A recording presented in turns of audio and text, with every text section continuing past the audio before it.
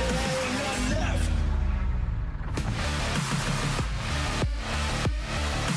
I'ma keep it going, I'ma keep it going, I'ma keep it going till there ain't nothing left.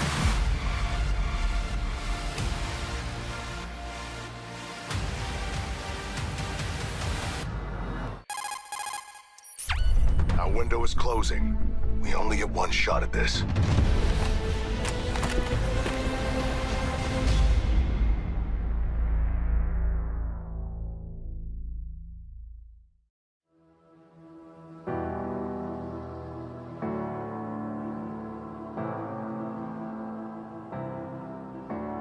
Signs in the sky and the stars around us fade to black. Running through the night and there's nothing that can hold us back. Just feel the thunder in my heart till the lights go out. If I go down into the dark, won't be turning now.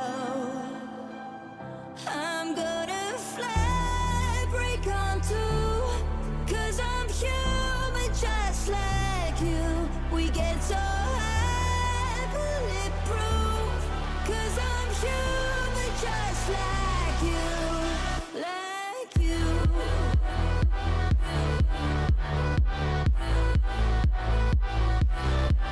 Like you. Well, I'm human just like you, like you. Into the night, every shadow hides a spark inside. Master of disguise, we're becoming something more tonight. Just feel the thunder in my heart till the lights go out. If I go down into the dark, won't be turning now. I'm gonna fly, break on through, 'cause I'm human just like you. We get so high, bulletproof, 'cause I'm human just like you, like you.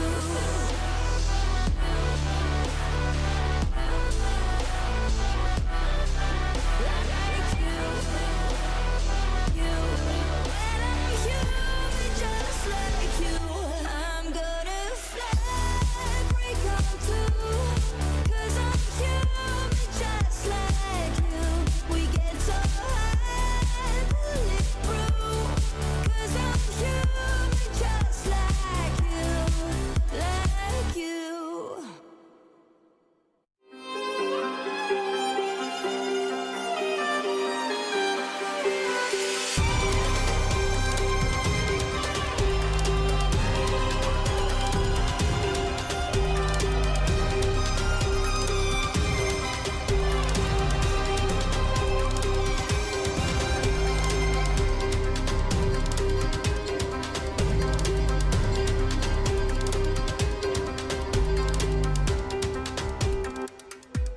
Welcome to the playoffs at the Six Invitational, where our 16 remaining teams will battle all the way to next Sunday. One is going to make history and lift that hammer. My name is Anne, and I'm joined in the studio by Foxay and Alexing. Are we starting to feel the excitement a little bit? Oh, yeah, we sure are. I mean, groups was amazing. It was so competitive, and we were talking about that we didn't know how competitive this event was going to be. There's teams that we really haven't seen make it this far, and so I'm excited to see them continue to play. I was going to say, I feel like that's kind of the theme at this point. We all talk about, we don't know what to expect, we don't know what it's going to be, but what we do know, it delivers. I'll have a look at the bracket to see where our 16 teams are placed inside of this double elimination bracket. Of course, all the teams that place fourth in groups will already start in that lower bracket, but if you were first, you have an extra round or the bye inside that upper bracket, and all the other teams on your top left of your screen. In the upper bracket, you have an extra life, so should you lose a game, you're not going to send home immediately. Yeah, ideally, you want to be at the top of the bracket. You get an extra life, but it's not the end of the world. We've seen teams at the bottom go for an under bracket run to be able to lift their own hammer. One of those teams was actually G2, and they find themselves in that lower bracket alongside Daystar, OXG, and IP. So yes, the pressure is on the shoulders, but sometimes pressure makes diamonds, and going through the lower bracket is your best friend. Yeah, it's certainly not the prettiest place you want to find yourself, but if you do want to find yourself in the prettiest of places, it's definitely going to be that game where you're one round round away from, if you make it, you are one, then you're on main stage no matter what, win or lose. So you're looking at Wildcard, you're looking at FaZe, you're looking at Weibo Gaming, you're looking at Team Secret. They just need that one win, and they're making main stage no matter what. Yeah, that's a big thing, of course, for them to Absolutely. keep in the back of their mind. But it's clear that the groups are over and only the best teams are here.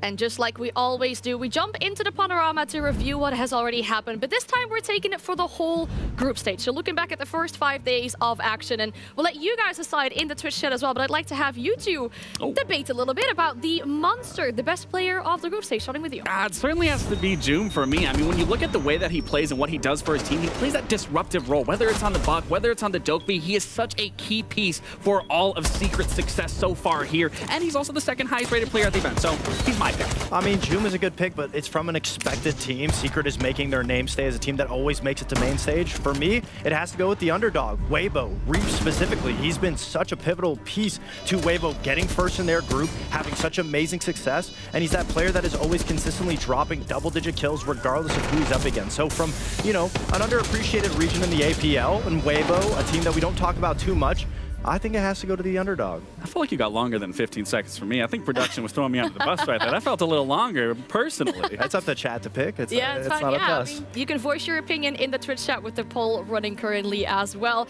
We do have the moment, the biggest thing that happened inside of the group stage. And I mean, we had to pick one thing, the final game, G2 punching their way into the playoffs by beating the reigning world champions. I mean, it could have been any single round. It had to be the whole game when it came to FaZe G2. The elimination game for G2 to potentially go home.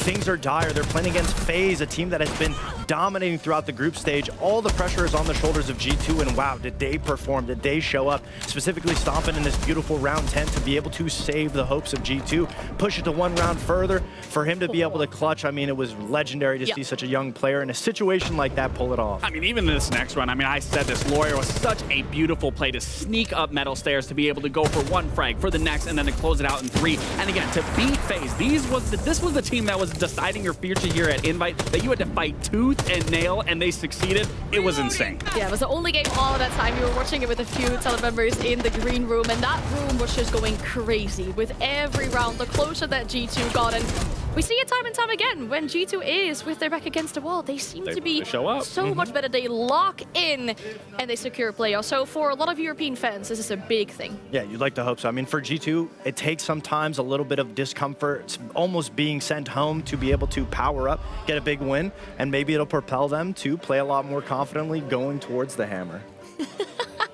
We're seeing Yeah, hold on, I was about to say, I feel like I'm ruining a scene team right bonding, now. I guess, what this is. You know. We'll talk about that one when we pull up the schedule and we talk about our games for today, because you do see Team Heretics over on the side here at the Ace Room. They'll be playing a game momentarily, but in general, the must-see for today's games. Of course, we had to pick a game that is already fully decided, right? Every winner of these early games today will have to play another game later today. But when we pick about the must-see, we have to talk about Falcons and Shopify Rebellion, two teams that we always see at these international events going up against each other, and I'm sure there's going to be fireworks inside of that game. We here on the Acer will talk about Furia and Heretics, though. Furia coming into this matchup as the second place team, meaning they got to pick their opponents. And normally with Furia, you know, they've been here before. They plan it down perfectly. They do their research, but every single time they seem to lose that game. So in speaking to the players, we heard that this time around, they did a coin toss, and they let Faith decide their opponents. I mean, it's a good way to go about it. If you're Furia, you're one of those teams that it's about confidence, it's about pride for them. If they go too long without winning a trophy, winning a tournament, they power up. They bring everything to the full aspect. And a lot of that comes down to players on the team that consistently put up amazing stats. For me, Felipox is definitely that player that you want to watch out for, because he is always so consistent, but leading the team as well is something that is so difficult from an IGL perspective. Yeah, and I love that you mentioned Felipox, because we're at the Six Invitational. This is a team that is comprised of world champions. They won the Invitational back in 2024. And again, if you're going to highlight one player, it's going to be Felipox. Look at all of these first place finishes. There isn't someone that's doing it better than him outside of his teammates, of course, but he is the GOAT. Undisputably, you can't say his name without adding GOAT next to it. And I feel like in the group stage, though, you know, having dropped a map against Dace or having dropped a map against Falcons. Of course, the Felipox being the GOAT, I feel like people are slowly starting to figure them out. Yeah, absolutely. And it's funny you mentioned that because in Munich, he was the 9th highest rated player at the event in comparison to the rest of his teammates. So it's interesting when you're looking and comparing the two. Currently at the Six Invitational, something that stuck out to me was when you're looking at the operator bands, all of these operator bands are kind of depicted and directed at Felipox. And for me, it's a big question of why are you going towards Felipox? Are you trying to target the brain? Are you trying to make sure that they can't find success? Fact of the matter is, Felipox, sure, statistically, he isn't performing at his peak like he was in Munich, but he's still able to lead very decisively. They're still winning their rounds. They're still winning their matches. They're still finding themselves in a very good position. So it's a big question of now our team's going to see that, okay, maybe it's not worth going this route. Maybe we need to look at another key of the puzzle and focus somewhere else. I mean, it's impossible to ban out the IGL. He has all of the strategy in his brain. He knows what to be able to flex if something is taken off the board. It's very common for the IGL to be able to have all of those questions answered. And that being said, Furia has always looked human. I mean, when we talk about their interregional play in the SAL, yeah, absolutely, they don't necessarily look like the dominant Furia that wins trophies, but then they come to an event, they power up, and it's a different beast altogether. It is, and I'm so glad we're talking about Felipox so much. So we decided to have Milos check in with him for a trip down memory lane. When I say Red Skull Esports 2019, what does that make you think of? Good old times with my friends. Can you give us a bit of background for those that are not in the know? It was my amateur team when I was playing underage. It was with Alemão, who is now in G2, Lagones, head coach from Wildcard, Raps from Elevate. So a lot of names that are now in the scene. And we were playing together underage amateur tournaments. So really nice. A rich history for him inside of this game as we look at Furia inside this hurdle. And yeah, we talk about it so often. This team is at every single international event a stark contrast to their opponents for today. For some of them, only their first event here. When we look at Heretics, and I mean, them making it out of hoops and getting into this position, maybe a bit of a surprise for some people, but it's really good to see a tier 2 team from Europe make it this far. Yeah, absolutely. I said this is a moving goalpost with this roster. Every single win, everything that they do is going to be an accomplishment. Can't write that off. I mean, fact of the matter is they're going up a very big opponent today against Furia, but it's not to say that they can't do it. They have a phenomenal roster who is still managing to prove why they are the underdog and why they should be taken very seriously. Yeah, and even though they are a very young team, they have a very experienced playstyle. They have the most amount of operators played throughout all of the teams in the tournament, but there is one constant that has always played an operator. Would you like to guess what operator that might be? On attack? On attack. Say Dokkaebi? Dokkaebi is second, but it's actually Grim. And both of those operators, thank you for mentioning Dokkaebi, come down to information gathering, and that's Heretics' playstyle, something that is a very experienced playstyle to be able to go up against. There's teams that have been playing for years that don't establish a playstyle like this, of taking all of the time early round to figure out where their execute is going to come from, and then pinching down in the last couple of seconds. And it's something that shows their flexibility. We commend teams like M80 for having that flexibility. I think Heretics deserves that same commendation. Well, speaking of their experience, it's only the second time ever for this roster they go up against a team from Brazil. So that's certainly something. But I want to talk about the flexibility as well, right? Would you have to pick 2 players from this roster to really point out as the best performers so far? Who would you pick? I mean, it has to be obviously the flex players when it comes to Groovy and Flexi. Those 2 players have been skyrocketing in the charts, both within the top 15 players of the tournaments individually. But when it comes down to the flexibility, they play any single which operator they must need for the execute, for the strategy. And we commend Flexi for his interviews off the server, but inside of the server, he's individually putting up immense numbers of just being put into positions, closing out rounds, and Groovy on his entry abilities, being able to entry on different uncommon operators like Flores, any single operator is something that is very difficult for a rookie entry to do, so his experience is definitely shining through. Oh, it's definitely shining through. One thing I really enjoy about watching Groovy's playstyle that you can even watch today, I'm sure, through their Fury match, he's very elusive. He's very precise in when he decides to attack. Now, sometimes I will say he does overstep a little bit, but the fact he is doing so well on that entry, I'm really curious of how Fury is going to try and deal with that, because if they can't stop Groovy, they are going to set Heretics up for a lot of success down the road. It's a good objective for Fury. I want to talk map veto as well to see where this series will be taken to. And something we've noticed in the group stage is that Heretics seem to always lose the first map in these best of 3s. They get the first pick though, and we're going to pick. I mean, honestly, I just got to throw my card away at this point. I mean, this is a very, very risky pick for the side of Heretics. I mean, yes, both teams have currently played this. Both teams did lose, but you have to look at the team of Furia and the teams that they even lost to. Sure, Daystar wasn't the best performance, but again, Furia, Bank being such a big map in the SAL region, one of the favorites by far. it really makes you question why they're going there. And for me, it's more of if they get that win, their mental game going into that clubhouse is going to be astronomically high. I don't know. I mean, I think Heretics is pretty well set up when it comes to Bank. I mean, when you look at just the fundamentals of how the map is played, Heretics has been able to show us info gathering, be able to show us what it's like to use the utility to deny plants, to be able to focus on the objective game. Furia, what's their Bank? Going for gunfight. So it's a little bit of a hot and cold situation, but for me, I'm always going to favor the more defensive-sided team in Heretics going on a map like Bank. Clubhouse is anybody's game. That's where I would give it more to Furia because it's a very common ground. You have to be flexible. You have to be able to throw something that the other team has never really seen. And individual players, Furia has that beat. But if I'm Heretics, I'd imagine they need to get map 1 or else they're not getting map 2.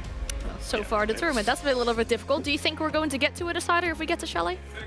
I think if we do get to a decider, honestly, I won't be able to tell you who's going to win at that point because it should be a miracle if we do get to a decider, given, like I said, just Bank really is a big head scratcher for me. But again, if you're going to go against the Giants, you should go in swinging, and I think that's exactly what they're doing with setting themselves up going into Bank. Yeah, I agree completely. I think it's going to be a 2-0 either way, but that being said, I really like that the Giant, you go up against the Giants, you got to go and swing. That's exactly what Heretics is bringing to it. I mean, going to a map like Clubhouse, going to a map on the third one like Chalet. I don't think we see that. If it goes to a Chalet, a very aggressive-sided map, that's where Fury is going to have the edge. Heretics will be challenged. We'll be able to see a new version of them if they can match that aggression in the second and third map. That being said, I believe in the Heretics. I like to see the vibes at least. I mean, they must be feeling happy. Must be, and on the contrary though, we see a little bit of a yawn. Maybe Fury are just not having fully woken up. We get to chat to our casters though because this match is almost ready. We're joined by Ace and Dez. We got a quality matchup for you two. We do. We always have an underdog, don't we, Tim? I mean, what a way to start the day. We had a little yawn from her. You know, how can you not be awake for this one? Groupie's like, yeah, hey, Yeah. Herd. Two Dude's types of chilling. players. Yeah. I love it. What do you two think, though? Do you think we're going to get to a decider? Do you feel like there is a big possibility one of these two teams wins? I'm a little bit worried for Heretics, if I'm honest. Look, they've had a fantastic tournament. It's a beautiful Cinderella story. We're going to keep cheering and screaming for them. Everybody wants to see the progress. I think this might be a bit of a big hurdle. The way I look at it, they're very much the middle of the group as well, Anne, right? Like, they're bang in the middle. They've beat those that are below them. They've lost to those above them. Yes, it was 2-1, but still haven't shown enough, I think, to really tango with the top. And sadly, Furia are the top, though. That said, Brits love an underdog story. Yep. So fingers crossed. They are the big underdog inside the story, though. Can they finally get the first map, their own map pick, over the line? Let's go and find out. Let's do that indeed, and thank you very much. Yes, back to get things underway, Tim. What a series to get moving with as well, because also the winner of this goes on to face Weibo later today. That's going to be a screamer of a game as well. Brilliant games coming out at the back of the start of today. So let's see what happens. As you might expect, most of you at home are behind Furia, and it's no big surprise. Yeah, it's understandable. I mean, everybody had a day off yesterday, didn't they? I remember when, you know, I was a fan at home watching and you'd have that day off games and it was always like you were itching to get back into them. And that is certainly the case with this one. It is. Right, well, let's get into it then. Heretics starting off on the defensive side. Furia are on the attack. So maybe you look at this and say for Furia being on the attack on a map like Bank, you're going to see them run away with that first half, Tim, but hopefully Heretics can show a little bit of something. They have played this map a few times this week. It hasn't been their best. They've won once on it and lost twice. So Furia have got a lot of recent tape to go on, which I think is why this makes a lot of sense as a pick for them. Yeah, I'd agree. I think the bans are going to be particularly interesting. Of course, our desk have spoken at length on both sides, really, about how the bans have been affecting Furia, particularly for Leapox. A lot of our popular bans, Monty, Grim, for example, are the operators that he plays as well, and we're seeing it have that knock-on effect onto his stats. And on the side of Heretics, they've spoken about that use of Dokkaebi, of Grim, of building intel, and it's going to be particularly important. They are going to be, looking towards that second half when they're on attack to be developing that kind of strategy, but we'll see, when we get there, how those bans come in. But Monty, Glaz, both big bans that kind of target Velipox in that, but target Furia in general. Yeah. This is their style of play. The Glaz definitely, I'd say, more as a target ban than Monty. Yeah. Monty is like our most banned operator. He's sitting at like a 60-65% ban rate right now, way ahead of anyone else. And I just think we've seen this real lean towards Monty. It's why you're seeing a lot of Blackbeard being brought out, which, Tim, funnily enough, is Furia's most played operator. The problem is that you ban away operators like these two, you do leave the Grim available. And Grim has been, I think, our second most picked attacker behind Dockerby. Yeah, we speak about Dockerby all the time. Crazy strong operator, but just behind that is the Grim. So you will see it throughout this game, no doubt. Already seeing hers jumping onto it in round 1. And Philippox, Tim is going for a little waddle through the garage, I think, here on the Nook. Yeah, very possibly. We will keep an eye on Philippox, see exactly where he's going to push with that one. For anybody unfamiliar with Knock, of course, she's able to remove, kind of like Vigil, remove her visual signature from the cams, so can sneaky sneak in there without being seen. Any actions that she takes, like sprinting or shooting, things like that, then it will cause a bit of a glitching view on the camera. But obviously, it relies on somebody watching the cam. It relies on somebody seeing it. So a real opportunity for Philippox to maybe get himself into some difficult spots. I'm just having a look through the positioning of Heretics. They've got a number of players up here, outside, away from site, just looking to get active in the map, which I think is definitely the right way to play. Bang! Flexi opens up with a big double, make it 3, taking down a good portion of Furia. Literally living up to the name there. It's a bit of a flex in round 1. 3 for himself, all in the same spot as well. Furia is giving a little bit too much time, but look at this, Tim. This is the problem. You can go big against Furia, but they can just do it right back to you. KZ on for 3. Got the track coming out as well. I imagine Flexi is going to be his target. They need him dead. Yeah, absolutely. I like that Heretics have now both got themselves back to site. Flexi, Yupa, they know that they don't want to be losing another player out on the roam and ending up in that 2v1. So they've dripped themselves back, but also the Deimos tracks are going to have caused that as well, because Flexi's thinking, get downstairs, there's not really much they can do. He knows that the Deimos is up above. There's not a lot of verticality here outside of the hatches, so it just creates that safety for him down inside of site. No Mute jammers, of course. Mute hasn't been played, so there'll be no way to get away from those Deimos tracks when they come. I was going to say, they had 4 frags in back pockets. There's still a lot that they can do here to force Flexi and Yupa to move around. So far from the end of the world for Furia. They are, of course, at the disadvantage, having to push into the defensive setup here, but you still got 2 Deimos tracks left on side. You can't, of course, rely on that bulletproof camera inside of CC to see Philippox once he pops on that gadget. So still a lot that Furia can get away with. Exactly that. And the game for Heretics here is recognising if and when that plant is going down, because that's your opportunity. It puts you in a 2v1. As it is, KZ's going down looking for kills, and I don't think they've got any idea here. He spins around the corner. Yupa manages to prevent the ace coming in and leaves us now in a 1v1. Philippox is low health as well, but so is Yupa. This is anybody's Des. What a round 1 it's proven to be so far. Yupa ready, just waiting for him to step on board. It's going to be Philippox trying to get the plant down. Yupa holding his position for now, forced to move away. Philippox a little bit scared. Tim, pros don't fake. Turns out he just might. Sprays it through the softball, doesn't quite find the man. He's got the right idea, Tim, but can't find him just yet. Diffuser down, and now Yupa's the one that's got to push. And Philippox, he just don't lose those, Tim. He's just so good. Look, just no emotion, just stone cold focus. Absolutely brilliant first round from both teams. We have Flexi come in with a huge 3K. Heretics have already, after round 1, going to be asking, I think that's welcome to big school, that moment, isn't it? It's like you've come in with a 3K and we've still lost the round to Furia. Like, we're going to have to do something real special today. They are, Tim, and I bet Flexi thought that special had been shown a lot in that starting point. Wonderful kickoff from the round from him, only for KZ to drop a 4K, because of course he would. Why wouldn't he? A 3K in the first 50 seconds, yeah, and it wasn't special enough. That just gives them an idea of the size of the task that they're facing. Philippox, just absolute, look, just stone cold killer. Look at him. Just no, like 1v1, puts the case down, finds the kill. Like, so difficult. You got to feel for Yupa as well. He was doing the right things. He's opened the wall up. He can't quite see him, can't get the line. So close, but Furia take round 1. I was going to touch on this as we came into the game, but it proved to be such an explosive round 1 that there are 0 complaints from me. Flexi and Grubby, you know, despite the outcome they've had, where they've had these 2-1 wins, they've lost down in those 1-2 spots, they've of course won 2-0 as well. Both Flexi and Grubby are amongst our top 2 players rated in the whole tournament. And this is because you see them doing what you saw in the previous round. They like to be aggressive. They like to be disruptive. against most teams, I've said this a lot overcast in the last few days, when a team is really execute focused are, which Furia often are. Nade has got the second highest number of plants at the whole tournament, just to kind of prove that point.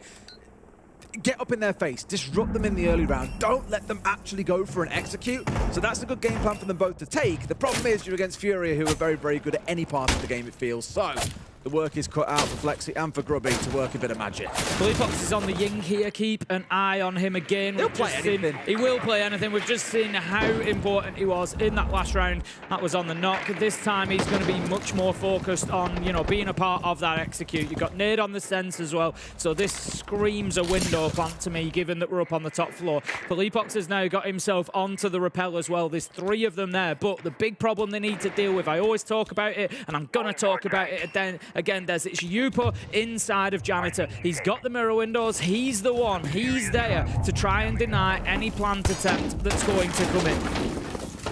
But now he's on a great spot as well on the mirror. Doug here inside of Janitor. As you say, that pressure's coming in from below, and it's KZ. Brilliant. Here's KZ looking for him. Because the plant is indeed going down, so they've managed to get in behind those light walls, behind the smokes, behind everything. And they've still got KZ below for cover in case anyone was down there with the C4. All 10 players are still standing, Tim, and the plant's been down for more than 5 seconds. Absolutely brilliant from Furia. We'll speak more about this round once it's done. For now, let's focus on the retake from Heretics. They're looking to find any kills they can here. Flexer is going to take a bit of damage. The big problem they've got is Furia on the repels for Leapox, JV, Nade, all one apiece, 5v2 in a heartbeat.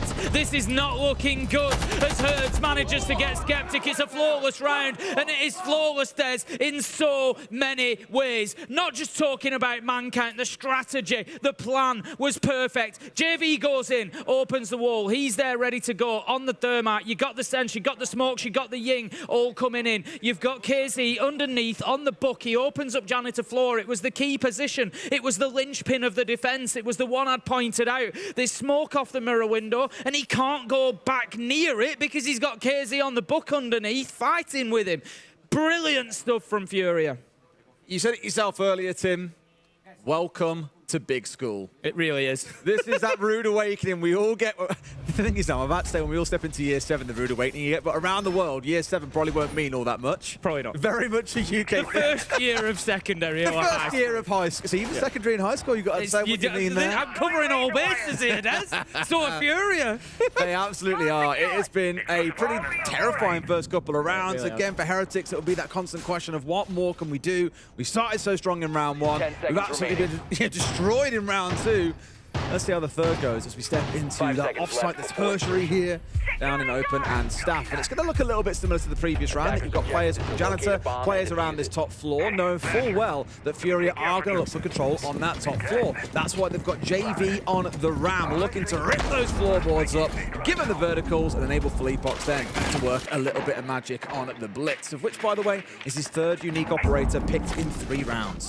Looking at how the Heretics get themselves into this game, how did they going to face a rush here? They better be ready for this, I'll tell you now. KZ, he's going to detonate the exothermic. Straight in goes the Blitz. They know where they're going. That's going to be the first kill, is it? The backup is there. KZ manages to find Grubby, and the Blitz will continue pushing forward. Is there an opportunity to get the plant down? Not yet. Yupo does manage to find KZ. That might just put the stoppers on Furia a little bit. Felipox does still have the diffuser in hand. He's keen to put it down. You can see his movement, but he just hasn't committed to it just yet. Making great use of the smokes as well, just in case there is a plant going down. It keeps on pulling them forwards, but Oscar has managed to get Grenade. That is massive. The drop comes in, and off towards the right-hand side, there is one more waiting for Leapox. He managed to win out a 1v1, but can he do a 1v3, Tim? Might be a little bit of a tall order. Gets a couple of shots down onto his opposite man, but all 3 still stand. He's got a lot of time to work with, Tim, but this is rough. Yeah, he could almost have a full round. He could go back outside. He could start droning. He could check out what's left. He's not going to get the opportunity. Skeptic takes him down. Great round from Heretics. And the reason unfortunately, Furia took my time away from it because they decided to just throw themselves into sight. But I was going to say, how do Heretics go about turning this around? You know, they've been knocked about a bit by Furia in those first couple of rounds, but how do they stop it? How do they put the stoppers on a side like Furia? And they've just found the answer there. The reality is, it's not even so much, I think, about what they do in the server. It's don't get rattled by Furia. Yes, they've come in and had 2 very good rounds. Heretics just need to play their game. That's the thing. They need to stay out of the heads. Don't let Furia into the, don't be thinking about what Furia are doing. Just focus on their own game. They've proven so far throughout the tournament that they are more than capable of getting wins, winning rounds, winning maps, and that's the focus for them, I think. And that's what they did in that round 3. They've got Furia right up in their face, a rush with a blitz, smokes, all this going on, and they didn't panic. They weren't rattled. They got the round 1. Good stuff for Heretics, and it just gets them a little bit of a toehold in this matchup. You guys all saw a second ago, we've had the Mira and the Sens taken away by the 2 teams respectively, which is interesting because we've only seen those 2 operators on that top floor site. We didn't see them on either of them on the other 2 sites, so a choice more towards what they've seen there. I think more Van Heretic side saying we don't really have an answer to that and we need to get rid now. Of course, as we all know, Warden does not give you the ability to see through those walls as he once did. Sen's got that little power bump a little bit last year, and Mira on the other side. This is a fun thing I was looking at in stats yesterday, looking at EPS per operator rather than just by player. And Mira has got like 10 clutch opportunities. Whoever's playing Mira has won 9 of them. Highest EPS of any operator in the game. We all know that she's strong, and by virtue of her gadget, she is, of course, powerful in that concept. But also thinking about things like the Vector and just how clutch she can be with it. No surprise that teams still turn towards it as a go-to ban. Yeah, there's going to be a lot of value there. I think in this situation as well, Furia recognising that they might not get away with clearing that Mirror as easily as they did last time. KZ wandered in underneath, so once they're on top floor again, Heretics are going to play somebody underneath to stop that, to stop the buck. They're going to play, to avoid the smokes just cancelling out the Mirror. They're going to factor all those things in, and I think Furia are thinking, you know what, we don't really want to have to bring a ton of utility to deal with it in a different way, so they take it away. But back into this round, we've got Nade marching forward on the Blackbeard. They are going for that top floor clearance. Last time around, Furia got stung when they were attacking onto basement by Flexi with a 3K. I think they got a little bit too aggressive, moving in too quickly, and were punished. And it happens again. Oscar picking up KZ. This is Furia recognising the strength of the roam that Heretics brought to this site last time around. Oscar on a triple this time. It was Flexi last time. Heretics are really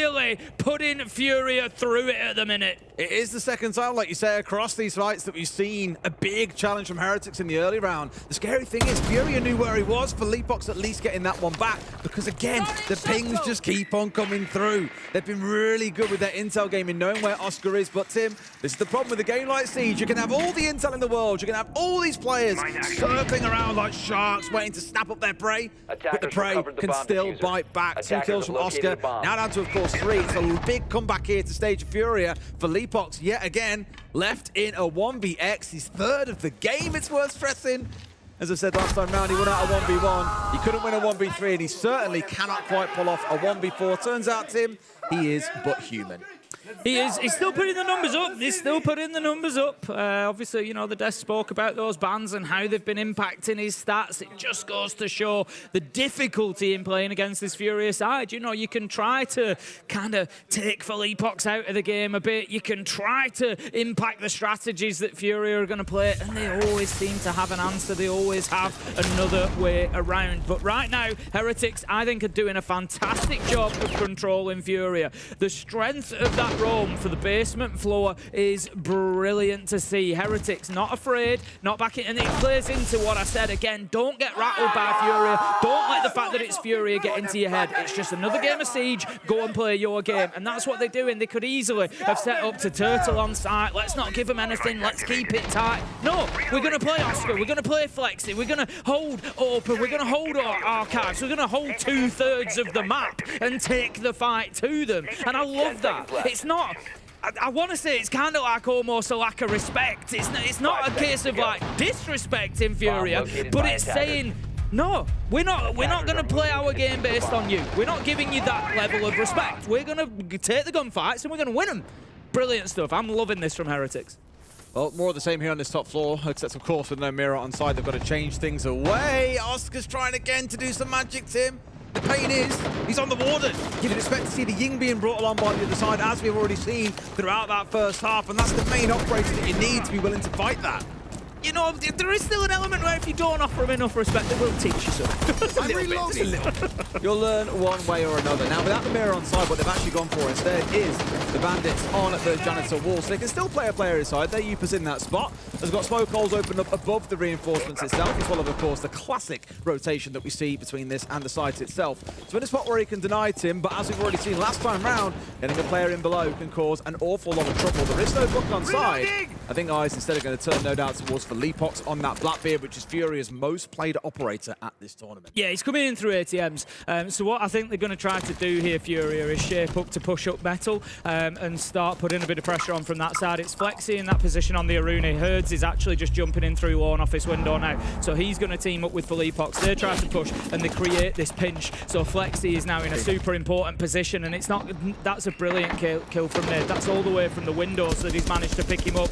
Skeptic does get Herds, but Nade with the same angle. You can't keep giving him that same view through and fall into it. Heretics now 2 versus 4. Brilliant play from Nade on the window, and he's repelling in with Diffuser. Ruby at least finds one. It's KZ going down. That means Square actually is now in control of Heretics, which means this side of the map isn't really for Fury to play on at this point. A little bit of comfort to be found, but Fury, they go, cool, we're in a 3 versus 1. Let's push on through, and I believe that's a 4K for Nade in the round. Really well played and a different game plan being taken. The thing is, I'll say here what I've said in a few streams this week, is it's very easy to look at that round and go, what the hell are Heretics doing? That was so stupid. They were taking so many fights and losing early round. What's going on? And the reason is, look at what happened last time when they sat still, Tim. Their plant went down. It was still 5 versus 5. They got battered for being static and sitting still. And so what was the saying back in round 1? Sometimes you've got to get out in the map and try and fight, and that's exactly what they tried to do. But you're doing it against Furia, a team that are all too wise and know how to deal with teams like this. It's going to be hard, but on the time that it does work, you look like absolute geniuses. I love that 3-man play from Furia there. So you've got Herds comes in through Lawn Office. The bait. Yeah, It was the bait. You've got Herds through Lawn Office, you've got Felipox through ATM. They put a lot of pressure towards Metal, but are confident that, like you say, Des, all they're going to do is they're just going to suck players into that kill box for Nade. He's got the angle from the window. They know exactly where they're looking. He's going all the way through those double doors towards top Metal, and he manages to get himself 2 there, taking down both Flexi and Skeptic. Not only is that a nice work play to get those 2 kills to create that situation, it then has an added benefit that you've also then, in a man advantage situation, got Herds and Felipox walking up Metal stairs because there's nobody left to prevent it. So then they add pressure on from the Marble side. They can come round Banana. As it was, Nade just flew in and just went and killed everybody inside the side anyway. But just a really, really beautiful round of Siege from Furia. Look, both teams here are delivering. This is what I was hoping out of this game. They are both having passages of play where all 5 rounds have been won. None of these have been lost. No, I do agree. It has been hard fought by both sides, I think it's fair to say. Furia so far giving us the result that we expected. To tell you what, didn't expect to find a player there as he opened up the window. It's KZ to get rid of Flexi in a bad spot and gets taken out pretty quickly. Yet again, Furia, just like lightning when they strike. Anyone who's a foot out of line loses their life. Skeptic and Oscar are now the 2 charged, tasked with holding on to this top floor. You've got Skeptic at top marble. You've got, Skeptic and Janitor. You've got Oscar at top marble. They're going to be now the next sticking point for Furia. The big question is, when do they choose to give up those positions? Really, they need at least, Heretics need at least one of them escaping with their life. They can't have both of them dying up on the top floor. That will be catastrophic for the round. You put underneath, though, in Archives and Tellers could be a big one to help defend them, but no. Skeptic shows too much of himself, and Nade cuts him down. There's been this sort of like 3-layer setup here for Heretics, which is really, really cool to see in terms of how they're supporting with the verticals on towards that white breach. They've got all sorts of things lined up here to make sure that they can hold comfortably, and Yupa isn't going to get pressured. But as you've seen, they just lose one after another. Furia always find a way through. They haven't sat there and jumped on drones like, what do we do exactly now? They've always got an answer. Yupa, the last one left alive, and Felipox deletes him from the server. A 4-2 half for Furia, Tim. Dominant as we probably come to expect. Furia, yeah, they really are, you know, giving them no quarter here. They are not sparing anything. They are giving them the full experience. You know, and look, that's one thing for Heretics at least, no matter which way this matchup goes. Let me tell you, the guys on Heretics will know at the end of the day, at least Furia gave us everything. Whether they beat them, whether they don't, they'll know that this is all the full works, because right now, Furia are looking at their electric best. So, let's see what happens with these bans. We've spoken on the Des. Fox broke it down fantastically about how Heretics play the intel game, Des. They know everything that is going on towards the end of the round. That is the big part of the start of their round. Grim has been taken away. Heretics have played more Grim than anybody else. It hasn't been being banned against them. So that's Furia obviously looking into that and saying, here's what we're going to do. Dokabit is available, isn't picked up by Heretics yet. Maybe that will change. My concern for Heretics here, and something that we need to watch in line with that Fox was speaking about, is Bank is such a big map, Des. There's a lot of it to get your drones around. There's a lot of it to find that intel on. And if that's the plan for Heretics, they need to make sure that it doesn't burn too much time doing it. So my big question here is, A, do they continue playing that game whereby they're looking and gathering all this intel, or do we find it being curtailed a little bit? And then the other question is, if they do continue to play that intel game, which I think would be a very good idea, because otherwise Furia will punish you. If you play that intel game, do you still have the time you need to execute? There's a lot of stall on the side of Furia for sure. And I'm really curious to see if Furia try and then match them around the map in the same way Heretics were trying to do to Furia when Furia were the ones attacking.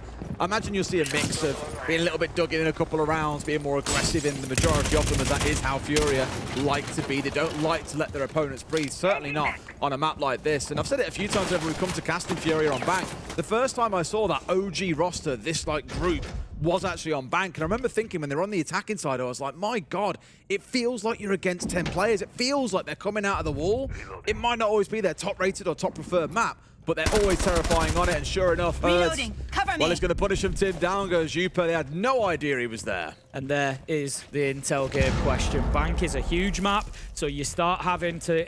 I don't say this in a negative way, you have to cut corners a little bit. You can't necessarily check every single corner of every single room because you have that time factor starts becoming an issue. And this was my concern for Heretics, that they play into that intel game but can't quite 100% it because of the size of the map, and it starts causing them problems. It has done there. They lose the entry, they lose the class as well. It's going to be a big part of holding down site whilst the plant went down. Compare that to what you might have seen from Furia back in that first half. They've known a player was inside of the room there, had a player in below on Printer waiting to catch him out, two players pushing into him to force the drop, and then they collected the kill. But because Heretics were blindsided by Hertz, they had no time to get there. He knew how long he could play before his time would be up and someone would be underneath. So he's played that brilliantly well. Gets the glass, gets out of danger, gets back in towards site. What more can you ask for? Just waiting for the hatches to be opened. Usual dance. Yeah, the Tubarao of JV92 just holding them close with the Zoto canisters for the time being. I like actually doing both hatches at the same time because it kind of creates a situation like this where you end up getting them open because you get them open quicker as well because you've got a Zoto canister on each and you can't focus on one. So good stuff from Heretics to tick the boxes and get those opened up. They are applying a little bit of pressure everywhere here. I actually like this view towards Vault, but we can see that Furia are rotating around it pretty nicely down inside. JV's gone to play underneath the Vault. We've got Nade there as well to support him. Brilliant stuff again defensively from Furia, just showing a great command of this side. KZ manages to pick up Flexi, and you got to stay in a 2v5, 30 seconds left to go. It's not looking good for Heretics. This is again where you're really going to see the difference between the two teams starting to widen up. I think Furia just know when they can take gunfights. They know when they get away with certain challenges. And they're just taking Heretics apart one piece at a time, like stripping a car for all of its valuable pieces. So for Heretics, there's a lesson, Tim. Got to change things around next time around. Maybe more pushing in as a team rather than trying to split and control a lot of the map. Completely appreciate Bank is massive. There is a lot to cover, but they've been stung by not having any drones and then chased a shadow throughout the entire map. It just wasn't pretty for a first attacking round. Been a Cinderella story for Heretics so far, Des, but I think we might have found the villain in this fairy tale at long last. And it is definitely Furia right now, and I think they are more than happy to play the part. They are coming in here and spoiling the party for Heretics because they just look absolutely electric. You know, Anne mentioned this, you know, Fury had sort of decided who they were going to play on the toss of a coin because they've chosen before and they've always lost the game, so it didn't really matter, whatever, we'll play anybody. It was a choice between SSG and Heretics that I believe they had, and honestly, I can see why Fury would sit there like this and think, you know what, we don't care who we play, you just put somebody in front of us because they're looking phenomenal at them today. I don't want to start speaking too early about this, but I'm probably going to have However, they're lifting the hammer! Not quite. No. The winner of this game, as we know, goes on to play Weibo later. The loser goes on to play OXG in the lower bracket. Now, we cast OXG today, Tim. They've actually started really warming up, I feel, as the tournament has gone by. And they managed to get away with the 1 point prior to their final game, after which they won quite comfortably, and of course, managed to qualify in 4th place, which means they start out in the lower bracket. I'm not saying it's Heretics playing them yet, Tim. It's a bit soon, maybe. We know what Heretics are like. We're coming back to win second maps in their series. However, I'll finally say it for you, Tim. Furia are that team. They're going to be really hard to beat, as we keep on remarking on. And even here, they're just ready for everything coming against them. Knicks are drone away on the Moz here. They're even checking outside the window. Who's out there on Rebel? What's going on? So cheeky. We've seen some great clash play from Nade through the tournament as well. I think it would be an easy one to overlook. You know, we often look at that operator and you kind of think, well, you know, teams are scratching for a round, they'll bring along the clash. But no, not at all. It is very much a part of the locker. You know, one of the tools that Furia will employ, and Nade does a phenomenal job of playing that clash. We've seen some real special rounds from him, so keep an eye on him. He's tasked with holding on to kind of janitor top square at the minute, but JV's going to have a wander down. They could well be punished here if they are aware. They're definitely aware. So that's the intel game. You've just seen it firsthand there. Heretics, they were on those rappels. As soon as JV goes down for a look, bosh, they just drop down to the ground. They knew that was coming. Really nice from Heretics. Yeah, thank God they were aware. Could have been a horrible double kill being set up otherwise. You can already see now how low they're having to play. Would have looked some pressure there, but no, JV's worked his way back upstairs. Everyone on the second floor expecting Heretics to pull something off because they have got all this utility to play with, Tim, but so far it hasn't been used. Now it's coming out. This is their time to step on forward, but Skeptic's gone down, Tim. The last player you want to lose here on the blitz, at least to get rid of KZ on the other side. Yeah, we've got a bit of a push coming in from the other side. They've actually come in through the windows and decided to just flush sight. They are winning one gunfight after another. It leaves JV92 in a 1v2 effectively. Janitor is hilarious right now, Tim. Someone's hitting the blood. Might say 1v5 on the top, but it's effectively 1v3. They get Skeptic back up on his feet. I think it's a good choice, actually, get the shield out of all of them that were downed. Oscar manages to pick up JV at the end there. That was a little bit of a chaotic round coming in from Heretics, but I like it. Again, it shows their willingness to say, you know what, we're not going to respect you too much here. If you've given us a bit of space, we're coming in, we're going to take gunfights. They're just all repelled in. They recognise what they were doing. We're trying to get the diffuser down, wasn't working, so it was a quick adaptation. Let's just rush them and go for kills. I like it. They played around the back of Nade. The clash was causing the problem for the blitz from top square, so we play in behind him through Janitor. Good stuff. What I really liked about it was, for the first, minute and a half of that, Fury were trying everything to disrupt them. Down to putting a drone up on the windowsill and seeing who's outside to maybe threaten a jump out. Unlikely, but something that would have been in the back of Heretics' mind. Had a player going into lobby because they realized, okay, if they aren't going to hit us, we're going to try and hit them, but they still hadn't answered to that as well. Everything Fury were trying to do to upset them so they couldn't execute, they just couldn't get away with it. I'd love to hear the team comms back, because I can only imagine Heretics comms at some point. They say, guys, we've got to go. They keep on trying to find us here. The C4's waiting for us, you name it. Let's go now. Well, they're not all fully ready for it, and obviously did catch Fury off guard. So a really good attack. Still a 2-round deficit to catch, Tim. It's that infamous round 9 that we love speaking about. Why is it so important to us? You tell me.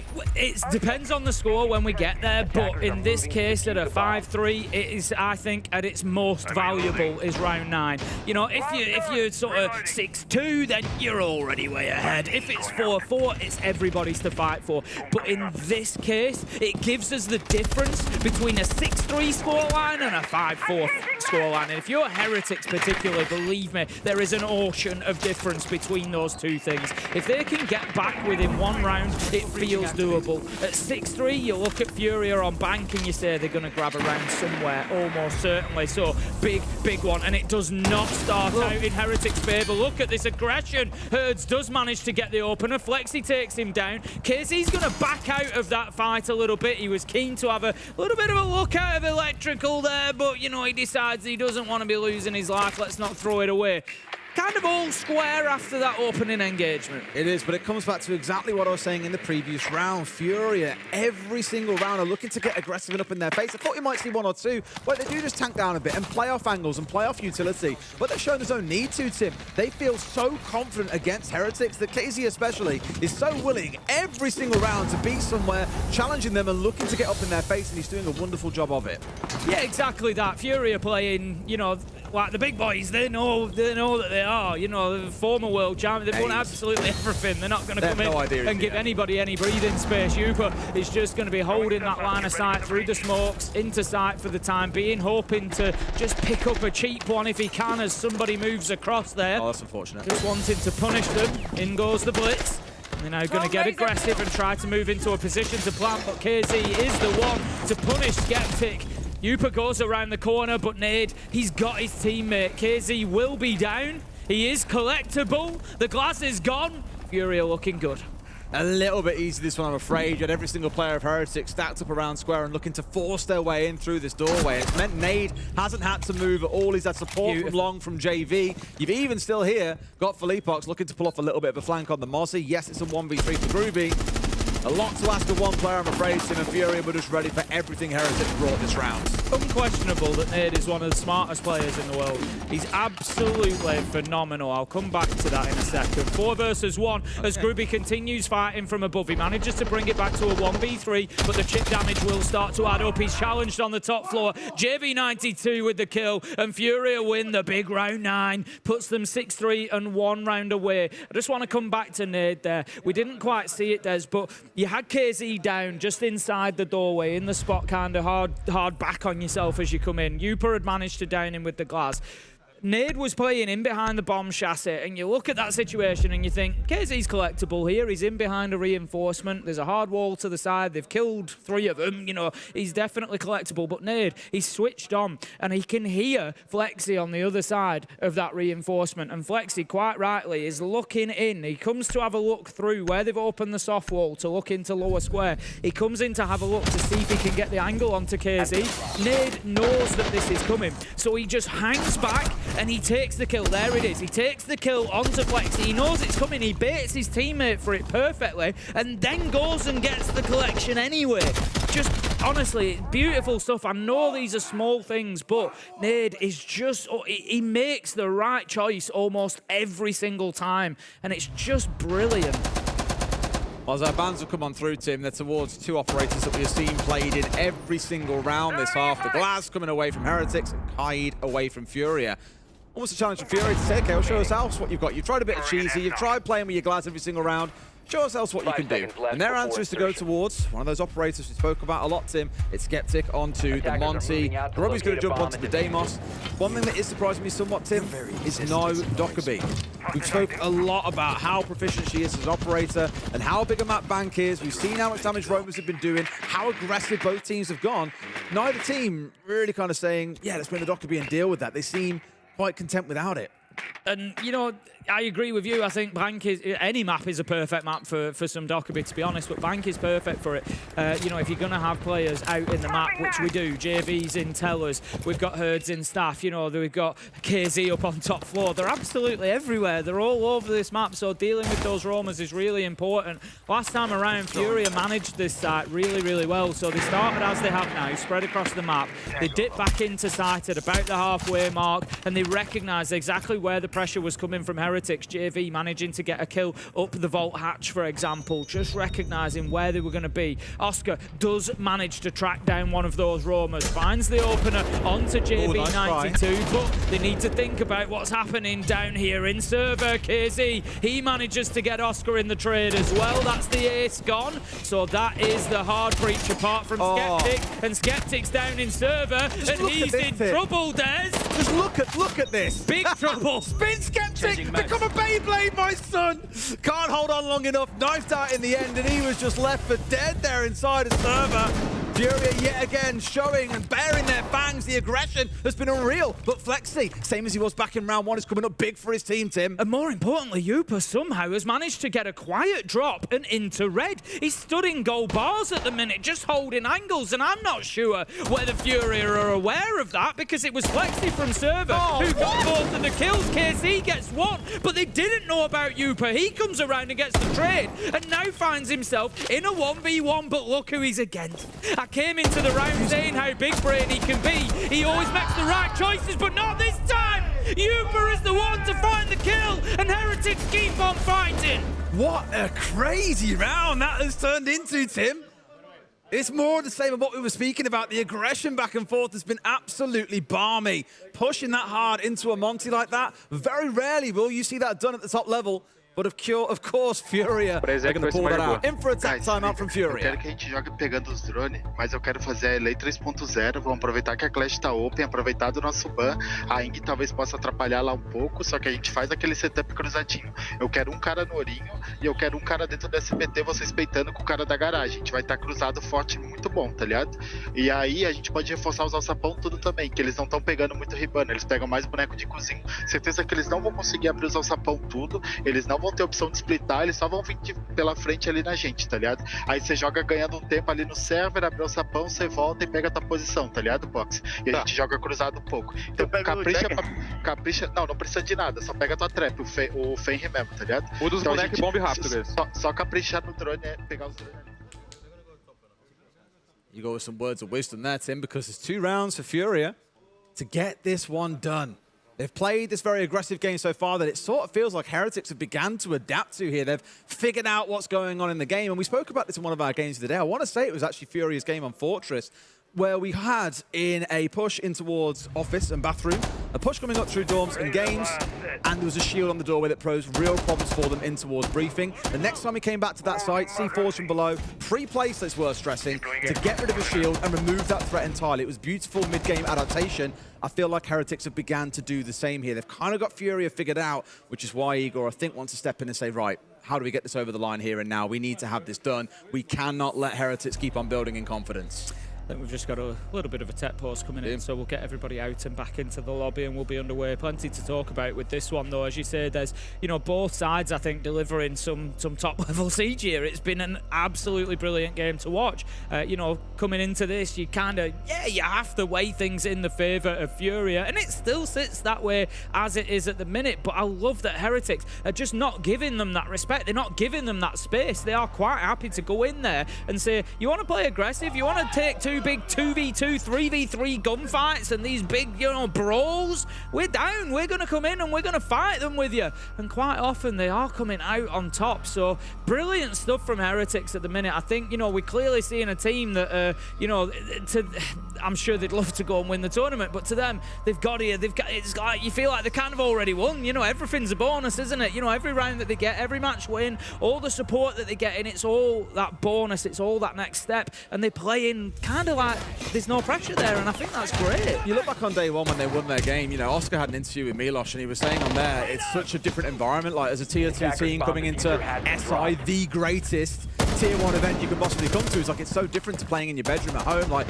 there's lots of noise around, you can fist bump each other. For a lot of these guys, it's not just their first time obviously at a big tier 1 thing, but to play together on LAN itself is such a massive step up. And we saw the shakes a little bit in the first map of day 1.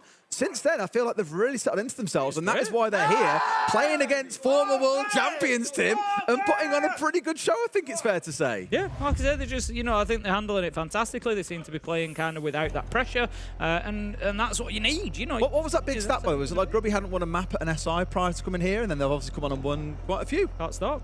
Can't stop winning. Can't stop, won't stop. Still a chance that they win this one. 6-4 at the minute. I believe we are going to be going back in a second, but we'll just get the game loaded up and make sure everything is nice and smooth and crisp and functional before we take you back across there. But don't worry, it is on the way. 6-4 it stands. If you're joining us, it is map 1, Bank Furia versus Heretics. This is an upper bracket game, so whoever loses this one will have another chance. They will have another game to play down in that lower bracket. I believe you said it was against OXG, Des. So that is who the loser will face. The winner will go on to face Weibo later on today. And the winner of that game, Tim, makes it to main stage. Yep. You'd already know in just a few hours' time who our first team is playing in front of that crowd in just a few days' time. Or I'll tell you what, I'm already just sat here thinking about the opening theme. We all love every single time you go out there and you just hear the SI I was going to try theme. to do the first few notes then, but I just know it'll go wrong. I'm not going to butcher it. You can all wait until that. You love a sing-song, though. I know You love I do. singing. Every time I see you in the green room, you're just there singing something or other. I know. Or it's a song from the Attackers have located 60s, a bomb. because that's what you grew up with. Give it a Oh, I'm out here catching strays already. It's too early for this. 6-4, we go then into round 11. 10 seconds left Furia, before insertion. interestingly, they're going to try down in the basement again. I think they know that last 5 round was just seconds absolute remaining. chaos. You know, that's not how I think maybe either team expected that round to play out. Attackers are So moving Furia to coming the back bomb. in thinking, you know, let's play to the game plan. Let's get this done. Interestingly, last time around, they had 3 players out on the roam. I want to see what they do with that this time. So JV was playing up on first floor. That's not the case this time. He's downstairs. We've got Velipox up on the clash, and we've got Herds has actually returned as well. So this is quite different. Nade is up there to support Velipox, but other than that, he's ready for a hatch drop. So he's dropped back down there. If they could just stay put, that'd be fantastic. Thank you, Fury. Look, they've got 1 player pretty much. JV's gone upstairs. 2 players are going to be playing on first floor. They've got me in it is, let alone Heretics. You know, they've just been cycling so much there. But they've got 2 players up on the first floor. That's what the roam is restricted to this time. Last time they had 1 up on top floor. They had 2 on mid floor. They only had 1 really strictly in sight. The other was up in goal. So, you know, they're playing this a bit safer for Furia. I did say back at the start of the half, I thought we'd see a couple of like more entrenched rounds where they really dig in and try and play off utility and play off each other, as we've seen them do on the attacking side. Really good with their 3-way crossfires at multiple points throughout this game. That's what they've gone for, and that probably was Eagle's call, was to slow things down here. Let's see if we can run the clock down as best we can, and then watch Heretics struggle. They're almost trying to play off Heretics' inexperience here and how to deal with breaking down a tough team. JV is going to pick up Grubbit, and that's going to be the opener. 5 versus 4 for Furia, and now on that is the signal. Everybody's back to site now. Everybody's back to site. We've got the opening kill. You know, we've won that. Now just let them play the round, and Furia are confident that they're going to be able to absorb that pressure. So let's see how it goes. Heretics have got plenty of time to be able to play into that intel game that we know they love. You know, they should be able to get a really good picture of what's going on inside. Where's the execute going to come from? How are they going to create that space? Skeptic on the shield again. We saw him on the blitz earlier on, of course.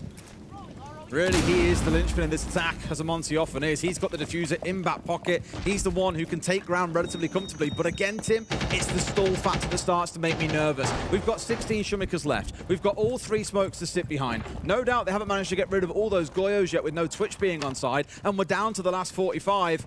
Heretics are going to have to work a bit of magic here, Tim. Really kind of channel that underdog energy if they're going to come out on top, because they are most certainly the underdogs in this round. Here come some of the Candelas from Flexi, at least getting in towards the spot here. Out go the light screens as well. Final 30 seconds as they ring out. Skeptic's got to be looking to go in. Instead going to drop in. Instead using this as a bit of a bait, but no. Off goes the F-Nat. They know where the shield is now, Tim. You've seen the shots coming on through. Down goes Flexi. JV's gone absolutely nuclear, Tim. Found 3. Oscar getting 1 back, but he's got to win a 1v2 with just 15 seconds to go. Steps in, almost gets rid of Herds, but no, just about falls. Turns around for the 1. Can he spin for the left? Has no idea where he is though, Tim. He's got to chase him unless there's a call from his team. They've seen the ping come on through, but he's got to try and go. No! He'll try and make a plan happen, but KZ, Tim, I doubt he's going to lose this one out. They'll know where this is coming in. He sees the light screen. Can he get off in time? That is heartbreak. A couple of 100 milliseconds was what separated them, but Furia will take map 1, 7-4. Brilliant response from Furia there, all down to that tack timeout, I think. Eagle are recognising the weaknesses in Heretics. I think we've had the translation from Maria. He picked up that they weren't playing Hibana, said let's play around those hatches, close them off, make life difficult, make them do the work, and it paid dividends. What a fantastic turnaround for Furia there. Great tack timeout, gets it over the line. But we'll say, Tim, there were some close rounds in there, more 1v1s than Furia would have wanted, so this series is anything but over. Clubhouse coming up after a short break.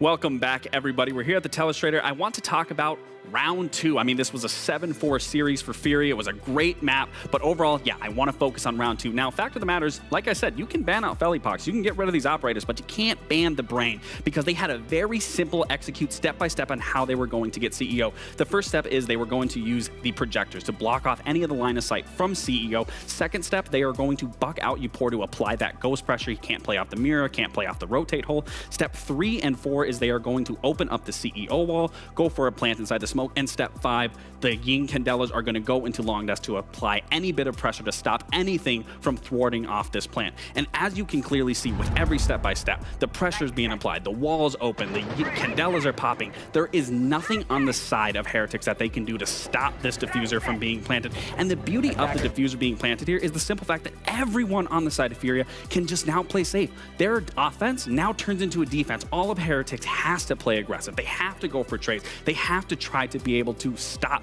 this diffuse and get the diffuser off. But the fact of the matter is, you have every single player playing safe. Herds is outside, Felipox is outside, JV92 dropped down, KZ is playing in archives. You can't see Nade, but he rotated to the skylight to add a little bit of layer and pressure to make sure that this diffuser is going to go down no matter what, and it's going to seal the deal, and KZ's a little bit of a fail safe from there. And it really just plays out, like I said, everything from the side of Heretics. They can't manage to fight their way through this. It's just slaughter after slaughter, death after death. There's nothing that they can do outside of accepting the fact that they were going to lose this round. But more on the information game, as you can clearly see, they had an echo, they lacked the information, but Fox has a lot more on the information from the side of Heretics.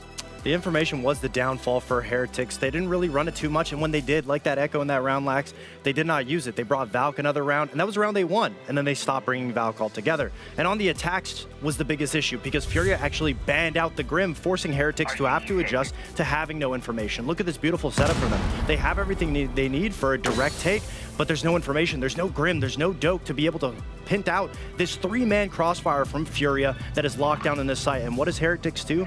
They decide to do it anyway, to push through the site with the Blitz, despite not having any information, and it doesn't work out. They go for the rush into the site after all of the smokes have been used up, out of all of the fires have been used up, and the crossfire just takes apart everybody from Heretics. The onslaught comes in, and that's good preparation from Furia. Understanding the info game was Heretics' strong suit. They take it off the board, and what does Heretics have? They have brute force pushes that don't work out in this 3-man crossfire. Beautifully played from Furia, and we put a lot of pressure on Felipox being banned out. Teams are going to look at him, but he's the brains behind this whole operation. It doesn't matter what the bans are. He's able to facilitate everything, the attacks, the defenses. Heretics did not have a response, and the information game is exactly where they lacked, and it's exactly where they fell short. Yeah, that's something we mentioned, right? I mean, they play off that information, especially on the attacks a lot, but if they get banned out, in this case, it seemed like it was very difficult for Heretics. I mean, they do lose the first map quite often, and it turns out that is the case here once again. We're going into Clubhouse after this. I mean, we already talked about Bang being a risky pick. Clubhouse, what are things looking like for these two teams? I mean, I thought Bank was going to be favorable for a more defensive-sided team, but they didn't use the information. They tried denial operators. Clubhouse is not the same map that you can do that on. You can't focus on denial. You have to be able to crutch on that utility. If you're Heretics, you have to go back to the basics and understand we need more information. We need to understand where Furia is coming from, because if we just let Furia have whatever they want with no information, they're going to be able to get their picks. They're going to be able to go for the main execute. That's not where Heretic's strong suit is fighting back on that initial entry. I think despite losing 7-4, I think it really was a good showing still from the side of Heretics. I thought they were playing really well. Ace and Dez mentioned that they were getting aggressive. They were willing to take those 3v3s, those 2v2s. So I think it's important to note that, because Clubhouse is a very small map. It's very constrictive in how you're going to play it. So if they can play off of each other, as you're saying, just adding a little layer and more depth in terms of information, I think they could possibly push this to a map 3, oddly enough. Well, the pressure of a potential lower bracket is looming over the shoulders of Heretics. Can they bounce back in this series? We're going to find out. Indeed, thank you very much, Anne. And this is one for the books. I think Heretics have shown they can give a little bit of fight on Bank, but now they've really got to do the business on Club. And I don't think it's going to be an easy one, Tim. It's Furia's map pick. I'm feeling a little bit worried for Heretics, but hopefully, given they start on the defense, they can give us a good showing to get this one moving. Yeah, I think Bank was their real opportunity, wasn't it? That was the one that they needed to take, but they couldn't quite get it done, so they'll head to Clubhouse, see if they can survive, Des. Shall indeed, Tim. Of course, operator bans, we'll see what comes out of this one. We've already heard the Des speaking an awful lot about, the Grim, the Glass being taken away. They also noted just a second ago about that same lack of Dockerby that I really thought we'd see both teams bring. And we were speaking about it during the break, and I was like, Is that actually both sides saying, you know what, actually no, stay on the road. We'll come and kill you. It's not going to be to scare you back towards site. We don't want to give you any indication that we're even. Come in. Maybe we see it a little bit on Club. But here the bans are going to be, I imagine, a Bandit and Kai to kick things off. And on the other side, a Thermite that is very much becoming a staple ban on this map, Tim, now that the Thermite has 3 exothermics. And Capitao, I don't think needs too much introduction. The DMR has made him even more powerful, but on this map was already receiving a good number of bans because of the attack that you can do with him on towards Catwalk. It makes it much harder to do without him on side.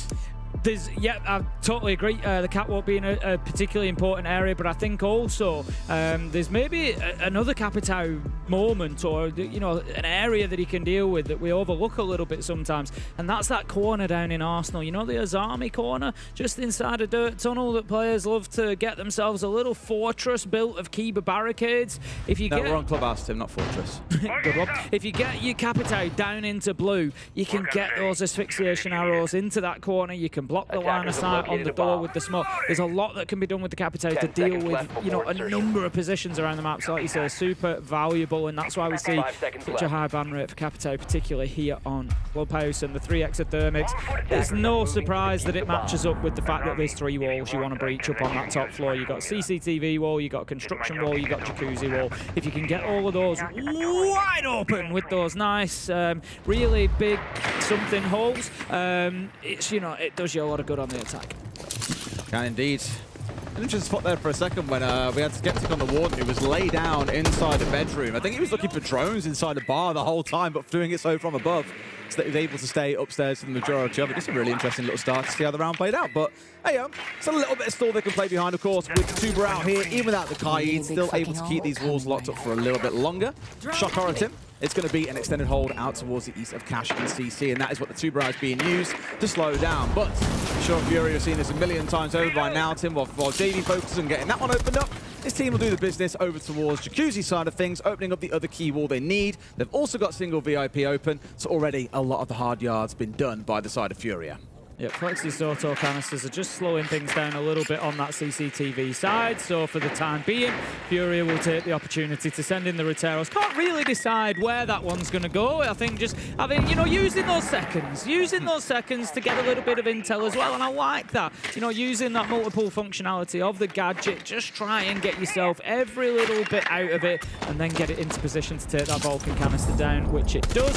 CCTV wall will finally be open. That's going to lock Flex it inside of Cash, or he can drop back, of course, through construction to site. He's just kind of rotating between there and top red at the minute, and is going to be supported by Grubby up there. They are going to be coming under some pressure fairly soon, I would have thought. Here it comes around the corner. JV looking to push in with the Hibana. Drone goes ahead of him as well. They know that Grubby's in position, but it's Flex here. Absolute beauty. Look at the aggression. They've just spoken about it on the desk. Heretics willing to take the fight.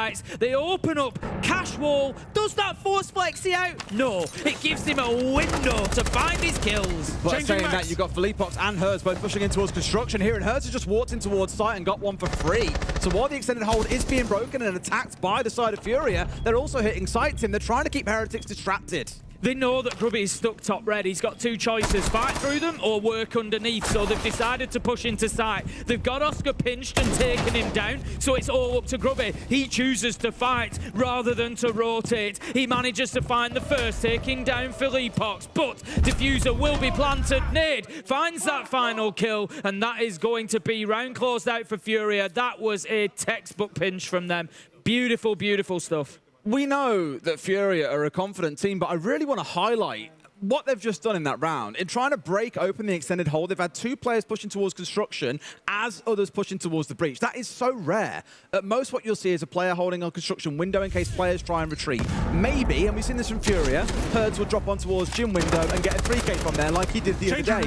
But I've never really seen players hit site at the same time the extended hold is being broken. That just screams to the confidence that Herds had in his teammates to make sure that extended hold was dealt with and no one will come up behind him. Because he walks into site and just kills a player player for free. They've got sight. They've rushed inside, get the plant down. What more is there to say? They've almost done 2 phases of the round at once. And so often do we talk about Clubhouse being a checklist map. You break the extended hold. You get control of construction. You have a player inside a lodgy. You get Jacuzzi opened up. You do this. Tick, tick, tick, tick, tick. They've cheated a little bit and done 2 things at once there, and it has caught the other side off guard. Really smart round from Furia. They go up 1-0 on the attack. 5 seconds left before insertion. Okay then, heading into round 2, and you just start to get a little bit worried for Heretics now with the way that first round played out and how clinical Furia were. This is their map choice. This is a map that they are phenomenal on. I think that they are going to continue to show us that. If it does end 2-0, I'm not saying that it will do. Heretics have certainly got the capability to fight back into this. It'll be a little bit, I don't think it'll tell the whole story. I think the history books will show 2-0 Furia against Heretics, and you kind of look at it and think, oh yeah, pretty much as expected. But Heretics have been far more apart. But they do look to get aggressive again and take the fight here to Heretics. They are not going to be cowed down by the rush coming in from Furia. They managed to get Oscar along the way, but otherwise it is 2 kills for the side Heretics. Furia will not be stopped. Committed is the word, but they shouldn't. Skeptic, it's going to rack up the kills from the Goyo canisters, but it was the man on the hatch that was doing the damage.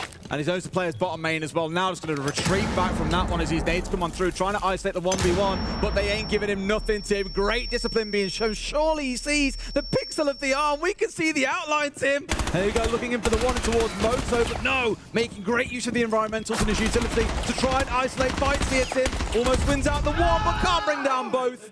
Fantastic response from the other side there when 4 players exploding towards pool table. I thought, oh God, Tim, they're going down Moto. They're full sending it. But Oscar held them up for just long enough on that castle for Skeptic to get into a great spot to shut the whole thing down. Just, you know, another great example of what Lax mentioned on the desk, and that is that Heretics are not scared here. They will not back down. They are happy to take the fights. The rush comes in. They'll 2v2. We'll fight you 2v2. And they came out on top. Really well done from Heretics to hold on in that one. 1-1. And it does just make us feel like, you know, I said coming into that round, Fury look great on Clubhouse. We know that they can win here.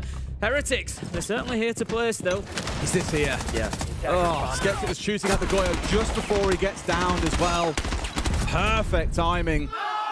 And honestly, we've said it a few times, and it feels so easy to repeat, but I am genuinely really impressed by Heretics. I can think of so many Tier 2 teams that would have showed up here and been terrified against the former world champions. They wouldn't play the way that Heretics are playing into Furia right now. They are taking the fight to them. They aren't being scared, and that is absolutely wonderful to see. I just worry that Furia have got so many of these ideas in mind, like we saw back in round 1, where they have that other gear they can kick into when it's required. Attackers are heading out to the I love the mentality. This is one hell of a stall up here. Absolutely spot on. We've got multiple layers of Vulcan canisters there. Keep an eye on that second one. It's quite deep. My concern for the second Vulcan canister there is, like, kind of, I guess you activate it from the elbow, maybe, but I don't know if you're already in big trouble by the time that second one's getting shot out. There's not really too much of an option to get it from inside of sight. It could be difficult, especially if CCTV has been breached, which it's going to be immediately. So we'll see how that plays out. But overall, yeah, I like the setup. You know, certainly looking to hold on to Catwalk.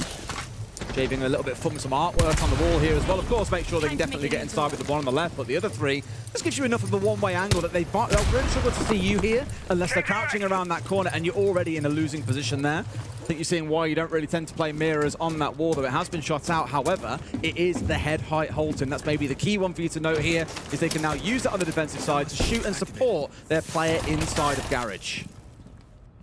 Going to see the Selma charge being taken off, which is going to slow things down a little bit. I think Nade wanted to try and work in from that Jacuzzi wall, but he knows now that he's going to be matched up head-to-head with a few gunfights if he wants to try and take over there. Gubbit is inside of Jib. Ooh! Going to take a lot of damage there as he just tries to move through that rotation. That leaves Oscar and Grubby both low health at the minute.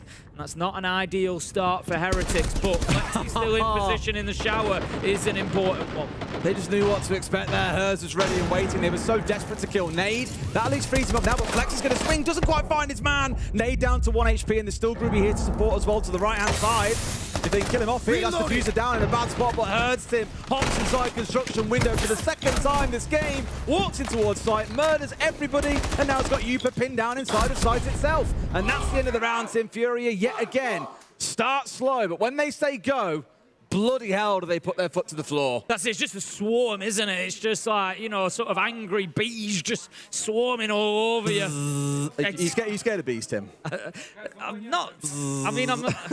No, I'm not scared of you buzzing at me. That's not. You know, am I carefully cautious around animals or insects that can sting me? I've definitely seen you. Reasonably cautious. I've seen you brick yourself when a wasp or a bee comes around. No, I'm not having that. No, that's slanderous. Others in the UK chat can definitely I'm fairly chill. No. There are other talent members that are concerned about wasps. A story I'll tell you at another time. All right. No, I'm fairly chill around. Can you use it with an anonymous name? What happened? Demo was terrified of it. All right, fair enough. Sorry. Full send for him, Tim. Very good. But a wonderful round. As said, like, yeah, Hertz been able to move his feet, but when he did move his feet and bolt in through that window, he's already found himself 3 kills. And again, it's that reliance on your team to give you the right information, to tell you when is the appropriate time to go. Excellent stuff yet again. And Heretics, for the second time, I've watched Herds basically running towards site there and just completely overwhelm poor Yupa. That's the second time back in round 1. It was on the Goyo inside of site. I had no idea Herds was coming in behind him because he thought the extended hold had protected. And here, I don't think he quite realized just how close Herds really was. 2-1 to Furia. Great start on their attacks here. Back to gym and bedroom we go. Okay then. See if Furia can break it down again as well as they did last time. It was very much a problem for Heretics, kind of all over the map, really. There was the, challenge into CCTV that we would expect, but then there was pressure immediately through construction. They created a pinch really quickly. Just great stuff from Furia, and they're going to be looking for a little bit more. Interestingly, we do have Yupa on the Clash, though, on Garage Catwalk, so that's a problem that Furia need to figure out. You've completely stole the words out of my mouth there, Tim. I was going to say the Clash is a great way to slow down this aggression from Furia. At the very least, it gives you, air quotes, safe information. Behind a shield, you can see what's coming. You can tell your team, okay, pressure's building up here. There's a player pushing in that way. I've slowed him down for you. Come and help me out. I've been saying all week, the real threat isn't really the Clash. It's the teammates that come around the Clash. And in this case, Tim, KZ is the real danger. Getting rid of Flex, he found the entry. So although it's a delayed trade, it's still a trade, Tim. 4 versus 4 as it's Flexi who gets taken down. The Tubarão is gone, so still level pegging. JV92 is looking, I think he wants to move in through CCTV as we saw last time, but he's just having to wait for the fire. As soon as the fire's gone, straight in, gets the kill onto Grubby. As you say, it's time for Clash to leave, and they will do that. Just going to plant that shield on the cash door so they can kind of continue fighting, but the nade will clear that out. And again, Furia, they just see the problems ahead of them, and they have all the answers. Clash just feels like a turtle without a shell when she loses the shield, doesn't she? Yeah. Just running around with a piddly gun, just like, yeah, I can do this still, it's all good. It's painful to lose that shield as it would have stalled out a lot more time for them, but an excellent break of the extended hold so far by Furia. Now they know they've got this man advantage and half a round to work with. They haven't got to keep on pushing in this direction they don't want to, Tim. They can rotate away, then get back on the roof. They can look over towards Jacuzzi if so desired. They've got that Havana on side, although only 2 pellets left means they aren't going to be able to get that breach opened up. So this does make things that little bit more tricky.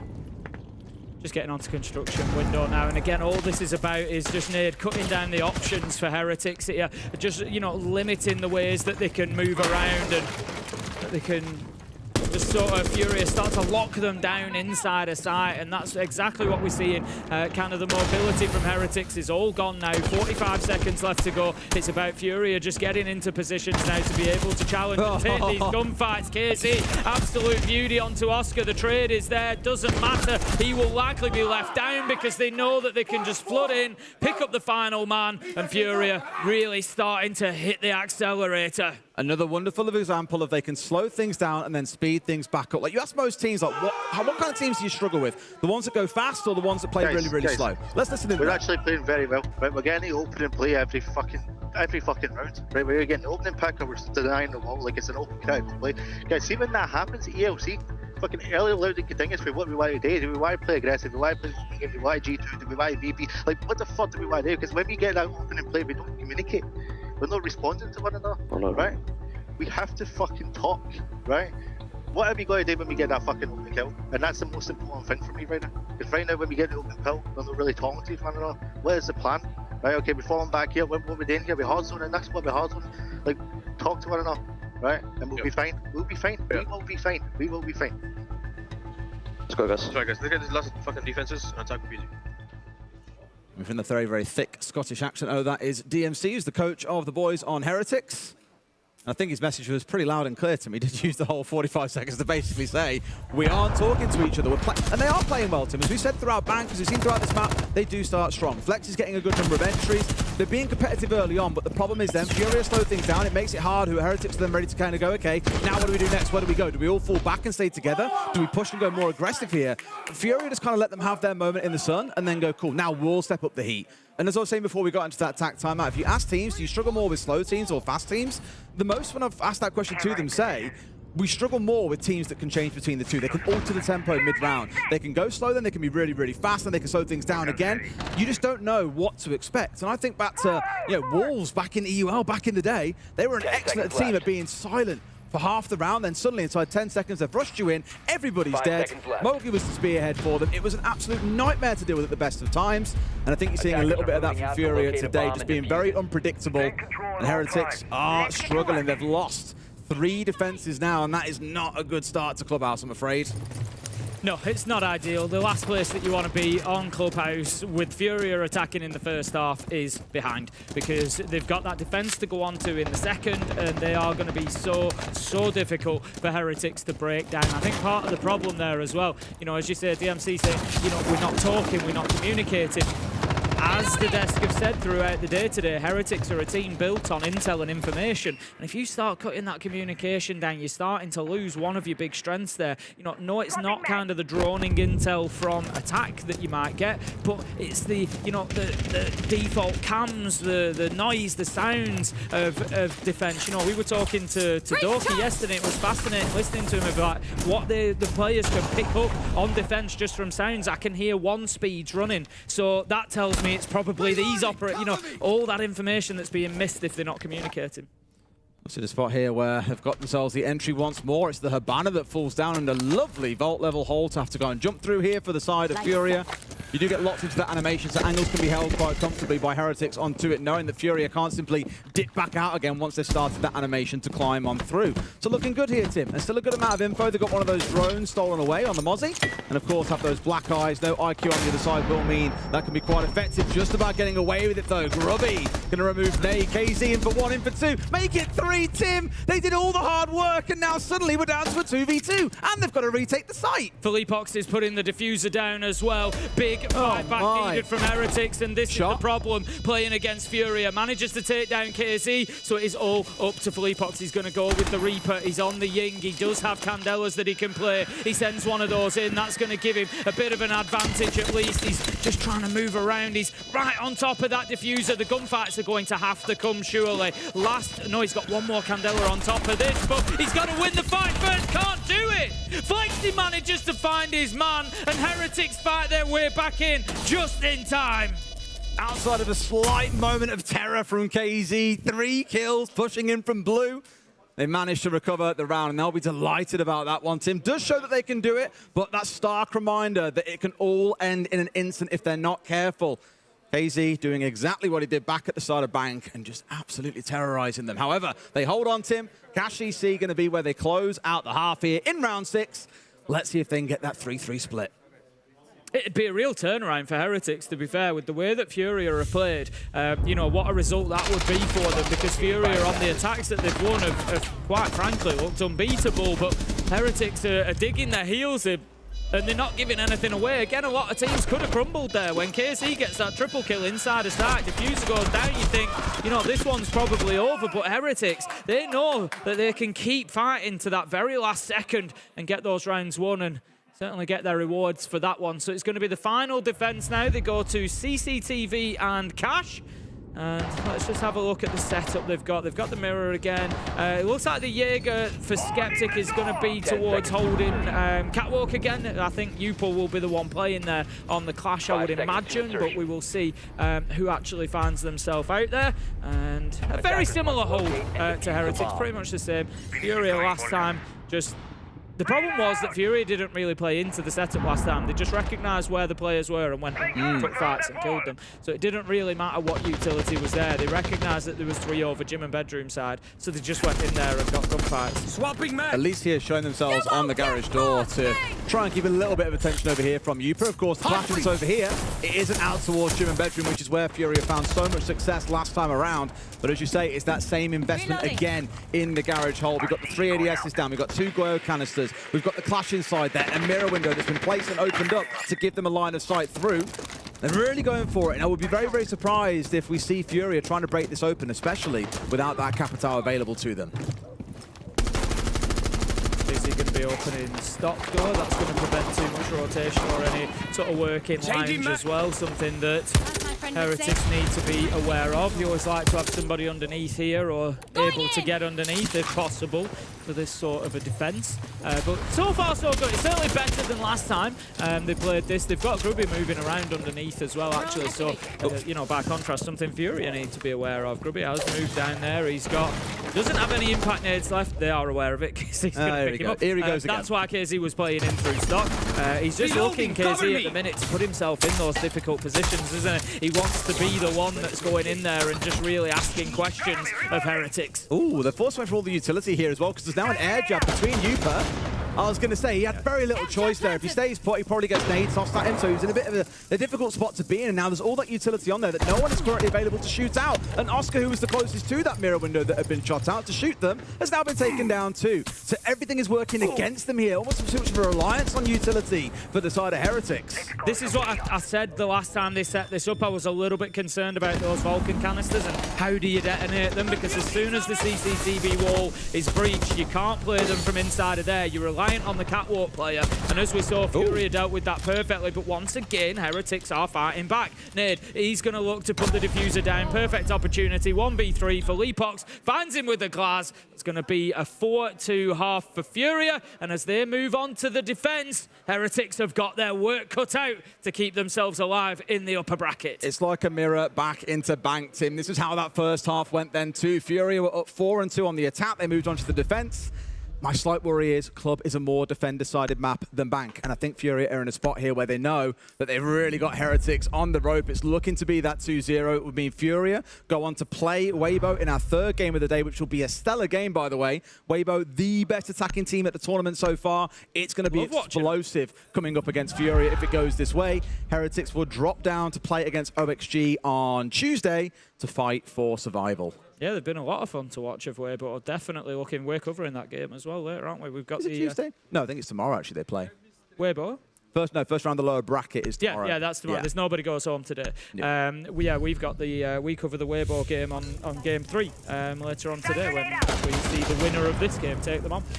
Very much looking forward to that. They've been a pleasure to watch so far of Weibo. I hope they're watching what Furia are doing right now, because it looks like that's probably going to be the matchup, and Furia are not in the mood for playing games, I don't think.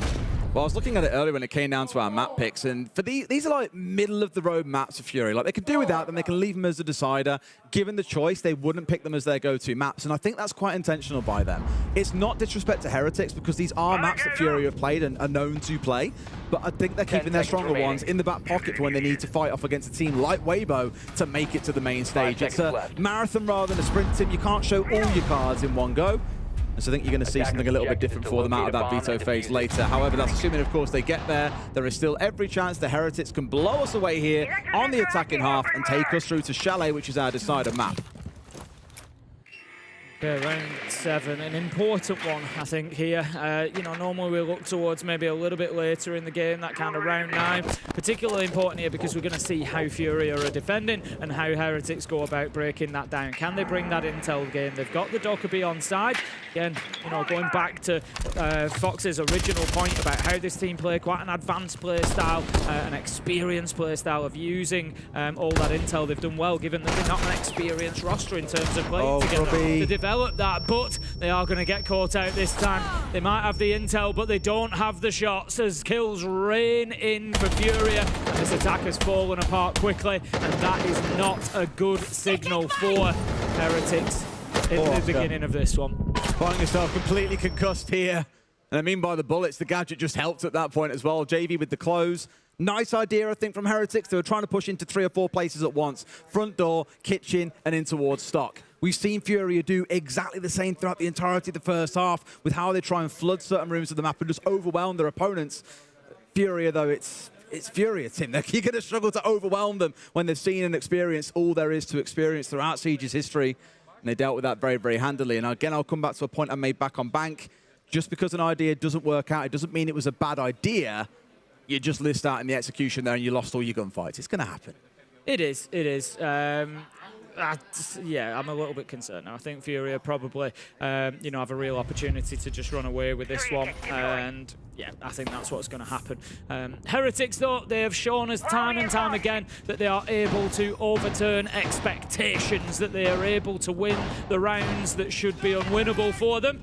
I think they're going to need to do that a couple of times in this one at least. They will this time be attacking onto CCTV and Cash. We're going to be looking towards Garage Catwalk to see how Furia go about dealing with this. I think it's literally going to be JV92 on the Azami, taking the gunfights and holding on to it behind the keeper barricades. He's got some barbed wire out there as well, just to prevent a push upstairs. But looking at what Heretics have brought along, I don't know how they really deal, with that Catwalk. They've got 2 nades and they've got the Candelas. They're probably your best chances if you're wanting to go in there and actually take that area. Maybe they play to, work from the other side instead. Sure, you'll see Casey jump out here and try and go on to Garubi. I mean, to be fair to Garubi, he's moved on towards the top side of the platform here, so they can't find him so easy. But Casey, I think, is really fancying something. Have to impact this and jump out. Order spray. Hopes the very best to try and get rid of the Zofia, but no joy in that one. Uper lives to fight another day. Just seeing the Echo drones inside a site there. Going to be a little bit of support for JV from one of those Echo drones as well. I think, maybe obviously a thought always towards denial of a plant towards the end of the round, but also a good counter should that Monty be brought along. It's a good opportunity to get the shield break or any others trying to bully JV up on the catwalk. He's just deploying those keeper barricades slowly and keeping himself mobile to challenge onto door, but the first clash is likely to come around this main door, I think, although we hear the Candelas pushing in, the flashers come along with it. It's pressure towards JV92 is the aim. Are they able to get the kill? No, this is what I said. I just didn't feel that they had enough utility to push him out of there. We know that JV is fantastic at holding down this location. Without the Wamai, without the Jaeger, he will just lock himself in there and get mobile. Hurts manages to get Grubby. It's a flawless round. Exactly that. Furia, a little bit too easy from them. 6-2 and cruising towards a 2-map win. Building a whole fort for himself up there on that catwalk, and it was one that Heretics could just not breach the front gates of. Very, very decisive, and I think like you, Tim, it's quite clear to see which way this game is going, unfortunately, for Heretics. I still believe that they've got a good attack in them. The problem is Furia have got very many, very, very good defenses in them that's making it hard to get anything away. We always used to say, it was kind of like a rite of passage to have Nesk run over you on one. And, obviously Nesk isn't here this time, and I think that baton is going to have to pass now to the rite of passage is having Furia run over you on one. I just saw one of the players on the side of Furia pop in the chat saying you don't play, well, scrims, which only means you don't play scrims against Brazilians, therefore you have absolutely no idea what it is that you're getting hit by right now, because it is stinging them. Let's see if they can recover those. Said it Isham and Bedroom by the looks of it. Nay going on towards that clash. I'd expect, and it pretty much is confirmed from what you can see on your screen, that we're going to have the extended hold out towards Cash and CC. It is a staple of this site. I actually can't think of the last time I've seen this site defended, Tim, where we haven't had an extension in towards Cash and CC. Yeah, it doesn't really exist anymore, does it? You kind of look at the top floor as it's almost one big site. Yeah. Even when you play Cash and CC, you have the extension out towards Master Bedroom, and you know we very rarely see one without the other. Beautiful start from KC. Well, it's as easy as that. Skeptic looked like he was checking that angle, to be honest with you, but this is what you're playing against, Des. I think they're just getting warmed up for that Weibo game, Tim. They're playing against the same kind of aggression later. It's definitely a good way to get yourself warmed up and ready for it.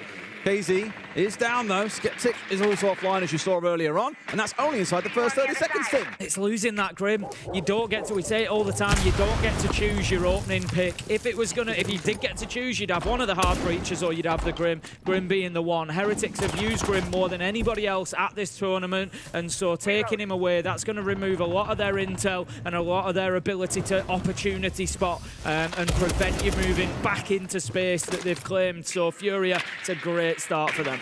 It is. It's absolutely wonderful. You know, as an operator, Grim have already spoken about the second highest picks at the tournament so far with a fantastic attacking win rate.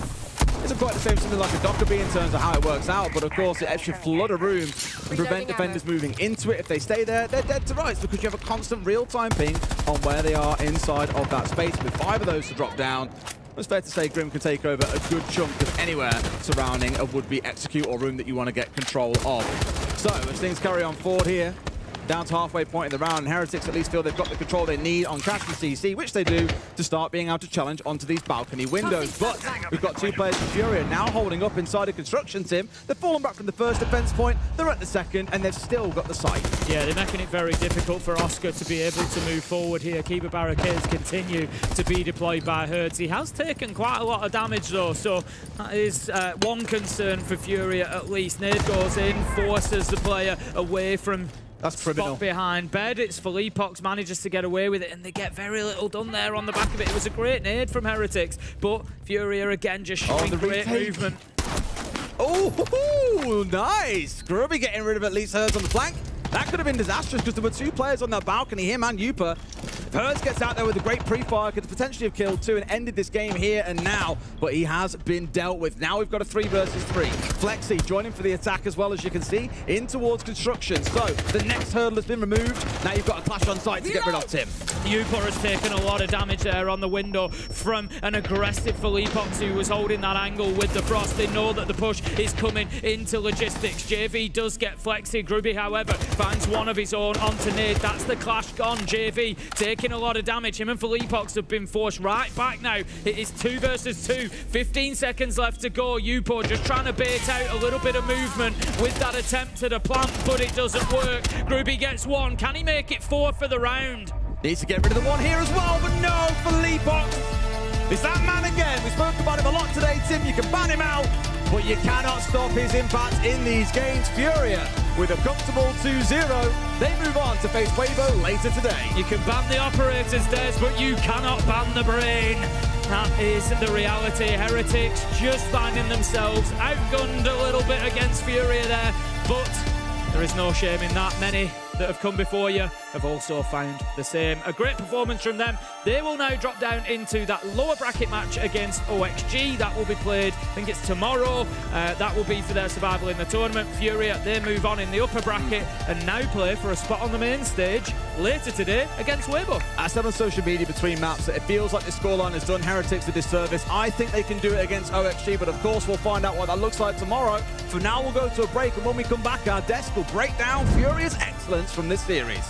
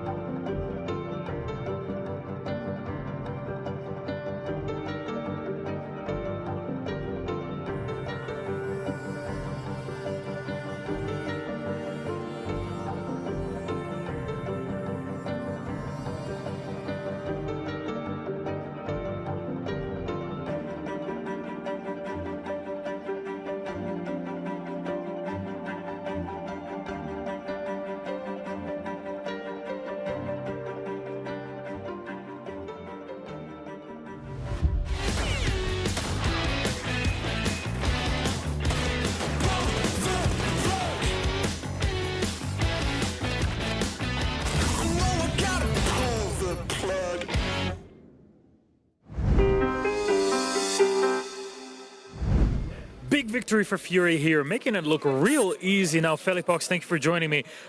Before this, I was talking to Heretics, and they told me we're not afraid to play Furia. We're going to come in and take it map by map, but you look like you were in control the whole time. Yeah, they said that, but I think in the server they were afraid. So you guys were comfortable the whole way, even throughout on the Clubhouse, the way things went down. It was kind of scary to witness. But you play Weibo after this, a team that a lot of players here and viewers at home have been looking at as a scary team, an APL team that can go the distance. Anything you want to say to them in preparation? They are playing really good Siege, Weibo. They were always a good team, like Joe, Bleed, all that core. And now they have Gohan, and I think they're playing really good Siege. And I don't want to trash talk them, but I think it's going to be a good match, and we're going to win. See, this is the thing. You have Gohan, a Brazilian on there. Do you think the key to success in Siege, just get a Brazilian? Yeah, everyone should get a Brazilian coach, bro. And player, everyone. And I don't want to trash talk them because Gohan is really strong, so I don't want to mess with him. Smart man. That's why he's world champ. Thank you very much. Thank you.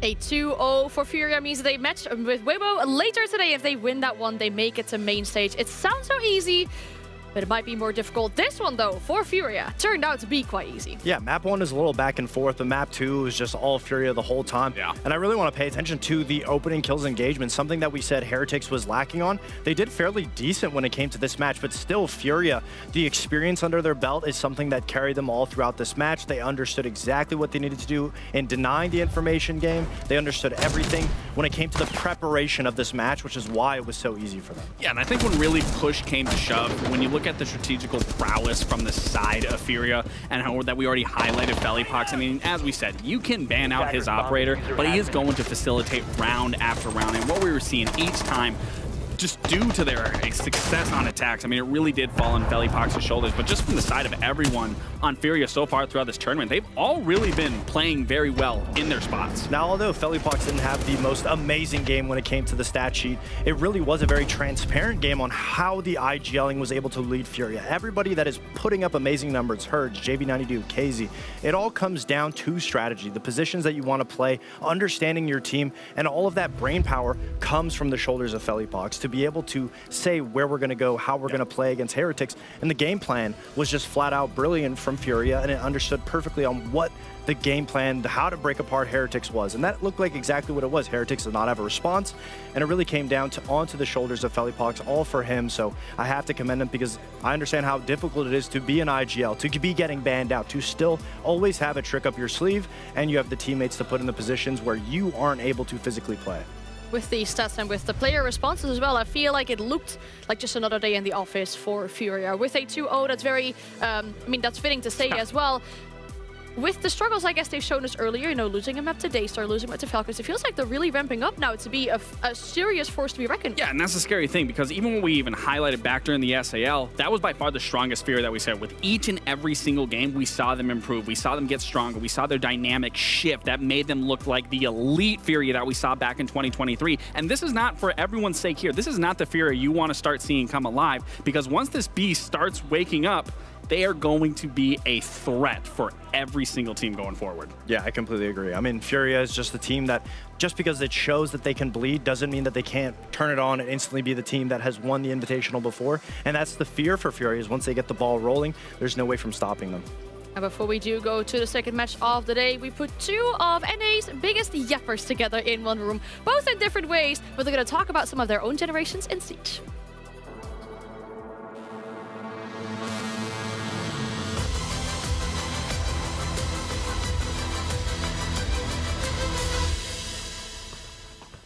How we doing? What up? What's up? Alright. I watched Troy. I mean, I first watched CG Sports probably when I was like 12. Yeah, like I got clowned on. It's like, oh, you're a Troke artist. Like, hey, you're not going to win. Second place for life. I want to say a year, maybe 2 years before, so like 16, 17. Okay. I'd like heard your name and like, okay, like he's going to be good when he's 18. Yeah. Kind of thing. Okay. Okay. Yeah, I think Troy was definitely a role model for me. I remember on console, I'd steal some of his pulse strats. So on Oregon, I'd play pulse a lot. So yeah, I mean, he's definitely a role model from all the way back in the day. So yeah. Oh my God. Okay. Well, that's okay. I've seen this like a million times. This one's iconic. Yeah. Yes. This one's iconic. Wasn't it the flank drone? It was the flank drone. The flank drone. That's why you get on cams. Well, so I'm pretty sure they were saying this was back when if you had 2 drones, if you threw your second drone, it would delete your first one. And he threw his second drone and it deleted the kitchen door. Yeah, I didn't see that guy. Can kill this Blackbeard before he gets around this corner. Blackbeard's on his drone. Canadian doesn't see him. Canadian peeks over the top, kills the thermite charge, but then will fall. Yup. Oh my God. How old were you here? I think it was 19. But there's the second kill! Retro's done it! More than enough time to defuse. Continuum are the first North American team to win Rainbow Six Pro League. Holy sh... Yeah. 10 years ago. 29 now. Yeah. What did it actually feel like? Like, because this was SI, yeah. Yeah, this was the first SI. Yeah. I mean, obviously it felt great, but I don't remember a ton. But yeah, I lose my mind. So yeah. Also, they were like NA rivals. Like we played them all the time. Yeah. So Okay. this was like the first big crowd. Yeah. That Brazilians were passionate. Like this was the first big crowd I ever experienced, which was really cool. At this point, like I said, it was just knowing the maps in my head. Like I felt confident the whole time, and I think the team always kind of fed off that, anyways. And like it never seemed like we doubted much. Yeah, I think that's the strong thing, right? Like you have the belief, even when you're down, right? It's like exactly. As long as you have the belief, that's all that matters. Yeah. Like as long as you know that you're still in it. I mean, they always say it's not over till it's over, but like if you truly do believe, then like anything can happen. Well, exactly. Yeah. That was again like that SI 2020 was a huge part for me because, yeah, like I got clowned on. It's like, oh, you're a choke artist. Like, hey, you're not gonna win. Second place for life. Basically said, fuck you. Like, I'm gonna win. So. They need to find one person. That's it. He'll head in towards Archives and get caught. The hammer heads into orbit, but it's home once again is North America. Space Station Gaming are your world champions. And I think that's always been a motivation for me is like kind of, I like to have a chip on my shoulder. So I think the qualities back then, I think nowadays you have to have more qualities to be good. I think the qualities are the same. I think back then though, you could get away with like, you know, only being mechanically good or only being like smart strategically. I think that was always my edge. And then I'd play with, at the time, mechanically gifted players. Yeah, I think for my team especially, it's a lot different than most because our culture is so, you know, obviously they say it's like a brotherhood, but it's kind of like, you see it in sports, you know? Our teams ran kind of like a, you know, a very high tier like sports team. You know, we have our coach he sets the standard, and it's a lot of it is what he preaches is coach driven, but it's on the players to hold each other accountable. And I think that's where there's a big difference between our team and a lot of other teams because, you know, usually a lot of players, they'll just, you know, let the comfortable thing slide and, you know, not push your teammates. And our coach preaches that, and he shows what we should, you know, the right thing to do. My coach isn't just a Siege coach, you know, he is a nutritionist, a personal trainer. You know, he teaches us a lot about like mindfulness, and he's brought a lot of good stuff that, you know, in the game may not help, but overall to make us a better person, it helps a lot. Oh, we've called kill. And then, yeah, I went wide, I think, which was a troll. Yeah. I mean, that would have been rough either way. Yeah. I remember we were down like 5-2, I think, and it was just like about the belief, like we said earlier. Yeah. You know what I mean? It's like finding a way to win, no matter what. Yep. For us, the solution was bring it to Monty and walk in tiles. And it's down to Ashen and Folks to try and keep them off of map and series point. It's Lagonis for one. It's a 1 versus 1, and Ashen, I said he needed to pop up, and he does! Shows when he needs and ties us back up 5 apiece. I mean, again, I think you seem to have a good attitude, but other than what I said earlier, I think it's just enjoy it. Like, yeah. I think that's something I still just try to do. And I think, honestly, I'm glad I do that more now. I think I already did before, like you're so in it that it's like you can't have fun and not like enjoy it as much as possible, but I don't know. taking a step back every now and again and just like realizing the moment of like, yeah, like, bro, this is like, it's something special to do. And yeah, later on in your life, like eventually you're not going to be playing. And these are, yeah. Being grateful. It'll be a special thing to look back on. Yeah. For sure. All right. Okay.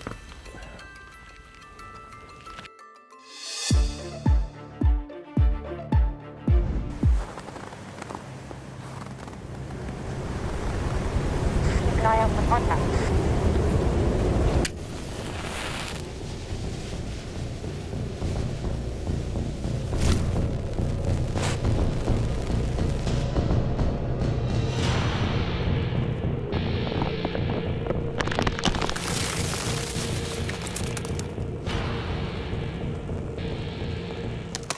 Available now.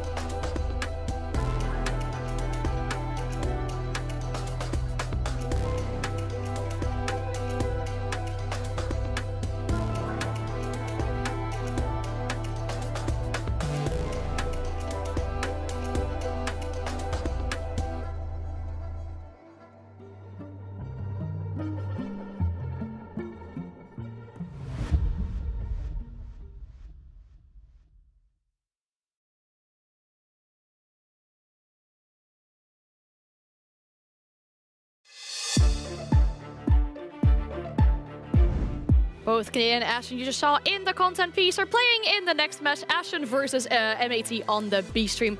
We have Canadian with Shopify Rebellion playing against Falcons here on the A stream. Very NA dominated, I feel like, so I'm glad to have my 2 EU analysts with me We're today. surrounded. We're surrounded everywhere by Americans. Yeah. What's going on? Lots of Americans. I mean, do you know what?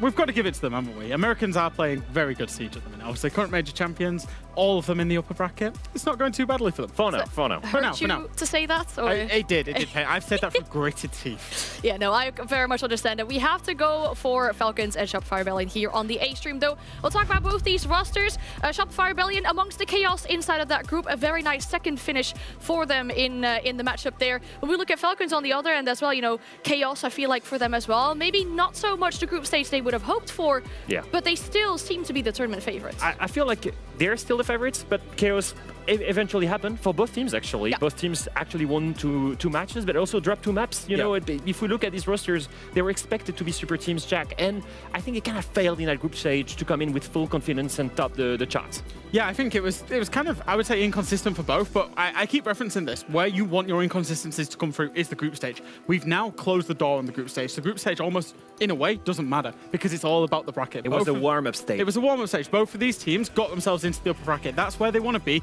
because they get an extra life, and therefore, when they get that extra life, they can now level themselves up in terms of performance, and this is where you want to be playing your best Siege. Yeah, we see these two teams at international events all the time. The last time they faced off was in Munich, at 8-6 for Falcons back then. So given that they're so competitive, both of them, I want to know what would be the key to win the match today? I mean, if you think of the two teams together, obviously there is 2 names.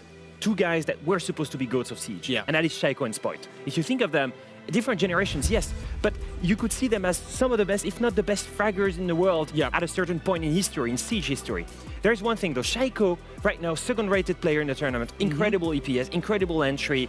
He's living up to expectations. It's his event, he's supposed to win SI finally, and he wants to do this in Paris. Jack, when I look at Spoit, I'm still missing the mark. Yeah, 68th rated player. And I mean, we asked for the roles, so those roles came from Shopify Rebellion, saying that he's flex/entry. And what we're seeing inside of this tournament is actually he's a lot more flex than he is entry. You think of who are the operators that the entries are playing really at this event? Grim, Deimos. And Deimos. They're the 2 for me. Now, Spoit hasn't played a single round on either of them. Look at his top attackers. Ace, Breacher. Striker, sure, you can play Striker as an entry. Gridlock, Flank Denier.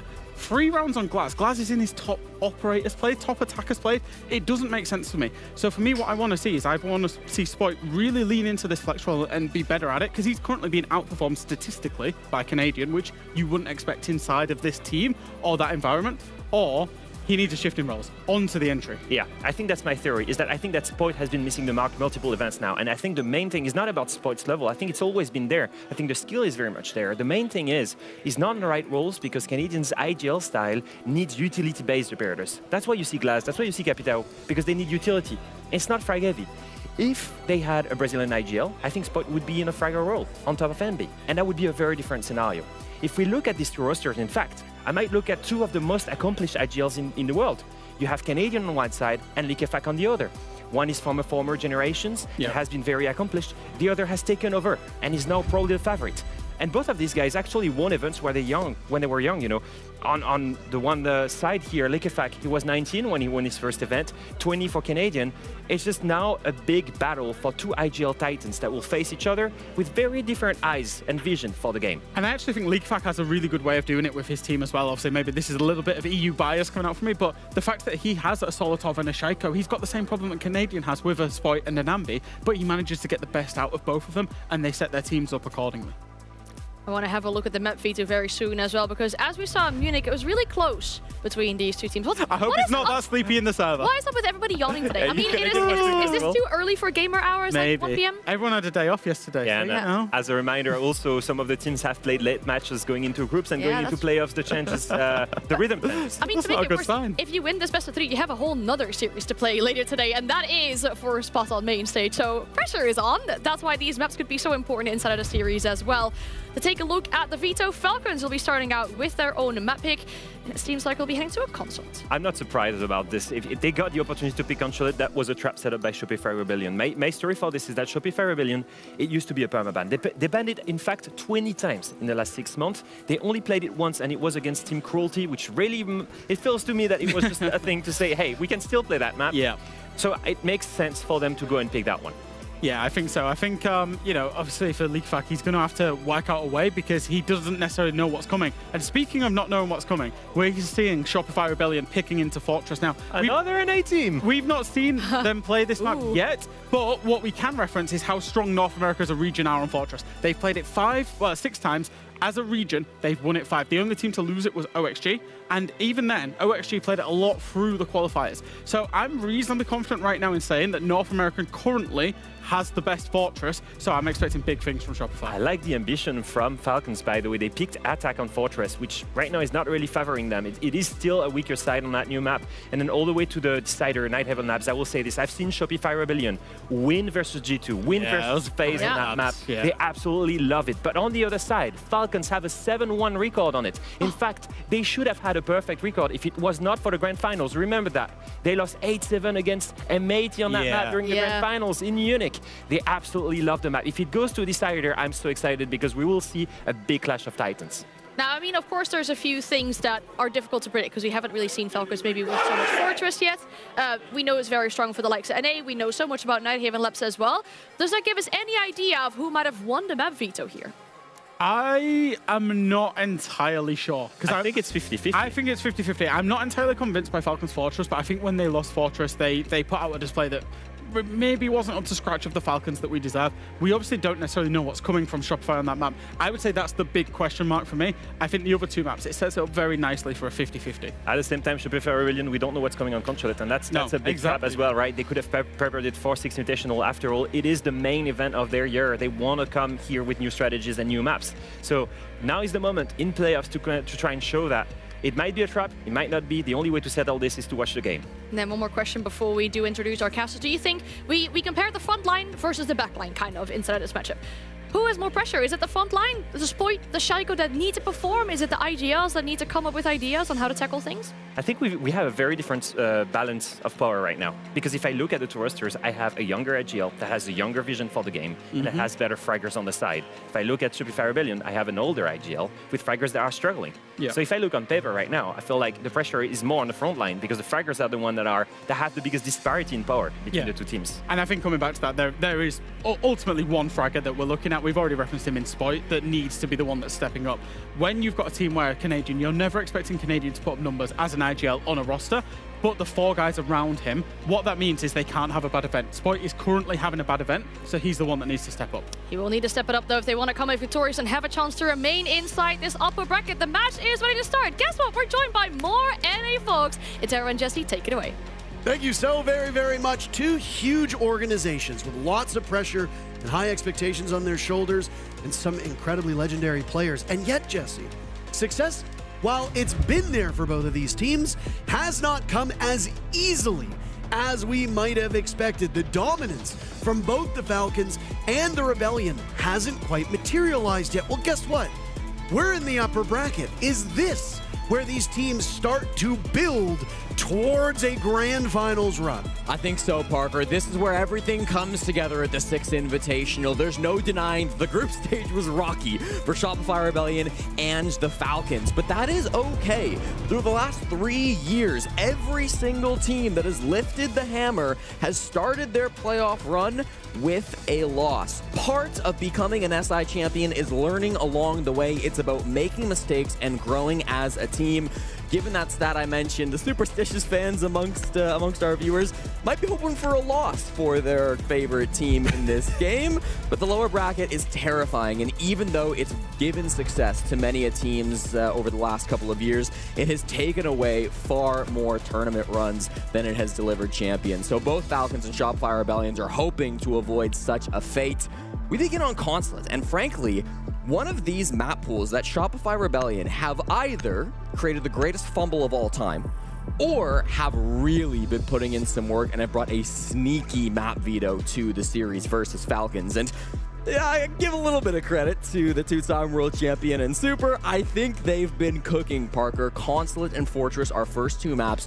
Only 1 play across both maps from Shopify Rebellion since the season began. This is dangerous for the Europeans. Yeah, but I mean, as the desk pointed out, sometimes you save it all for the biggest moments and hard pressed to find a bigger moment than the beginning of this run. Again, I guess a bigger moment would be playing on main stage, maybe something for that pivotal best of 5, should you make it to the grand finals, of course. But with these teams being in the upper bracket, they know that they cannot go down to play up against teams like G2, D+, Daystar, Heretics, OXG, and Ninjas in Pajamas. Yes, those teams are in the lower bracket for a reason, and that reason is because they just simply weren't good enough. But you still have to be concerned with them, especially with the consistency issues that these two teams have had. It's about managing expectations, and if you are a fan of these teams, your expectation is that you will win. We can only have one winner, so which one comes out on top?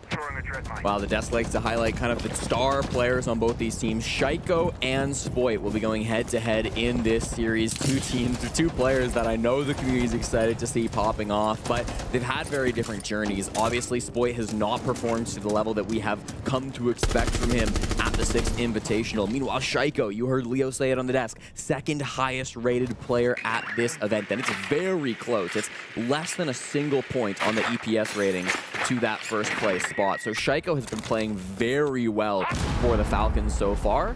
He opens things up on the Flores and actually is holding the diffuser for this top floor execute on Consulate. So it'll be very interesting to see if he does stick that. A CEO plant with the Capitao does look doable, but we've also got pressure towards the admin side now coming in from the Falcons.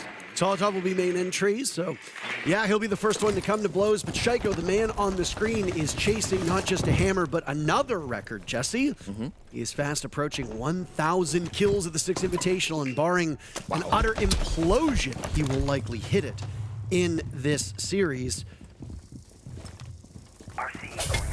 First kill is going to go to Solotov. Down goes Rexen seconds after you saw him open up that panel towards the bomb site. And already Falcons have an early pick. Long angle from the balcony, gets that shot. Rexen caught lacking a little bit, not aware of the angles open up on him. Early advantage now for the Europeans. The Utsil game has gone well as well. Puts a lot of pressure on young guys like Ambi to step up and make an aggressive play to try to get this count back.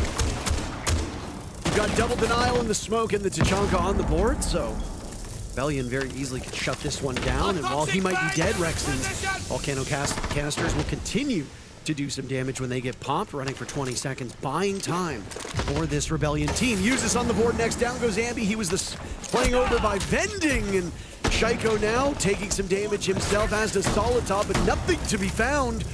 Surf tucked into a corner where we've seen a couple clutches up to this point. It's now Shaiko over by Longditch, searching for something with just a little under a minute. Both Smoke and Tachanka can deny this plant for a very long time. They do take down the Tachanka, but Falcons will still need to press for kills. There goes one of your denial as the Tachanka dies after getting one kill for Canadian, who's been much better from a fragging potential. Play going down by Bride. Shaiko watching with coverage. Leaky Fact has not been much of a factor yet. A missed opportunity from Spoit as Shaiko finds his second. Now 3 players remain. Spoit a nice shot onto Shaiko. The leash is off, and Spoit can be a wild dog to chase these last players from Falcons. Has to manage time effectively. Wasn't a factor for most of the round, but he gets the final kill. Nicely done for Leaky Fact, and Falcons take round 1. Yeah, and a really good round, I think, coming out from Falcons. They obviously come through with a couple of early picks, a couple of players not maybe watching the right directions, getting caught through windows, getting caught from that admin position as well. Once it's in that 2-man lead, it's really tough for Shopify Rebellion to walk away with a win con. They have to juggle keeping their guns up to keep their players alive while also juggling the plant denial. Canadian did his best there. I thought he and Surf, the support players in Shopify Rebellion, were their brightest stars, but in the end, there was just too much pressure. Falcons did a great job of continuing to push while that defuse kit was being put on the ground, continuing to grab that space and make their way across the map. Very nicely done coming out from Team Falcons. They get an early lead on Consulate, which attacking is usually very difficult to do. Yeah, a little surprising with how easy that looked for Falcons. They took a bunch of individual gunfights and broke open part of that map and made it so that the Rebellion were much farther back inside the site. Fighting from your back foot is never really a strong position to be in. Rebellion understood that. But again, if what the desk says is to be believed, and I believe it, because why wouldn't I? This might be a rough go for Rebellion. I do like the next 2 maps for them, though. Yep. I do like that we go to Fortress. North America has come in prepared on Fortress, and they have put the entire world on notice. And then Nighthaven Labs might be one of the statistical best maps for this Rebellion team. We've seen the Falcons play it a few times, Jesse, but dare I say it, not against particularly tough opposition so far. Sure. Hard to glean whether or not that will ultimately be a good map for Falcons, or if SR will have a very decided upper hand. Shaiko always loves his drone operators, and after Flores in round 1, he moves to the Brava in round 2. Does a great job hacking some of Spoit's Denari tripwires, so gonna give a little bit of an advantage over towards the Falcons. This clash will reveal itself from Canadian. Up on the top floor, they get some pings on it. They also ping out Ambi on the Malusi, who's trying to take advantage of the space Canadian can try to make top floor. There is no Shopify Rebellion players on that mid floor actually locking down the site. It is a 5-man hold on the top floor at the moment. Which means Liquefact, if he does head towards site, could find a bit of a gap. Obviously, getting a plant down when the enemy still has control of above the site is nearly impossible on Piano. You typically have to go pretty crazy with smokes, Capital bolts, shields, all that, and Falcons don't really have the util. Solitov took down Rex in round number 1 and looked very close to happening yet again, but it's Shaiko who's spotted by Surf above. The first blood on the side of Rebellion is pretty good. They have intel on Rexon. They'll now head over towards Long Desk. That was Spoit who was spotted there, swatting away at the drones. EFAC in pursuit.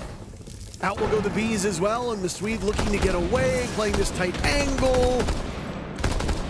Oh, Willie surviving for the time being. Rexon's been found and punished. Solitov gets 2 for his troubles. Surf swings on over. That was the smoke, credited with the first kill, looking for the assist. Unless Rexon can be retrieved, that's an advantage for the Birds. Nice shot by Ambi, though. Gets things back closer to even. Still 3-on-3. The down's finished, and Ambi gets another one. So Shopify Rebellion steal the man count advantage. The Malusi of Ambi from inside CEO, peeking around this reinforcement, finding those frags, putting his team in a really nice spot.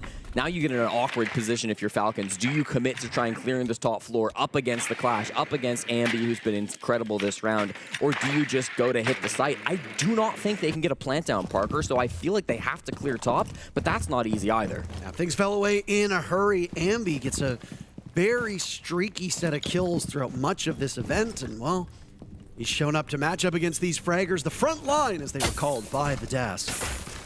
Usis and Leakyfact now will walk on in, but Canadian will give these calls. Tucked into the corner, Usis will look for a relatively default plant spot. EFAC with 1, Ambi with 3 kills. And it's the Goyo of Canadian that will actually get the job done, as that fire is too much for the Brit on Falcons to handle.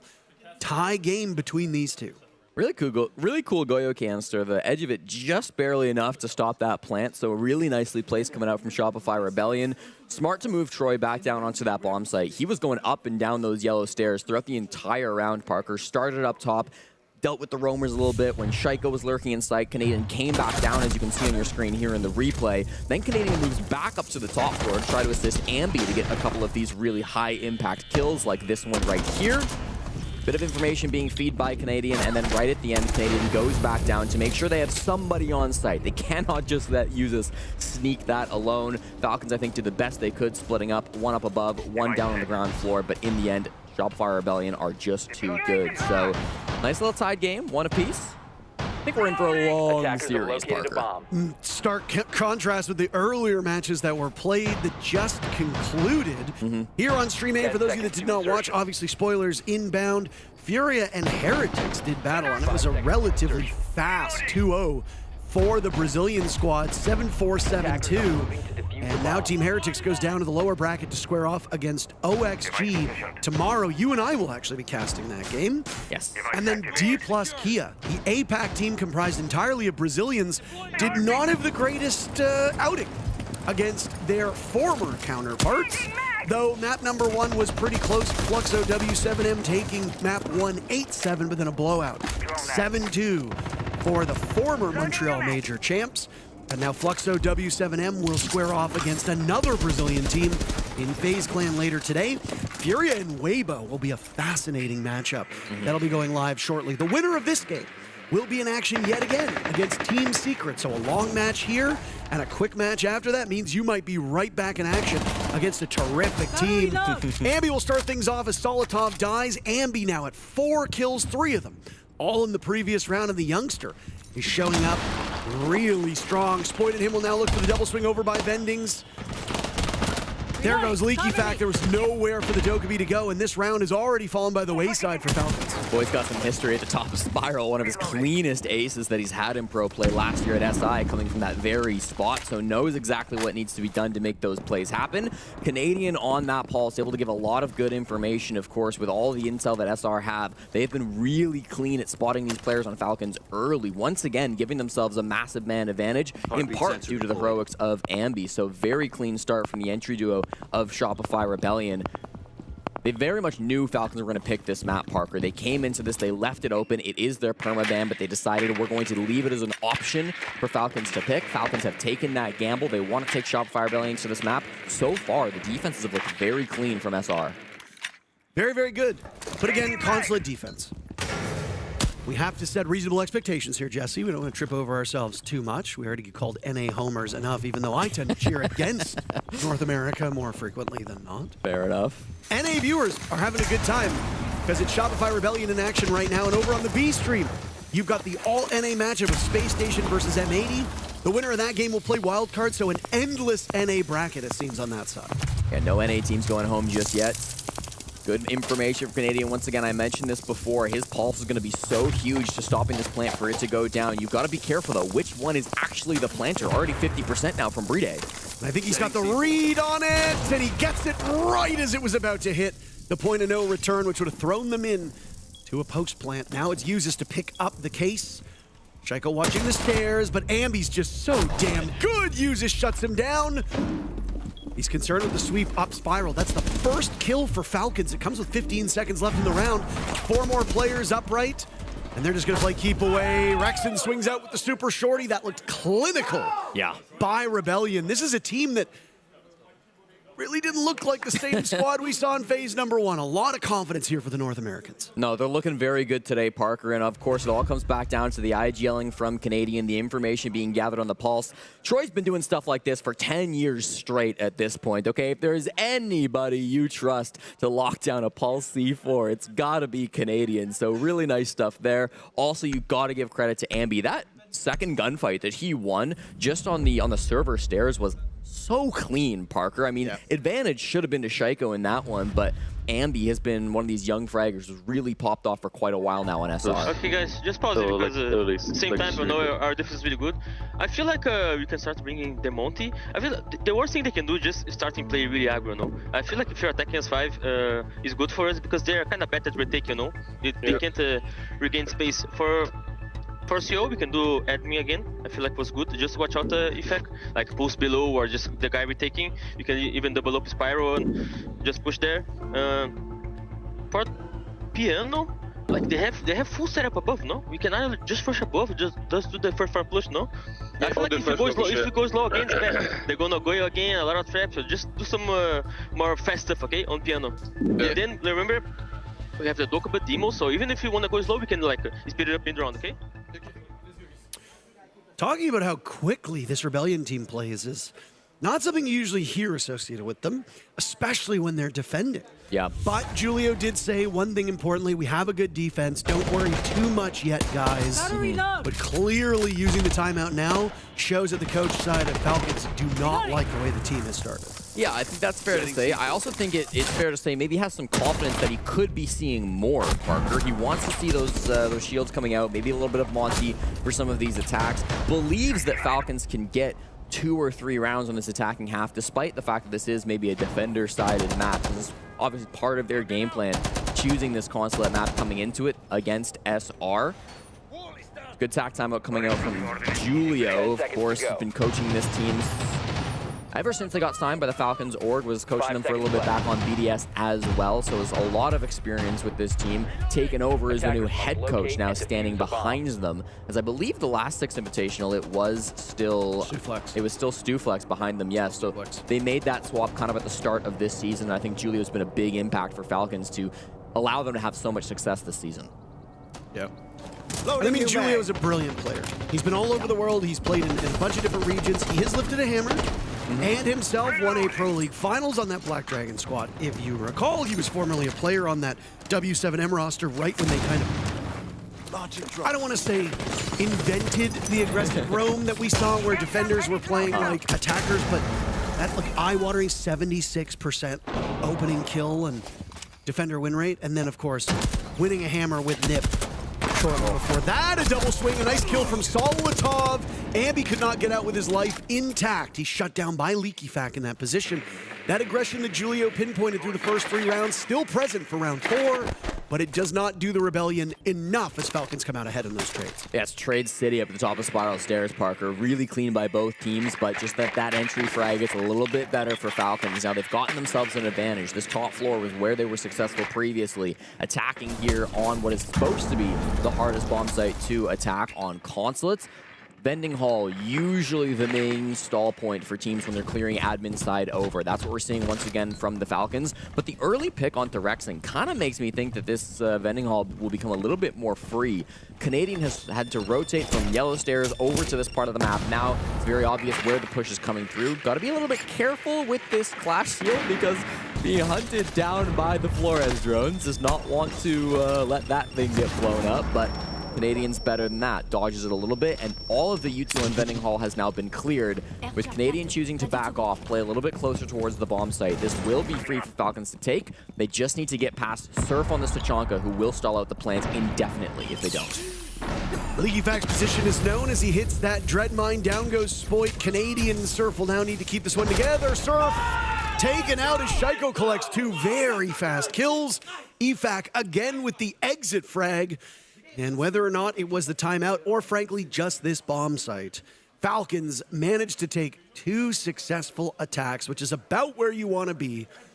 The Grim Ban designed to slow down Solotov, make it so that they have to take a more jack-of-all-trades utility op. Down go those secondary hard breach gadgets, down go those Bs that are so good for scouting intel. As Julio said when he expected that Grim Ban, we still have the Dokkaebi, we still have the Deimos at our disposal, so we've got tools, guys, let's use them.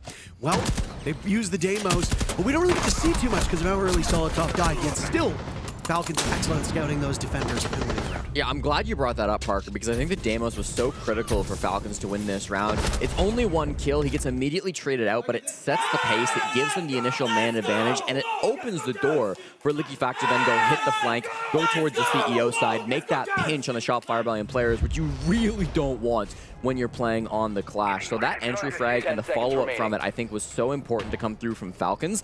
And the Death touched a little bit about how important Deimos was as an entry fragger in general this event. We don't really see Solotov picking that up because it is a signature operator for Shaiko. He grabs it now, but prior to this map, Solotov had only played Deimos 2 times through the 6th Invitational group stage. He's not an easy operator. Sometimes you might wonder, okay, if you don't really play the op, are you even going to be a strong Deimos player? Clearly, Solotov has shown that he can be. They move it over to their other entry now as Shaiko will pick up that role once again, but you've got to be so careful if you're playing against this Falcons team because they have long been one of the best Deimos teams in the world. Shopify Rebellion have not chosen to use one of their bans on it, so will be an issue throughout this series. Activating drone. A 3-way tie for the Falcons now for most kills. Solotov's had some moments of brilliance. Shaiko himself got a 2K, I believe, in the first round, if memory serves correctly.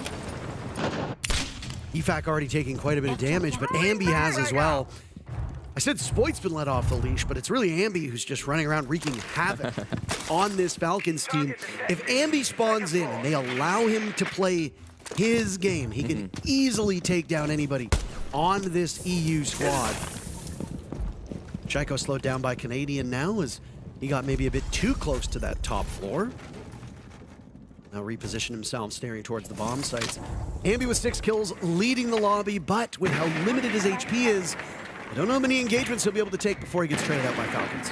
Yeah, we'll see. Certainly all you need is 1 HP to hit a couple of heads, and Ambi has done that before, so still potential from the young gunner on Shopify Rebellion. I like Falcons' lineup adaptations. SR are running basically the exact same defense we saw in round number 2, but Falcons have worked a couple new ops into their lineup, including the Capitao, which has been a really good operator on this bomb site. You can use the fire arrows to try to burn out some of those top floor positions, which can often make it possible to go for a plant whilst you do not have the top floor control. The smokes, of course, also always good when you're trying to make a plant happen. That nade will get tossed up, I think, aiming at the Goyo canister, which is what denied the plant in round 2. If that can get cleared out, then that would be a big help for Falcons when they try to work this plant down. I don't see them clearing top floor again. I mean, Jesse, all 10 players alive with 40 seconds left. This is by far and away the slowest round. I do wonder how much of that is a lack of comfort for Falcons, but they found a pick number 1 on the Spoit. Bride shut down. Solotov trades out Ambi. Again, there you go. Ambi got that pick on Bride, so only good enough for 1 kill, but again, if you're getting a single kill, that's pretty good. Falcons now attempting to get the diffuser down while they overwhelm this Rebellion team and outnumber them by 1. Solotov does not like this position.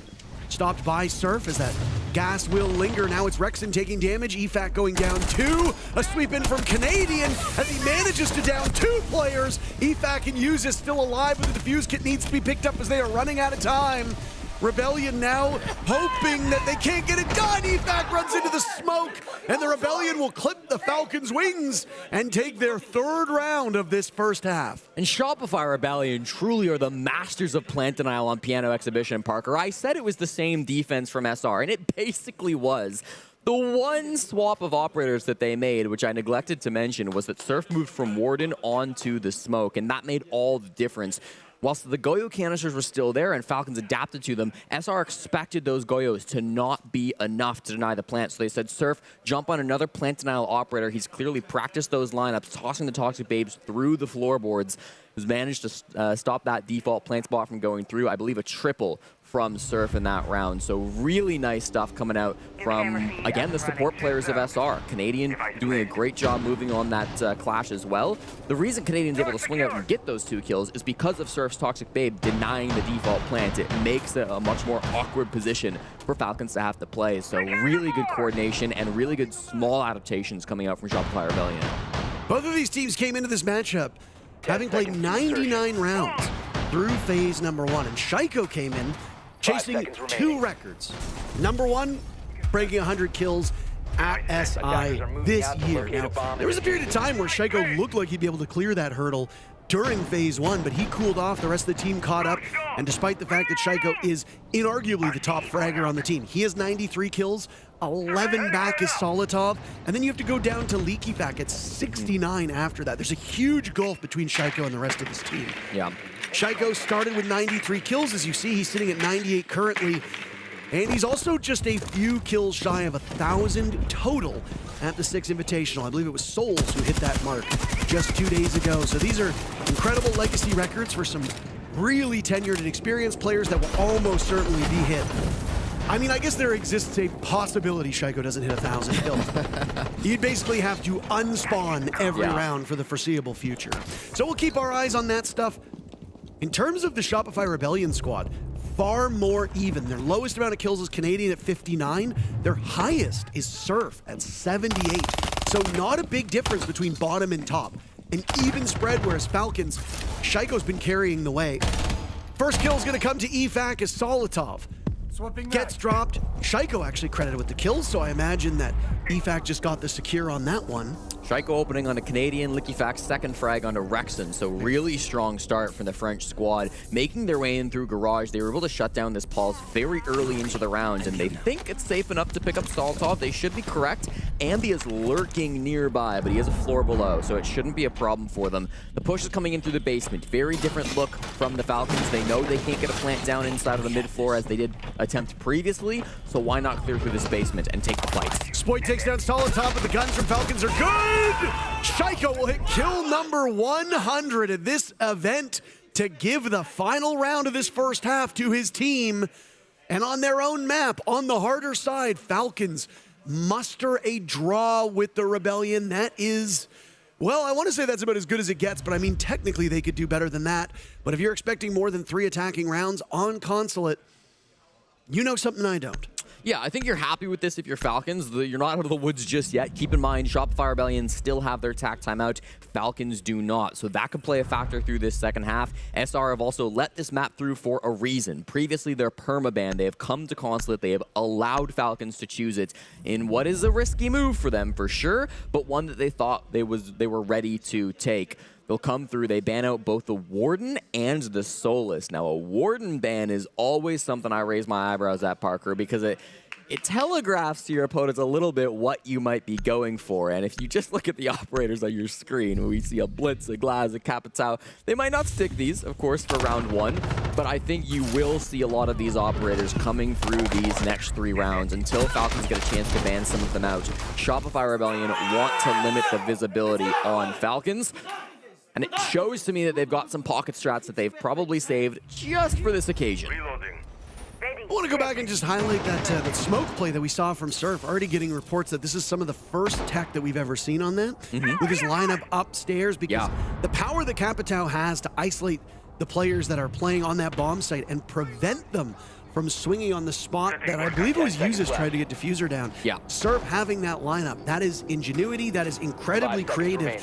And it's something that we haven't seen before. I'm sure it's probably been played at a T3, maybe T2 level, but actively at T1, it's got some of the co-streamers wagging their tongues at how exciting it was. I mean, Surf has been one of the smartest players through this entire Six Invitational. Of course, he had that famous Sentry clip where he uses the beeper to bait out the Thatcher EMP before tossing out the Nitro Cell. One of the coolest clips we've seen at this Six Invitational. So, famously not a mistake. No, and so we've seen some really cool stuff coming out from Surf since this tournament began. One of the most underrated players I think we have here at the Six Invitational. So keep an eye out for him to make more cool plays. Just on the Twister drone now, but it's his teammate of Canadian who is battling with LickyFac on the Visa window. Best rated player on the Rebellion and highest kill totals, sporting a very fashionable +12 before a single round of this series was played. I remember when Surf was yanked up to Tier 1, was it 2 years ago? And we had never really heard of him before. People were a little surprised. But boy, oh boy, has he made a name for himself. And I mean, with what Ambi's doing, everybody else is having to fight desperately for kills on the side of Shopify Rebellion, but you always know Surf's going to be in contention for most frags, round after round. Canadian might be about to die. No, LickyFac gets his position up, so he shows exactly where he's at. Takes a lot of damage to the soft wall, actually. Rexon dealing some bullets into the body of LickyFac, but he still maintains his position despite the phone ringing. They are all trained on this spot. The Glaz is staring through the smoke. But LickyFac's played this smart so far. He completely backs off, Parker. It's a very direct hit on that part of the map, and a lot of players lined up on the side of Rebellion. Reloading. Can't be too disconnected from the push if it's going to be a very linear clear, and it does look like with the exception of Surf and Ambi, the rest are all focusing very heavily on the basement. At some point, Ambi and Surf will link up with the rest of the team. I get maybe a bit worried here that your two best fraggers are disjointed, but down goes Shaiko at the hands of Surf. Now Ambi has an opportunity on Spiral as well. Not gonna find anything just yet. Canadian gets baited in by LickyFac. And Solotov has now worked his way up to catch the cross too.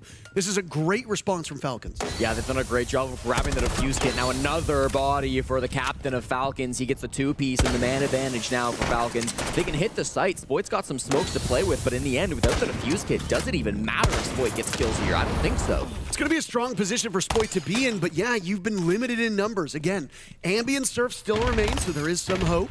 Ambi holds the defuse kit, and with limited HP, that's a little concerning as there are impacts and nitros still on the board for Falcons. Ambi is tempting fate here, though, and 3 days waiting for him. 3 players in on this active Uses with 2 kills.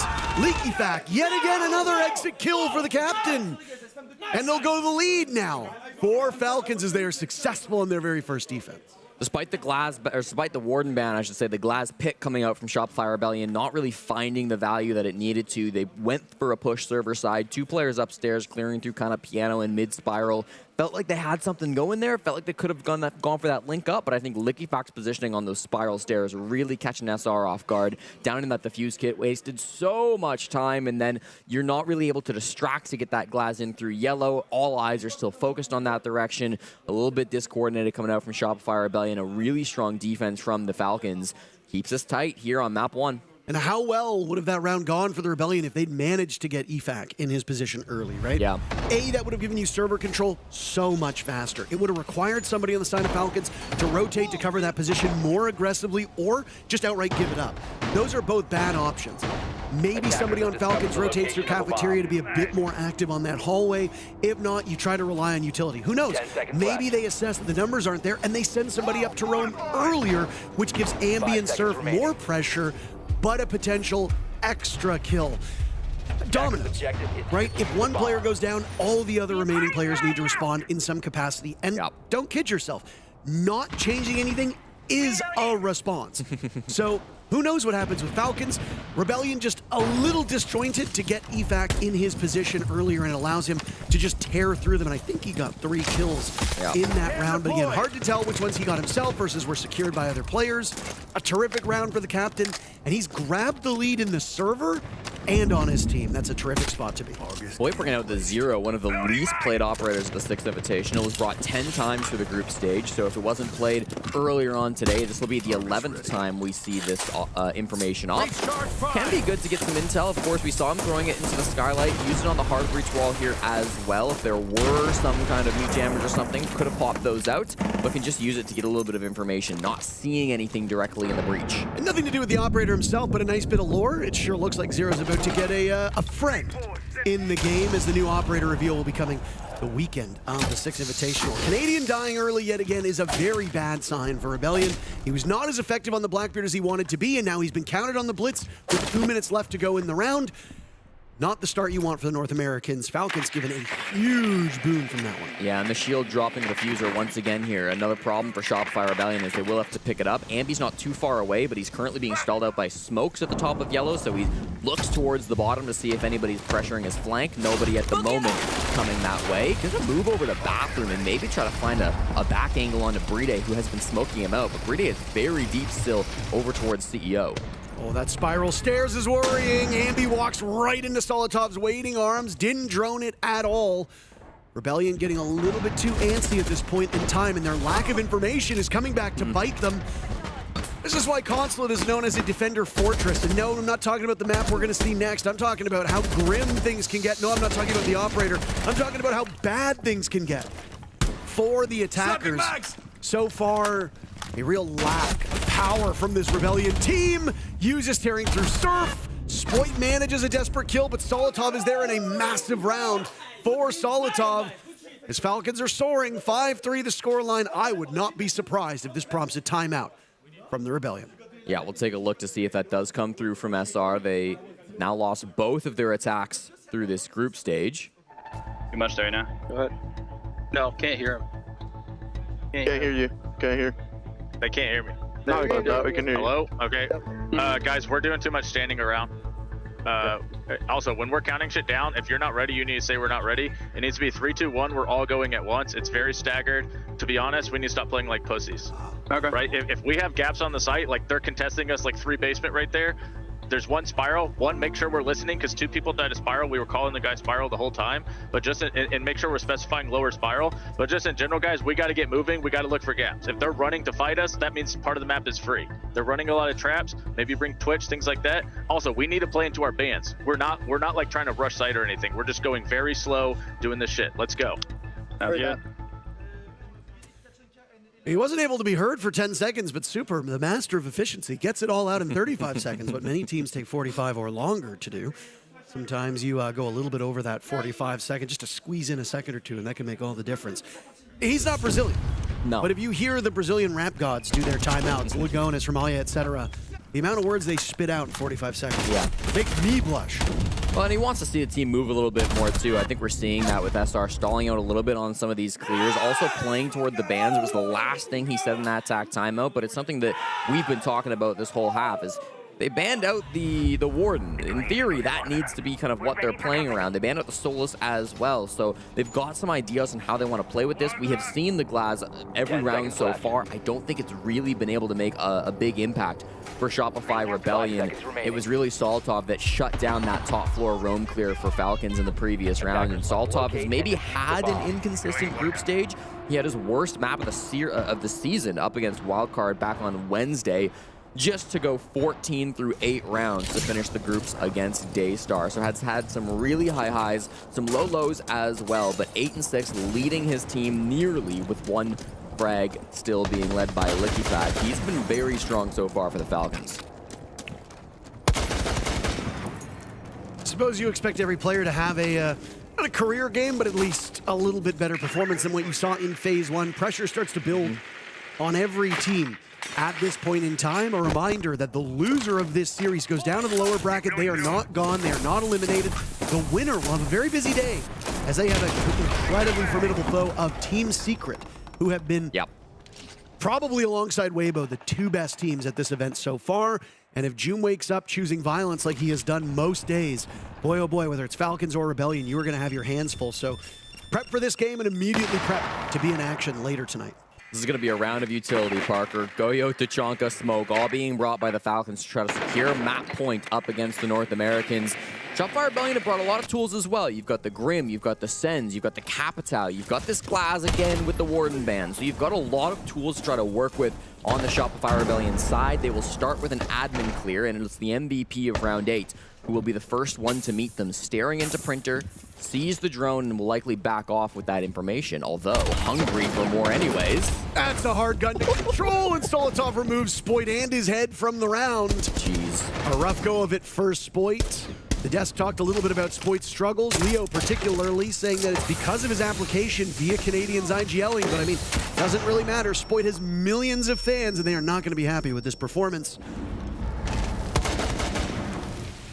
Glass coming through from Surf. He saw somebody for a second there, but wasn't able to hit the shot on it. Smoked out and fired out by Brede. So this utility is now coming in from Falcons. So much anti-plants. That kind of forces Shopify Rebellion to adjust on the fly. They need somebody to go deep. They need somebody to work a pick. 4v5, this is not looking good. And Rexton, who so far had a lot of troubles finding kills, that will persist. He manages to get Solotov. Solotov and legacies topping Falcons at this point. 35 seconds remain, and legacies is getting called back to the site. Down goes Canadian. Surf dropping uses. Brede eliminating Surf, so the trade still favoring Falcons at this point. Brede's been most of a non-factor from a gun perspective, but you know how good he can be in a clutch. He might not need to clutch up because he's got 2 teammates here hunting for these kills. Rexon and Ambi standing against these European players. Falcons looking for the knockout punch in this round, moving to map point. Rexon will find yet another, but they need to get the diffuser in. Rexon will do just that. He's got all the kills so far. He'll have to suffer through the flames, and he gets knocked off of the spot. It does not matter if you still survive. Tachanka tucked into a corner will win the round for Falcons, and they'll move to map point. And Brede, only a single kill through this map, Parker. It came in that round, but what an impact he had. Perfectly played with those Shamika grenades to stall out the plant for so long, and then right at 000, just has to guess where that plant is happening. Don't believe he had intel in the midst of that, unless there was a camera I didn't see, but perfectly places it. Rexon's on a sliver of health. He cannot stick the plant. Rexon, there's nothing he can do. Another player who hasn't really been popping off in the kills, but for Brede, I mean, it's kind of par for the course. He's averaging just 4.4 kills per map since SI started. Brede has not been a heavy fragger, as he never really is for the Falcons, but he makes that up by being the SI leader in terms of defuse kits put on the ground. 13 heading into this game, and plant denial, obviously one of his strong points as well, playing at the Tachanka, showcasing it in round 9. Really nice round to come through from Falcons. The utility game was perfect. I thought Rexon was maybe going to fire up this round. I thought this was his moment to step things up. He was in a really difficult spot because legacies was behind him for so long down those Visa stairs. He gets both kills that he needs to, but forced off the plants. Nothing he could do on 000. Kind of needed Ambi to go deep there while the fire was coming out from Brede, but it didn't account for that utility coming through, and it's just going to be a round win for Falcons. 10 seconds to go. A really valiant effort by Rexon, who, for his own sake and for his team's sake, needed to find that next gear, because coming into that round 1-6, as the guy who admittedly is not having the single greatest SI he's had, and has been living in the shadow of Surf and Ambi, who've had a much harder deployment so far, Rexon needed something big. You look at his 4 and 6, you go, okay, that's not terrible. Yeah. 3 of those kills came in the previous round, which ultimately was a loss. So once again, goes back to impact versus impactless frags. Rexon needs to step it up, and might have to worry about map number 2. Well, Rexon's always been struggling against Shaiko his whole career. He first met him in DreamHack Montreal 2019. He lost that game to Shaiko 2-1, and across his lifetime as a pro player has an 0-8 record when playing against Shaiko, largely on this Sonic/Rebellion core that they've been playing on. So this has long been a matchup that Rexon particularly has struggled with. The org, particularly the core of this team, has really struggled with this French powerhouse player that is Shaiko. And I mean, it's just happening again, Parker. The history seems to be repeating itself. Shopify Rebellion need to turn the tides if they don't want to go down 1-0 early in the series. Again, the stakes, you win, you play Team Secret later today. You lose, you go down to play Ninjas in Pajamas tomorrow. NIP has been an interesting team. They've had some signs of brilliance. They've had some incredible showing. Fantasy, at one point, competing with Joom for most kills at this event. So fragging comes easy on this NIP squad. But I mean, you never want to do a particular lower bracket run against a team that can get really, really hot, because when that NIP team is on, they can beat pretty much everybody here. Even if you want to go down to the lower bracket, because that's where most of the winners come from, you don't want to be one loss away from getting bounced from the event. Of course, it's always the balancing act that you need to play at SI. Here comes the server side push from Shopify Rebellion. The glass was banned out, so they can't use that anymore. Still got Canadian on the splits, trying to work with some of the flashes, but it's LickyFact who strikes first once again for the Falcons. And the most consistent player is gone. Spoit will join as well. The captain of EFAC finding 2. He's as good as gone. Rexon the lone kill so far. Surf is miles away from the action, as we saw in previous rounds. His job is not to be linked up with the execute, but he's not linked up with anybody, least of all his life. An easy first map for Falcons. They showed a little bit of trouble through the first 3 rounds, but they called a timeout, they course corrected, and they dominated the rest of the way. They'll take their own map, 7-3. And how about that 12 kills coming through from the captain? A massive performance from LickyFact. He promised it after this last year's Six Invitational. He promised that they will come back stronger next year. As far as this playoff run goes, Parker, they're looking like it. There was some speculation on the desk as to whether SR had studied for this map. They might, but it was not shown today. Falcons as cool as ever. And that's map 1 in the books. Fortress up next.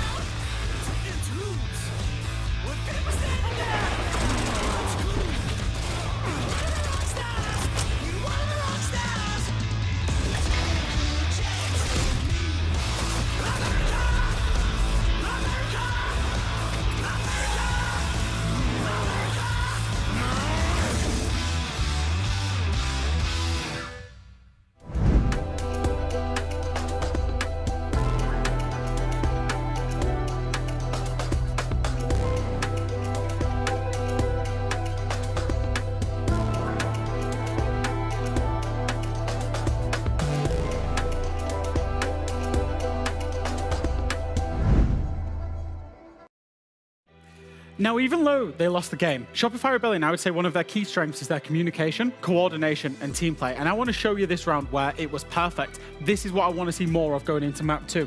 We roll the clip, what we're going to see is Ambi pick up a devious little pick onto the side of Solotov, 5 versus 4. But that's not where this round gets good. Where this round actually gets good is, you can see Liquefact here, up on the top spiral, and he is actually at the same time pushing him. You've got Spoit, Ambi, Canadian, and Rexon all at the same time. And is he going to win this fight out? No, is he not. He's going to just get absolutely gunned down. So Shopify, they've set themselves up now into a 5 versus 3. So what do? They give up all of the ground to Falcons. They let them have all of the map. Canadian makes the call for all of his team to now just clear off. Don't get refragged. Get back down to site. This is the split site on Consulate. So it's all about playing down into the late round. So what do Falcons do when they're in a 3 versus 5? Well, they make a decision to go for the plant inside of Tellers. Why is this important? Because it's playing into the hands of Shopify. You can see that you've got Ambi and Canadian, the 2 information operators on the Solace and on the Pulse. And anybody who's not directly relevant to denying the plant, which is Rexon, who's controlling the garage side and the hatch drop, Surf, who's controlling both of the hatch drops, and Spoit, who's controlling the spiral staircase for any Falcons players walking down. Well, they're just holding for the Falcons players, and Ambi and Canadian are all about denying the plant. Ambi first pings out the plant that's going down from the side of Falcons, and then gets an updated location, and then Canadian is going to get the C4 kill that turns it into a 5 versus 2. Now, for me, this is everything about what's great for Shopify Rebellion, is their initial entry game with Ambi, with Spoit, and then the communication and coordination that the team has. This is something that I want to see more of on the map of Fortress, and the desk will break it down for you. And actually, we've got more examples of that. That was round 3, and beautifully explained by Jack. But if we look at round 5, they do the same thing. The win condition is, let's deny the plant late. If you look at this, it's 28 seconds left. They're on the piano exhibition bomb site, and you see Surf upstairs with a gas grenade, denying the plant the first time. Canadian is making himself forgotten here in piano with the clash, takes his gun out, and gets the 2 players that were walking in to try and replant again.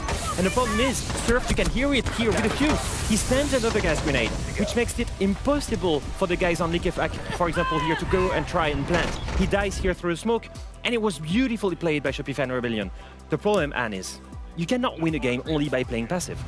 No, I hear you. I mean, this is maybe too passive on the side that they lost the map. It went the way of Falcons, and even their coach on the side of Shopify Rebellion was saying that, right? Super was agreeing, we're doing too much standing around. And that's a big problem, because if the sole win condition is playing passive and slowly and steady, when you reach attack, you cannot win a single one. And that's the biggest problem we've seen. We've seen Falcons pick up on that. They started increasing the pacing, being more aggressive. And if Shopify Rebellion is the ice, they were the fire. They were melting that ice again and again. And when they reached attack, it was beautiful. 3 attacks won. When they reach defense, they get aggressive, and they abused the slow and steady pace of Shopify Rebellion. Now, they're going on to Fortress. It's a map on which they've played before, but they've barely lost it to Wildcard. To me, that's one map where you can even more punish the slow and steady pace. It's a newer map. Of course they're going to be slower. They're still figuring things out. So it's a big, big waking point for me for Shopify Rebellion. They need to be more aggressive. They need to change the pacing again, because right now, all I see is I'm predictable. All right, well, Falcons on the verge of making it into the upper bracket. There's many more teams that are doing that today, progressing in the upper bracket. Earlier on the B stream, W7M Fluxo versus D+, and Dev Marta has an update for us.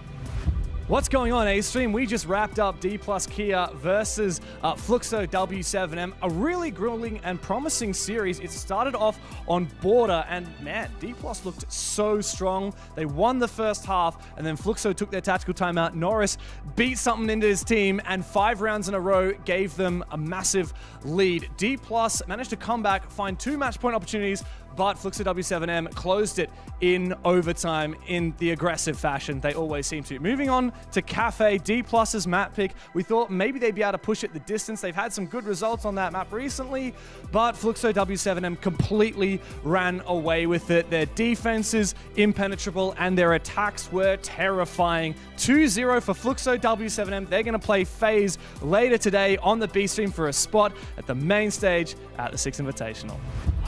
Thank you for the update, Dev Marta, and we are going to continue with our game here because it's Fortress, the second map of this series with Intero and Jesse. Thank you very much. Well, it was a it was a relatively good first 3 rounds on map number 1 for SR, but it was Falcons all the way after that. The Rebellion now go to their map of Fortress. They have to mentally reset and shake off the drubbing they received on Consulate. Fortress has been a mainstay for North America. Does SR have what it takes to push this to another favorable map for them? Or is it the end of the road with Falcons flying high with a 2-0, Jesse? Well, Parker, it's going to have to be something big from Shopify Rebellion. As you mentioned, we go to Fortress, a map that they tell me is in Morocco. I believe it's situated in Ohio because we have seen North American teams dominate on this map since SI started, practically unbeaten here on Fortress. Shopify Rebellion have yet to actually play it as an individual team. It was left up as the decider in their match versus G2, but that was a 2-0 clean win to start the tournament for SR. So they've never played this map in an official VOD. Consulate was a similar story. They had basically no footage. Falcons still were able to walk away with the win. Falcons need to be able to lock in and do much the same here on what is North America's best map. They often call Ohio the Morocco of North America. So many people say that. I've heard it many, many times. Yeah, well, listen, it's going to be an interesting one regardless. Falcons have chosen to ban out the Mira and Kaid. I've seen some really cool Mira setups here on Fortress. Some soft Miras, some hard Miras, of course, as well. You're always expecting to start on this top floor. We've seen the both bathroom and office site as well as the games and bunk site be highly favored by every single one of these teams. Then kitchen cafeteria has been relatively popular as that tertiary site. Shopify Rebellion ban out the Monty and the Grim. Those are both operators that are very good at pushing players out of positions. If you want to take map control, if you want to clear from the top side over from north to south or south to north, those are 2 operators that would be really good to do so. Well, Rebellion's going to get to start defending on Fortress. This is a bit of an interesting one that Falcons want to go to attack. Every time Fortress shows up, Jesse, we always say, this is a map that looks like it will be very favorable to the attackers, but it's not quite there yet. Defenders, by far and away, have their day on this map. So Falcons have opted to go on to attack. Now, maybe that's because they want to start out on the weaker side so they can ride things out for the latter portion of the map once they've settled in. Or maybe Falcons know something we don't. I think it's that Falcons truly believe in their attacks on this map. They played Fortress a few days ago up against Wildcard, and they did lose, but it took 15 rounds, and they won their attacking side 4-2. So we have seen Falcons put together some strong attacks on this map. Game theory-wise, most people are suggesting this will be attacker-sided once it gets fully figured out by all teams. So I think Falcons are trusting in their abilities to go for the pushes on this map. Now, they'll start on the south side, of course. They're trying to make this breach happen into bunks. They've been stalled out a little bit. The drones have been shot out by Spoit. We see the impact coming out as well to stop that bunks breach from fully opening up. It's Ambi and Spoit, the entry duo, who are holding down this bottom floor, and so far they have not let Falcons into the building. One other thing to note as well, Rebellion are a terrific attacking team. So if you decide to shelve Rebellion from that more favorable side, the entry stats Rebellion across the board have been very good at this event. Maybe they'll struggle a little bit defending. I'm not entirely certain. Shaigo coming to blows. Both he and Ambi had terrific games, and yet they were not the 2 best players in the server. Ambi, to his credit, could very easily have been called the best player. On Rebellion, the previous map, it was all for naught, though. They only had 3 great rounds for Rebellion. Shaiko was standing in the shadows of EFAC and Solitaire. Good to see Spoit opening up with a kill. He takes down Soltov. It was nice from Surf as well. Was playing that horse position on the Azami. Came down to help his roamers block off that main hall window to allow Ambi and Spoit, of course, to escape from that roam game. So they've delayed quite a bit of time now on the side of the Rebellion. They've gotten a man advantage, and they've fallen back and fully reinforced the bathroom wall. So there's no easy angle for Falcons to attack this site from. They've got good control of the south side of the map, but the time is really not fantastic. Just over 60 seconds still to go from here, and Bride has moved the defuse kit over to New Tower, over to Books, to try to get a plant down on the office side. Now it's Canadian taking some damage, presumably from the fire of Leaky Pack that had been shot out from that Capitao. Again, Capitao, a terrifically strong operator, whether you want to run the DMR or the Para, both are good options. I'm a little surprised we don't see more of that brand new DMR in hand. You can do some substantial damage. DMR in the hands of Uses, though, as it's a double swing from Rebellion. My goodness, EFAC down, Shaiko down, Uses taking a beating, Bride left to his own devices, and now it's all up to the Brit of Uses in a 1v5. Technically, Could have gotten EFAC up, doesn't get the job done. All around, a terrific set of contributions from Rebellion as they take the first round. And Parker, we've talked a lot about Spoit this day, and of course we always talk about Willie when he's on the screen because it's the guy that the fans love. Hasn't had the best tournament so far, but I think was instrumental in giving Shopify Rebellion that round win. Of course, got the opening pick out there on the roam, but then he kind of rotated over to play with Surf in that horse position once they'd given up the south side of the map, and in doing so, he was able to move around Surf, use the death mark that was being tracked, I believe, by Shaiko as bait. Shaiko tried to track down Surf, tried to make that push into Horse, and then instead of fighting Surf, it was Spoit who stepped up first to get that frag. It was really beautiful. This is the kill from Spoit I'm talking about. The second one there. Then he moves over. He's a bit of a distraction to let Ambi get that third kill in the hallway. And then from there, it's an easy cleanup from the supports of Shopify Rebellion. So really nice play coming through from Willie. Again, struggled so far this event. He has not had a positive map since December 13th, but this could be the one, given how he started the first round. It's been a bit of a rough go for it for Spoit at every event since he won the Berlin Major. As he won it as a rookie, it was an incredible performance from all players on that Rogue team, but since then, Spoit has taken a bit of a more backseat role on these squads, whether it be because of Canadian, as Leo said, whether it was because of his time on Rogue, whether it was his time on M80. That M80 team did have some issues as a roster, so I don't think you can just pinpoint it or just pin it all on Spoit.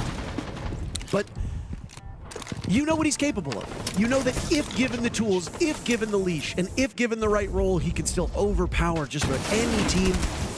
Just haven't really seen it materialize just yet. Eventually it gets to a point where he needs to be a bit more comfortable on his role, get the kills he needs. Even if it's not flashy, he can still contribute. Well, he's picked up the anchor position. He's picked up the Azami to start things off here on the bottom, or on the top floor of Fortress for the second site. Still eager to get into a gunfight with Likifac. Bride also taking a ton of early damage, but it's the French captain who does strike first. It'll be Rexon who goes down through the horse door. And it was Bride hopping onto a Razor Bloom that did all of that damage. The fact that he was able to survive it in and of itself is quite impressive. Thorn getting a whack of buffs and now is far stronger and can be used inside the site or on an extended roam. Surf roaming upstairs right now, situated in bathroom, miles away from any active attacker, though. If he wants to, he can bring the heat to EFAC, and it looks like Surf is going to do just that. Time is ticking down, Parker. We've seen the Goyos, we've seen the stall potential that SR have. Now the push will start to come through the books wall into office. Bride gets that open now. Second time in a row, Falcons are committing to full clearing the top floor. They don't want to just go direct. They are in a man disadvantage, or a man advantage, I should say, this time around. So that makes things a little bit nicer for them. But Ambi, a beautiful equalizer coming in through briefing, takes down Usus, and everybody escapes back to site. And Falcons are now working in a big group upstairs to clear out what roam remains. With 1 minute still left to go, Shaiko has spent much of this outside of the building while the rest of his team gets ever closer. But the thing with Fortress is you can see this site quite effectively from those exterior windows. Spoit has existed in this position for quite a bit of time on that Azami, as you wisely pointed out.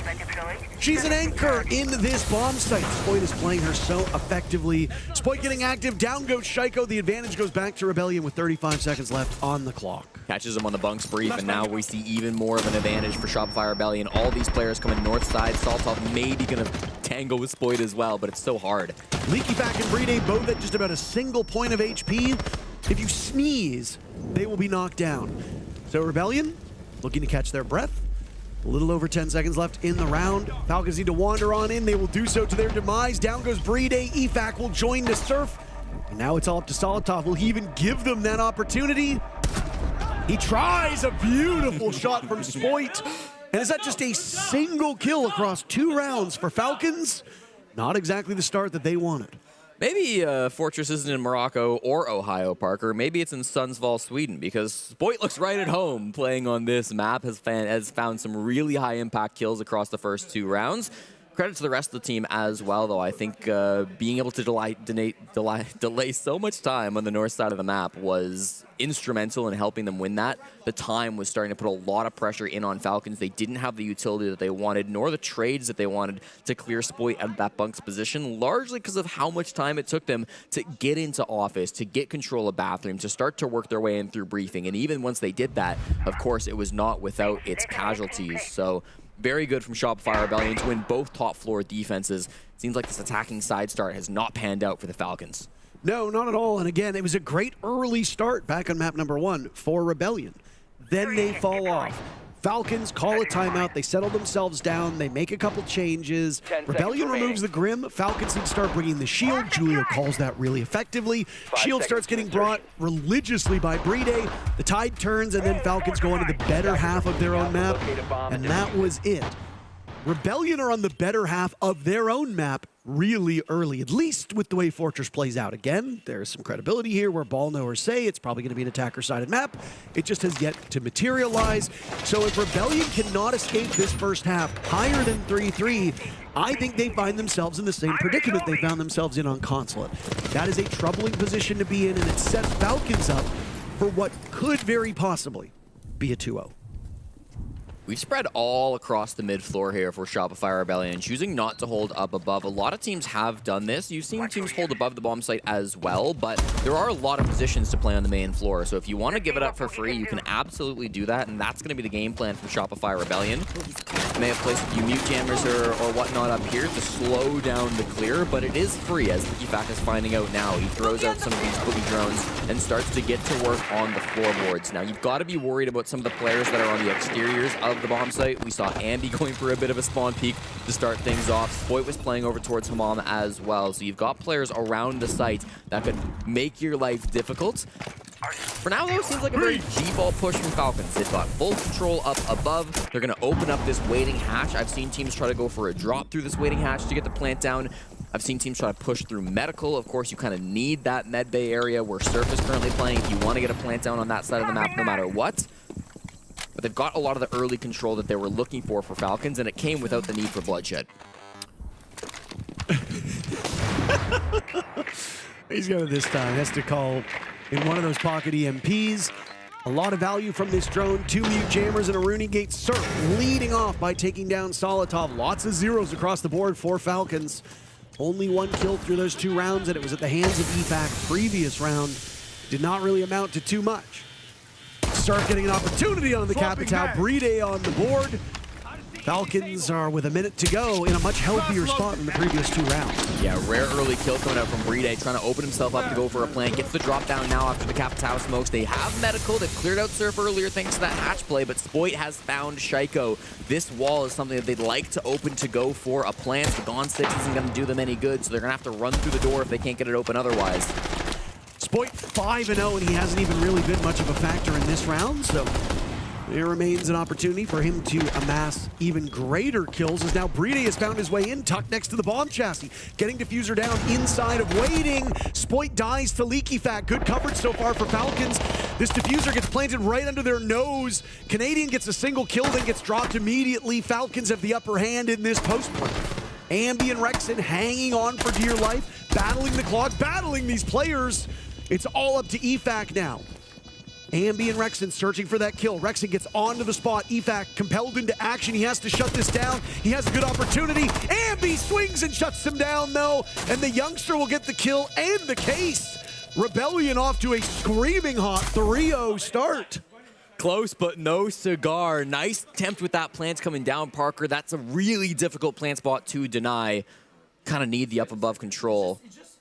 A 3-0 lead from Shopify Rebellion. I'm curious if that does prompt attack timeout. We'll get the operator bans in first before we reveal if we will be taking a quick pause, but really good from Shopify Rebellion to not panic after that happened. They played their trades well. They were always in an advantage, even when man count was early.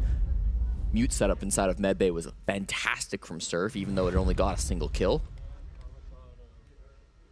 Just rotate lane on the needed. It's just like you guys said, you know, like they're just falling back, we're dying. We can just like what Efak said. We can either like play full naked, just push everywhere, just fast, just speed up the game, you know, because now they're in their comfort zone. You can just like play like this, or you can just bring full execute as well. They keep doing this, you know, like bring more execute, direct full execute, 5 execute operators, you know, whatever. I think the 2 we're gonna make the game more annoying, you know. Let's make them uncomfortable. I think Shaiko on Horse, if you feel like you can double up there, call someone, call someone or rotate, you know. If you can do shit, call someone to help you, or you just rotate and you go with them, okay? Yeah, you can also jump mid-single way window, like when someone bait Earth, so I can push red. Let's be annoying, okay? Yeah, let's go. Might be some of the most urgency I've heard in Julio's voice in quite some time. I mean, Julio is usually as cool as a cucumber. If he's getting mad, if he's starting to show some signs of concern, I think they're probably very well founded. And I mean, that was a much better round for Falcons, Jesse, but beyond that, it has been quite a poor showing so far. Even in that round, they only got 3 kills. Yeah, I mean, their attacks really aren't going the way that they need them to be going. You heard the frustrations happening around Horse. That's Shaiko trying to take that position up against Surf, who has primarily been playing that spot for Shopify Rebellion. I think the Azami ban should help them in taking Horse control because they've played that operator around there a couple of times now, but there really are some issues that I think Falcons are going to have to get together when it comes to the speed of these clears. When they're choosing to clear through the entire top floor, they have been losing on time more often than not. Second time as well in 2 maps that we've heard Julio call a very early tac timeout, Parker. The last one on Consulate came early as well. Both in the same round, both right after the operator bans. Both right after round 3, yeah. And to be fair, it was a good tac timeout and it worked for Falcons. It got them the 3-3 split they were looking for. It's going to be a little tougher to get the 3-3 split here. Shopify Rebellion can play all 3 bomb sites. Again, it's only going to get easier to choose your bomb sites, and you're going to have more options as this second half or first half continues. I'll be interested to see if Falcons do ever commit to going direct to site and not clearing out the roamers. For now, Parker, they are doing the same ace breaching Solitov on the bunks wall. It looks very similar to round 1. I was going to say, 4 of these 5 operators have been played previously. Deimos has been present in all but the most recent round. Striker, the only new addition. Uses has been swapping around ops quite frequently. That's something that we expect. Playing those entry-ish ops that are still very utility heavy. Going from Brava to Flores to Dokkaebi now to Striker. He played 3 rounds of intel ops with more to it than just that. Now just going for pure utility. Looking for that first pick. EFAC, the only player on this team with anything close to resembling a good EPS. 59 for Bride. Everybody else below. Solitov right now rocking a 16 of an EPS, which through 3 rounds just might be one of the worst EPSs we've seen at this point in time in the tournament. Still plenty of time to turn that one around, but ineffective on utility, ineffective on droning, ineffective on killing. That's going to land you in a rough spot. So we're not really clearing through the south side, Parker. They opened up the wall, but then have decided to mostly focus towards the north. We saw that pressure coming out from LegacyFalcon on the white stairs. Chose not to commit to it. The vert angle's a little bit too strong. It's really awkward to push up those white stairs when the defenders are holding vertical angles from inside of office. LegacyFalcon up the main stairs will try to go for a swing, but it's Surf who swings first to find Shaiko as the opening pick. And it's taken over 10 minutes for Shaiko to get his first kill here on Fortress. That is almost unheard of. It's been a stifling defense from Rebellion, shutting down these good gunners of Falcons. They have a good deal of time to work with, and out will go a death mark to make this a little bit easier for the EU squad. Yeah, they track Ambi. He's playing in bathroom. He's got Spoit by his side, so can try to use that as a bit of a bait. But for now, just trying to vacate the bathroom, and it's Spoit going for a hunting kill on a Usus. Bride taking down Canadian. Spoit's only death occurring in the previous round, a round that was won by his teammates. So even if he dies, that's okay, but 6 kills for him, mighty impressive. Ambi strong on map number 1, keeping up with that on map number 2, but shut down by Shaiko, who finds number 2, won't find a third as Rexon punishes him. A 2v2 with Spoit wounded. Bride getting diffuser down. Solitov watching from afar. They're giving him nothing just yet. Solitov turns around. Spoit with yet another kill. And now the 2 remaining players on Rebellion will look to isolate Bride, who's got the shield put away. Gun barrel out. An advantageous position for Bride should they push from that angle. He will get one, but he turns around. A great pinch by the Rebellion. Spoit with a huge round and an easy disable from SR. Yet again, the timeout not paying off immediately.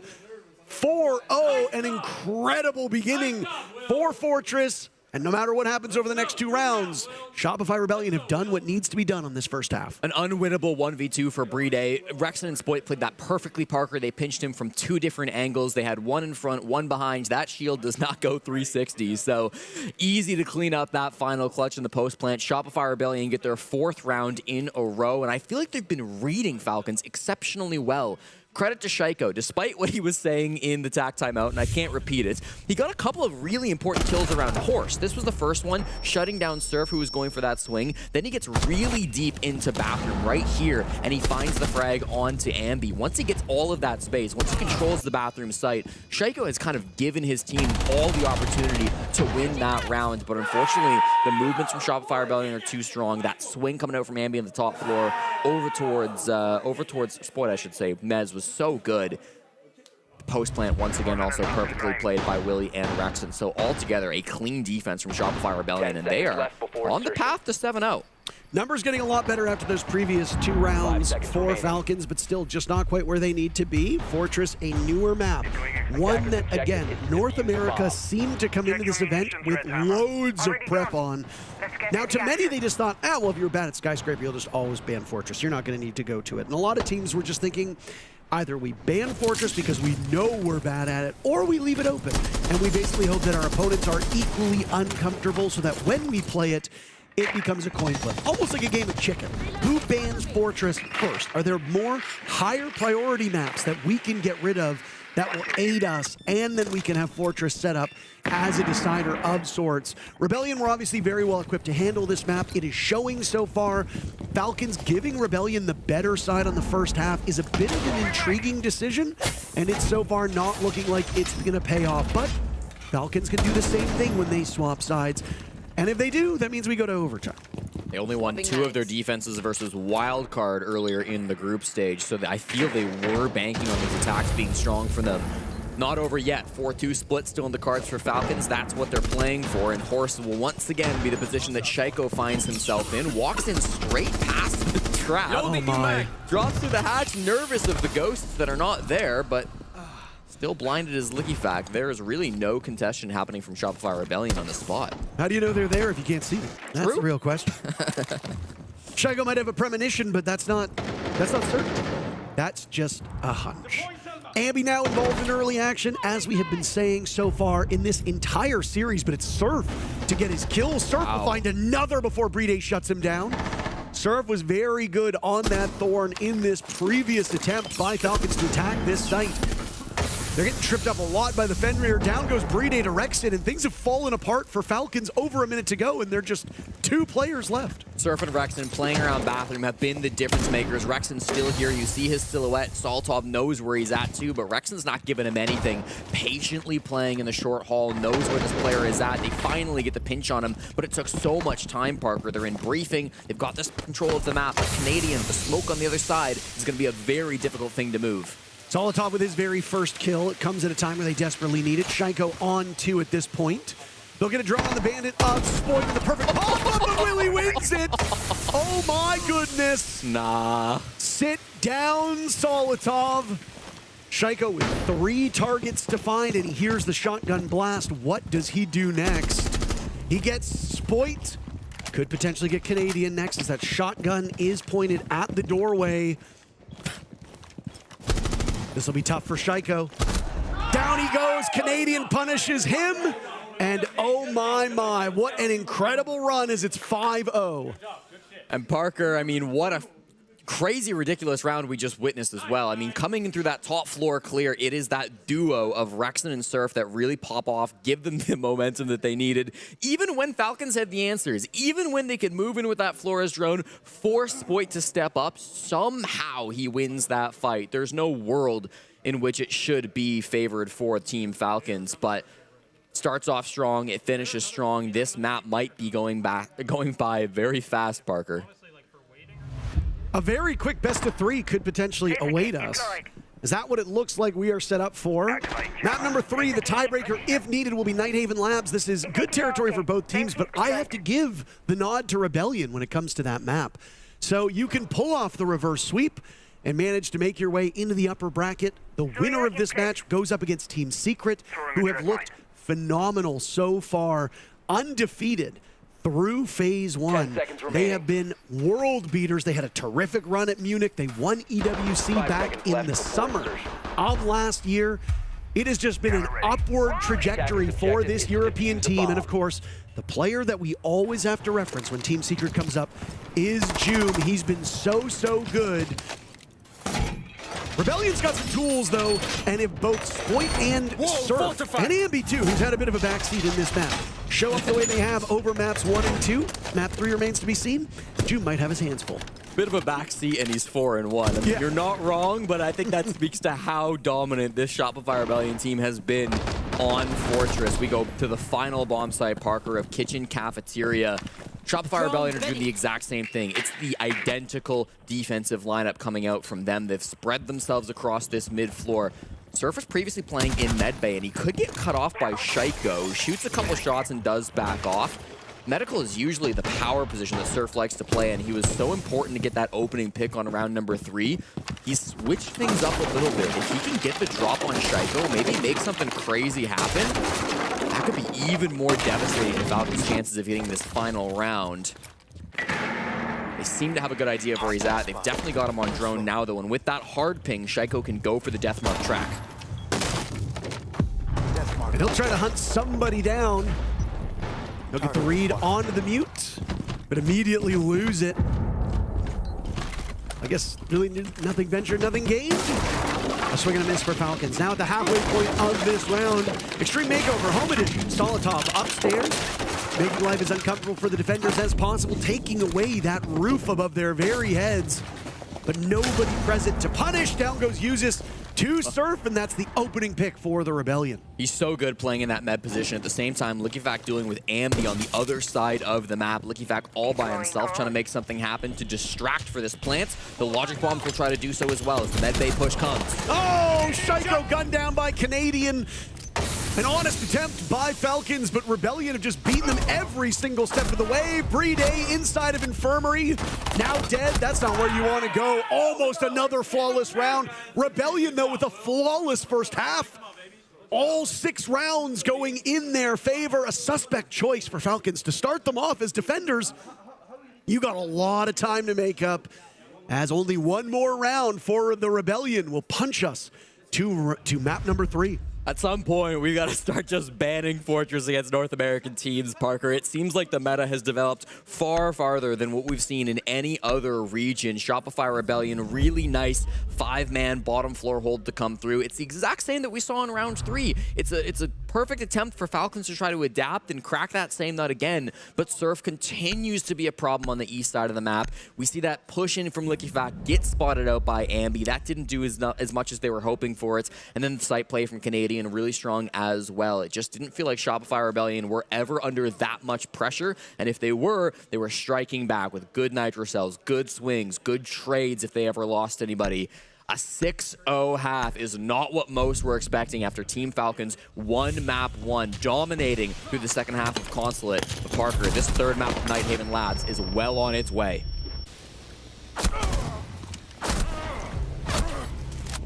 We spent so much time almost tripping over ourselves to praise this Falcons team all the way back in map number 1. And then the desk started to give some flowers to Rebellion for this second map. Well, after Consulate had been concluded, there was a bit of skepticism as to whether or not some of that praise was warranted. Rebellion have made us look like, or any doubters rather, because we didn't openly doubt them, have made us look like fools because the Rebellion showed up ready to play. Look at the numbers on the bottom of your screen. They tell the full story. Uzis without a kill. Solitov just on a single kill. Shaiko held to 3 kills at this point. Across the board, you are looking at 11 kills for this Falcons team. Surf is at 9. Spoit is at 9. Yeah. There is a gulf between these teams, and I don't know if Falcons have what it takes to cross that divide. Now, they do have the upper hand on sides, but a lack of comfort, a lack of adaptations, an inability to read this Rebellion team, all of these things have doomed the EML squad. Now it's up to the Rebellion to crack what could be an incredibly defender-sided fortress. Spoit nearly guaranteed his first positive map of the Invitational. Would be a big boon to get him jump-started into this playoff run. Good droning coming through from Spoit as well. Sometimes it's not all about the kills. Finds a little bit of information there over on the main staircase of this top floor. We've spread it all across the top floor as we tend to see. Uses one of those South roamers. Shaiko as well, really barreled up inside of Horse. So you've got a couple of strong defensive positions you're going to have to clear if you are on the SR team. Spoit and Shaiko likely to tussle as the first flashbang goes through the door. He's just baiting things out. That'll be a gunfight to happen later in the round instead. Surf is using all of his own intel as he spots the Ela of Solotov right now playing in games. He'll get a read. Logic bomb will go off. Solotov's a little bit smarter than this. He is not taking the bait. He will allow that call to expire. Ambi meeting uses head-on an opening pick for Falcons as Solotov gets on the board as well. Serve had all the information but could not land the shots. And with the flick of a switch, Rebellion has gone down by 2 players. Saltov and Uzis, that former M&M duo, doing a great work there on the roam game. Saltov a bit of a bait, as Uzis is the one to really strike first, and Solotov for 2 more right after. Spoit goes down, and this might just be a flawless round from the Falcons. I mean, you got plenty of time if you're Rebellion. You still got your timeout to boot. Solotov killing everybody inside the server. There's a reason why we call him the Turkish Terror. He's been terrorizing this Rebellion team for the last minute and a half. The quad kill is available as Rexon still remains, but he's the only hope for Rebellion. Solotov had information, a pre-fire on the door, but the bullets go over the head of Rexon. Kudos to Rexon for actually trying this one. They've got him locked down with the Yokai. Shaiko will get kill number 1,000 to win this round flawlessly, but I don't know if he actually got it. We'll wait because sometimes they give the kill to a player who gets the down. It sure looks like it. We'll have to wait until we get into live action to see the scoreboard. If it shows 4 for Shaiko. It was a headshot. That's certainly got to be it because it wasn't the finish of the down. It was a headshot straight in with the Scorpion, so that's got to be it. And we are getting confirmation from the admins. 1,000 kills for Shaiko. Souls got 1,000 yesterday, or well, 2 days ago. Shaiko will net it an incredible tally for the Frenchman. And weirdly, he doesn't seem that thrilled. I don't even know if he knows that he got 1,000 kills. I don't think players track these numbers anywhere near as much as we do.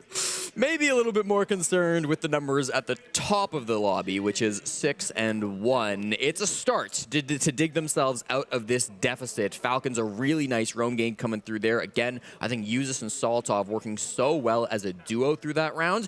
Also want to give some credit to Brede. I mean, everybody was participating in that round for Falcons, but his Yokai drones gave a lot of that information that allowed the roamers on Falcons to step up and get those frags, have so much success in those aggressive engagements. So really nice team play coming out from Team Falcons. Shaiko, of course, stepping up for that final frag, exactly what he needed to hit 4 digits on the SI scoreboard. So impressive from him. Just a terrific player through and through. Hot take, I think Shaiko is a good player. I'll say it, I'll be brave. Not to get political, but I think 1,000 kills is a lot. What a legacy. The only thing now he needs, Parker, is a hammer. He's won a major. He did it with the Team BDS back in Jönköping, Sweden, defeating Team Liquid in a thrilling matchup. But outside of a couple EWCs, there's been no big moment for him on any of his teams, and now that they're competing on home soil, most teams will tell you they don't really care where they win the hammer, they just want to win one, period. Yeah. But if you're Space Station, winning it in North America as a North American team, if you are Furia, or W7M to be more specific, winning it in Brazil, or if you're Falcons, potentially winning it in Paris. Even though the team and the org are no longer a French team, the core and identity of this team for so long has been French. They have a majority of French players. It would feel mighty good for Falcons to lift the hammer here in Paris at the live event next weekend. But he's got to get out of this matchup first, and right now it certainly seems like map number 3 will determine things. Unless Falcons can go on a 6-0 run of their own, Rebellion is still sitting on map point. Trying to find some way to get into this map. Course wasn't really successful, so Ambi goes in for the bottom floor, finds the frag on the looky back at the main stairs. That's their opening that they needed. Could open up some space now for these players to try to jump into the window, maybe get in through that horse door still.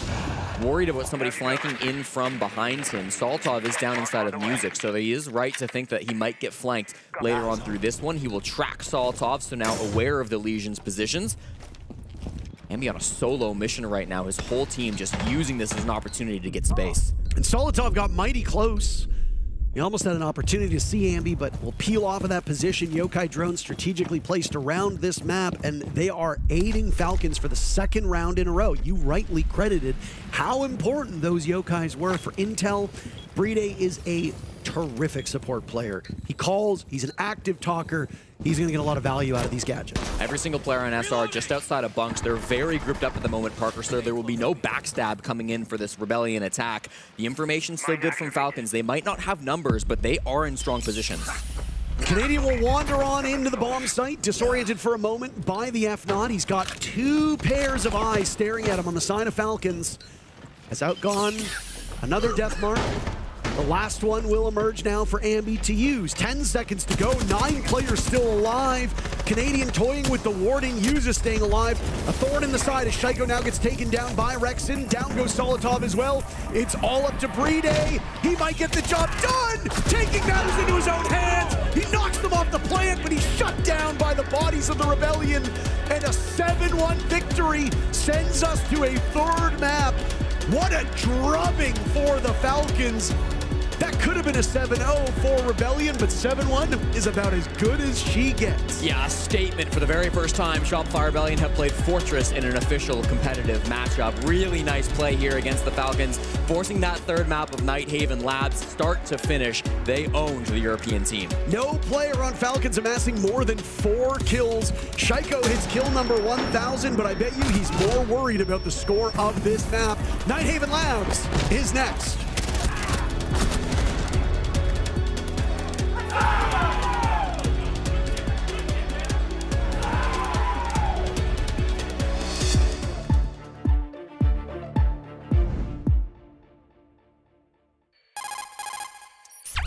Our window is closing.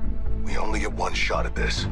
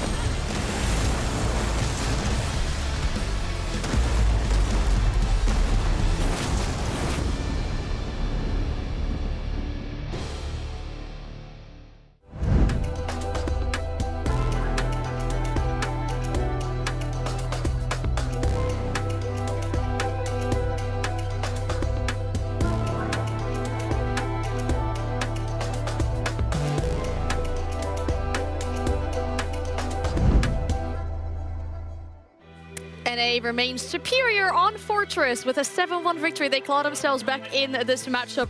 A very dominant map, especially on the defense. A really weird take, by the way, from Falcons to go and pick attack on Fortress, because if there is one team that knows how to layer their defense, it's gonna be Shopify Rebellion. Yeah, and I think ultimately Shopify Rebellion did that really, really well. There was two key individuals for me, which was Spoit and Saf, and I think realistically the way Fortress will play out is you will often be spread up across the top floor, mainly controlling that horse area and the bathroom area, and Surf, he was incredible at controlling that one. Yeah, the front line and the back line, right? Spoit, amazing on that Ela, especially like you said, holding the strong areas, abusing the Ela mines and winning his gunfight. Surf, on the other hand, was the guy that was playing on site, either with the Thorn or with the Mute. He was the one holding it as an anchor, getting the important frags. Honestly, the work of the two, the back line, the front line, amazing to see from Shopify Rebellion. And they're the ones, the real kings, that are to be praised for the 6-0 in defense. Their reactions were so good. They really were. They knew exactly what Falcons were going to do when they were trying to do the full clears across, and when it was time for the execute, they were ready, holding all the different areas of entry that Falcons were going for. When Falcons started going direct, they were baiting them out for just the individuals where they could find the 2v1s. They were getting them every single time. I feel like we put a lot of pressure on Spoit, of course, with the head-to-head. We put him versus Shaiko earlier. So far, he's definitely delivering, at least in this map too. Yeah, we've said multiple times, it's never been about the skill with Spoit. It's about putting him in a position where he can actually frag out. With that Ela in strong positions, he's actually, I guess, in a perfect position to go and get aggressive, get the kills that he wanted. Yeah. Now, that wasn't the only one or the head-to-head we did earlier today. We also talked about the IGLs, about the strategic gameplay, and there's something you want to show us on Nighthaven Labs. Yeah, I think so. Obviously, this is the map that we're heading into, and on the very first clip, it's actually Surf, and I think it's just worth re-showing this one, where he throws out the proximity alarm to bait out the Thatcher to get rid of the proximity alarm, and then the C4 is free to not be Thatchered and to deny the plant. That was absolutely beautiful to see. And if you look at the overall theory from Shopify Rebellion on that map, look at Ying here from Canadian. He's baiting the back line of the bomb site here. He's gonna die actually coming into Aqua, but he's there to buy time, to be a distraction. As he does that, Ambi, Rexen, they flash out the bomb site and they go aggressive and take it against FaZe. And then towards the end of the round, 7-7 by the way against FaZe, the world champions. Look at the views of the smoke, exactly like we saw it on Consulate in earlier this match against Falcons, that gets rid of the diffuser. And then after this, the clash of Canadian takes over, buying time, slowing down the attackers, 15 seconds left, nothing they can do here. And as much as FaZe will go and get aggressive and get some picks, as long as Canadian and Surf, the backline lives, the only two remaining player buy enough time here. Canadian with the clash will buy enough time to win the round, and that was how they beat FaZe on that map. And obviously we're talking about Shopify Rebellion a lot, and I think that's because being consistent, when they play with the team play, when they play with the coordination and communication, they are so high in terms of their level, they can take on anyone. We've seen them just do that to Falcons. We've seen them in the clips just then, doing it to FaZe. They can do it to anybody. When it doesn't quite pay off, it doesn't look as good. So it's the big win condition in my mind for Shopify Rebellion is, can they play to that level with their coordination? So then when it comes to Falcons, what are we looking to see from them on this final map to really stay in the upper bracket? I think the important thing is we've seen multiple times the split takes, Jack, and they're so spread around, and they get picked off one by one. They take individual gunfights, and they're used to win them, fair enough. But when that doesn't work, you need to start playing as a team. We heard Julio call the right strategy. What was it? It was go direct, everyone together. Shaiko, if you're on one side of the map and you don't get a kill and you don't feel useful, go join the execute. Play as one team, as five, as a squad. That's the one thing that we need to see from them. Well, they need to show us that if they want to stay in the upper bracket, just one more match. It comes down to a best of one. Who stays in the upper bracket and who loses their extra life? Nighthaven Labs is up next. Winner gets to face Team Secret later today. Loser goes down into the lower bracket to fight up against Ninjas in Pajamas tomorrow. Falcons won their own map 7-3, a far more convincing win for the Rebellion emerges on Fortress. Now, a map that should be well suited for both teams awaits us. Jesse, if you had to predict, or if you don't want to predict, but at least explain the stakes here, who do you think's got the upper hand on Nighthaven Labs? Parker, you can call it NA bias if you want, but the way SR looked on the previous map was just devastating in my mind. Falcons, they've had these tough moments in high-pressure situations. They've fallen in those spots before. And listen, every time an SI champion has been crowned over the last 3 years, they've done it after falling in the first round. So listen, the storybook kind of writes itself for Team Falcons here in the City of Lights. Up against Shopify Rebellion, they'll still have to prove it though. Nighthaven Labs, as you mentioned, and this is going to be one that Shopify Rebellion have a long history of success on. Of course, 2-0 at the Six Invitational, beating FaZe Clan and G2. Overtime on both games, they were close. They were very much nail-biter matches, but in the end, Shopify Rebellion have shown consistency on this match before. Falcons are also 2-0 since they lost it, of course, in the Munich finals. But those games were against not quite the same opponents. One of them was the same. They beat G2 at the EML finals. Then they beat Daystar here at the Six Invitational. Their game's much faster, but I would say less impressive given the stakes of both games. Absolutely. And just as we were about to get underway, it appears that we have a small tech issue, so we will stall for a little bit more time. Over on the B stream, you've got two North American teams colliding in what will be just one of a handful of times we see North America today. If SR wins this matchup, they will be in action later against Team Secret, as we mentioned just moments ago.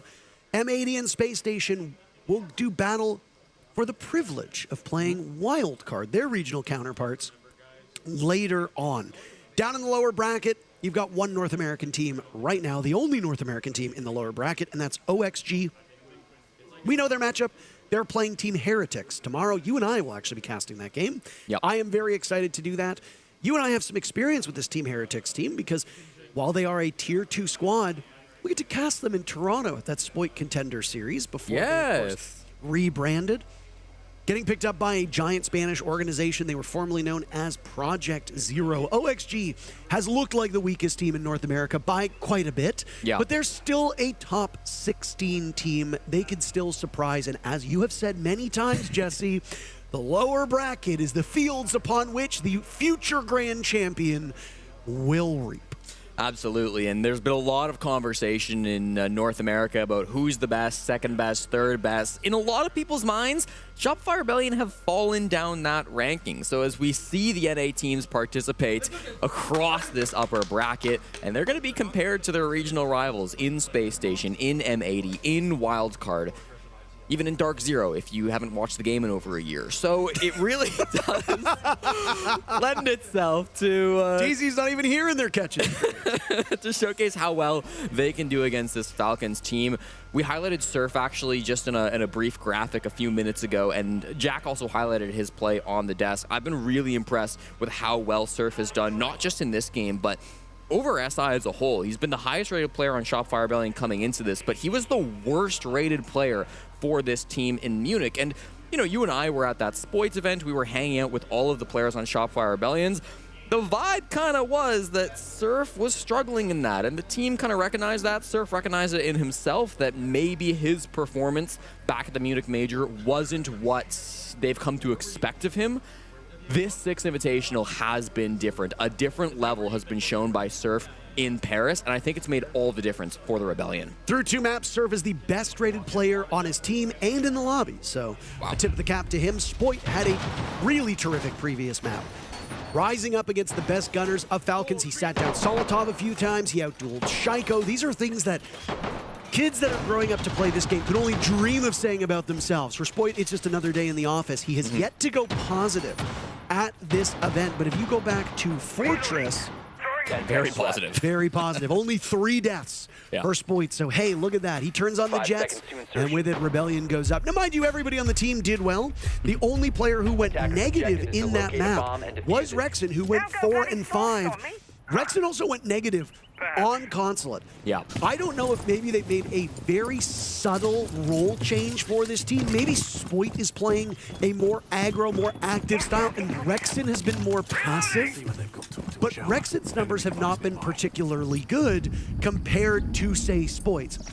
To his credit, Rexon did enter as the perfect middle-rated player on this squad. So he does what needs to be done, but he has not had a particularly good series so far. If Rexon can turn around, that would be great. But right now, the stories are indeed Spoit and Surf. Well, and sometimes the impacts aren't always seen on the scoreboard, Parker. Like when you get an Electro Claw trick, you can have a high impact on the round without getting the stat sheet going your way. Now, Canadian dies in the midst of this. He was trying to protect Rexon's retreat as he went for another trick on that connector wall. He loses his life for it. At the same time, though, Shaiko gets traded back by Ambi. So we're seeing everybody on SR working together to accomplish establish some of these goals. In the end, they don't keep the wall fully closed off, but you're not going to be able to walk in through the connector breach, and it starts to limit the options that Falcons will have as they go for this attack. Canadian spent every round defending on Fortress as Smoke, so now he'll go with the shield operator. Clash has a ton of value on this map, particularly this bomb site.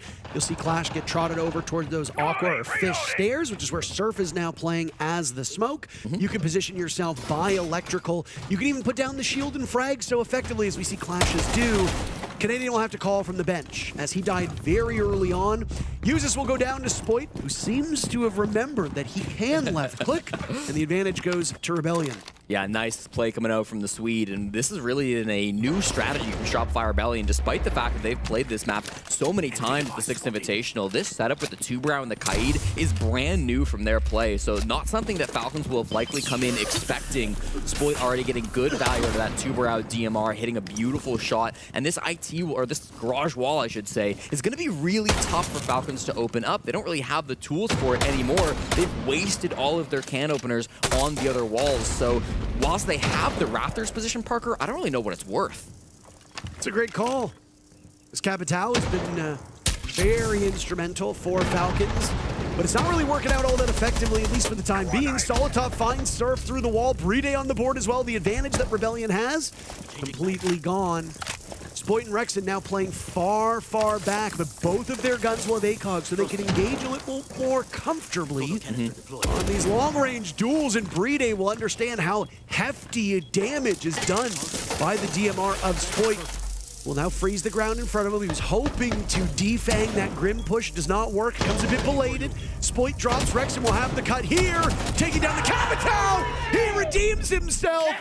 He heard us critiquing his play, and Richie will clutch to give the Rebellion round number 1. Speak of the devil, there he goes. What a pop-off round. And again, it's not just about the kills, Parker. I really think the utility was the key focal point for Shopify Rebellion in that round. Keeping the walls closed with that Two-Brow Kaid combo. It wasn't something Falcons were expecting coming into things. It wasn't something that they had the tools to play against. Really smart play coming out from Shopify Rebellion. And honestly, Parker, it reminds me of a conversation that was had between Shaiko and Milos, where Shaiko said to Milos that, listen, we don't feel bad when we lose to teams because every single time we play against a team, they're bringing it their all.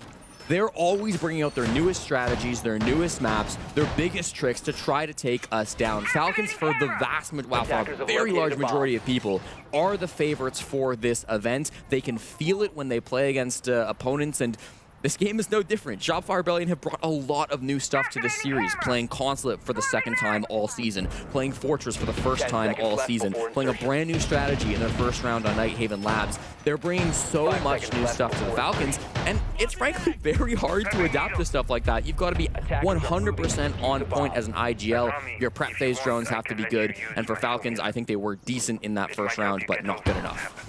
I mean, I don't think you expect Rexon to clutch a 1v2, right? I mean, I understand. I liked his positioning, to be honest. I think the 1v2 was favored. I think his positioning was very, very good. But I'm just saying, clutching out a 1v2 after you've used all that utility isn't exactly something standard. I agree with your point, but I'm not condemning you. I'm condemning the Rebellion. You cannot rely on that to happen every single round to save the day. So still some structural issues from Rebellion, as the Falcons were very good at getting in. We will see now what takes shape here in the second round. Promise, Jesse, I'm not mad at you. I could never be mad at you. Parker, I don't think you are. Don't worry. I just think that it was a good defense. Rexon inside the control hallway, playing over by crates, of course, going to be something that they have to deal with. This top floor may be a bit more pressing of a concern. 3 of these Rebellion players are up here. Canadian, Spoit, and Ambi, the entry duo plus the old man, trying to get a little bit of information to allow Ambi and Spoit to do some pop-off things up here. The IT breach is not a problem, and Rexon's still not having any problems. In that main floor, he finds Saltov outside the window, and it's just been so big of so much of a thorn in their side. And this comes back to our point that we talk about with depth, right? If you have a bad map, if you have a bad second map, you got to redeem yourself for map number 3. If you have a bad second map, maybe you have a good first map. Yeah. There are ebbs and flows to these players. So Rexon off to a hot start is particularly great. If you exclude round number 1 of Consulate, Canadian has played 3 operators on every single round as a defender. He has played Clash, he has played Smoke, and he has played Pulse. He played Tachanka round number 1 of Consulate. It was a little experiment. really nothing more beyond that happened. But yeah, he's going to play these intel ops on smoke, a little bit different with a map like Fortress. I trust Canadian to call on this Pulse. It's a very familiar op for him. Historically, he plays the Mira on this site, but of course that gets banned out, so it's adapt a little bit over towards the Pulse. Still a comfortable role for him. Uses in a potential plant position. Now there is still Rexon very close by. I don't know if Usus is aware of Rexon's spot or if Rexon's aware of Usus. They are right next to each other, and now they will both reveal that information. Rexon sees the brunt of the shield, doesn't get the freebie with it, and worried about who might be playing around the shield player, but not dead yet. Rexon's in a precarious spot. He has to tempt Breeday over on the window. They will close in on him. Multiple players, but Rexon fragging from this position, getting them all. Cannot outduel Usus, so finally his run will end. But he struck fear into the hearts of this Falcons team. Shaiko and Usus will very quickly need to get into the site and punish these remaining defenders. They are outnumbered 2-1. Here comes Usus, trapped in the corner as Surf. Shaiko gets him, and now the Brit will attempt a defuse plant with Shaiko to watch. Canadian down below. Nitro Cell Costa perfectly blowing the round to smithereens for Falcons. The big brain on big bad Nadian, and it's a 2-0 start for Shopify Rebellion. He thought he had him planting on the cabinet, but nope, Canadian's got the shotgun so he can make the angle. So perfectly played by SR, and it all comes back to those entry frags too, Parker. Richie Coronado, the flex support from Fresno, California, stepping up. Keep in mind, has never beaten Shaiko through 8 matches that he's played in his professional career. That goes all the way back to his time on Luminosity Gaming. He has always struggled against his French core, but today he has been stepping up and has been the key player on Nighthaven Labs. Such an impossible position just beside those crates in the hallway. It feels like they know where he's at. They should be able to get the free kill, but he walks away with 3 in that round and opens the door for Canadian to close it. I mean, that round was over whether Canadian gets a Nitro Cell or not, right? Amidst that melee, Shaiko had died to Ambi too, so it was just Breeday all by his lonesome. Suppose there is a situation where the plant goes down successfully. 10 seconds left. Breeday will then turn around, fully extend, and there are 3 Rebellion players that will all be competing to knock you left and right while one goes on the diffuser. Exactly. It was curtains for Falcons on that round.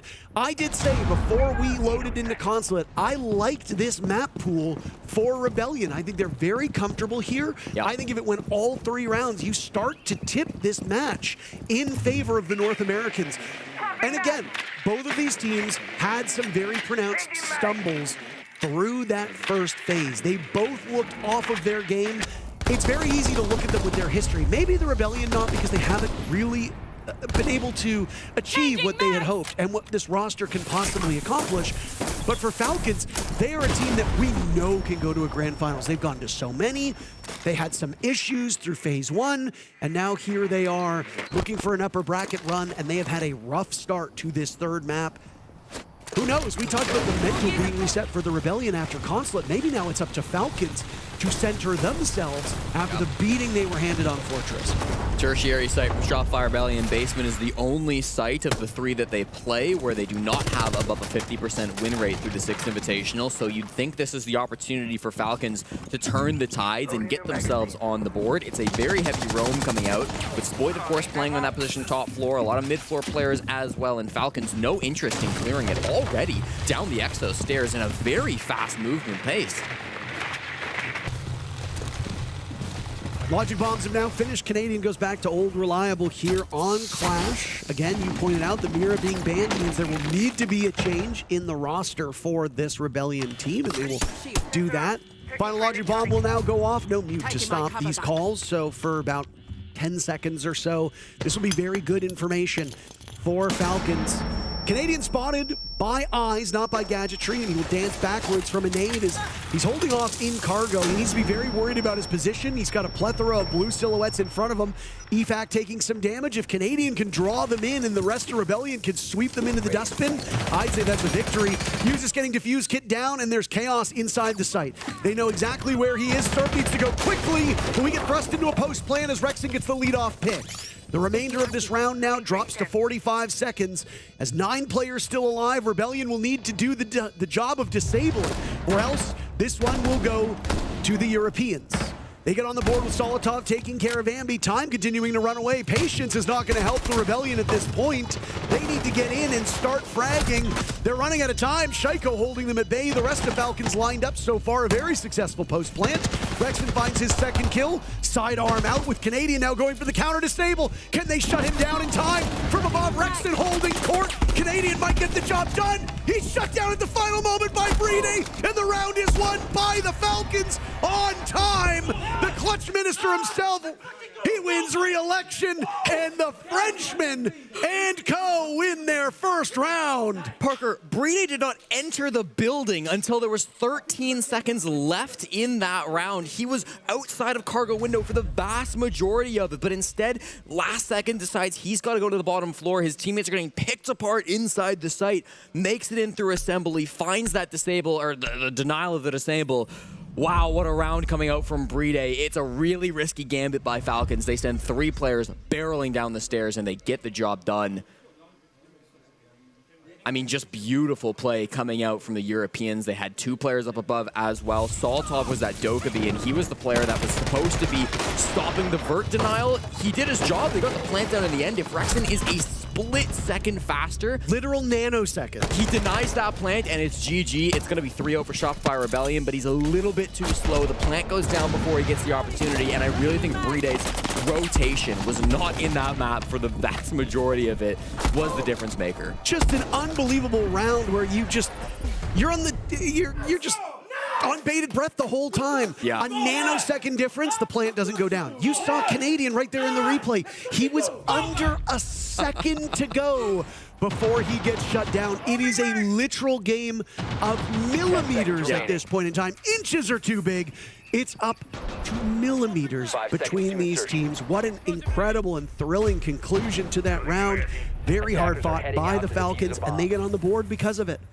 Maybe concerning that that's the only way you're winning a round is by barely finishing the plant and then barely stopping the disable, but hey, a win is a win, and Falcons will get on the board. They don't call their tack timeout after that one. I kind of expected it from Julio because he loves calling these tack timeouts after 3 rounds, and the scoreline doesn't look good for Falcons, but they need to know how they can adapt for this next couple of rounds. They go back towards that top floor. They banned out the Kaid. The utility play that was being so strong for Rexton back in round number 1 won't be a factor anymore. He's moved over to the Goyo.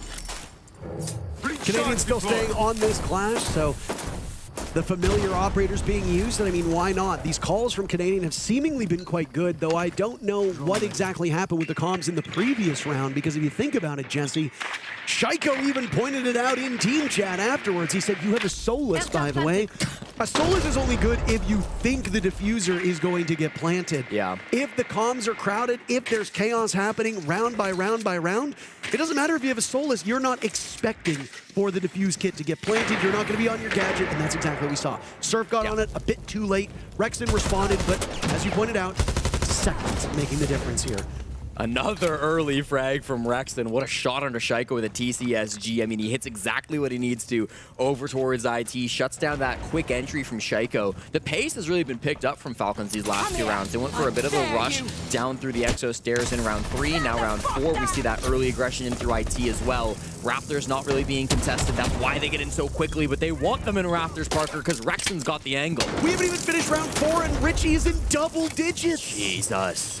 I don't even think he had 10 kills combined across the first 2 maps, and yet here he is, beating every member of Falcons to a pulp. Solotov swinging in, eliminating Rexton and Ambi. That's 2 of the 3 heads of this Hydra of the Rebellion. Canadian drops very quickly thereafter, and the advantage now goes to Falcons. I don't know how Solotov is existing. He's in surrounded by toxic babes right now. They start to fade as he does still survive. Brede's got the defuse kit still outside the bomb site in connector. Spoit and Surf have 45 seconds to kill. That's too much time, Parker. They've got to either deny this plant or make the flank happen. Surf is not being expected. And once again, the defuse kit going down. This time they seem to know it. Spoit gets 2, blowing the round wide open. EFAC will need to pick up the pieces as now he attempts his own plant. Out goes the final toxic babe. Frags will be the way forward for this Falcons team. 20 seconds to go. EFAC squaring himself off, but he knows that Spoit and Surf are coming. Good patience so far from Surf. Another attempt from EFAC. They're going to wait this one out. Plant started at 9 seconds. There is no room for error, and error will not be had. Surf gets the job done, and North America's team of the Rebellion go back to a 2-round lead. And that's not an easy round to win, Parker. Shopify Rebellion didn't have the numbers in the midst of that. They're in that 2v3. Okay, guys, I feel like they're just giving you space, and you guys are trying to do solo plays. No, they're just all together. We don't need to do this, okay? Just take space, for example. For now, for stock, just fucking open IT, just ram, just take garage fast, and then we see what we can do, okay? Same for basement, open side, ram the stock guy, just make them pressure, then we see what we can do, okay, guys? Yeah. Remember, we have, I think we bring the Dokkaebi, but remember, guys, they're giving us space. You guys will not find easy gaps, you know, like you're just going together, then just take the initial space, and then we 2-1 and fucking refract them, okay? Because we are doing this with advantage and getting the kills, okay? So just do it together. That's why it pissed me off, guys. We are losing this game because we do the same mistake as Fortress. Uh-oh. Leaky fact status, pissed off. Because right now we're just taking 1v1. Please. He's absolutely pissed. Shaiko is abnormally red. I think frustration is running deep across this entire team. And look at these replays, Parker. I mean, they're absolutely right. They're solo plays coming out from Falcons. They're playing as individuals. That's how Rexton gets a couple of those early picks, because there's one guy at a time walking at him through Raptors, in through IT. He's holding the angle with the TCSG. I mean, they're great shots coming out from Rexton, don't get me wrong, but they shouldn't be so easy for him to hit. Falcons are giving him these opportunities. Rexton right now sits with 10 kills. The rest of his own team only have 9 combined, so he's doing more, at least by the numbers, than everybody else on his team. We see the impact from everybody else too. I thought Spoit and Surf played that 2v3 so well. Surf throws those toxic babes, goes for the flank, comes back at the right moment. The nitro from Spoit perfectly placed and timed. Falcons, they're great late rounds coming out from Shopify Rebellion, don't get me wrong, but Falcons are opening the door for them by having these individual plays early. I have to wonder if a little bit of this is teams underestimating the Rebellion. Yeah. There has been some chatter, and I have taken some time to speak to some teams, offline and confidentially, that there is a belief among a not insignificant number of teams at this event that Shopify Rebellion are a bit of a paper tiger. They look really good on paper. They've got great fraggers. They've got one of the best IGLs in the game. They've got a huge organization with tons of money backing them.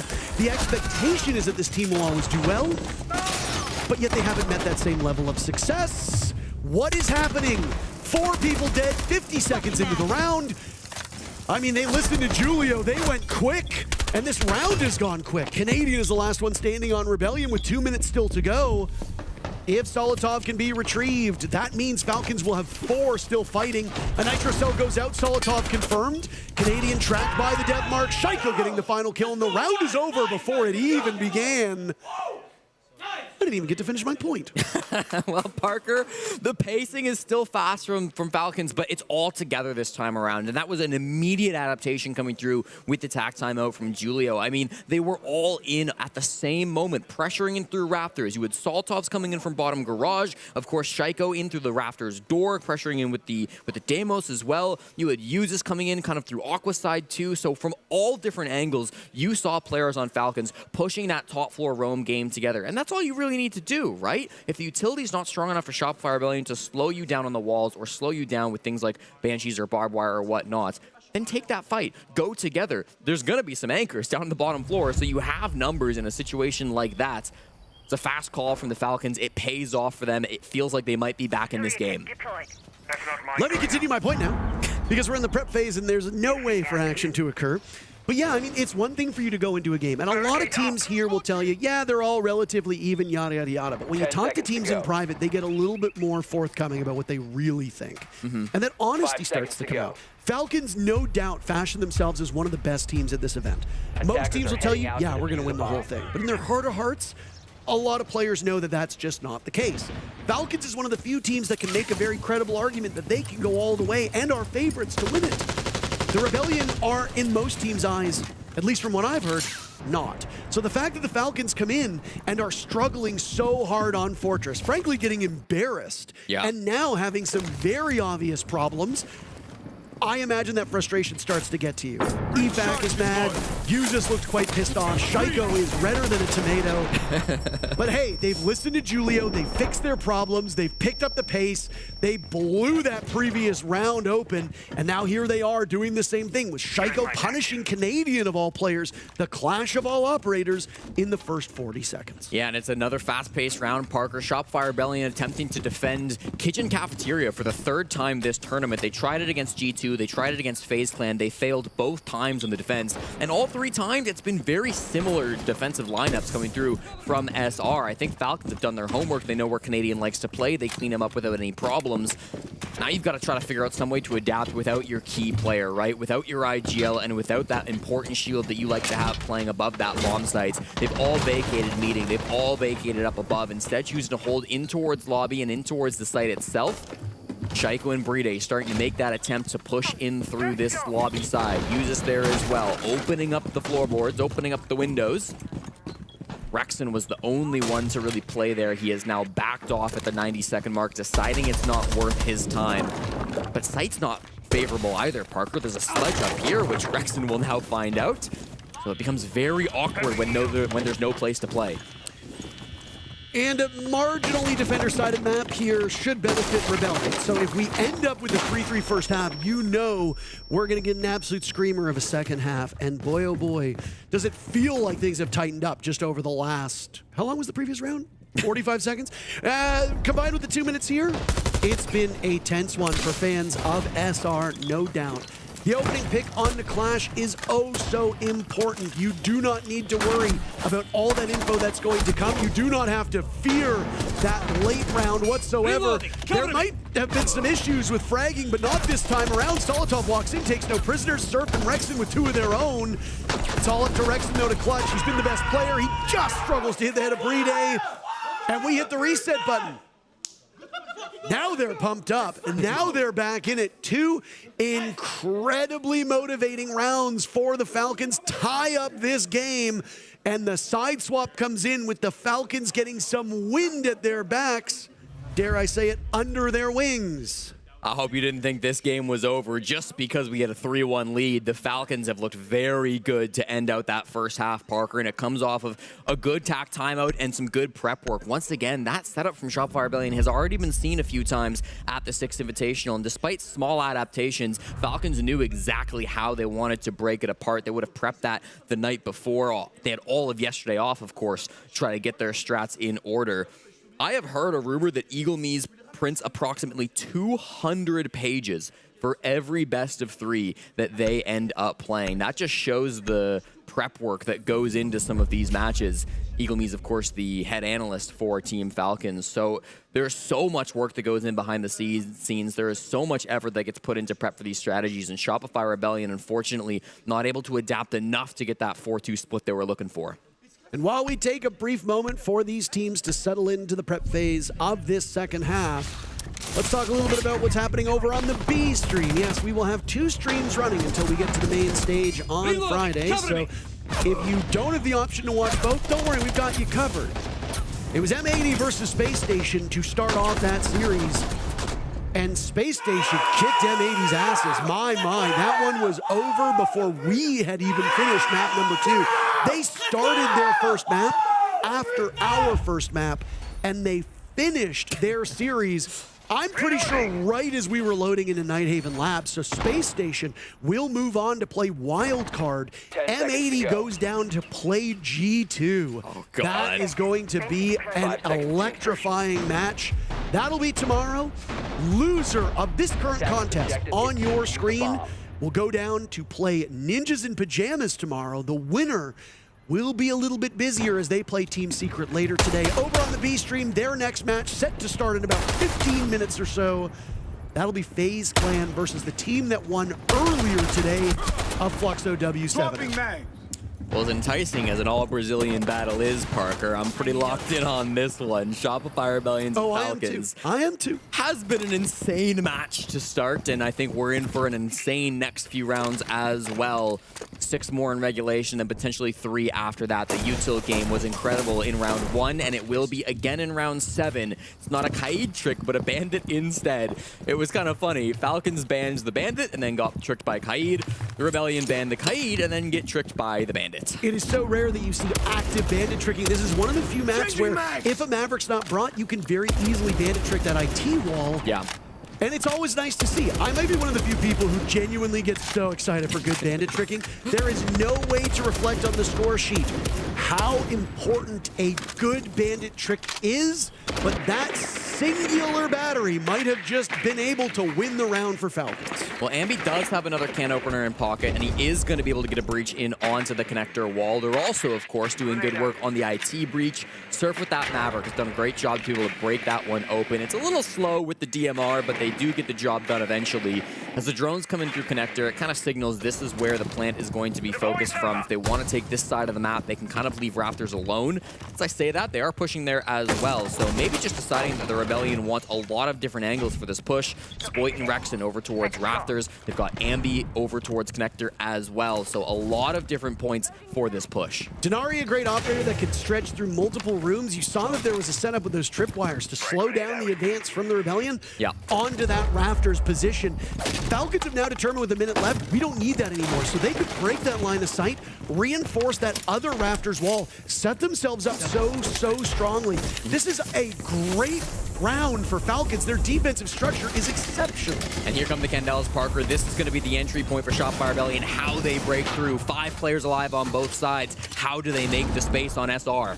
Canadian very worried about that Malusi. Banshee, Shaiko and Solotov swinging. Ambi the only one on the board. Brede now in on the fun as well. Falcons spreading these kills around, spreading the wealth amongst all of their players. Spoit and Surf find themselves with a heady task awaiting them. What do they do? How do they get into the building? Do they even bother? Surf's found out that he dies to EFAC. A team kill is still very doable, but EFAC will find 2. Spoit gets shut down and the lead goes to the Falcons.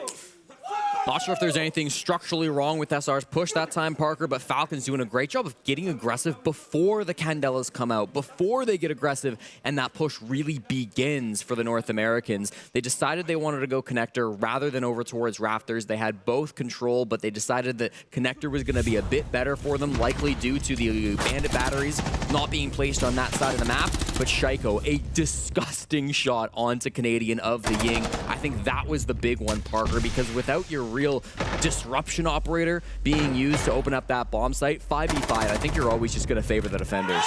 Well, I mean, let's focus on this a little bit, right? Usually what you do is you want to open up that IT wall first and foremost. That's goal number 1. If they're actively defending Rafters, you got to flush them out. That's usually step number 2.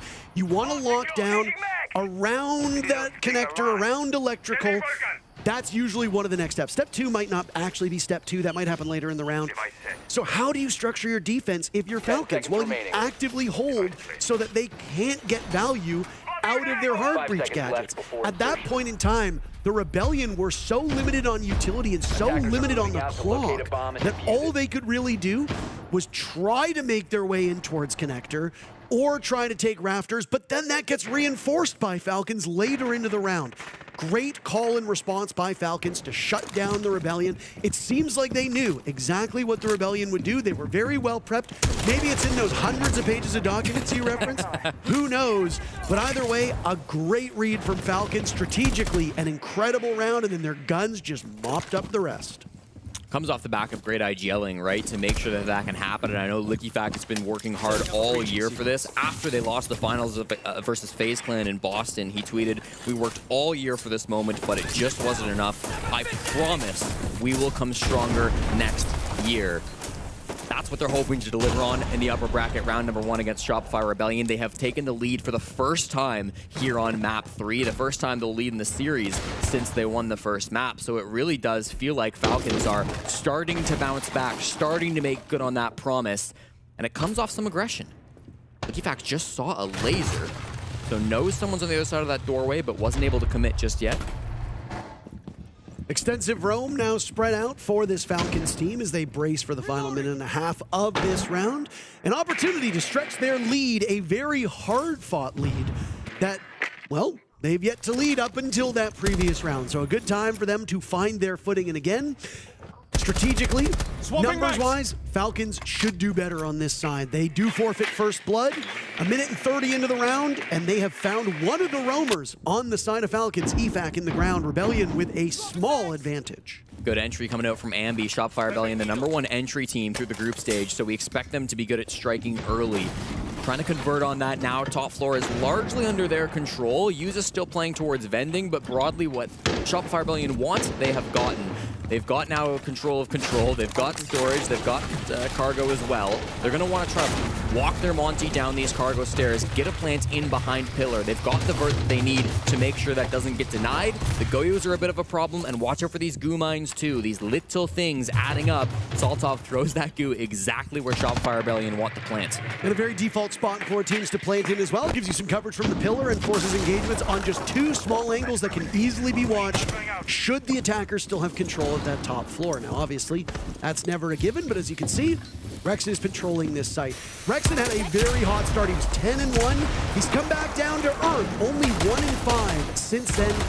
The rest of Rebellion need to show their own powers to match his total. Serve with 1 kill. Rexon traded off. Spoit on the board. And now a big advantage for the North Americans as they continue to trade back and forth. Shaiko up against the world. Down goes Ambi, missing out. Not expecting Surf so close. Canadian all the while was about to get that defuse kit down. So, oh boy, a 1v1 between Canadian and Shaiko would have been quite a treat. All the same, we're in for a treat because through 8 rounds, neither team with an advantage. 4-4 the scoreline, and we are going to go deep into this map. I think Shopify Rebellion really making the most of their Kaid ban. You know, we saw them shooting those bandit batteries off of the assembly wall or from up above Parker once they had that full breach. That allows Surf to open this left panel, which gets him this frag onto Bride. The right panel is still electrified because that's how Bandit works, of course. But Surf then, after he gets that pick, is able to walk in. He gets this final frag onto Shaiko to avert a disaster. We know how good Shaiko can be in some of those late round clutch spots, but just beat in that moment, and Shopify Rebellion tie us at 4. For those that did not watch the first 2 maps, you'd know, keen observers, those with memories and brains, this is now the longest of the 3 maps. 10 seconds Consulate remaining. went 10 rounds, but it was a 7-3. Fortress was quite quick. It was a 7-1, beating 8 rounds. We are in round number 9, but we know we will need at least 3 more. So bare minimum, we will go 11 of 12 rounds, but with the way these teams are playing, overtime would not surprise me in the slightest. After what we saw in Consulate, I was a little worried that it would be a quick 2-0. Not because I dislike the Falcons and not because I like the Rebellion, but because SI only happens 1 time a year and I want as many maps as is humanly possible from a competitive perspective. The fact that we might go to OT, it tickles me pink, Jesse. The viewers deserve a few extra rounds of Shaiko I for agree. this point, don't they? I agree. Viewers, do you think you deserve OT? I think you do. Please sound off in the comments. Well, neither of these teams want to get there. They'd like to finish this off with a regulation win and save themselves the heartbreak, but they've got to get there first. Shopify Rebellion on the attack, opening the windows, opening for Licky. Just whiffs the shot. Spoit survives with his life. Took 1 bullet to the body, but will live to tell the tale and back off towards his teammates. His teammates, in the meantime, doing work on the top floor, opening up that IT breach, getting the Twitch drones in to try to clear some of this utility as well. For the 3rd round of the row, Bride is also bringing that bandit, so there are still attempts to keep these walls closed, like over towards IT, but they've mostly dealt with that by now. The brave swing by EFAC could have very easily been us saying, what are you doing swinging that? 2 major downsides to the SMG-11. Number 1, obviously small magazine size. Number 2, if you're hitting the body and you only hit 1 or 2 bullets, that thing is like a little kiss. It does nothing.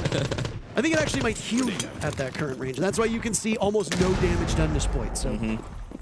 Still plenty of utility now for Rebellion. They've got the bees, they've got their logic bombs. They will find this as a perfect opportunity to use 1 of each. With 1 minute 20 gone, Ambi firing away, Shaiko down, Surf traded out shortly thereafter. Losing the Maverick at this point in time might not be the worst operator to have in the ground. Uses 1 in 7. He's been having a bit of a tough day so far, Jesse. This round, not much better. Rebellion with a small advantage. Solitov has been phenomenal. He and Shaiko now both at 11 kills, joining Rexon, all three of them in a three-way tie for most kills. And with just under a minute to go, Falcons being able to equalize is great. And you trade things out to a 3v3, mostly full top floor control, but watch out for Brede. He has sat himself inside of servers. Shopify Rebellion might assume they've all fallen off, and they will do so now. So they can try to work with that vert. They can try to work with the advantage that they have, but eventually this plant has to come in, and there's still a Nitro Cell being held on Falcons. Ambi has surprised these Falcons players twice in a row, and they will pay dearly for it. Brede and EFAC, the last two standing. They've got control of Warehouse. They've got control of Rafters. Diffuse Kit in the hands of Canadian. He will trust Rexon and Ambi to watch as he gets ever closer to this bomb site. Running out of time. You will have to go for this diffuse plant. Leaky Fack and Brede will be compelled into action. They have a read inside of the site. Canadian pinged. Nitro Cell goes out. It does not connect. Ambi taking some damage. Canadian still sitting on it like a mother hen. Brede engaging. Ambi with pistol out. He's found every kill so far except for one.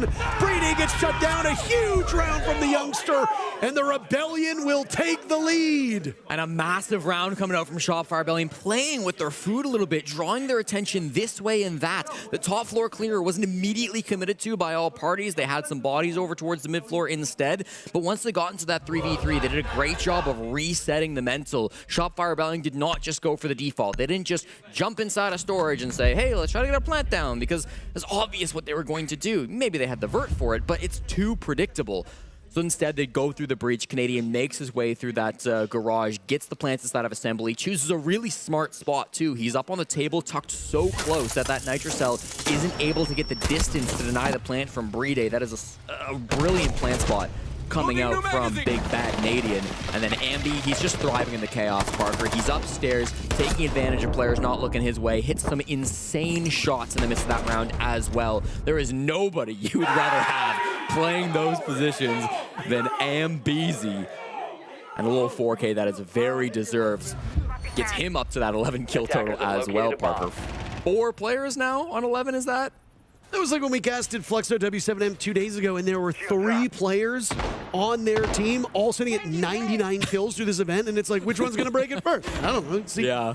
10 seconds left. Take a look. Is it going to be Volps? Is it going to be Paulu? Is it going to be Lobin? Lobin was the one we were watching because he had far and away the most kills in the team. He was the last one of the 3 to break 100 kills. For those who didn't tune into Fortress, Shaiko joining a very elite group of players, breaking 1,000 kills at the Six Invitational. Souls broke that same number just 2 days before. They're all in great company. Most kills at SI. Is it Nesk? Is it Cyber? Who cares? Both of them. Absolutely unbelievable. Nesk announcing his retirement a month ago.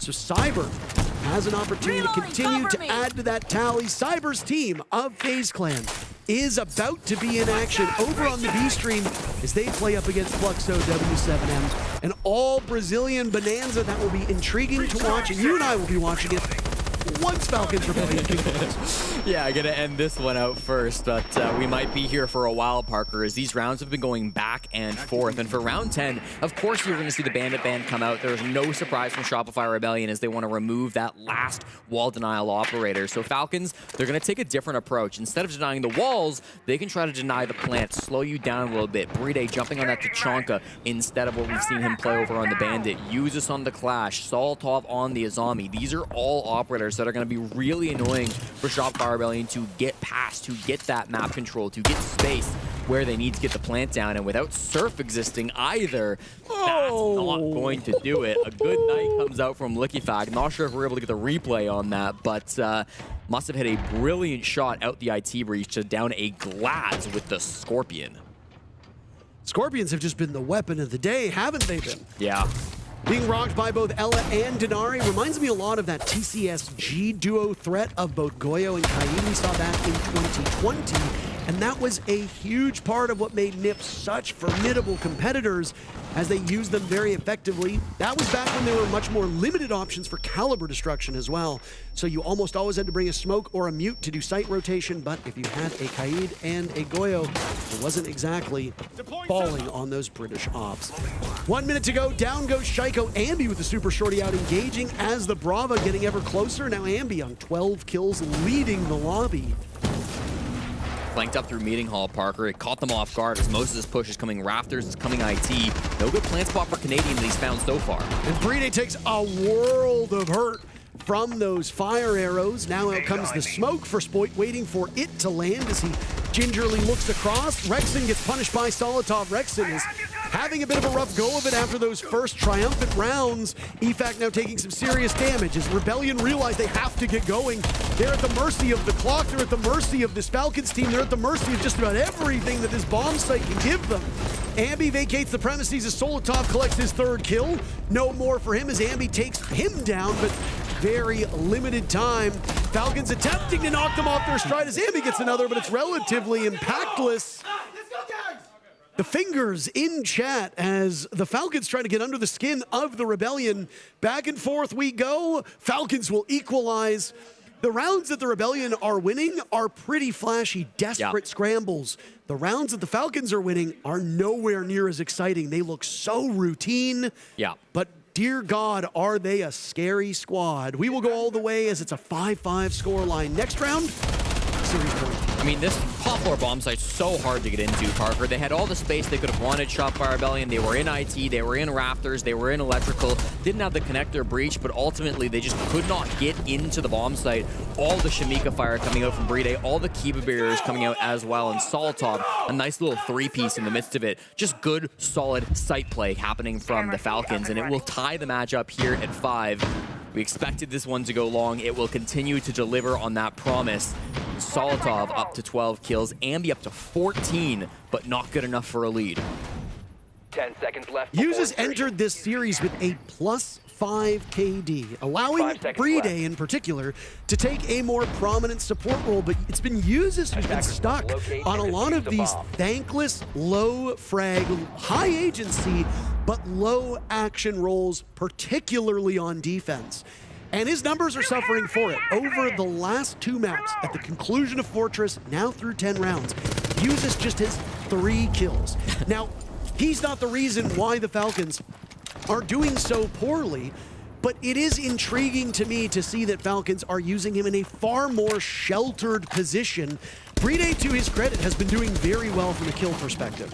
So it looks like, based on the map, that flexibility can help this Falcons team. But part of me just wants a little bit more out of Uses. Yeah, I mean, as the support duo, Uses and Bride can kind of have that flexibility, even though we don't always see it out of Uses. He definitely can step up and provide utility when that's required from him. Opportunities limited for this round as he's also on the Clash. This is, again, going to be more of a direct site hit, Parker. They're going to run into Uses sooner rather than later because Shopify Rebellion have no interest in clearing these roamers. They know they exist. They've seen them running across the map, but they just want to take control of Cafeteria, get down these vending stairs, get into Exo, and try to force some kind of a plant. LickyFac's angle is going to make that quite difficult. He is looking down in towards vending, so he's got a strong spot to play on this map, and that's why Canadian might be wanting to go up top now. A bit of a pivot halfway through this round as they clear the top floor. Nitro Cell will go out. Canadian turns very well, blocking that explosive damage as he's now in pursuit of Solotov, who manages to get away. Canadian wise enough to see that there were bullets coming from multiple angles, and Spoit is there for good coverage. Down goes LeakyFax. Solotov will join him. Falcons suffering through 2 losses in very quick order, and those are 2 very good players. LeakyFac's numbers might not be anything particularly stellar at this moment, but you know he can go on a heater at a moment's notice. I'm a little worried if I'm a fan of this EU team. Well, it's a really good clear from Shopfire Rebellion. I don't think it was being expected by Falcons. Canadian makes the space on the blitz. Ambi follows it up with some really nice frags. Puts them in a good spot to make this push happen without worrying about the flank, without worrying about the vert angles that'll be facing them if they want to go down those vending stairs. 45 seconds is a bit of a problem. It took them time to clear those roamers. That's the one advantage Falcons have going into this execute. They need to play the clock. And there's another Nitro Cell to go out. This one will do some damage to Canadian, but he still remains. A nice attempt from Bride. Rexon taking a beating. Shaiko taken down. Bride falls.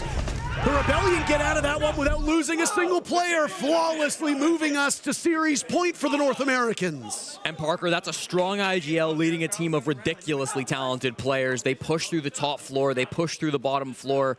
didn't have to force a plant there. They knew that planting wasn't going to be their easiest task. The time was way too low, so they said, let's just flash everybody, make sure no one can see, get in, get those kills. Perfectly played from SR, and they are now on series point, tempting fate to knock Falcons down to the lower bracket in the very first round, just like G2, just like W7M, and just like FaZe Clan before them. Would be an incredible run. If you want to lift the hammer on home soil, what's a little adversity in the process, right? A lot of good teams will go down to that lower bracket. Only one team will make it to the finals from that upper bracket. So what a gauntlet it would be for Falcons. Ditto for the Rebellion. This won't be an easy run for either of these squads. You know that Ninjas in Pajamas are sitting watching this matchup. They have the day off today. They will be fighting for their lives tomorrow. They will face one of these two teams. There's no winning here. It's not like NIP is like, we need this team to lose. Maybe they match up particularly against Rebellion versus Falcons. You don't really know. But the real story is Team Secret. One of the most dominant teams, if not the most dominant team that we have seen outside of maybe Weibo Gaming. They play the winner of this match. So if you're the Rebellion, you get this one over, you got maybe 2 hours, maybe 3 hours, until you have to go up against the beasts from EU. Falcons will have a lot more familiarity with them, so there will be a little bit less prep required because of all the times they clash in the EML, but no matter which of these teams wins, they will have their work cut out for them. The Beast from EU is sometimes a title that goes to this Falcons squad. Of course, so much international success over the last couple of years. So many second place finishes that weren't able to get converted, and now danger of not even making it to that second place. Ambi, 16 kills. The young gunner of Shopify Rebellion at 19, playing in his 3rd invitational, hoping that this one can be the one where he goes all the way. The mid-floor bomb site is what gets chosen for Falcons. It's the one that's still left open. It's the one that Shopify Rebellion will have to close out for a 7-5 win. IT's been no problem. There are still players up on the top floor. Shaiko in Warehouse going to be the big issue. He's in Raptors. He was slammed on that angle with the Kiba previously, so he's got to be careful about where he positions himself. 2 Kibas in pocket, but it's his teammate. It's Uzis still on that top floor to strike first. He will take down Spoit and give the early advantage to Falcons. And just a seesaw of a match. Technically 3 consecutive rounds won by Falcons, but that was after the side swap. There has not been a team that has won more than 2 consecutive rounds on either of these halves. Rebellion knocking Spoit off of the, or Spoit being knocked off the board for Rebellion is particularly bad, but there are still players on Rebellion who can shoot back. Ambi sitting at 16 kills right now has really come online through this final 4 rounds, final 5 rounds that we've seen. Another huge round out of him might be enough to tip the scale. Watch out the clock, Shopify Rebellion. They know they've got full top floor control. It was conceded by the Falcons. They're doing a good job of clearing utils so far, but they only have 1 more boogie drone to work with. This control room plant could be a little bit appealing to them, but they've still got to clear out a lot of these player positions. A couple of Grim Bees from Rexon, the shields from Canadian. All the util is there, but it has to get put together. And I don't know if they have any intel on Canadian, how close he is in proximity to this A-bomb site. He'll take down the default cams, march his way on in, flashed by his own teammate, but is still in a powerful position. He's got the Legion now on the run, dancing around that goo mine. The pulse of EFAC down below can be oh so crucial here.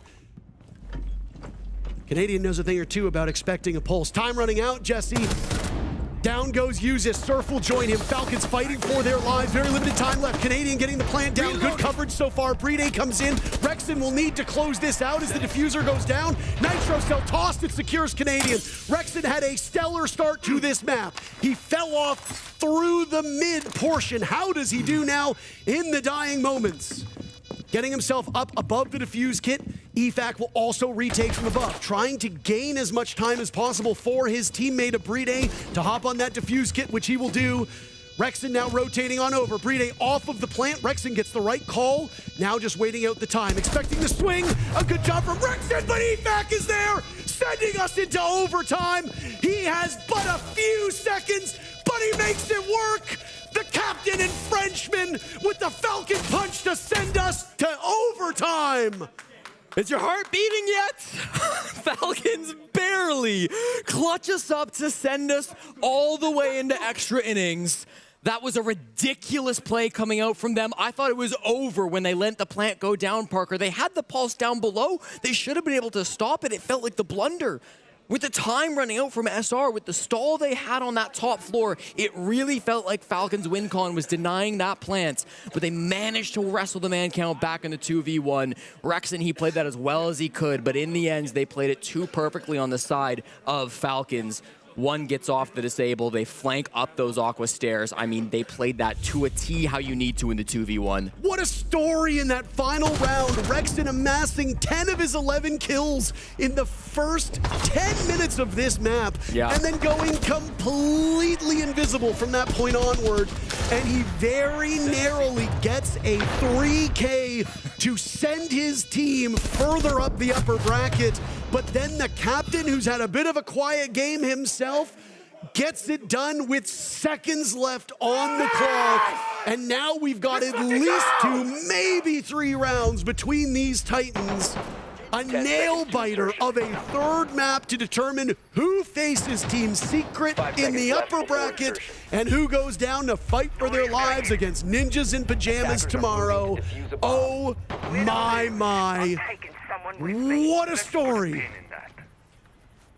Parker, rounds 14 and 13 will certainly be played on the top floor bomb sites. Whilst this map has been 50-50, we've seen 6 attacking round wins and 6 defending round wins. The top floor still has a 100% defender win rate. Shopify Rebellion and Falcons both found their strength defending this bomb site. It will be the pick for Shopify Rebellion. It will for Falcons 2 in round 14.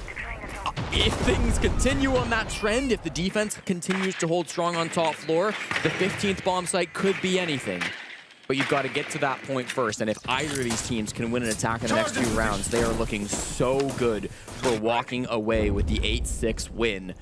Shopify Rebellion bringing out the Clash once again for Canadian, hoping to stall these players out once they get in towards the site. Spoit loving the tuber out. Didn't really play the operator on this site before today, but now has played it almost every time that they've needed to defend the top floor. Looking back down below, takes the first bit of damage, is making too much noise with the Deimos. Being able to answer back from that play down on that bottom floor, oh so strong. Rexon, what a performance from him. It actually does look like he did end up getting the 3K with Brede. My math was a little off, but I mean, you can't blame me with what happened in that previous round. Halfway point, not a single person dead, a much slower pace. Remember when Falcons turned things around in that first half? It was the tempo that really helped them. Julio called the timeout and said, guys, we need to go faster. We're just playing like individuals. We're way too slow. We need to be aggressive together. Rounds 5 and 6 were Falcons going for the throat. Both opportunities, and they came out ahead against the Rebellion. Now it looks like they're going back to old form, which is a bit concerning for friends of this EML team, because when they were slow, they might have been steady, but they did not win the race. Spoit being tracked, now they know where he's at. Leaky Pack down below is going to be the target to try to hunt him down. They are still playing in Rafters, but they give it up.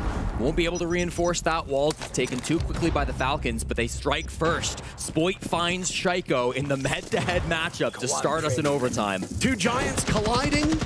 Spoit playing in EML for long enough. He knows these players. Leaky Fact will trade right back. Looking for more. Solitov will gun down one. Spoit now staring as Surf swings into action. Down goes the Turk on the side of Falcons. Under 30 seconds to go, and neither team now with the numbers advantage. Back to even footing. A Deimos track will come out to push Surf out of his position, but they already knew that the smoke would be playing over towards that Aqua side. Surf taking a lot of damage from that volcanic canister. Diffuser going down. Brede will pull this one off. Where is the panic on the side of Rebellion? No urgency whatsoever. Surf living on borrowed time. A good lockout from Falcons as they have the cross established. It will really just come down to these gunfights. Brede in particular in a very advantageous position. Rebellion stalling out. They've done almost nothing for 20 seconds. Just being fed into Brede, who sits over top of the case. He uses sweeps through, and now it's series point for the Falcons. Parker, that's one of the most beautiful rounds to watch from a top-down POV. Everything Falcons had to do there, they did. Shopify Rebellion still with a tack timeout in their pocket. Do they take it here as their opponents hold series point? We'll give it a second to see if it comes through before we dive into the analysis of that round, because you've got to imagine it is on the docket for Super. Okay, guys, can you hear me? Yeah. Listen, I think this round we should just get IT, ace open the rafter wall, and we play the Ying to take fish, and we just work that side, okay? I think that's all we need to do. Pretty simple. They have no denial. Just be careful of Valk. If there's a Valk, he'll obviously go under, but if we plant safe, we're fine there. For command, when we win this round, go back to command. We should be reinforcing off the rafter wall, I think. I think that was honestly the only mistake. They just keep finishing con side. They're super slow. We just need to make sure we have a plan. We can bring a late C4 I can't play even. pillar because of how they do it then, though. Because like this guy can just go Jarvis, and the cap is on the con side, so we can't set that. I think you could just bring a Goya or extra denial or a C4 under. Okay. Or like Valk under or something. Yeah, that's good. Let's go, guys. Come on. Let's go, boys. Strategies being given. Last couple of rounds, they know they've got 2 to win, Parker. That's the critical factor for Shopify Rebellion. They've given up an attack on the top floor defense. You heard Super say it. They're going to play it again in round 15, assuming they can get that far. But that push from Falcons, it was just so clean. With that Raptors breach open, and that's what Canadian and Super were talking about. With that wall open, it gave them the perfect crossfire because they cleared the players out of pillar, they cleared the players out of close electrical, and it was just 3 guys inside of the other bomb site trying to hold on to that. But still, you saw 2 players locking things down. Brede with the plant down. I believe it was Uzus inside of IT that were looking at each other. It was an impossible task to cross through there. Previously, we've seen Shopify Rebellion clutch it up with a Nitro cell, but Spoit wasted his Nitro earlier in the round, tossing it at the Deimos towards bottom rafters. That was a big waste of utility that didn't find the value he was looking for. And the one bomb site that had yet to be broken does crack. And your point about that Nitro cell goes back to the comment that I made about the Bandit battery. A single piece of utility, either used perfectly or used improperly, can have a profound effect on the outcome of a round, and sometimes there is no stat on the screen that will show you just how vital that decision was in either guaranteeing a win or costing you the round. So we try to impart this wisdom on you as best as we can. Who makes the fewest mistakes in this round? Falcons sitting on series point. Rebellion, dare I say it, have looked like the better team through this series, but they still might end up coming up just a bit short. At the end of the day, it doesn't matter which team looked the best. It's the team that is the best. And right now, Falcons have the slight lead in that regard. I think Surf on this glass is going to be critical. It was apparently a beautiful shot that shut him down on the IT breach last time they wanted to go for this play. He was the opening depth playing up on that glass. He needs to stay alive for longer this time. He's got to get value out of those smokes. Now, there's been some adaptations from Falcons. They've brought out the Warden. They didn't have this previously, so they're shifting their op lineup around in order to expect what Shopify Rebellion might want to bring. IT breach hasn't been a problem. They've started to open this up now. They're playing very safe as they shoot that Gone 6 in through the breach to clear out the camera utility. The question becomes, do we go for Raptors? Do we go for Connector? It seems like Raptors is the call. Ambi was instrumental at getting opening picks when the Rebellion had to attack. He's where my eyes will be. He brings in that sledge. He'll have soft destruction, but the nades, the gun, that will be oh so important. And it looks like he might be focusing a bit on that Aqua side.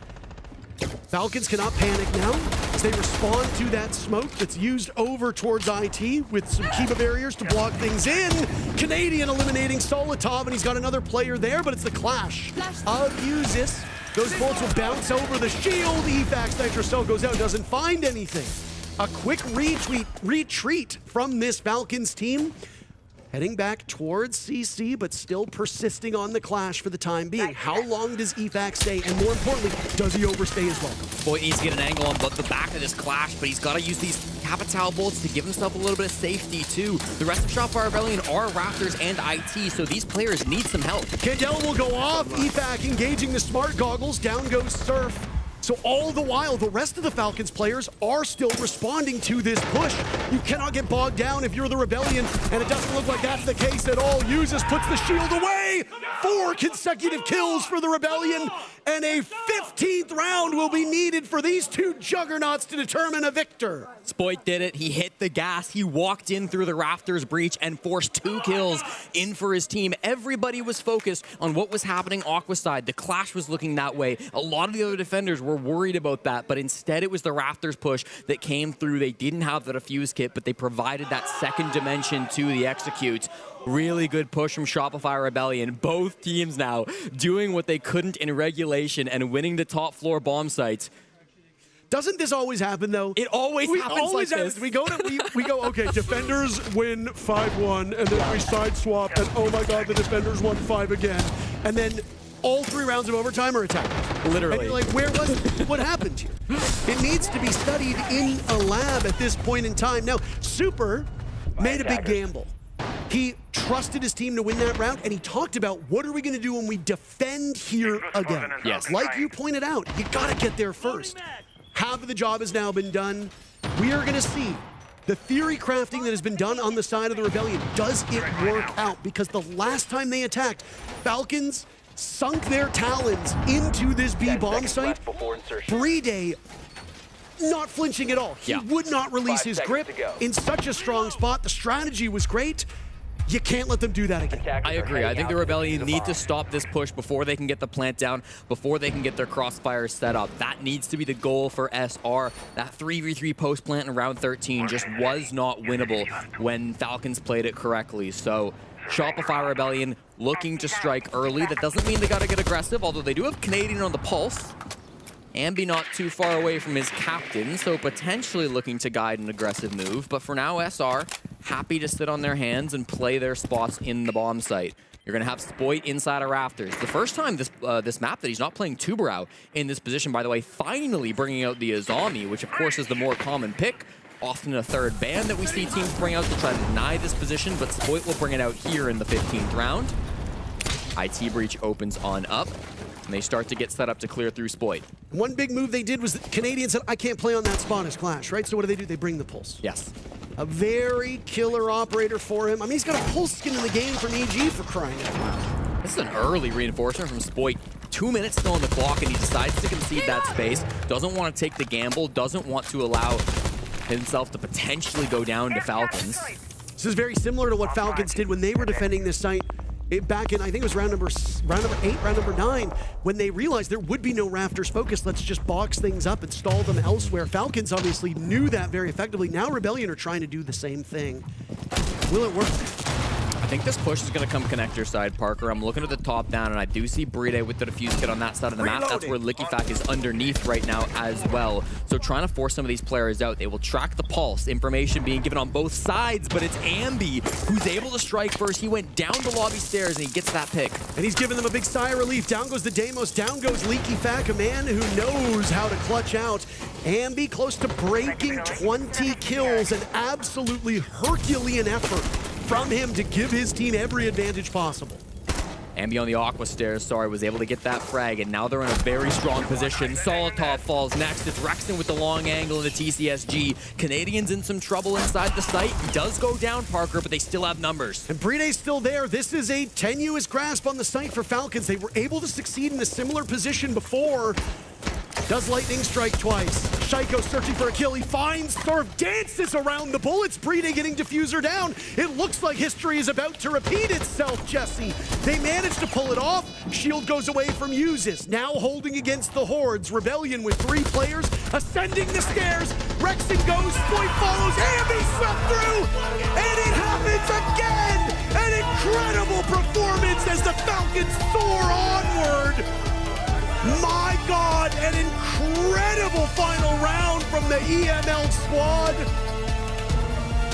There's no stopping these demons, Parker, at least until they get to the grand finals. The Falcons are in full form at the Six Invitational. It is identical to round 13, where they get the bomb site around Pillar, they have the plant go down, and the post plant just is not doable in the 3v3.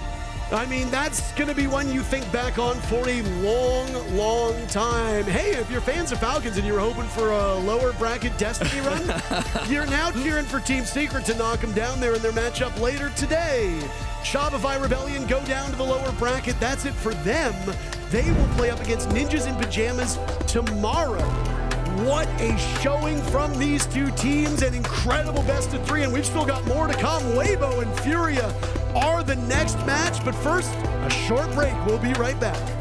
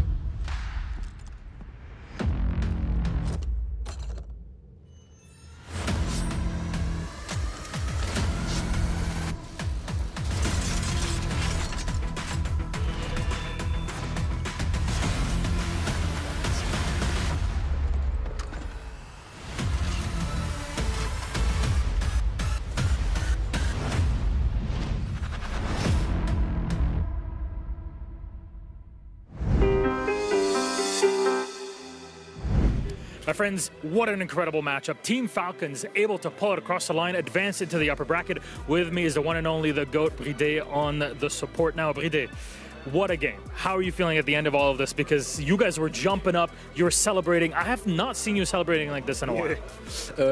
So basically, yeah, we just relieved the stress about this game because they were talking a lot, of course. You could see on the chat they were trashing us. So of course, at the end, we take the win and they take the lose, so we are happy. And I want to talk to you about that map too, Fortress. A 1-7 for you on there. Tell me what happened, because it was completely disconnected from what happened in 1 and 3. I think it's a mix of everything, mostly bad communication, and we didn't enter in the game in the start. So if you combine everything, how to say it? It comes like this. So we play just bad. That's it, and they play better. Well, you recovered come Nighthaven Labs. Things worked out really well for you. It went the distance. It's kind of what you expect in a matchup against Shopify Rebellion in this case. But next up, you're playing against Team Secret, a team that historically you played against 1,000,001 times, be it online, offline. What do you expect to happen in that game? I think it will be a tough match. I think Team Secret is really confident right now. Sorry, they went to the group 3-0, I think, or 4-0. I don't know. They won every game. Sorry. So yeah, they will be confident. It will be a tough match for us, and I hope we will take the win. Let's see. A 1v2 to push it into overtime and another 3v5 to win the final round. And Falcons find themselves now 1 win away from making main stage on home soil. Absolutely incredible. I mean, watching this, I had Gabriel Laxing on my side. Obviously, was cheering for the NA guys. He could not believe it. It was crazy. At 3v5, he was just poking me around. He was making sure that, I was watching the game. I was watching the NA guys win. Yep. And then when I started to see the Falcons come back, I just was laughing. It was just amazing. Do you know what? To come back. As a neutral, that was such a good best of 3 because it had everything, didn't it? It had a close first game, it had a blowout second map, and then it goes all the way to round 15 to a clutch scenario to get it done. That was 2 really, really high-level teams playing, and I was there for it. Well, it had us on the edge of the seat, but I'm pretty sure another person was on the edge of their seat as well. We have Leakify joining us in the studio. Congratulations on the win here. First off, your reactions, a very close final round.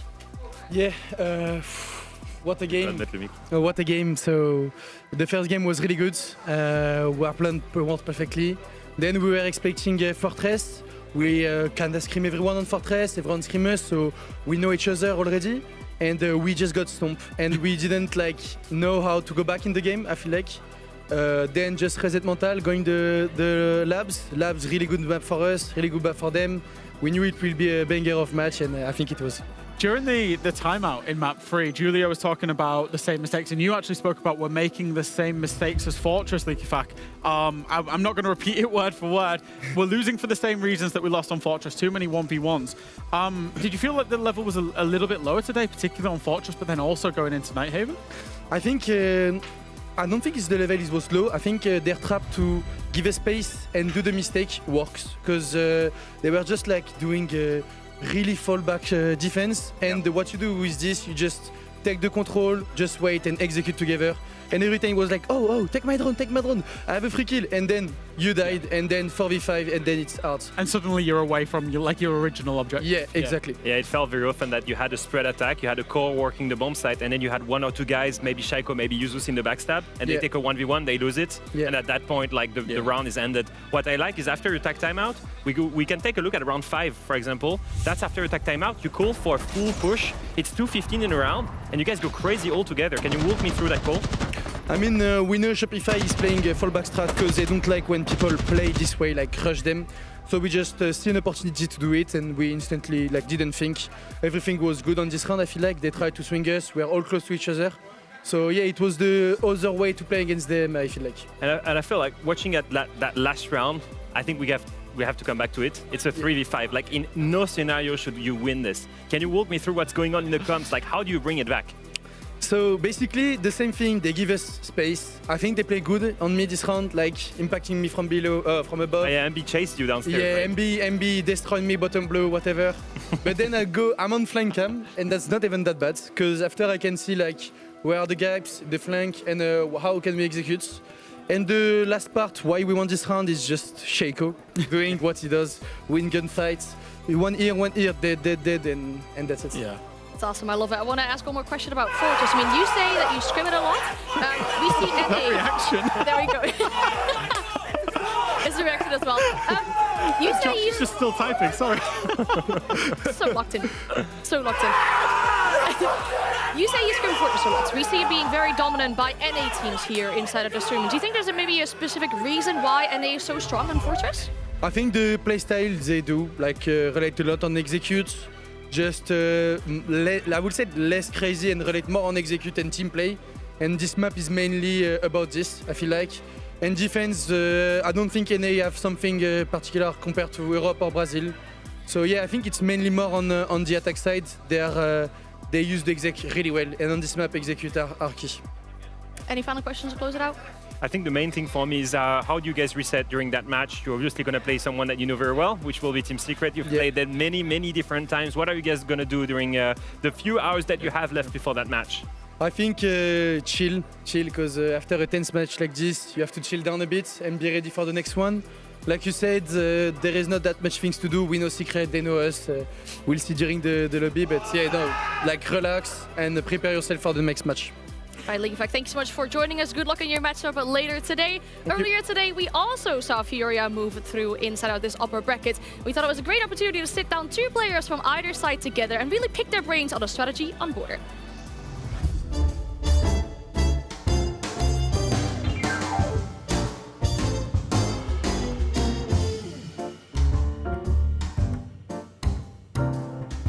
So the Goyo Armory, Wamai in long, box rotate, headers Armory, fitter CC, headers. I will put like this, but it's basically headers and rotate. And about the utility, the Wamai is playing around east, so he's putting the Wamai for himself. The recruit is putting wire on metal and wire easters in case 5 square. So Ashe is going to spawn here, and it's going to throw an Ashe here on the table, because you can break the Goyo, like if you throw an Ashe. So really fast, he's going to throw this Ashe and already break the Goyo. Glass is going to come here with the Blitz to do the plant, and Thatcher here on the window. Ashe comes here and break the other Goyo on the window. Okay. And then Ashe is going to enter below with the drone that Capitan that's going to play here is looking for her. She enters below, plays there. Just to guarantee the C4s and stuff like that. And on the time of the plant, she's going to climb the metal stairs. Yeah. Glass is going to smoke here with the Blitz, so 4 smokes, they're just going to spam smokes. And Glass is going to come here, push, and kill the guy doing C4, maybe kill the guy on armor as well. Capitan is going to throw a fire here on this position, that's very common, and a fire here. Ashe is going to push the stairs, and Blitz is going to plant right here because it's not really common. And if the guy can throw a C4, but you have Thatcher, so it's really hard, maybe Blitz is going to tank it. So that's it. We can go next round. No, I mean, that's actually really good. And I guess when the Ashe is destroying the Goyo, you just open his door, you open the other side. So you basically can't guess you will do this. And then after the Ashe pushing up metal, if you don't expect this, then the round is literally over from there. We don't have smoke, we don't have warden, we are dead. So yeah, no, I think by far it's Felipox round this one. Thank you, bro. You won this time.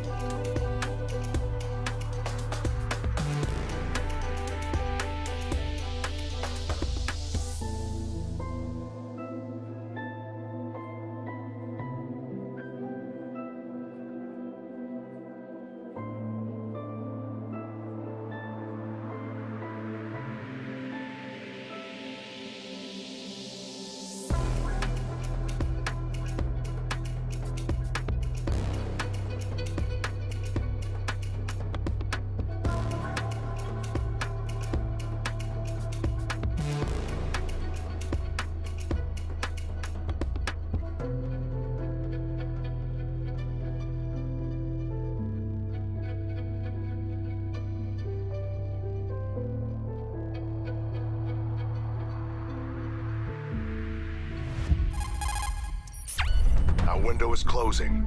We only get one shot at this.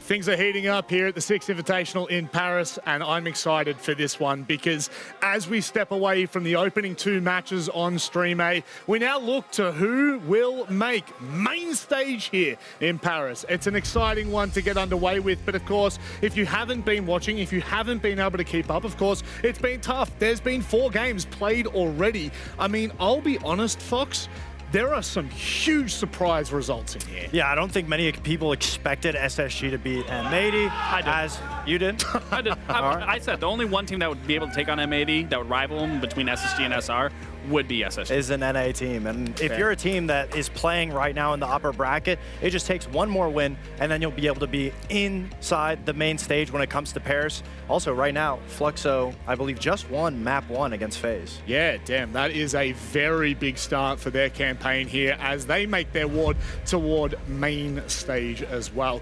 I'm excited for the upper bracket because this is really where you start to show your determination, your grit as a team. And if we were talking about that, we couldn't go past Weibo. I mean, they have been phenomenal so far. I don't even know how to contextualize this. From an APAC point of view, they actually don't even feel like an APAC team anymore. Not at all, and it's still the best team to come at, the best thing in general to come out of APAC. I mean, great. All of Weibo, we highlighted Reaps himself as being one of the monsters today. I mean, individually, they have great performers. That's something we always commended about the APL region. But since bringing on Gohan, they've been able to elevate their structure in the strategy department, essentially just competing with all of the other teams in the region. And maybe it only took a Brazilian to join for Weibo to essentially be that much better. Yeah, it's definitely shaping out to be something beautiful, but, you know, we've highlighted players, we've highlighted coaches, we've highlighted how fun their play style has been able to watch. Let's look at the history of the APAC region as a whole here at the Six Invitational, going all the way back to 2019, especially for someone like yourself, seeing your Aussie boys there. They did come first out in the groups. They would end up finishing 5th, 8th. Then we fast forward to 2022, where we would see that Damwon Kia roster, notable players being Coded, Rin, and Woogie. They did end up making their exit here on FearX, but they did place 9th, 12th. Now, WBG is the 3rd team in SI history to come out first in their groups. The big question is, where are they going to finish? Are they going to punch above the rest and make it to a main stage, possibly win the entire thing? Who knows? Or are they going to go out early here? I don't think so, because this team has been on fire since coming into the Six Invitational. They really have. I think that you have to commend, as you were saying, once Gohan joined this roster, the whole team just looked completely different. And I think we were talking about this in the green room a little bit earlier on Friday. The thing that Gohan has brought to the region that I think most other coaches struggle with is not adapting the team to a play style, but you adapting yourself to the team. Absolutely.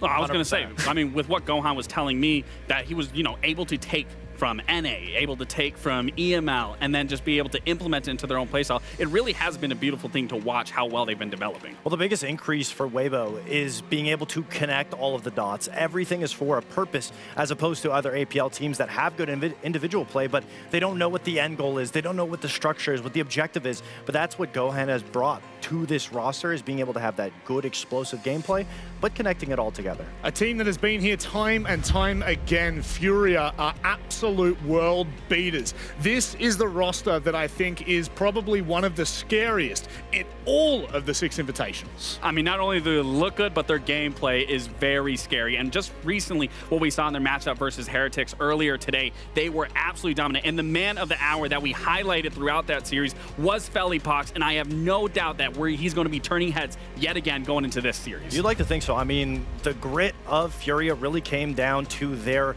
gameplay when it came to the shoulders of Felipox, essentially just being able to IGL, the good understanding, the prep. And it's a scary Furia to see when they have the prep alongside the amazing individual performers. I mean, you can see KZ there topping the charts, but in their matchup against Heretics, it really came down to that prep, understanding to take the information game away from Heretics, to be able to blind them, and then use that explosive gameplay later in the round to get those picks to give them the advantage. And that was the whole plan. And that's something that Furia does better than most, is being able to not only have the amazing individual play, but understanding their opponent that they're going to be going up against. And Heretics and Weibo do share there are common similarities of being very information-based, having good players, but if they're put in the right situations. So Furia's game plan won't really change too much when it comes to this matchup. They're playing for that hammer, and you can see it in their game. It looked really dangerous. There's no two ways about it. It looked really dangerous. The game against Heretics, I was only watching peripherally, right? So I kind of had it on in the background. It looked easy for them. It looked like they were in motion, and that scares me going into this game. Again, it talks about the prep that Fox highlighted. I mean, I have no doubt coming into this matchup, it's going to be the exact same result in terms of how facilitated those attacks are going to be looking. Let's have a look at where we're heading for this one. A reminder for those at home, the stakes couldn't be higher. The winner goes through to the arena. The loser, of course, will have to go and fight through the lower bracket. We kickstart on Clubhouse from Weibo's pick. Now, it is a good pick for Weibo. I mean, we say Clubhouse is one of those maps for the APL region in general, but Weibo, it's one of, if not their strongest map suit to be able to go toe-to-toe with Furia. It's a very gunfight-oriented map, so that's what we're going to see. The adaptation doesn't come in the strategy, but more from the individual players. Weibo will really be able to show their best foot forward against a team like Furia. But that being said, we just saw Furia smoke Heretics on that map, and they looked lights out. They understood the game plan of being able to shut down the information game. I don't imagine it'll be too different. Well, both Weibo and Furia did knock out Heretics pretty convincingly last time they both played Heretics on Clubhouse. And then for the side of Lair, I mean, this is a very interesting one for Weibo. This is a good map for them, similar to what it is for the side of Furia. I'm expecting no less that this is going to be quite a gunfight-oriented, heavy-in-your-face sort of style. It's really who's going to find that opening kill, and then who's going to further that man advantage. Who's going to be able to find that open and connect those dots, and like I said, go for that mid to late round executes. That's where we're really going to see them shine going into that Lair. If Weibo is able to win map 1, I don't know if they'll be able to put up a good fight on Lair. Let's get their little chant out. That is intimidating. We didn't do anything like that. No, we never did. That is intimidating. They're hot to play. That being said, if we go all the way to 3 maps on Cafe, when it comes to how scary a Team Furia is, that's a map that they've been able to revolutionize, being able to play aggressive angles on piano, extending all sorts of areas, and being able to take those gunfights to Weibo. It's something that no team has really been able to approach Cafe against a team like Furia and feel confident against them. Well, one thing is for damn sure. I couldn't think of 2 better casters than to bring you this game. Ace, Des, how we feeling, boys? Very, very excited. Like, you've got the best attacking team at the tournament coming up against former world champions. Oh, come on now. Can't say no to that. It could be spectacular, couldn't it? Well, the way Furia played earlier, I think anybody in the tournament would want to avoid them today. So I think Weibo have got their work cut out, but they've shown us they don't really care about the odds or expectations. I think they could be good for it. The last time these 2 teams versed each other, they were completely different. W7M and Bleed were the last time we saw these rosters verse each other. It didn't end too good for Bleed. Now Weibo, let's hope they lock in. Boys, enjoy. Thank you very much, guys. Yes, indeed. This is one of those series that we've been looking forward to. When we saw that we were down to cast this one, Tim, we were just like, you can't really say no to that. Because we've loved watching Weibo throughout this week. We've seen Furia put out a lights-out performance earlier against Heretics and remind everyone that they should be in the conversation for eventual winners of this event. Can't wait to see how it goes. No, absolutely. You can see the socials. Weibo's getting a good backing. I knew this would happen. I think the neutral fans really getting behind them, but this one... No, that's just Robin going... He's pulling off his top. Over and over again. Got a Weibo jersey on. Yeah. He sat there with his army of bots, smashing vote on that one, absolutely. I think at this point, many probably would expect Fury to come away the winner. However, something tells me Weibo are going to cause a nice little upset, and it's a good first map to start on with Club. Let's see how they come out on the back of this one. Of course, it is a best of 3 like all our other games here at SI, and this is Weibo's map pick. They are 8-2 on it over the last 6 months. One thing I will say, and there's not really numbers or anything to back this up, but what I will say, and I always say this, is that teams, all teams, will generally have a bit of a bad day at a tournament, through a tournament. You look at anybody who's won a tournament, and generally there will be a match during that tournament. The only one I can think of as an exception was W7M in Copenhagen. Nobody got near them through the entire tournament, if I remember rightly. I'm pretty sure it was Copenhagen. Normally there'll be an off day somewhere. Yeah. Weibo, I don't feel like I've had an off day yet. I'm not saying that they're definitely going to today, but what I'm saying is, at some point, it's unusual for teams to just continue winning every single day.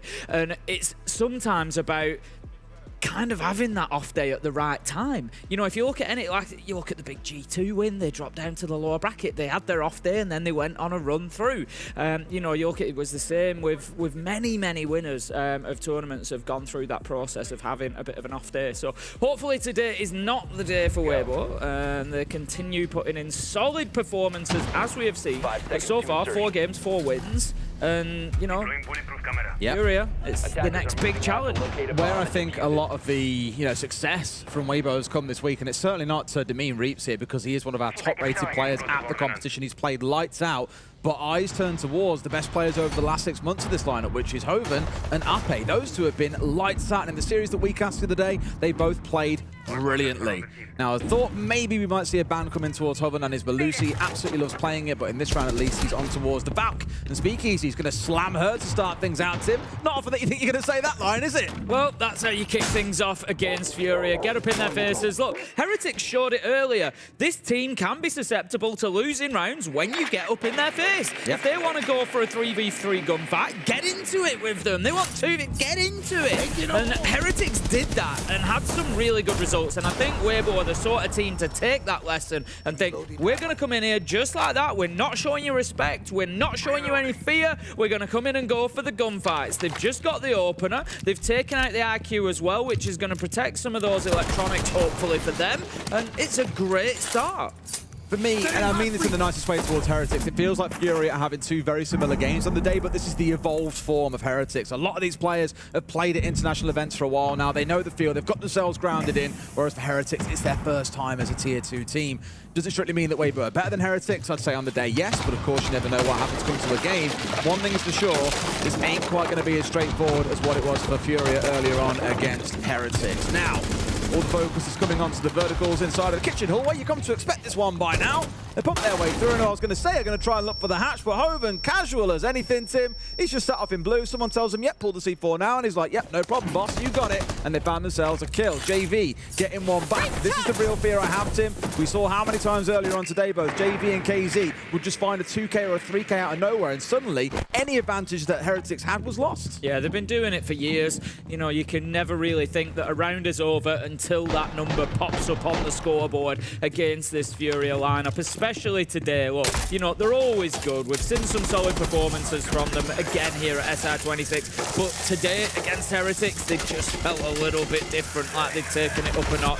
So let's see whether they can deliver that same sort of energy against Weibo. Turd manages to pick up for Leapots. That's going to be Speakeasy in behind that shield, just taking down JV as well. It looks like the first round should be done and dusted for Weibo here, really. 1 versus 4. It's KZ. He's going to get himself to a little bit of safety out in Oil Pit before he hits the reload and just heads his way back in. Ooh, good be done towards Turd there for a second. However, like you say, Tim, there's 4 players to get through and nowhere near enough time. Turd finally rewarded for his aggression, collects the kill, and a fantastic first round coming out there. Dare I say, Tim, Weibo certainly putting the money where the mouth is and putting Furia to task. The focus of the desk from Lax, of course, was around that history, you know, that Weibo are playing into. They're the 3rd APAC team to come through in SI, #1 spot in their group, and now it's about proving that they can go on and go further than other teams have done in the past. That will be, you know, it will put a weight of expectation on the shoulders of these players. You know, it's a tight-knit region. They'll be well aware of all those previous achievements and accomplishments, the big player names that goes along with them. And they will be very, very keen to put themselves in and amongst. I mean, I think their names are already going to be spoken up in those kind of echelons, up in those kinds of discussions. But now, you know, the more work they can do, the better. They get the win here. They're in the venue. That's absolutely massive. It's always a bit of a threshold. Always feels like a bit of a, you know, line in the sand, really, for the APAC teams. Get yourself onto that live stage. Get yourself, you know, with those kind of neutral fans getting in behind you. And you just never know what might happen. 100%. The case for Weibo. We've seen runs like that before from APAC teams when they get themselves into the venue. You know, Scars, I think back to a good few majors ago now. You know, the whole crowd was behind them and wanting to see them deliver. Because it has been a long time since we've seen them near that top end. You heard the guy speaking about Fnatic over on the desk. Of course, Norengo made to the semis at Six Invitational 2019. The format was different back then, so there's not really a comparable thing here. But if Weibo can win this and go on and win their next game, I think you can't really say that that isn't a top-performing finish because they'll be in the final. I guarantee if Weibo get to the venue, they will have a huge crowd presence. 100%. Unless they're against an EU team, and even then, against Falcons, maybe not. Even some of the EU teams, I guarantee there will be a big backing in the venue for Weibo should they be able to get there. But if I'm not Castington, I'll be there screaming. Me too. Philippox manages to pick up Hoven. That's a good response from Furia. Coming out here in round 2, managing to get that opener, taking down Hoven on his beloved Melusi. He plays a lot of Melusi, and the Banshees will still be out there, but we saw the impact Hoven had in the last round, and that's a good step for Furia. Absolutely, and of course the other Thermite banned away on this map earlier on. It is available here.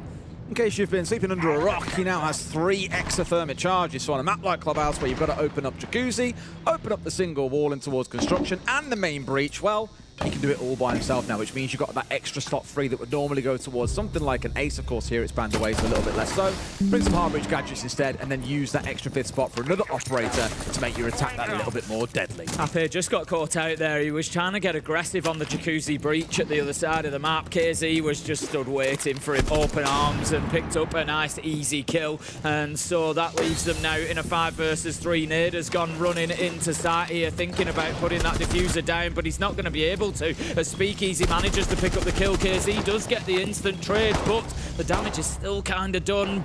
Bodies keep on falling for Weibo though, and it's not looking good. 1v4 Des. It's great too. He wanted to reach there a second ago, just on construction door as well. He did actually win the 1v1 onto the window player, but for Philippox, just like clockwork with these guys, pushes him from gold and gets himself the kill onto Reaps. And again, this is what we saw coming out of these guys earlier on today. They were so good at making 3v1s and 2v1s. Every time you saw a player die to him, we just saw countless like gunshot lines ripping across the screen. And it was a little bit like, how do you deal with that pressure? Well, as you've just seen, when they've got the man advantage, Tim, it's very hard to wrench it away from them. Yeah, this is it. They're just looking like, you know, they're sort of hunting in a pack, almost like piranha or something. You know, they get the victim in their sights, and then there's 3 or 4 of them just all taking nibbles and bites at them and making it super difficult for those enemy players to keep themselves alive. But bomb located if we look at just to look a little bit ahead at this one in terms of the map bans, I'd be very concerned about that second map. Lair is a map that Furia are phenomenal on. We know that. If we look at their recent record on there, I think there's 1 loss. It's 8-1, their current record. Terrifying, yeah. It is terrifying. So, not to pile the pressure on Weibo, but they really need a result here on Clubhouse. I feel like it's, you know, if Weibo are going to win it, it's going to be 2-1 and they win on Cafe. Yeah, I do agree, Tim. I do agree. Cafe would be great because it's a really highly preferred map by both teams, so that'll just be a straight shootout for I would love to see that. Now, they've just hidden Speakeasy away, so our observer, of course, pointing out to you while we were yappering on.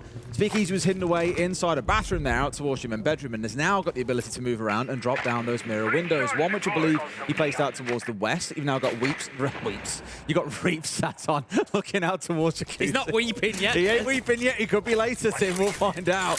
But he's sat on the mirror window watching the Jacuzzi wall, and then you've got Speakeasy who's sat, of course, on towards site itself. Now, this is cool because since they've hidden it away, they can get rid of one of those hard breach charges, Tim. They may even fail to get the wall open here as a result. There's a bit of me just wondering there whether if he positioned it just right, maybe he could have got both, but I'm asking for too much. They've got 6. They brought 6 hard breach charges, Tim. They know what they wanted to get done in the round, and they brought the right tools for the job. It's a good thing as well, otherwise that wall probably does stay tightened up. Yeah, I mean, the thing is, look, they haven't got clean access in there. It's not like a thermite breach or something, but it doesn't matter. All they want is the lines of sight, because what it's done is it prevents anybody from Weibo playing inside of CCTV. That's the important part. So now they've created this divide. You've got defenders in cash, you've got Turd. Easy. You had Turd on catwalk, and so you've created this big divide, and what you're trying to do on this site is you're creating a big safe space. So you've got the angle that we've just seen there from JV92. He's going to watch towards cash door. Nobody can now push across that threshold, so you can think about going in and getting the diffuser down. Ape has gone underneath on the Solis though, so they need to be aware of Ape, but there we go, they've taken him out.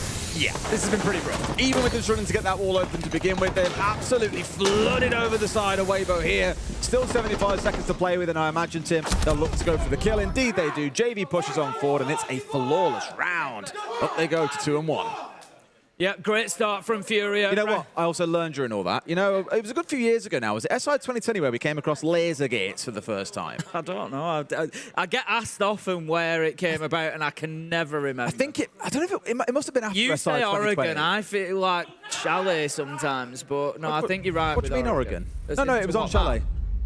Was it Chalet? It was on 100%. It was on Chalet. Yeah, mate. I've watched that clip many a time. I know it was Chalet. You should know when. But the one that you said in that round that really got me was safe space. That's the new. Really tickled me. I hold on to that one. I had to let you know afterwards. However, let's look at this again. Furia, as you've seen, are at 2-1. Weibo, they've got some work to do, Tim. Fair to say that Furia warmed up very, very quickly against Heretics earlier on. They did bounce back a little bit, but they just ran away with things very shortly after, Tim. Yeah, Weibo, you know, being honest, a little bit off the pace so far in terms of keeping up with Furia. That's what you've got to remember. When I say they're off the pace, are they off the pace of an average game of Siege? No, they're not. They'd be absolutely fine. Are they off the pace against absolute full throttle Furia? Yeah, as many people would be. And they need to get a control on this. The reason I'm saying this, I understand you might be looking at it thinking, it's 3 rounds this, it's just 3, you know, it's not a... No, it's not. But believe me, with a team like Furia and how we saw them earlier against Heretics and how they're continuing to look now, that 2-1 in the blink of an eye will be 5-1. And so you've got to get a grip on it now. Weibo can't allow this to continue snowballing because otherwise Furia will be 5-1, heading onto the defense, and it'll be over before you know it. So they really do need to get themselves into this one. Entry would be a big part of that, I think. Start getting those entry kills, getting yourself the man advantage. It's not a guarantee against this side, but it will help you significantly. So you're saying Clubhouse isn't their safe space, Tim? It didn't look like it in the last couple of rounds. No, it did not. And you're speaking of entry, that has been the way that every round has gone. Whoever finds the entry tends to go on and win the round, and Turd has died in exactly the same space as last round. It turns into a second kill, Tim. Inside 40 seconds, Furia are 5 versus 3. Yeah, and this is the thing. Furia are so good in this position. If they've smelled blood in the water, there is absolutely no mercy from them. They won't back off the drones. They won't back off taking map control. They will still keep ticking boxes, doing everything, and they'll just grind you down. And as soon as they see an opportunity to push somebody 3v1, they will do. This is what Weibo have to do. They've got to trade, they've got to fight back. Speakeasy with a big double. They're going to need these big hero moments in the rounds to keep themselves in some of these. 3 versus 3, great response. Capitao gone, that is a big moment.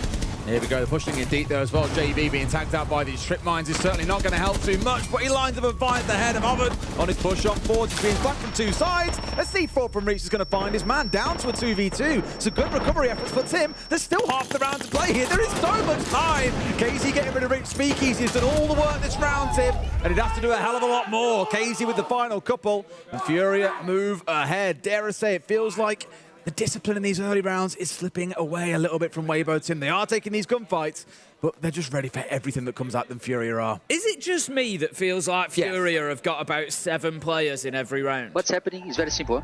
You're trying to win this shit in the most difficult way. Like on this 2v2, you say, bro, I got you. Bro, you just stay, not move, he kill both. No, I got neither. You know? Yeah, okay, so forget this. But what I'm saying is, in the start of the round, you guys know what to do, huh? You guys know how they're gonna play. And still, we have no refrag, you know, no team play, no coordination. Next time, bro, they start to come garage. Let's move together. Yeah, guys, Up, play with third, you know, we need to react fast, guys. Yeah. The only thing, the only problem we have is you guys are trying to win this shit in the most difficult way, you know, not playing together. So we fix this and let's win these 2 rounds, guys. Let's go, guys. I don't care. Let's go, guys. Round by round, guys. Let's go. Let's go, guys. Let's go. 2 more rounds. Let's go, guys. Come on, go back this fucking Denari one. Go on putting it far more elegantly than I ever could as well. I was speaking about the discipline that was lacking in the early round. It's largely just said there, we're swinging alone, we're going for ones, we're paying the price.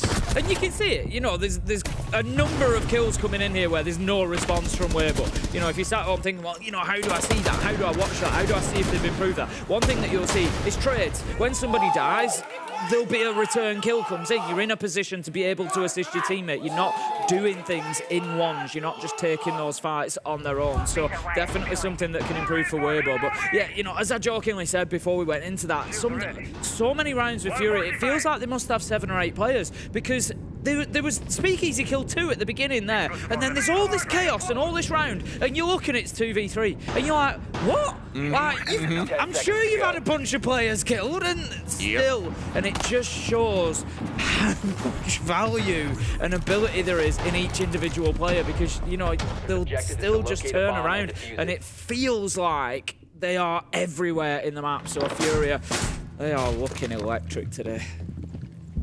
They are, Tim, and that is going to be part of the challenge, but I wouldn't say it's unsavable on the side of Wavo. You know, as Gohan stepped in and we heard him speak, yeah, it's not like it's a major disaster. We've just got to recover and tighten up a few things in the early round, and we might find ourselves coming out just that little bit better. And sure enough, there's no one trying to go crazy on the early spawn peaks or being aggressive up on the top floor here. We are playing a little bit more defensive in this round, Tim, and I don't blame them for it. Tighten things up here, because if you find yourself going down 4-on-1, or dare I even say 5-on-1 come the end of the half, it already feels like it's over. Yeah, I'd agree. There's no roam whatsoever from Weibo. If you look bottom right of your screen, you can see all of the positions of the players, and there's a B next to all of their names for the basement. So they're all downstairs at the minute. Furia, they've got to recognise that to begin with. I think they're reasonably comfortable in that, because JV's already looking towards the tunnel, and off your screen, Herds is moving down main stairs as well. So I think they're pretty comfortable that top floor is available for them, and that they can move in and start thinking about hatches. They're starting to take that mid floor now. So Furia, they are not messing about. Within a minute, they're already getting active inside of the map and taking that control. I've got the right idea. They know that Reach has pushed quite deep up through dirt here, and he's getting a little bit restless, Tim, and almost loses his life for it. This is where patience is key. It is a virtue sometimes, Tim. I think Reach reminding us all of exactly why. Still, though, doesn't lose his life, so all 3 smokes still remain. He can dig back in towards sight with the rest of his team, or at least hold a little closer to the rest of his team rather than pushing up so aggressively. Yeah, this is good stuff from Furia as well. JV gets himself inside a kitchen. They're going to see an exothermic just impacted away there, so he now needs to be careful as well. They can keep this closed. Yeah, exactly that. It's going to just needs to be careful. That's exactly what he needs to be careful of. He's concerned about nitros. He's concerned about impact nades. He's concerned about bullets. There's all sort of things that could rain up through those floorboards to damage him. That is going to open the kitchen hatch, and Furia now getting themselves in a position to think about and execute. There's a couple of times throughout this half that we've seen Weibo come up with some cool ideas on how to deny this stuff. It's looked really, really interesting. Now, here we go. Potentially, with the Candelas come flying on through onto these trips, won't disable all of them is the main frustration, I imagine, here, Tim.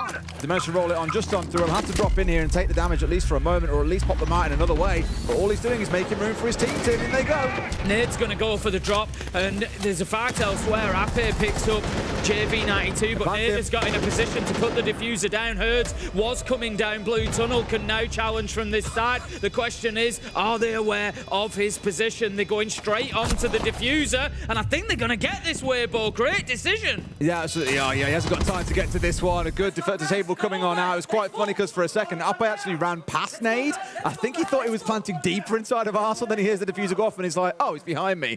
Turns around and gets the kill. Thank God. Otherwise, that could have been calamitous. Most importantly, it's a second round on the board. Yes, Weibo definitely needed that. Like I say, you got to stop the rot. You can't allow Furia to start running away with this one. A 3-3 half, actually, very good for Weibo. No problem with that at all. I still think they've kind of got it stacked up against them a little bit in the second half, given that Furia have got 3 attacks. You have to look at Fury on defense and say, you know, there's a good chance they're going to be good for 4 rounds. So, not ideal, but I think if Weibo can at least lock this out 3-3, then who knows? You know, they can get in, they can start playing their game style. I think attack suits Weibo a little bit more. They've been the best attacking team that we've seen in the tournament so far to date, and they can play with a bit more freedom, a bit more aggression. They can take the fight to Furia. So I don't think it's the end of the world for them. 3-3, I think is essential, but okay. I agree. It won't feel great, but by the same token, Weibo, as I said, are the best attacking team we have at the tournament, Tim. 63% attacking win rate, 63% defender win rate. Perfectly balanced, as all things should be. So do I favour them coming onto the attacking side? I don't think I'd say favour, but do I not think it able for them to be able to get at least 3 rounds, send us towards OT? Absolutely not. I'd be shocked if they win 4, truthfully. I don't think Fury will let them do that, but they could definitely give themselves a bit of a better chance here. This is looking a little bit cheeky. Speaky actually hits him there as well, Tim, and it scares Herds off. Away he drops. I love that. He thinks I'm having absolutely no more of that. Thank you very much. And he's going to relocate and make sure he's not giving up that entry death. So Weibo looking pretty comfortable at the minute. Speakeasy and Turd are still holding down the cash and CCTV side. Furia have opened CCTV wall, but they're not really doing too much more work towards that side. They've opened construction wall now as well to try and prevent kind of the cut off the rotation back to site. But Speakeasy's aware that there's no pressure because he's able to stand in CCTV, so he knows nobody's pushing this side. They can't take for granted that they can use the South balcony at the minute, can't Furia? I thought for a second I was seeing another G2 moment as Herds dropped as that exothermic was going off, but had enough time to get away.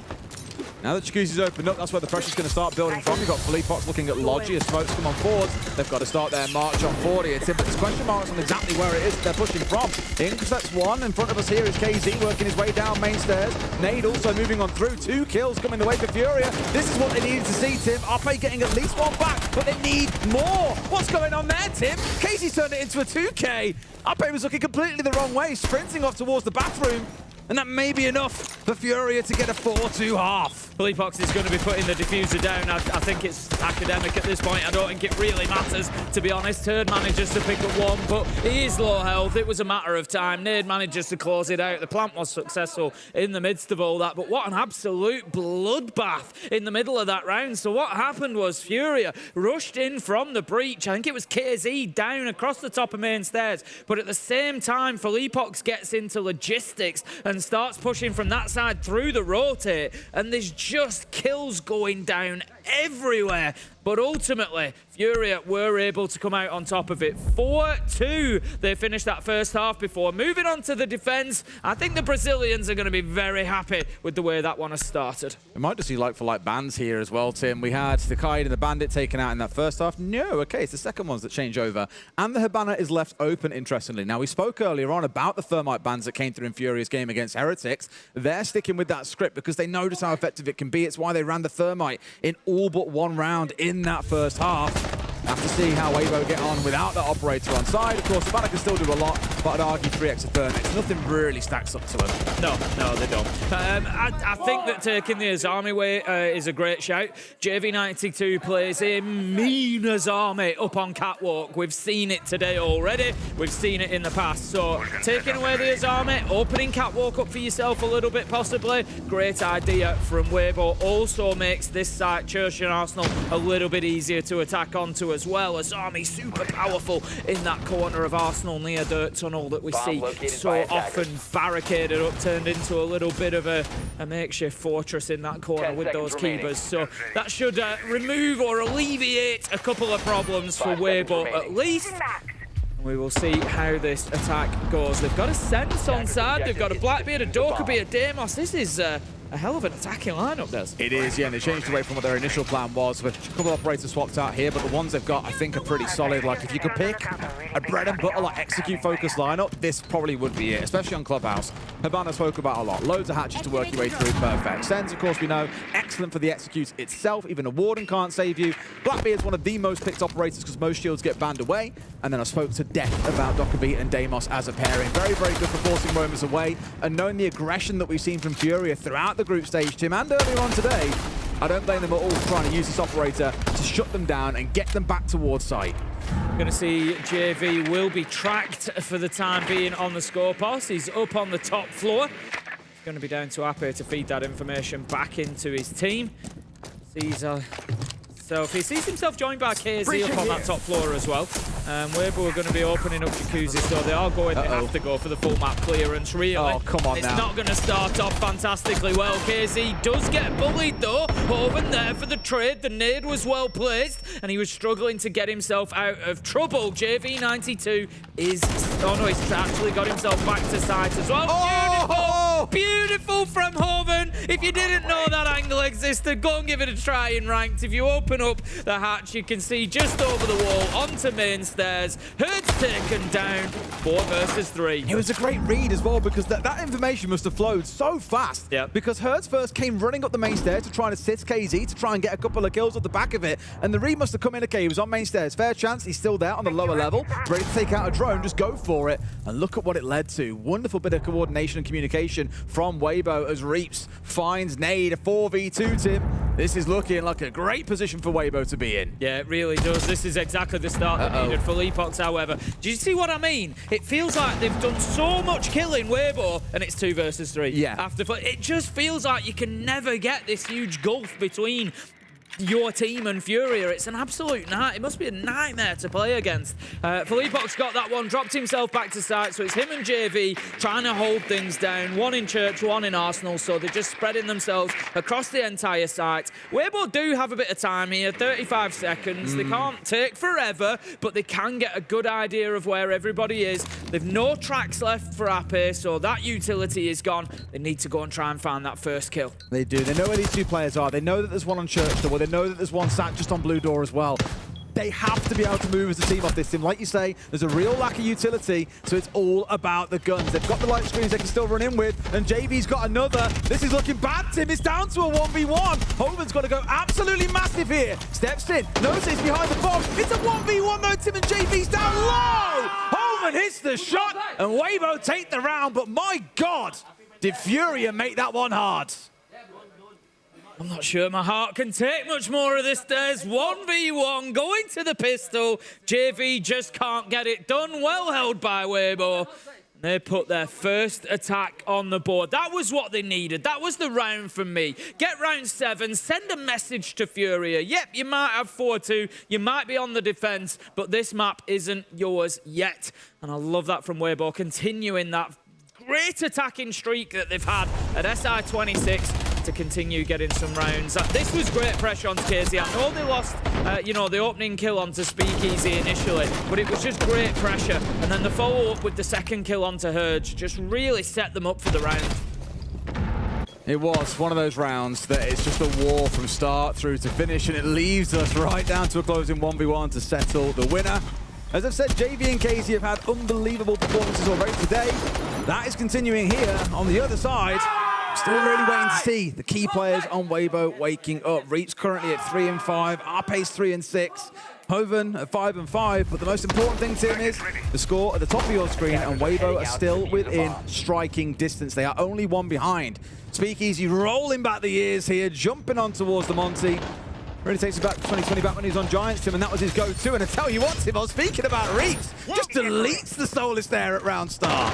I think it's fair to say he's walking up as he's gone in there and got himself a big opener. And who better than the Soulless? This is literally the perfect Soulless side. Cash and CCTV, it is all destructible. You can play in stock, you can play in lounge, you can disrupt a plant anywhere, so long as you can keep yourself alive. And KZ has there, Tim. Exactly that, and KZ has failed to do so. Really big pickup for Weibo. 5 versus 4 early in the round. Speakeasy can start bullying Catwalk now. It'll be JV. It's always JV up on the Catwalk. He's got the Wamai because the Azami's banned out. This is really doable for the attackers. Also, of course, keep an eye on the Maestro that we spoke about a little bit from a couple of days ago. They have led towards it and not tried to hide it away. I was watching in the prep phase, would he try and hide it away somewhere? And the answer was no. It has got Reaps across on towards the Brava, of course, to try and steal those away. And he has got one thing hacked out. Don't know if it's a Maestro cam or not, but I saw at least 2 go down inside of Cash Tim, so they've got to be really careful of that. Ape, a man that I also said was being quiet, Tim. It's like they're listening to us. Get themselves a couple of kills, both Reaps and Ape now in this round getting involved. And Speakeasy is starting his march up through Garage. Down goes JV. Weibo making this look easy. Yeah, this is great from the APAC team. Absolutely love what we're seeing. They are in a position to put the diffuser down. I'd like to see them do that. There's no real reason not to. They might be a little bit concerned about a Nitro, but that's just come out. So, there's 1 in the hands of Herds, but they've got 5 players. They can just have somebody down in lounge. For me, Weibo, get one downstairs, get the diffuser down. Herds almost wants this for an ego challenge onto Reaps here. He was talking a little bit of smack during the tech timeout earlier on. He really wants this win. But if Reaps can hold him here and leave his teammate in a 1 versus 4, that's completely fine by the side of Weibo. You've got Nay downstairs with the C4 in hand. I believe, in fact, no, he used it earlier on. It's only in Herds' back pocket. So he's in a bit of a dangerous spot here. Tim, he's managed to get down and get rid of 1, but there's a trade to be secured. And Reaps, he wins out that 1v1 against Herds. They're warming into it, Tim. Yeah, well played from Weibo. They chose to go for the kills. There was an opportunity to get the diffuser down as well. 5v2, CCTV cash. You know, I think they were a little bit concerned about nitros or other elements, but it definitely could have been handled and dealt with. Doesn't really matter. Outcome is the same. They choose to go for the kills. The call was made and the round was successfully won. 4-4. We sit on the scoreboard now, and Furia losing back-to-back rounds.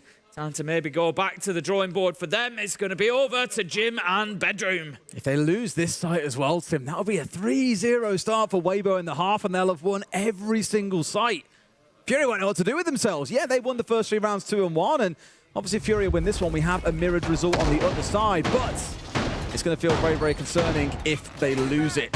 No doubt going to be an extension out towards Cash and CC, as you're now seeing on your screen. See it 1,000,001 times, Tim. Always have players out here. Normally it's a shield, which you'll get from Herds, being joined up by the shield of the Clash. And between them both, it can be ridiculously frustrating to try and clear top red in that position. So we'll see exactly how much they commit out there, and Weibo are going to have to find a way through, which probably means a good bit of team aggression at the start of the round. And often what we see is that this round can be decided on the extension alone. It isn't always about what's going on site. You can lose 2 or 3 players out on the extension, and before you know it, round is done.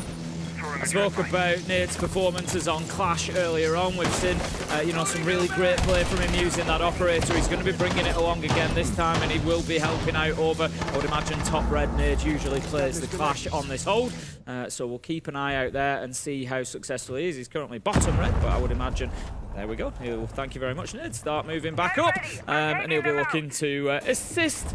It's usually Herds that's playing in and around Cash, so he'll just be looking to try and buy him as much time as he can. They're not really bothered with the shield either as well. Probably aware that Reap's rolling on through with the Roteros, or Nades quickly remove it as well. Why bother committing it out there? Put it on site instead and see how things go. Speakeasy now getting himself inside of Cash and CC itself and forcing the players back. With that control, they can now afford to put players on the south balcony and start asking questions, or inside of construction, in towards the site itself. It's Hoven that's currently sat in that position on the Grim, just waiting for the kind of go sign from his team to know what's going to happen next. But you can see everyone's really starting to gather around, mainly out towards Cash and CC, but that will begin to develop, and I imagine some pressure will come in towards Logi very shortly. Weibo just allowing for the time that they've got in the middle of the round here to get the drones back in. I like what they've done here. We've gone in, we've claimed ground, that's ours. We now set up shop again. We go through the same process, we rinse and repeat, and then we push forward once we know exactly what we're playing into. Nade is a key factor here. He's just playing on that rotate from construction through into logistics. He will now get a little bit more aggressive and push forward onto the door again, and he's just backing up Weibo. They want be careful. Exactly that. They just don't want to waste too much time. But Speakeasy get things underway with a kill on to JV. Ape tries to go in through Jacuzzi. Doesn't get away with it as Felipox takes him down. 3 versus 4. I think it's Speakeasy really wants to go a bit more aggressive here and push in towards Felipox inside a bathroom. He's got Reaps joining him in. Out on the flank though, we've seen this one before, Tim. It's Herds. Always up by himself, but always finding the kills necessary. Speakeasy all alone, blinded out by the FNAT. Almost biting off a little bit more than they could chew there, Weibo, and trying to go deep and collect a couple of players around main stairs. It did not work out. And that's that 2-1 quarter that we saw back at the start of the game as well. Yeah, as you say, I think, you know, maybe just stretching themselves a little bit thin there. They didn't ever really deal with the Cash side. So what that meant was that you had Nade and Herds kind of unaccounted for and able to flex their position and move about. And one of the kills came in from there at the end of things. And so it also then left you kind of short-handed to be dealing on the other side with players like Felipox and creating that space in Gym. Not ideal on the attack from Weibo that time. Furia keep their lead, but only just. It's 1 round, it's 5-4, and this one continues to rumble on Clubhouse. Overtime, honestly, would not surprise me in the slightest here. Well, we shall see, Tim. Now that those bans come on through. Capital taken away. I'd say not really the end of the world, because we haven't seen that. In fact, we saw it brightened once in round 2, and that was about it. And even then, it's used a case in that round wasn't massive, so not too worried about that. On the other side, the Clash being taken away, I feel is quite notable. It's the only operator they've had in a round where they've won Furia, and so Weibo looking at, okay, here's the main thing that they've won with. What can we do to get rid of it? Just ban it. Easy peasy. Yeah, it just removes a headache, doesn't it? It just removes a problem. Like I said, Nade has put in some real rounds, some real performances on that clash. So yeah, get rid of it, and then you don't need to think too much about it. So 5-4 on the scoreboard as we head into what will be our final 3 rounds. We might only get 2 of them if Furia get them back to back. But I've got a feeling that there's going to be a little bit more of a twist in this tale than you might expect. So don't go anywhere. Now then, KZ, Herds both. Herds is actually going to be barricaded in pretty much. He's got the one door escape through to pool table. But other than that, he's locked in for a bit of strip. He's going to keep himself over that backside, I think, to try and keep himself kind of off the radar. And then he can maybe have that mid to late round flank that we see into bar. Absolutely. It's again the execute style setup coming out from Weibo minus the Dockerby this time as well. So really similar in setup, just a little bit different in execution because you're rolling in towards that Grim. Very, very good for hitting the site itself with. I'm probably anticipating this time around that they won't meet as much dip resistance around there, and Furia, for the most part, are down towards site itself. A couple on the first floor, and Philippok's the main one being a little bit of a bother up here on the Tuberal, but as we know, it's mainly focused on trying to waste time. I actually like this from Philippok, just changing up his location there. The assumption is often going to be that you'll be up on the catwalk.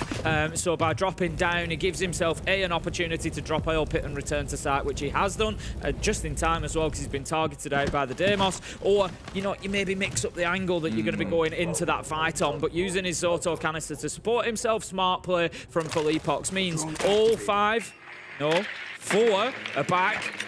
Herds is still out in strip. I'm not sure that he's been picked up yet. He could play a serious spoiler in this round. They've really got to pray that they've got flank drones on the go to him, because right now no one's actually flicking through them. He could get into a pretty dangerous position. Knows that they want this bar hatch opened up. No one's yet around that spot on the map sniffing through. But Reaps will descend us. I swear to God, he's just trying to hunt Reaps down. It's all he really cares about, Tim. This is all about timing from Herds, realistically. If he holds his position and just plays this patiently, he could easily win this round single-handedly. There we go. Important from Weibo. Good intel game. That's what we wanted to see. You commented they weren't on the drones at that phase of the round. They moved back onto them. But it doesn't necessarily solve the problem, Des, because Herds is still out there. He still exists, and they've now got a minute to deal with him and Sight. I turn towards Ape for that one. He's got the last track, well, 2 more tracks that he can make use of at some point. Just the one, left. Can track on towards the Bandit. But it's the Warden they've got to track onto instead. Not too sure about that one. Reaps is just playing inside a kitchen at the minute. He's the big problem here in terms of Herds. Herds can just go out, pick up the Hibana inside a kitchen, and he's got a big problem. You see, he can't focus down the hatch because he knows he's got this Bandit playing in behind him. He's just being kind of pulled pillar to post, and as he goes for the drop, KZ picks him up. KZ with a double at the end to close it out, and it's not looking good for Weibo as Furia move on to match point. Truthfully, this is how I would have expected it to play, would have been the downstairs site being won by Furia. We often talk about it being one of the most defender-sided sites that we have in the entire game. The upstairs sites is where you tend to see a little bit more joy for the attackers. So don't count them out just yet. There's still much they can do to try and turn it around. We'll jump on towards Monty, I imagine, again to try and get that catwalk control. They did kind of stroll their way through last time, Tim, only losing 1 player. It was Reaps getting the opening onto KZ, if you remember, very early in the round. They can find the same again or just get a little bit of luck on their side, then this could take us up to 6 and 5 before you know it. Maybe we've only got a win, Gym Bedroom, and we're knocking on the doors of overtime. Yeah, exactly that. It's, you know, it's still very, very doable. It's still very, very doable for Weibo. Don't count them out just yet, but it's not going to be easy either. You know, it seems to get more difficult with each passing round. Also, if we have a look at the entry, Des, we're 10 rounds in. There only been 4 entries that have gone in the favour of Weibo. So 6-4, Furia are leading there in terms of entry. It hasn't quite lined up that every round goes with the entry. There was 2 where it was flipped. One where Weibo overturned it, one where Furia overturned it. So we do end up in the same position we are now. But I think the entry is very important for Weibo this round. They need to be getting themselves a man advantage. They want to start the garage wall place, so obviously spot when a push starts coming on through. Could be massive for them, of course, in dealing with the Monty as well. If he goes pushing up those stairs and you get a Yokai blast down, shield break comes on through, and JV may be able to walk away with a kill off the back of it. As strong as shields are, Tim, it does feel like it's a dangerous time to be a shield player. We've seen Blackbeards dying all the time this week. Yeah, it's hard. Interesting change as well. Of course, the Clash was taken away from Nade, so he's brought along the Echo this time. Furia with even more intel then. He's checking what's going on the rooftop. He's going to have an opportunity to deny a plant if needs be. This is the problem. You kind of pick your poison, don't you? You take the clash away from him. He brings the echo. It's another super powerful operator. Rotero drone is going to be sent in. Will be taken out. So still not quite been able to take out the utility on the stairs, but that's a big one. That's one echo drone gone. Will they have to shoot the drone out here in time? I'm not too sure they will. Up he goes. Maybe gets the second. Nah, it's right around, surely. And also naded it out and doesn't pop out the Goyo. That's really impressive. That impact was absolutely spot on. They get rid of one, and now they get rid of the second, and they've also got rid of JV Tim. So everything done inside about 90 seconds. Yeah, that's really good from Weibo. They're working through those problems one at a time, and they've got themselves... Herds underneath oil, by the way. Yeah, that's going to be a big play. Again, Herds last time was off in strip. This time he's played down into the basement. He's just going to bide his time. They're going to give him the opportunity, but he misses it. Hoven still alive, takes a ton of damage, but this will waste some time because, again, Weibo are going to have to pay attention to that. It's his whole job this game is to just be an absolute nuisance to the side of Weibo, because once again, it's the same as last round when he was out towards strip. They haven't fully cleared him out. And just knowing that he's out there sits in the back of your mind. It's an attention soak away from you that you always have to be mindful of. He will be able to strike at some point throughout this round, but Speakeasy is now asking questions of Sight itself. The other thing that Herds could play for here, he's got himself onto blue stairs. He has 2 impact nades left in pocket, so Weibo need to be aware of that. They've dealt with it. I was going to say, somebody needs to be underneath because otherwise he could deny a plant attempt. 4 versus 3 after an excellent kill from Reaps really starts to clear things out for them. They're just waiting for these toxic babe canisters to burn away at the moment. Philippox has 2 more in pocket though. He can take out a lot of the rest of this round, so instead they've tried to push up red to get aggressive and it's worked. Hoven 1, Ape 2, Weibo take round 11 and we are getting at least all 12 on Clubhouse. Absolutely wonderful closing point from Weibo. It's like watching Furia in reverse, Tim. We saw so many... I've obviously gone, yeah, well, you've got the mic. I was having a drink. I'll just hold mute and talk as well, Tim. I'm sure everyone will still hear me. But again, it was just so well played. They had the one player coming in from Logi, pushing in through construction. At the same time, 2 players sprinted up red, as well as Speakeasy walking forwards. Everything apart from... everything, including how they dealt with this very early on to JV was wonderful. But the trade being guaranteed by Hoven there, everything was fantastic. A really good execute. And like I said earlier on, it's almost a mirror of what we saw from Furia against Heretics. It is so nice to watch, and you can see why they are our top attacking team at the tournament. One more, Tim, and we get OT. Yeah, the level of organisation on the attack and the teamwork, the interplay between them all is absolutely brilliant to watch, and I'm glad to see that they are able to bring it and deliver it for us in this matchup against Furia. So let's get into round 12. Gym and Bedroom will be the final regulation defense for Furia. Just looking at the lineup, they've got the Valkyrie on side for Herds. So again, playing into that intel, we saw it was the Echo last time. This time it's going to be those black eye cameras. We've also got Philippox on the Frost. Not one that we see too often, but we have had some big moments. It is an operator that Furia bring. We saw Nade, of course, having, I think it was a big 4K with Frost on Fortress the other day. It was at least a 3, if not a 4. It was a really nice round for me. Also disabled the active diffuser. I love how we're having to debate there. Is it a 3 or a 4? Because it's just such a common thing. As if it matters. Yeah, so it's not unusual for them to bring Frost. And, you know, you've got that shield, you've got the Frost mats, which do occasionally catch people, given that you've got to be in your ADS ready for those fights at this sort of level, so they're easy to miss. Absolutely. Well, here we go. It's not quite a Monty, but it's still a shield just marching its way up the stairs here to help try and get some control onto this top floor, because they have got to break this extended hold. There's 2 of them here, actually, as well, with the Grim also coming on through. But look where he is again, Tim. Herds still being an oil rat. Down there waiting for his chance. Will he be able to climb up here? This could be absolutely massive and game-ending if he gets it, but they seem somewhat aware, Tim. I think Hoven might know. Hoven's concerned about Lounge at the minute, if I'm not wrong. He has actually kind of backed out of that door. This is going to be one that develops, and I think it's going to lead to one of them being dead. But if they're not aware of Herds and they just push on into CCTV, I think you're quite right. He climbs up, goes up the stairs, and hits them on the flank. He's just waiting for his opportunity, though, and you just know it's going to come at some point.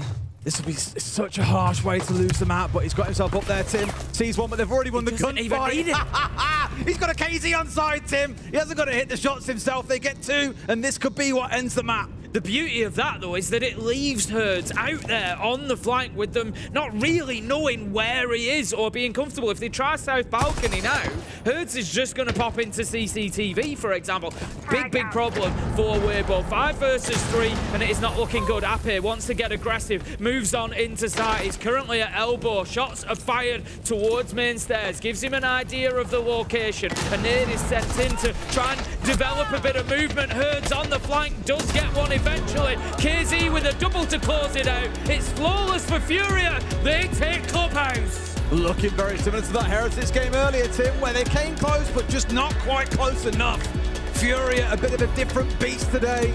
Every round, they just have a magical answer. There's always a player that's able to pop when they need them most, and they take away the map pick of Weibo. This is going to be hard now for Weibo to recover on the second map. Yeah, it really is. You know, as we've said, Leia, Furia, they're 8-1, Des.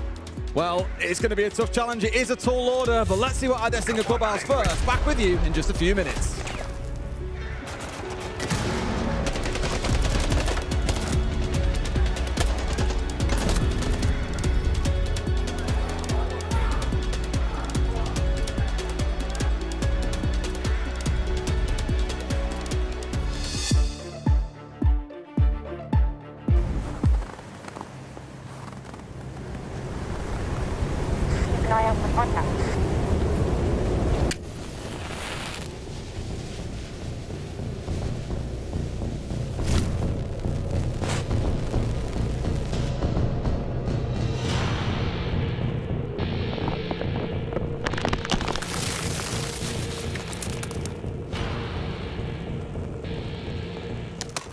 Available now.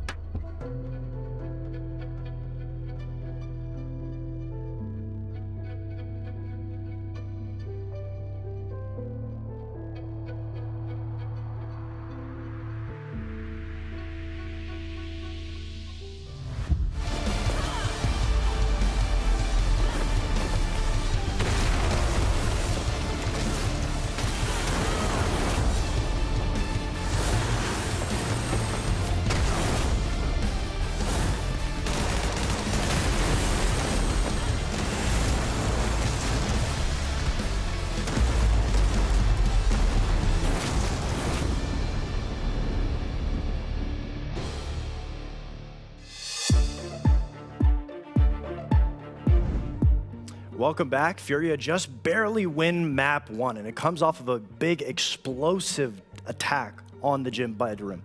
Now, it's such an easy strat that you guys can do it at home, and I'm going to break it down for you. So first, let's look at what Furia is doing. First, Felipox is going to drop down the Logi hatch, but before that, he throws a Candela. The Candela is going to cause a bait and then a chain reaction. We're going to see Nade drop down connector in assistance of JV92 jumping into connector. Felipox then drops down the hatch, KZ pushes up the main hallway, and Herds right behind him is going to be holding the crossfire.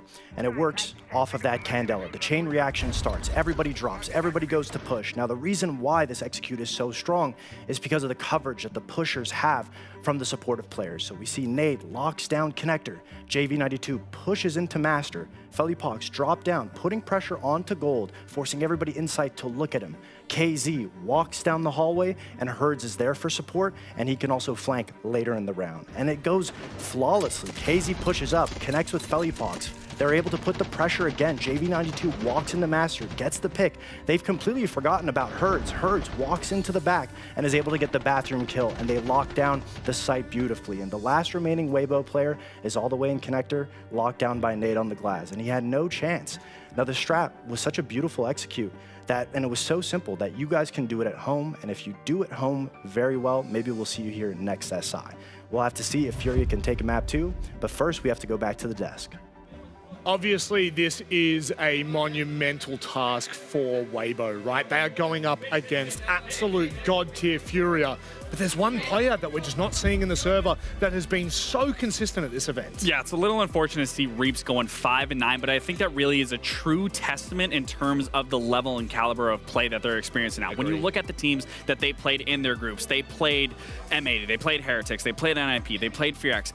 If you look on the side of Furia, they were playing some big, heavy hitters, maybe some teams that weren't punching at the level, but it really just speaks into the aggressive nature that Furia has, is why Reeves wasn't finding that success. He's going against a team that wants to take those gunfights, that wants to bring the fight to you and not allow you to breathe and choke you out. Even in that round that Fox demonstrated, we talk about Clubhouse, you win on your attacks. That was the 4th winning attacking round that put them over. So once they got into that defense, they were able to close out the series strictly because of how flawless that attack was. Yeah, to contextualize it, Reaps, I think, was coming into today 6th overall at this event. He's been phenomenal. The last 3 players directly after him are all Furia players. He is not going up against one individual player. He's going up against a team of gunners. And right now, to be honest, Weibo, they still hold it, right? 7-4, 7-5. I think it was 7-5 in the end there.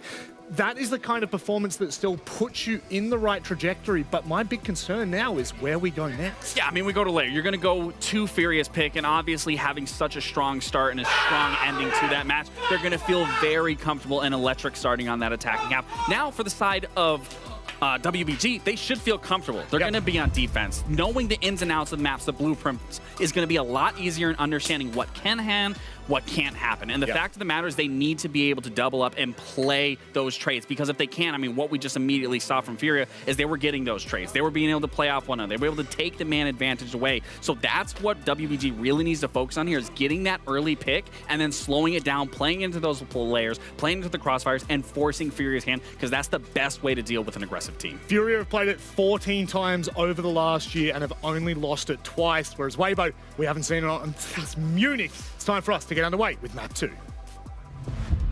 Thank you very much, gentlemen. Indeed, it is Lair. And Tim, I know you've got a particularly scary stat about Furia on this map. You want to share it again, given you shared it earlier on? Well, in recent history, they are 8-1. 8 wins to just 1 loss. The loss does come in the middle, so it's not an 8-win streak. But yeah, they are very good on. And look at who they lost it to as well, Tim. They lost it to First Clan, the current world champions. No big deal. Yes, whatever. It's all cool. And also, if I look through the scores, they beat Falcons 7-1. They beat NIP 7-2. They beat Flux OW 7M 7-3. They beat Cyclops 7-2. Like, these are not close games, Des. No, and obviously the last time that we saw Weibo play this game was against G2 at the Munich Major. They lost it 7-4. Now, G2 are a very good Lair team. They will tell you it's one of their favorite maps to go to, and they love playing there. Maybe it doesn't tell you the full story, and I imagine Weibo expected to be coming into this map, so no doubt Gohan and the boys behind the scenes have been hard at work And they're ready to go Super Saiyan for this game. Let's get into our map bans. Our op bans first, the smoke taken away, along with the Deimos, followed by the chat. Now, that is really spicy. We see a lot of Chanka on this map, but banning away the smoke and the Tachanka means a lot of what would be really, really good plant denial is taken away. Turn towards C4s now instead. I love that move from Fury. Me too. Honestly, did not see that coming. But when you actually take a second to think of the ramifications and the knock-ons and how difficult that is going to make certain positions to hold on to, absolutely love that from them. Is it going to work? I don't know. We'll have to see. If any team can, take advantage of that, it's going to be Fury on the attack. But I would immediately be looking towards Mask Wall. The thing is, does it almost telegraph it a little bit? If you're Weibo, you're thinking, right, Mask Wall and Display, we need to be really worried about those two areas. Top mezzanine, that's the side. That's where Furia's attack is likely to come from. Maybe Furia then mix that up and throw it, over to our 6-room side. Who knows? But we'll keep a close eye on exactly where they're shaping up. Given that they've just got rid of the Thermite, Herds have switched across onto the Ace instead. They've got the Hard Breach charges on the side of Philippox. Maybe it won't be quite so clear-cut. We will have a watch as they get underway. But initially, it does seem very much towards Ops and Mask Wall. Yeah, the Grim was taken away from Fury the other day in their game against Falcons, so no surprises there. The Deimos may come as a little bit of a tweak and a change for them. I went back to look at the last time Weibo played this map actually and what operators they brought along. They didn't play Smoke once because Chanka was available, and I think Fury are just thinking one step ahead. You ban the Chanka, they'll default to the Smoke. So you ban that away as well. Have they got a third operator in their mind on what to do instead? Maybe the Clash certainly helps towards that, Tim, but I wouldn't be surprised to see if that is the ban that we get at the end of round 3, because then you're starting to run very, very short on options that can take the place of any of those 3 operators. KZ's gone straight away to deal with the electrification on Mask Wall.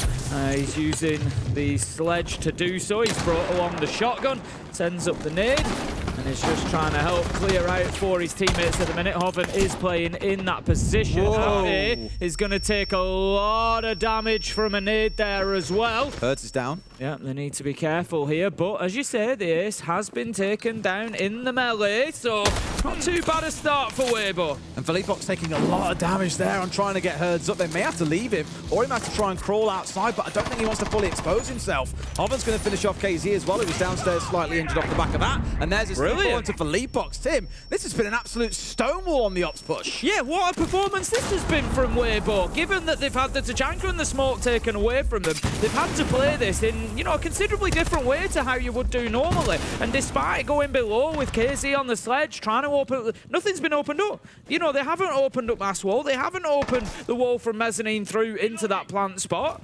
Weibo have been able to completely deny them. Ape somehow is still alive. He ate most of a grenade, but is still up with the shield intact. I think Weibo win this round, and a good start from them on layer. Looking excellent, absolutely. Now, we've said so many times about how it feels like you've got a massive advantage over Furia, and in half a second, that can all transform. It very much can here, and it's going to start to. JV getting one and looking for a second. It's just scary how they can turn it on like this, Tim, at the click of a finger. Well, it's like I say, you're never far away from them. It feels like Weibo have been in complete control, got all the kills, and then it's still 3v4, and it's still possible. But Speakeasy does manage to take down JV as he swings on into sight. We've got Herds on low health after being collected as well. The Clash Shield doesn't do any damage anymore. It's just slowing, but still, it is going to have that impact of affecting what he wants to do. Reaps is there to pick up nade from Display, and Hoven gets the last. A great defense from Weibo. We've spoken, we've waxed lyrical about their ability on the attack so far at this tournament, and they've just given us a little bit of a top floor masterclass. Love that from Weibo. Really key, I think, that Ape was still alive to a nose down to a single point of HP or 2 off the back of it, but him being alive just meant that he could step back up to Ops, feed the information on what's going on, and that's when Turd then stepped across and got the shots down onto the Capital for Philippox, so he couldn't get Herds up. Just as we've both said, really well played there in terms of their aggression, denying Fury the ability to barely enter into the map itself, and from there, it all just went from bad to worse, I'm afraid, for the Brazilian side. Well tucked in on towards Philippox, who's in that back corner. Again, you saw the work that was being done by the Clash there to feed that information back and forth. Okay, then heading into round 2, it's going to be down to the basement that Weibo go. I had a strong feeling that, and I said it at the beginning, it's, you know, maybe 2-1 for Weibo. If they're going to get a win, it'll come on Cafe.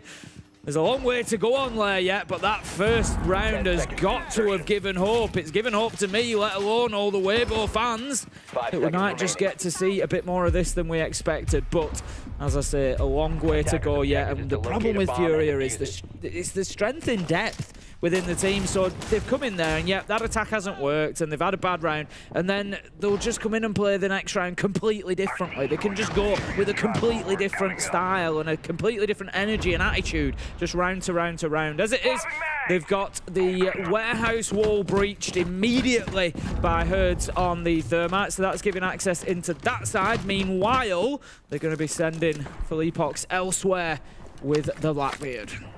Think about the depth of players, Tim. I mean, KZ's the one who popped off big time last map. 17-5 he went. Absolutely nuclear. But I was speaking about players like JV who are also able to get into those kind of positions. We've seen it out of Herds many a time over. Been a bit quiet throughout the series, but you don't mind that too much. Just had a little bit of a nemesis, a bit of a rival arc on the go with Reaps on the other side, gagging to kill him in many, many gunfights, but often coming out on the receiving end of a gunshot to the head. I'm afraid it isn't quite ahead in that 1v1 duel, but here it's more the focus on the warehouse itself. Reaps looking to try and be challenging on towards the players entering in, but they have now forced him back. Nade stepping on forward, and they're also making use of the Capital utility to get them moving. JV is around yellow stairs, manages to get one onto third, but it's not really going to matter for much on the side of Furia as Reaps manages to get the second of 2 kills that come in there from Weibo. So again, they have the advantage. Philippox is able to get himself down into that basement level. He's looking to push forward in towards site, but it looks like Weibo are pretty well set at the minute. A late reinforced speakeasy. He wants to sit and play in his spot as well, but it's just been deleted by JV. Oh, looked like he was in a great spot there to be able to challenge him, but he's gone swinging for no real reason other than to give his life away.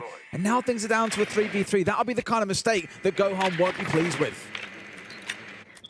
No, they can't give away that manpower. They've got to take those opportunities to make sure that they stay on top. Philippox and Nade, then they're teamed up together at one side of site. And then it's going to be up to JV92 to maybe make a move. He's up above at the moment. He's going to look to, I think, take a little bit of attention and create a little bit of space so these two can move in. But they are sat waiting, as it is, for JV to get into position. They've had to just impact one of their own bulletproofs as well because it was hacked away by the Dockerby. It was feeding all the information on what was going on inside of the B site. So they're at least slightly blind now, so a backstab if it comes on through. But Harmon's going to find one. Down goes Philippox. Good start here as we get into the last 25, Tim. Surely they can hold on. Great timing and play with the Vulcan canister. JV manages to level it up though. Hoven just showing a little bit too much of himself, and this is what we keep saying, Des. Furia are never done. They're never buried. Nade is going to go in and look to get the plant down, but he doesn't need it because it's JV92 picking up the final kill again. How many times are we going to say that? How many times are we going to see Furia just come back from what looked like unwinnable positions? It's JV. And I hate to say it, Tim, he didn't really have a choice at the very end of things there, but the prior two players both swung on to him in a 1v1 and paid the price. These are the things that we can't keep on giving away to them. I get it. You want to make your impact. You want to try and disrupt them relatively early on. But if you keep on swinging onto him like that, he'll just keep on taking scores. Yeah, it's got to feel pretty rough. It's got to feel pretty rough for Weibo here. You've done some great work in the early round, and it just hasn't been enough to get you over the line. They move on anyway. They're not going to go back to the basement this round. It is up to that mid-floor. Bunks and Briefing will be our next site. And Furia, just having a look at their lineup, they've got the Glass, they've got the Dorkaby, they've got the Blackbeard. The Glass has been switched out, but otherwise, that's looking like a pretty tough lineup to deal with. It is, yeah, it is, Tim. At this point, I'm almost like less bothered by the lineup and much more bothered by the fact that we're taking these gunfights into players that we don't need to be. Yeah. But, you know, I can't take it away from JV. He's played that brilliantly well. Won every single challenger that has come his way, despite things starting a little bit chaotically out towards Warehouse. They lost both players inside of there. Had no idea what was going on in that part of the map for a while, and they still managed to recover. So much patience from JV as well. Yeah. He waited for the opportunities to come. He knows that they will present themselves. and he doesn't try to force it. He doesn't try to, you know, put himself into even more dangerous positions. He's just confident in what he's done, and he waits for his opportunity, and along it comes. For now, he's going to get to work on the external wall with the Maverick. This is going to be really interesting because you spoke about the attacking lineup a little bit, right? But there's no Sens on side, there's no smokes they can play behind here. So they've very much got to rely on their ability to go in and go deep. They've got to go in and push and kill people off the back of it, Tim. Is that easy to do? Not strictly, not on this side, it's certainly not anyway. So I'm very curious to see what the game plan is going to be. Currently got no one going on that top floor to try and push out the defenders. And I feel like you need top floor control if you aren't planning to smoke and toss down those Sens light screens. I know it's kind of the standard thing that we see, and maybe Fury have cooked up a new evolution towards this site itself, but kills are needed. Here's the one to start things out. Kurtz goes in with a textbook Ash entry there, just gets aggressive in through that soft wall breach and finds himself the opener. 5 versus 4 with the Aruna out of action now. Reaps losing that DMR off site as well. Not ideal, and that means that Furia can now start posturing to break down this top floor hold. They've got Turd still in there on the mirror. Flashbangs come in. It's not going to have the effect that they might have hoped, and they've got a little bit of intel coming in from that utility. The thing is, they're so good at pushing at the same time. KZ will not overpeak here until his teammates are ready to join him. They've got a Selma going down onto the wall and towards Turd's room, and in fact, a Tub comes across to keep that locked up a little bit longer. He's going to sit and hold it. He's got a C4 that he can play behind as well, but now he's going aggressive, looking for Herds around the corner. He's got the right idea, misses his chance to get a freebie, Tim. That's really bad. Turns on for a second, but now he's getting squeezed in, and Furia patience pays off. They get 2 kills. Hoven 1 back, but it's a 1vx, a 1v4 coming out for Hoven on the site. This is not looking pretty. No, it's that word again, isn't it? Patience. I said JV92 in the last round. It's the whole team this way. I'm just, you know, they were happy to wait for the Selma charge to detonate. Hoven manages to get one, but Nade is there for the trade. No problem at all. Furia wrap it up, and they're starting to really pick up a bit of pace here on Lair, and Weibo need to be aware of that. They're going to have an opportunity to ban out another operator now, but yeah, patience. Fantastic. Wait for that Selma to detonate. We don't need to push Turd here. We don't need to take those fights with the Vector because we could quickly lose 1 or 2. Just wait for that to detonate. Just hold and we'll get him. And they know that it's coming. But Turd had the right idea as well. He did. You can't stand still when you know they're starting to circle around you like sharks. Like, you have to go and try and fight one of them here. And fighting sharks generally is a terrible idea. Do not try it at home. But he had the right idea. Like I say, he stepped out, went to try and find Herds. Yeah, missed by a matter of milliseconds, really. I think of all the explosions going off around him. A little bit distracted. Didn't manage to find the shot. But if he had, he can then push a little bit deeper. The problem being, Herds was then immediately around the corner to his left. So even if he gets a kill, there is probably a trade coming back the other way. It's, again, just further proof that even when players are doing the right things, like Turd was, Furia are prepared for every single outcome. 2-1 they stand on their map pick. Makes me nervous about how the second half will go. Let's see what they can cook now that we return back to the only site they have lost on this map. So far at the tournament, Weibo have been very good at trading out the opening kill in terms of, you know, the tournament as a whole compared to other teams. A little bit of a struggle for them today.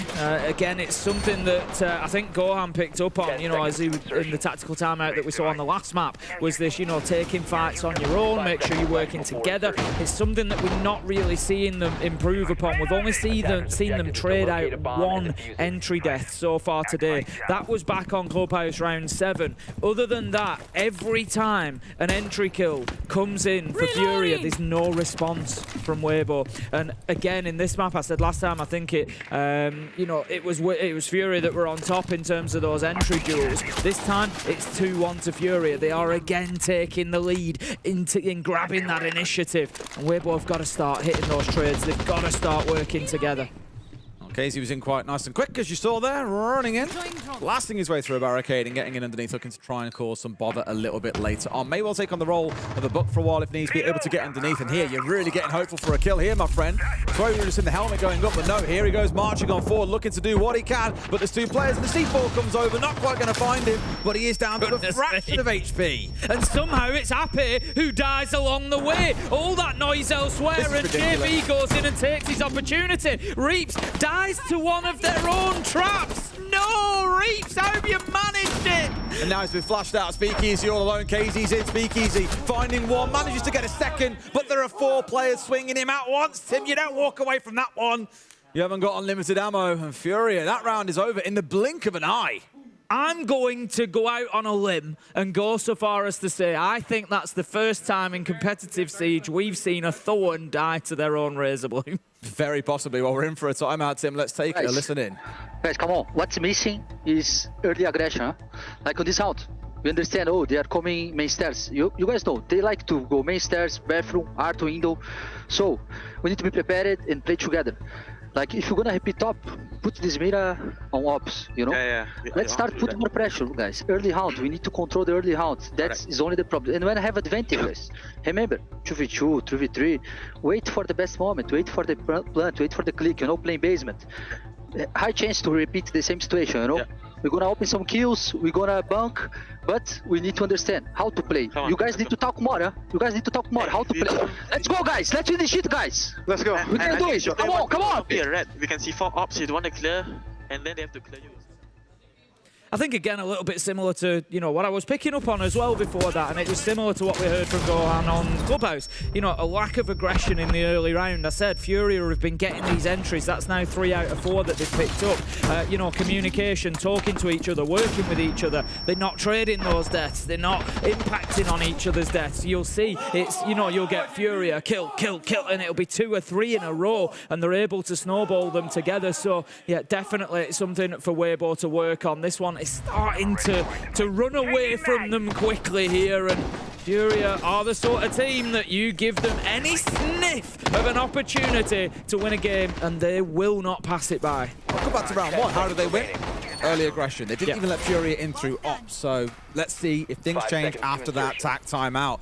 My only worry is what he said towards the end there. We're not really talking to each other. Things are a bit quiet. That energy can be hard to inject in 45 seconds to get everyone communicating again. I really hope they can.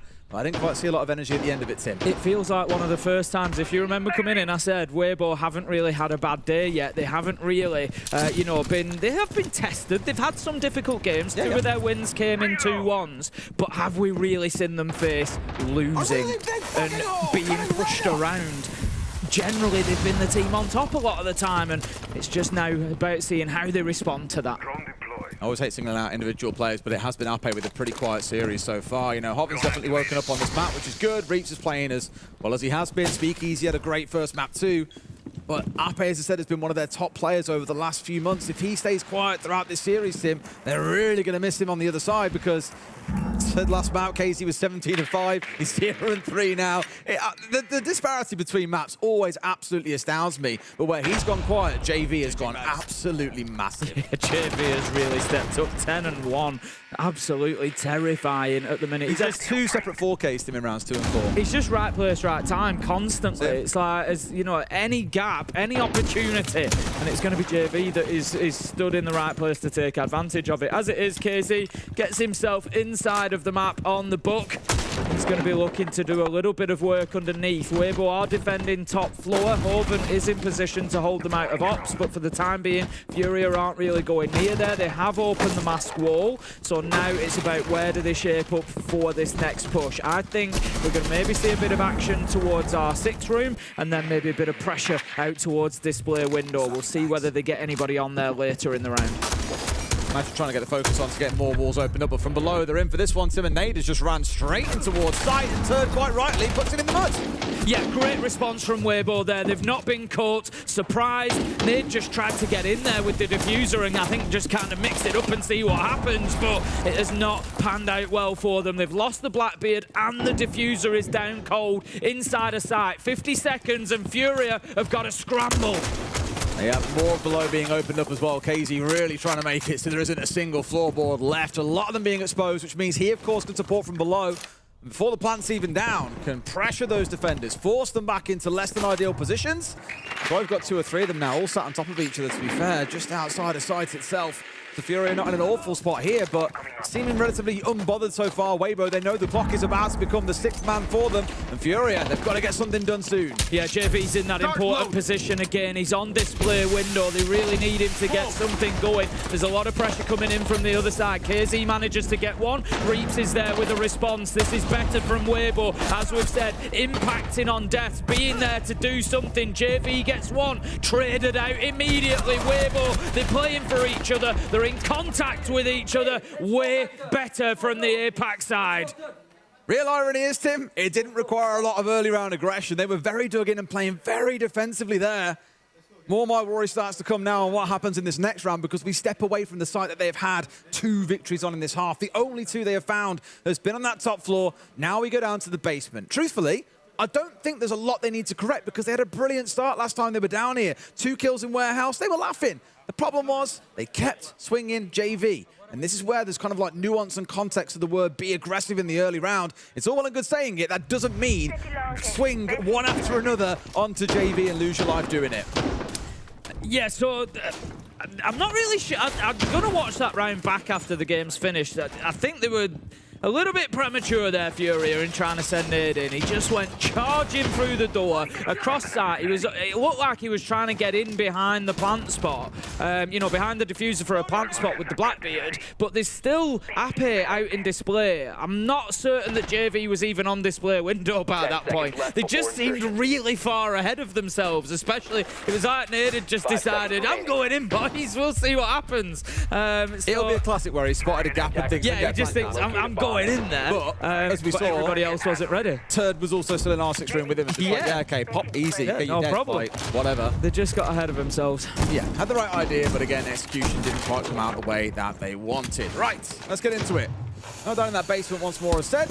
We've got currently Turd up on the top floor, so looking to waste a good chunk of time, I imagine. May choose to dip away as we start seeing pressure build upon this top floor, but for now, his goal is to try and pull drones and pull players from Furia onto that top floor, force it to lose time, but they don't seem really interested, Tim, because KZ is already asking questions downstairs here, moving a little bit quickly as they find Reaps and may fancy a fast sight hit here. In fact, they're rushing in, Tim, all 5 of them. Yeah, they're really not messing about here. Nade's managed to pick up the opener, so they kind of smell that blood in the water and continue with that aggression to get that map control, to get that advantage. They have moved forward, but they've hit the brakes a little bit here. Philippox is going to go in to take missile, and then they can continue building from there. Nade just checking the long angle for him as well.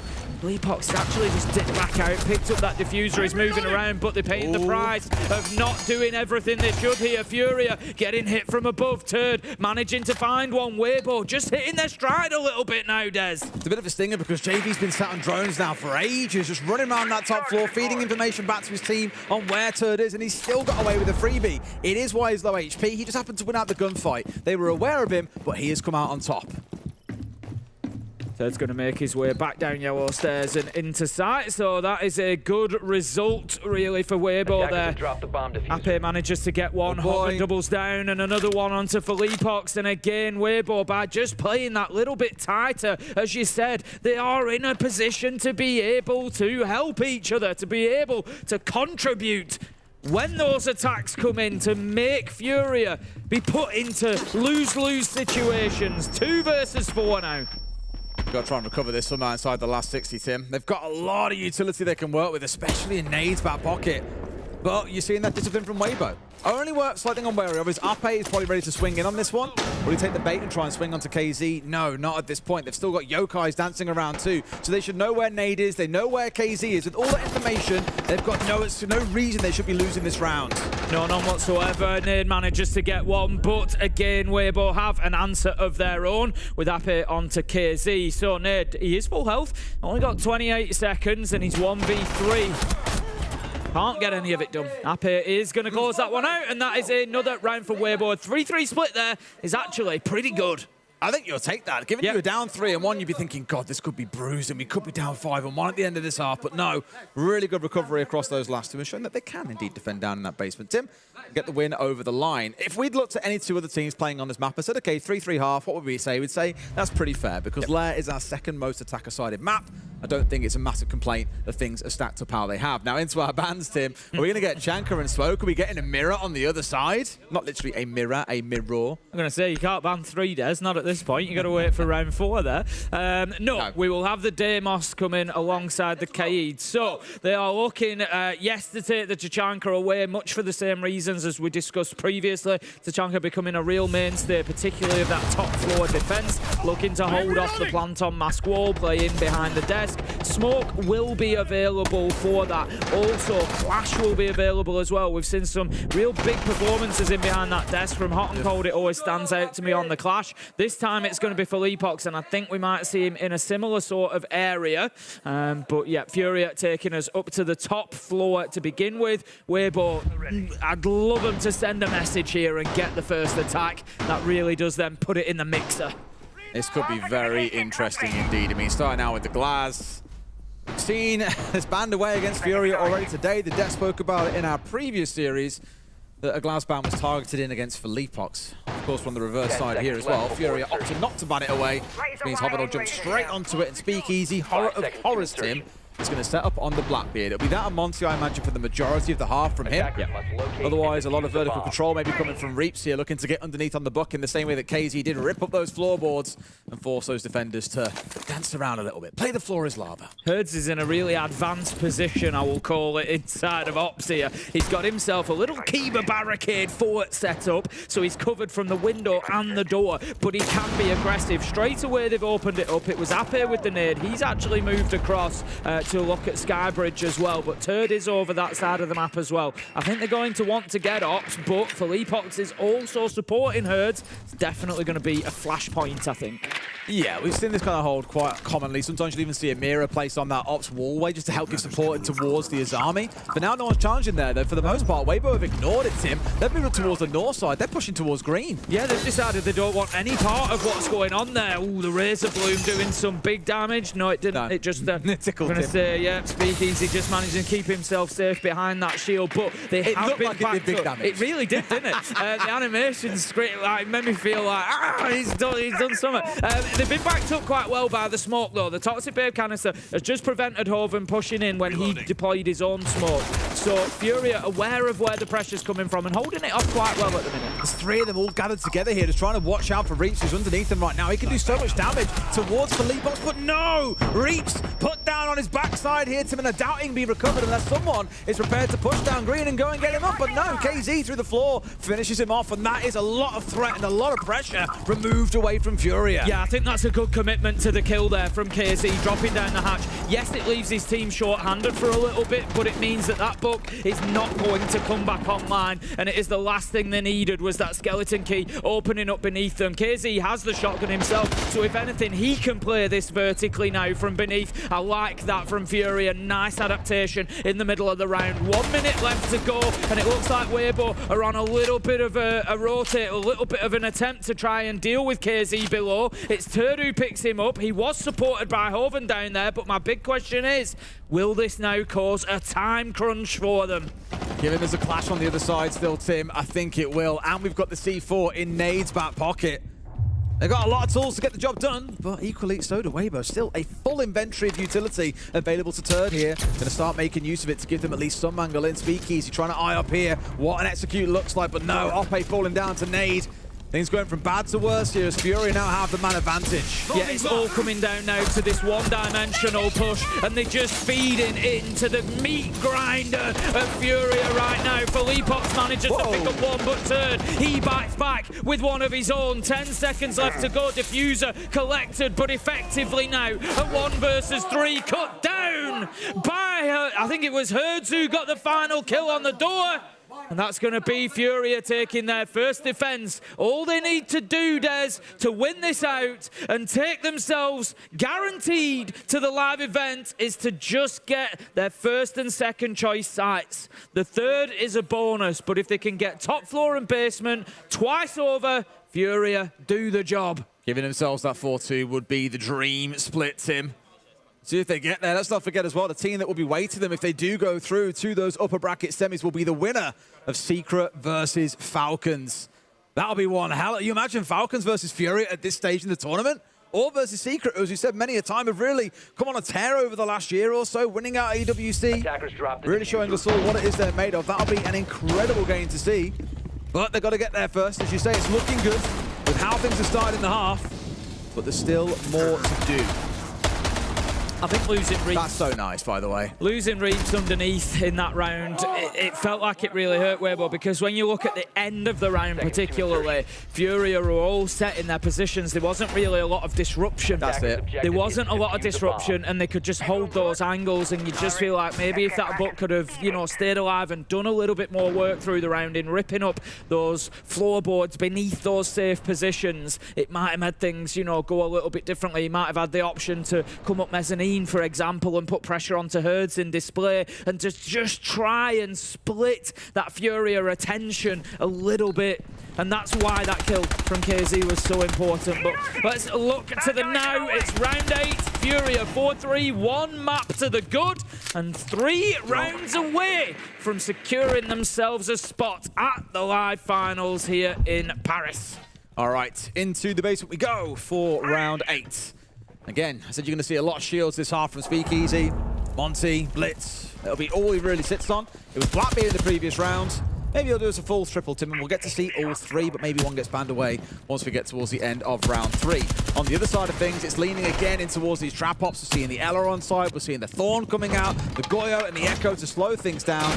They're ready for them, Tim, no matter what they've got in mind. Yeah, interestingly, absolutely no roam really coming out of Fury here. They're happy to just play this on site. Herds is the only one. He's kind of in and out. He's looking onto blue stairs. He's kind of come back now. He's found himself in sight. So he's actually switched with Philippox, who on the Warden has moved out there and decided he's the one to hold it. I think probably on the call with the Blitz maybe. Has just left them to rotate that. So Philippox is going to be the only one outside.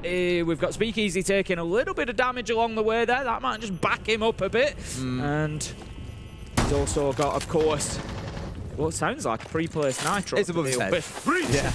Just to scare him back a little bit, you know, okay, we can pop it at any time. They can't shoot it because it's around the corner. It's actually a really nicely placed C4. Philippox getting rid of Speakeasy. It's again seeing the shield player take a lot of damage early on has then resulted in his death. They really need him alive for later in the round. Philippox is just so good. Continues to fight. Picks up another onto Turd. Reaps with a double, though. Manages to clear Philippox out, but the damage was largely done. 3 versus 3. 45 seconds left to go. And keep your eye on Nade. He's on the Echo. Still in a position to be able to deny should this plant start to go down. He must know that they're seeing his drone there. He's got to move it away somewhere else, and they'll know that it's being ratted into a corner somewhere inside of here just to help disrupt. Of course, no longer useful for the shield break as the Blitz is dead, but the information that it provides could be invaluable. Weibo have got 20 seconds to work with, Tim. This ain't a lot of time, but Ape's ready. Utility coming on out. They've got a plant in mind. Yep, Hoven's going to find JV92. Great start. Managed to get away from the Razor Bloom as well. Ape's putting the diffuser down. It's all up to Nade. 8 seconds left to go. He just needs to time this right, but he loses the drone. They've got an opportunity to go again. He was just a bit too soon, and they were a little bit too quick for him. Weibo get in there with enough time to get the job done, and they grab an attacking round to level things up. 4-4. Good job, guys. You never guessed that Reaps just hit a 3K there to basically drag that round over the line for them in what could have otherwise been absolute calamity. But he has, and everything is pulled square. All is forgiven. All you said, Tim, was they had to win the primary and the secondary. They couldn't do the secondary. Can they do the tertiary? Because this could be what defines which way Lair goes. Yeah, this just became really, really interesting now because, as you say, if they get first and second choice, if they just hold on to top floor and basement, Fury are good. They cruise home with a 7-5 win on map 2, but that might not be the case anymore. They're going to bunks and briefing after Weibo take away the basement. So all eyes go to the top floor, Des. The first question, how many do Furia play up there? How much do they commit above? Do they go with 4 up top? Sometimes we'll see other teams maybe just with 2. We'll see how much they want to hold on to this. And Weibo, what do you do about it? On their side, Tim, it's actually very similar to what we saw from Fury. They're not bringing along the Sens, they're not looking for crazy vertical control with the operators they've brought here. There's no ram, there's no bot, there's no sledge. Both teams taking, dare I say, slightly alternate approaches towards attacking this site. Can't bolt them for it, but they're going to have to work a little bit of magic. Also no hard breach to get that green wall open, while the main wall opened up in towards site itself. Even with the being a Cade on side to keep it closed and locked up tight.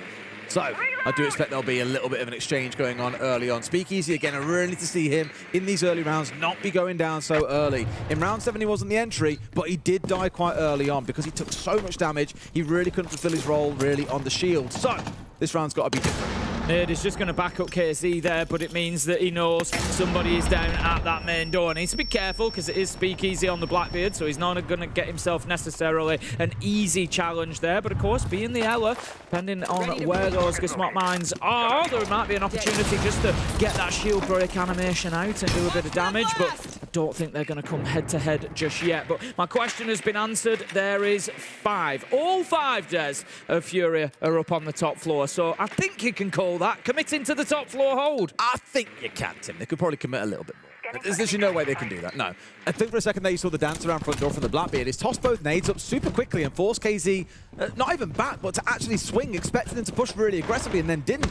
So I'm kind of already asking questions like, Speakeasy, what are we looking for there? You've used all your utility and gained nothing for it. Well, this is it. I'm looking at the positioning of everybody now. We're a minute and a half into the round and Weibo are 4 of them inside ops. They haven't really made any progress across this top floor. It's not the end of the world. You don't need to rush, but you do need to make sure that you've got time at the end of the round. Ape picks up JV, Hurts onto Speakeasy. That is the Blackbeard gone. Not ideal for Weibo. It's the same thing again, but now we've got Ape coming in the back as well. He's just hopped inside bathroom window while the rest try and push their way forwards, and they've got the kills they need. Tim Mez is theirs. They've got rid of Hurts in behind the desk. Hoven's in a great spot. They can look for a plant here on mass wall without even having to open it, Tim. Weibo are really starting to prove why they are the #1 attacking team in the world. They get in that top floor control. They just need to think about sight now.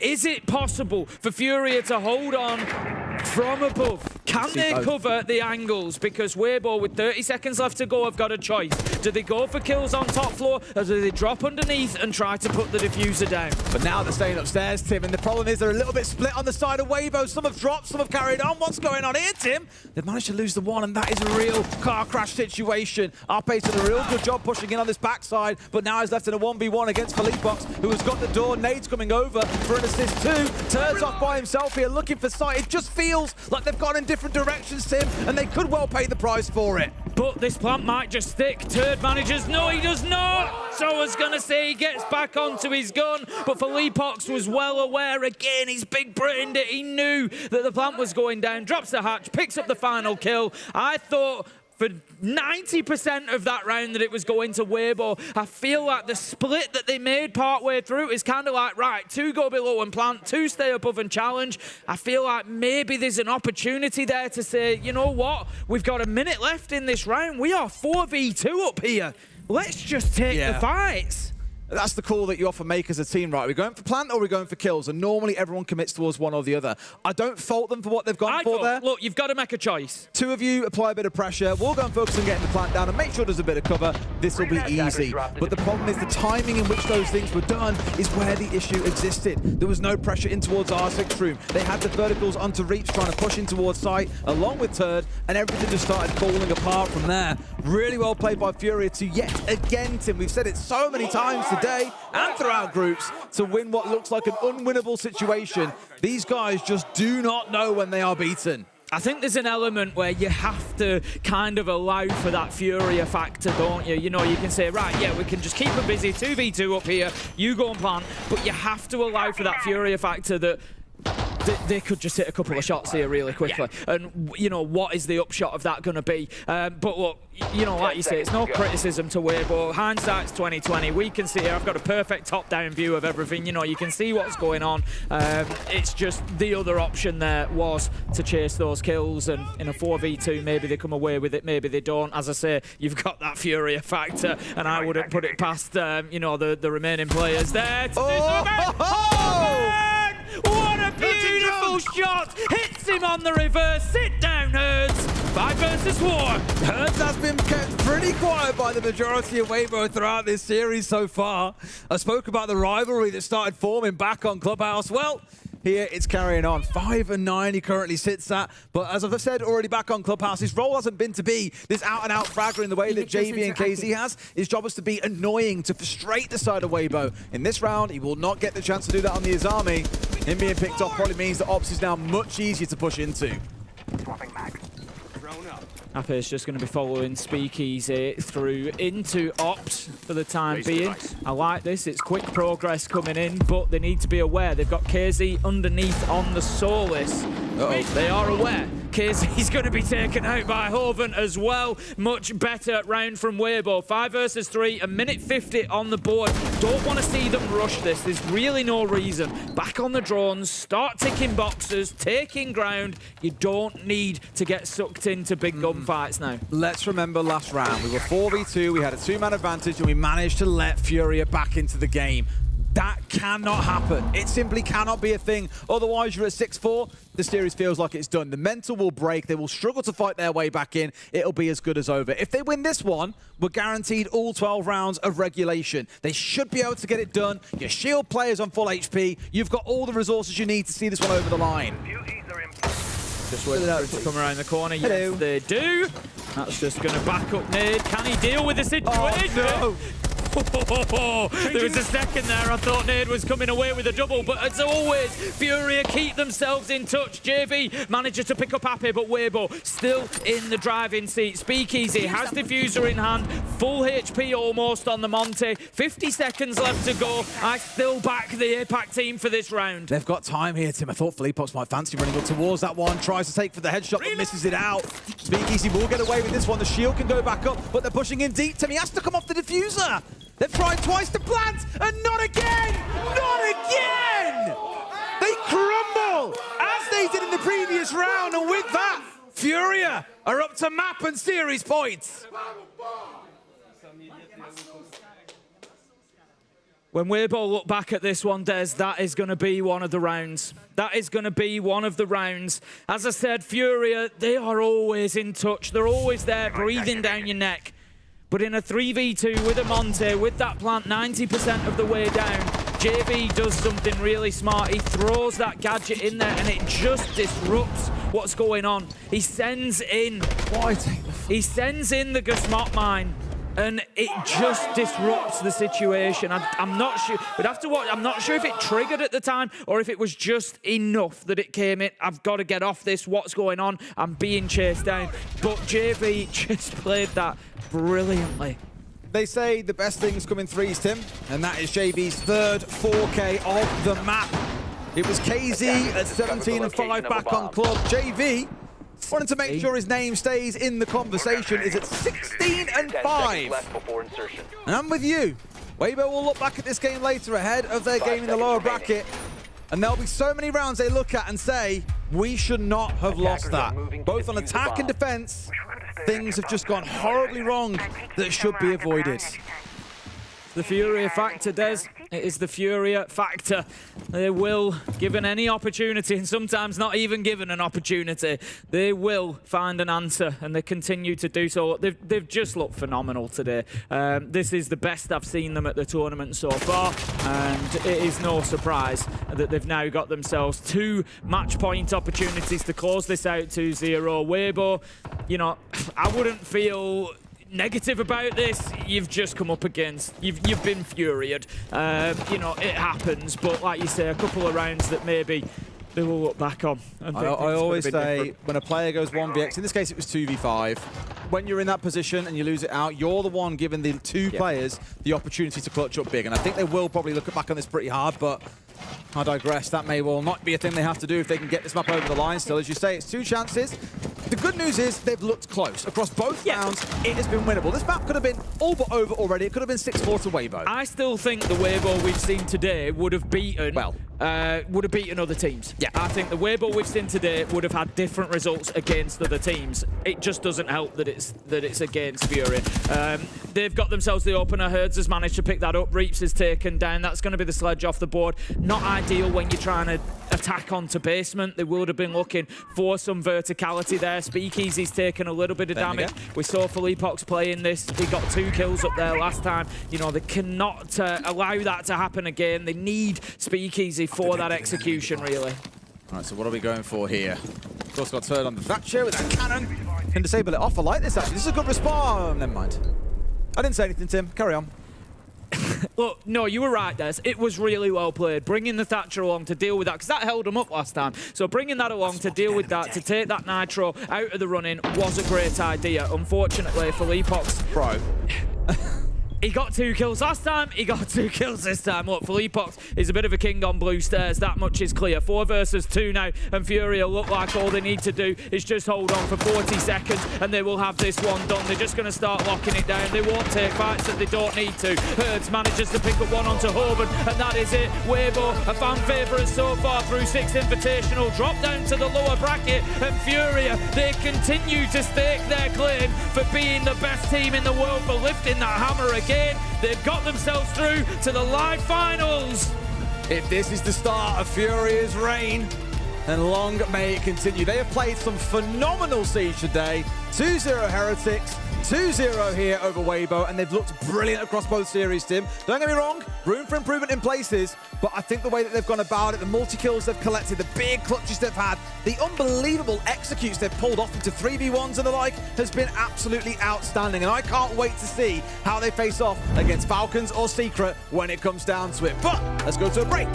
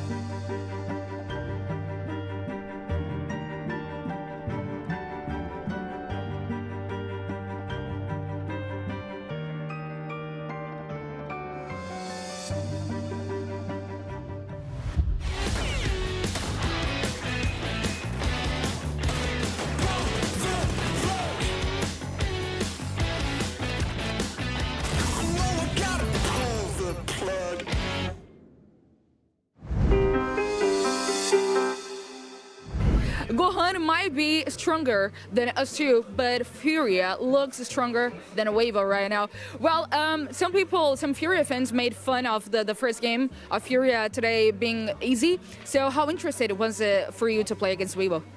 It was good that it was kind of easier the first game because it was faster, and we have 2 games today, so we could prepare more and rest more for the second game. And against Weibo, we knew they were playing well. We screamed against them, and they were really good in scrims, but today it was different. Game day is different. Yeah, game day is totally different. And you were actually the first team to beat them in the SI, so tell me the secret. Yeah, when we studied them, we saw that the map pool was really good to play against them. And they also helped us because they picked Clubhouse. I don't know why, because we screamed them and we gave like 9-3. We gave 9-3 in Clubhouse, so I don't know why they picked that. And it made easier the series. Yeah, sure, 2 strong maps for Furia, but which map is not? I mean, come on. Okay, you just answered about the map veto questions that I had for you. So you're now in the main stage. It's not the first time. So send a message for those who will face you there. First of all, I'm glad to be in the main stage again. I've never missed the main stage in Six Invitational, so I'm glad that I'm keeping the legacy. And to everyone that we are facing, you better be scared because we are coming strong. Okay, better be scared. There are some big takeaways from that one. Weibo looked good out of the server, better than in the server, unfortunately. And the map pool, I think that, you know, it's important to contextualize, especially for non-APAC viewers.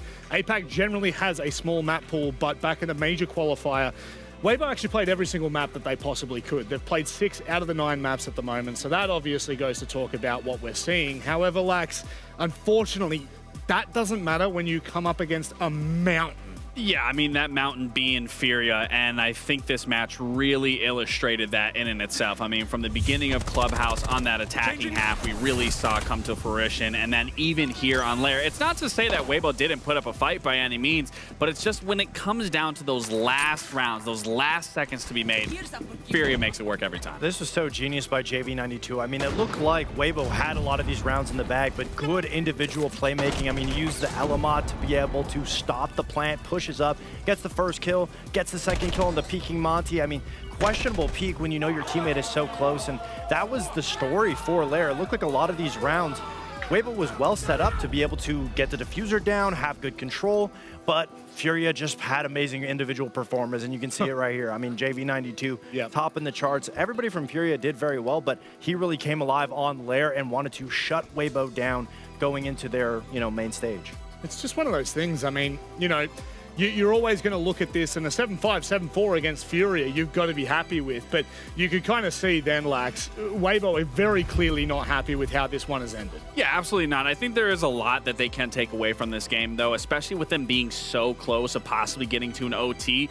I expect them to really learn a lot from this and how they can move going forward, because playing an aggressive team like Furia, it's going to be hard. It's going to constantly be an uphill battle. They're constantly be putting their foot on the back of your necks. So I don't want to have Weibo get on, you know, a sad route, focus on the negatives. I think what they can really take away from this match is how can they dial back their own aggression if it's not working? What can they do to facilitate a round, to put it back and swing it back into their favor and then fix it from there and not have these little mistakes, as you were talking about, the Monty peeking ahead when the players come to swing with that. Yeah, it's a learning experience for Weibo. I mean, you have to be in a situation like that, go up against the best to be able to learn. And I don't think the score reflects how well Weibo played. It was just those late round situations that you don't find yourselves in unless you're in a game day scenario. So that's why Felipak said scrims is a different story. Yeah. But in the game day, we saw Weibo just cracked under pressure. Yeah, Furia locked in. Gents, thank you very much for joining us here. Of course, for those of you at home, you don't want to go anywhere. Team Secret go head-to-head with Falcons for a main stage performance. But before we get there,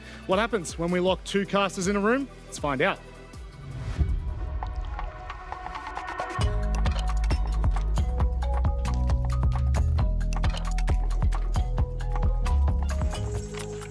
Thank you. Thank you, good sir. Let's go escape. Wow. Oh my God. Oh, look at this. Hammer. I've never had one of those. What do you get from this? Are we meant to match these to the button to the gun. Well, what are we matching? What do we I think get? it's the Bro, we've got R4C. 15 minutes. We actually need to, I'm need to lock in now. Right, is there a code on this? Yeah, there's a code on this. There's a lock on this. Okay, I did the guns already.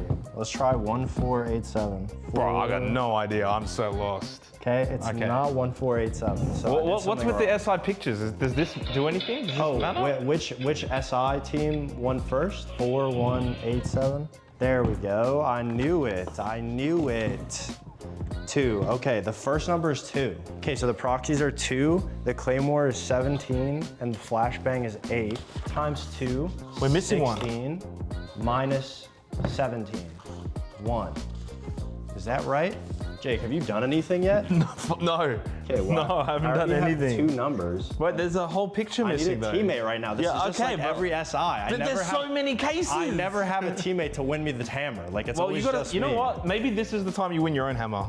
Is it how many players there are Are there standing? like numbers or something in here? Is it how many people standing in the picture? Jake, did you figure this one out? I didn't because there's a whole picture missing. So I'm assuming that's part of the puzzle. What's number 5? Canada, SI23. So it's Buck first. Oh. Then it's 24, Brazil. So Cav. Who's US here? Thermite. And then it's Flores? Well, Doc's Parisian too, no? French? Oh. It was Doc. It was. What do we get? Doc. What do we get? 6. That is 6. 7. Can I get out? You haven't helped me at all. I have. I've done all 3. I literally helped you understand that puzzle. I'm looking closely here. I don't see much except one of the greatest matches of all time. I'm looking closely. Oh, wait. Fox, there's an 8 here. Oh, shit. There's well, that's the lighting. That's a lighting. How am I meant to know that that's a thing? Come on now. I feel like I'm about to kiss the TSM guys with how close I am right now. All right, this could be anywhere. I feel like I'm playing Where's Fine. Oh, I found it. 9. I found it. 4. Okay, come on. 3. What's the number, Jay? I don't know how to open the key. Oh, fuck. Oh, what am I doing? What's the number? The pressure's palpable. The box is the hardest thing in this whole room, I guess. Oh, okay. I didn't. Why is there a double? Everything's upside down in Australia. Okay. 7. Wait, have we finished? Let's go. I didn't even know it was open. Why am I holding it? I think you need No, this. you're right. I should. I did Wait, most of that's the heavy it? lifting. I didn't realize it was that easy to win a hammer.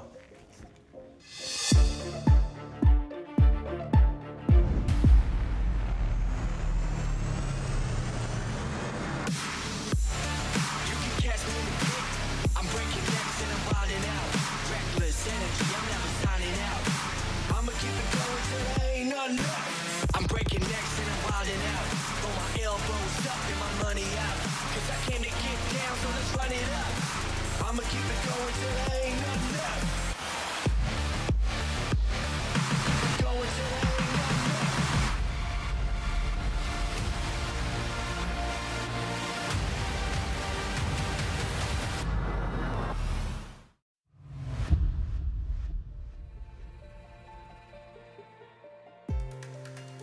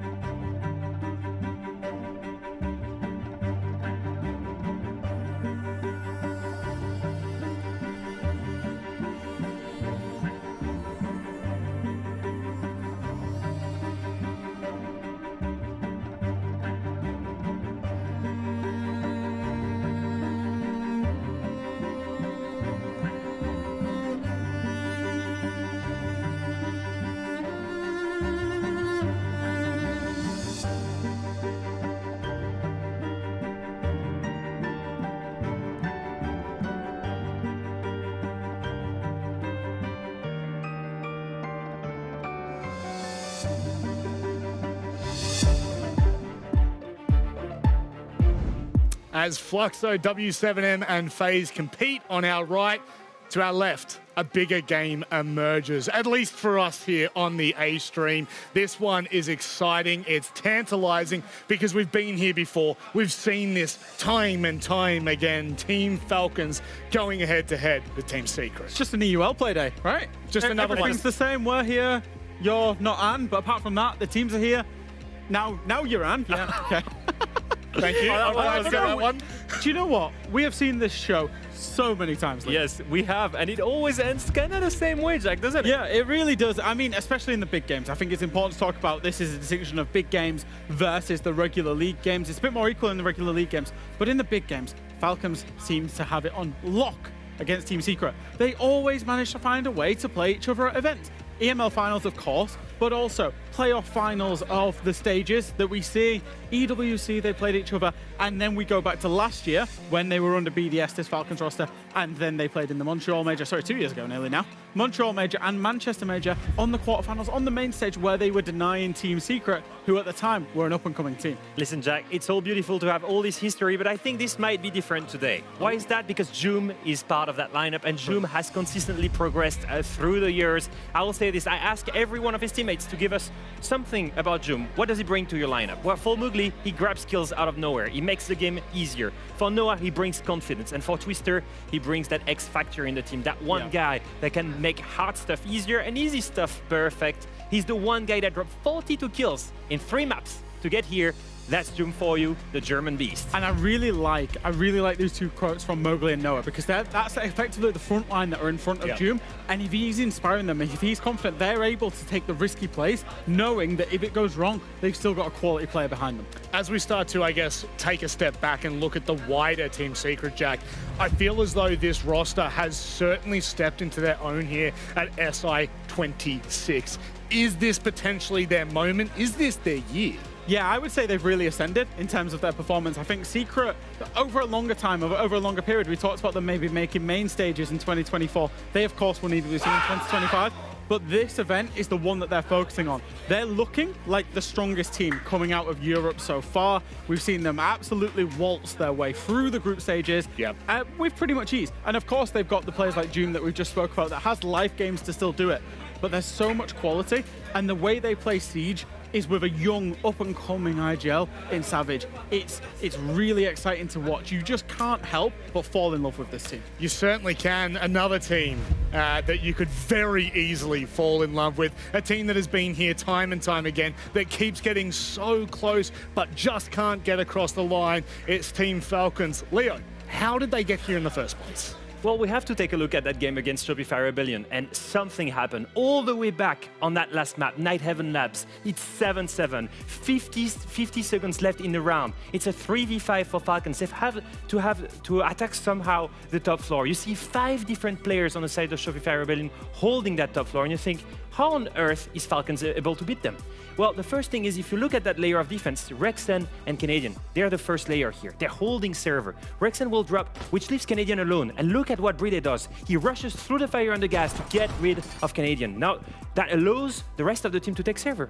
Rexen has dropped, Canadian is dead. At this point, they can just go and get aggressive. Look at Yuzus with the Blackbird, pushing away everyone in command. The plant here, it's going down. And you might think, wait, Rexen is supposed to be downstairs. Rexen could go downstairs and could go and deny the plant. But look at this.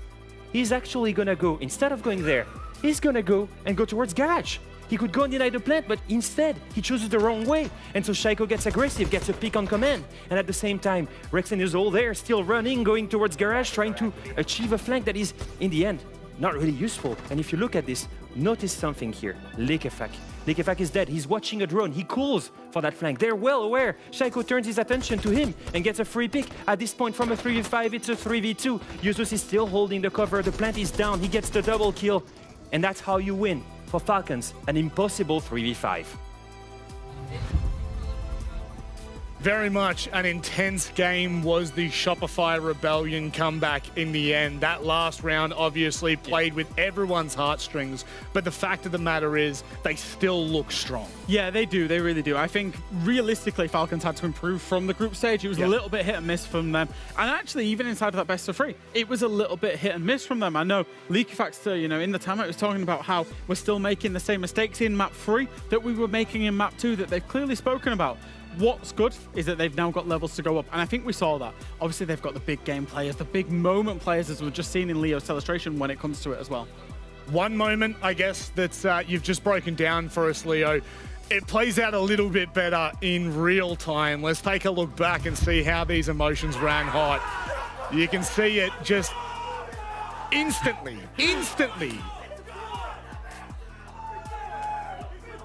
Absolutely crazy. Absolutely crazy. I can't work out. I feel for his headset and his in-ears there. I can't work out if he is euphoric in that moment or if he was relieved or what emotions were going through for Leaky Ricks. He was about to go and bash that wall, and it goes to show... He would run through it, by the way. If he ran at the wall, he would run straight through it. I will say this, it just goes to show the emotion there. I think that display of emotion, it goes to show how much it means for that roster. As a reminder, they went through so much to get here. They went through so many finals that they lost. Going in lower bracket now would be such a terrible sign for that roster. They are looking for confidence. They want to win not only Six Invitational, they want to win Six Invitational in Paris, in their home turf. That's how much it meant to keep being there in the upper bracket.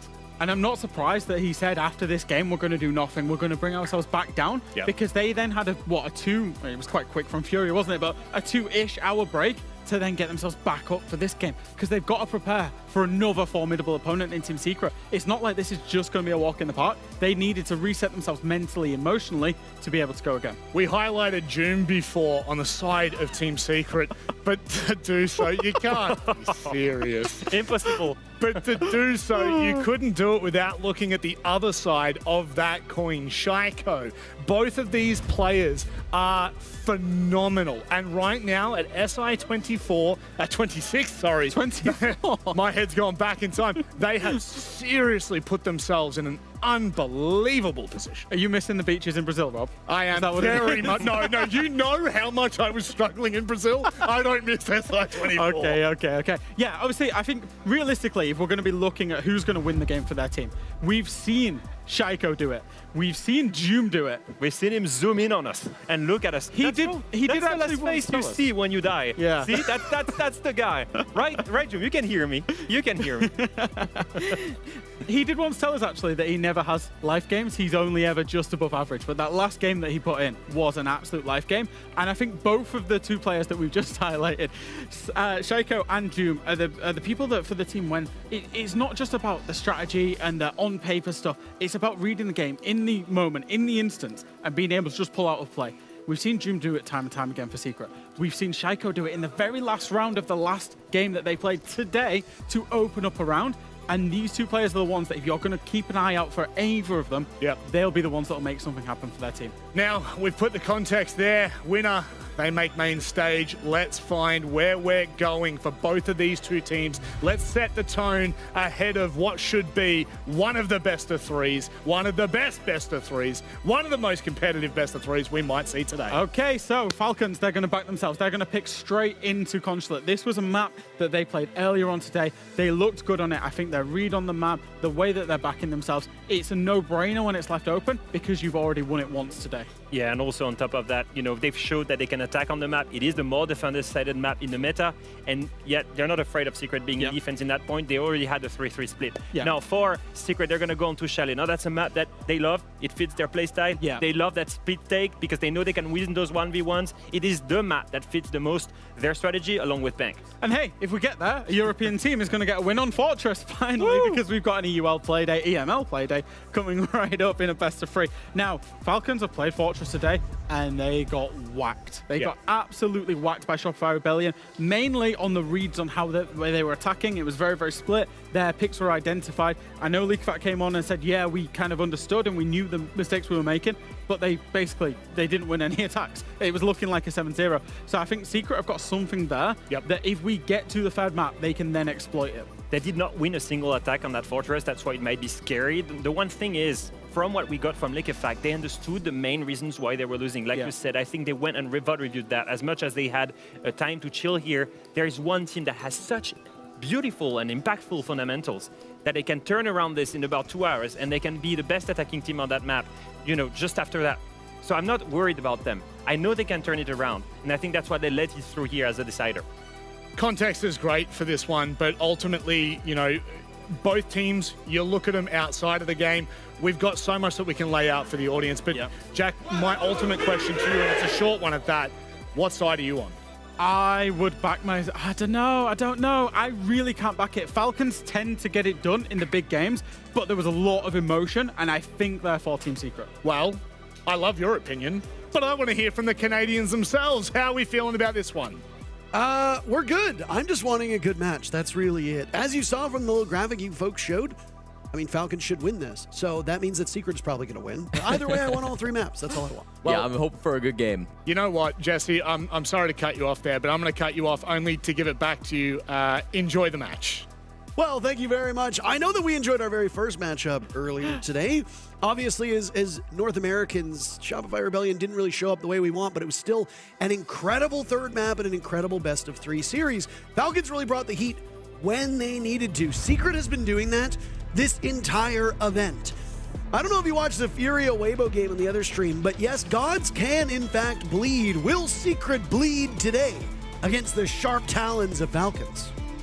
Parker, I have to imagine that this is one that Secret have been prepping for not just this event, not just the last couple of days, but for years now. Falcons have been their kryptonite. They've been their roadblock that they can't get past. Event after event, EML finals after EML finals. Falcons always seem to be that team that Team Secret cannot get past. What a moment it would be here to make it to main stage, to get at least top 6 at the Six Invitational. I mean, this would be the time to do it, and they look so good after a flawless group stage. Yeah, absolutely. And they got to watch the matchup earlier today, so they sat back. They already saw Consulate, Jesse, which is the craziest part if you think about it. So Falcons have this map open. They're going to go right back there. It's a very strong map for them. Shopify Rebellion were only able to take 3 rounds off of them earlier today. Is that the high water mark for Secret, or the expectations that Secret should 2-0 this and show up on Consulate?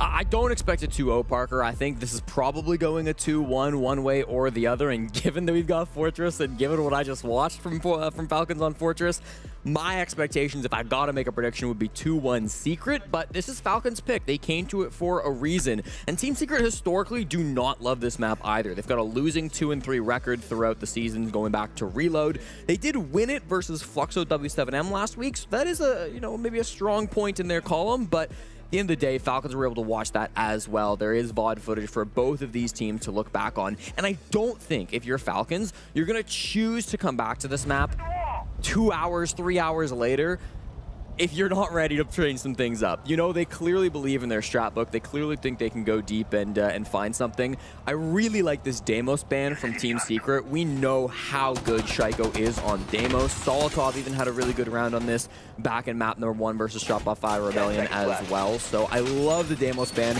Grim, super standard stuff kind of for Secret, and the defenders as well. Valkyrie and Zami, just 2 strong choices. So what is on the line for these 2 teams as they square off to do battle starting on this Falcons map? Well, as you've heard other broadcasters say across today's show, the winner of this game will make main stage, not in their immediate next match, but in the match after. Why?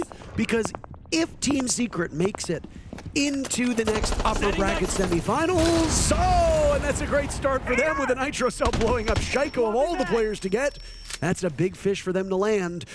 The loser of Furia versus the winner of this matchup goes to the lower bracket, which will be at the main stage. So their next match won't be in front of a live audience, but if you win or lose that next match, you are guaranteed a spot on the main stage. And yes, you heard us here correctly. Furia dominating Weibo 2-0. And what was a stunning match if you haven't watched it. I think you could spend a worse couple hours. Yeah, definitely want to go back for it. You've been spoiled from the results if you're already watching this game. Of course, Falcons securing the victory in that battle to be here versus Team Secret. But now it's the real test. Now it's going up against your EU rivals to see what can happen. The Nitro onto Shaiko is so important, Parker, not just because he's Shaiko, but because that's your Flores off the board. That's your main tool to get rid of some of these Goyo canisters, to get rid of some of these Denari trips as well. You saw it. They've got good drones here in the hallway, but they haven't actually used any of them to clear things out, and it's doomed for another great shot for a two-man lead. A name that I'm certain we will say many, many times over the course of this broadcast gets his first kill, and he trades out a tiny bit of his HP in the process.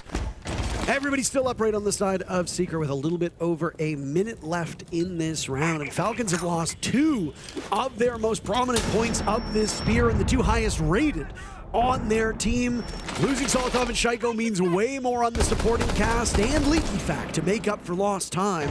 They're trying to do that, but they're not really finding much success. As another member of Falcons goes down, Secret's advantage will grow.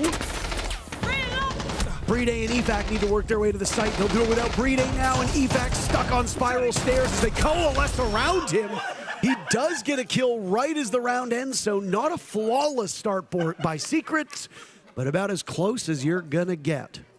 And Parker, I want to go back to map 3 versus Shopify Rebellion earlier today when Team Falcons took their tactical timeout, and you got to hear Julio, the coach of this team, talk with the squad and call them, frankly, a bunch of individuals. It wasn't a team game that Falcons were playing early in that map. I felt like that's what we got early in this map, too. The Nitro into Shaiko is obviously unfortunate, but every other play was so solo coming out from the Falcons. That swing in through the balcony was very individual. Then Licky back all by himself here as well.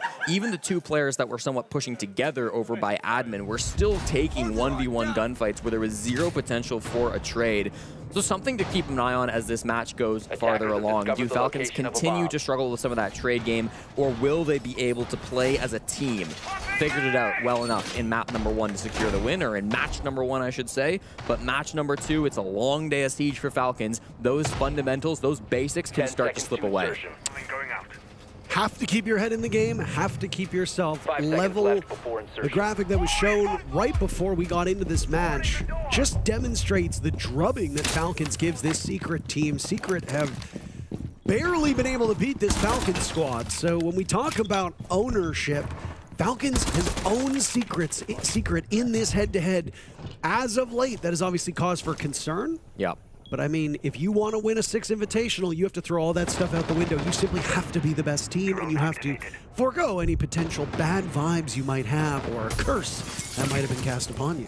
Piano Exhibition. This was the one bomb site Falcons were unable to win up against the North American team in our first game of the day. They went 0 for 2 attacking here on the mid floor.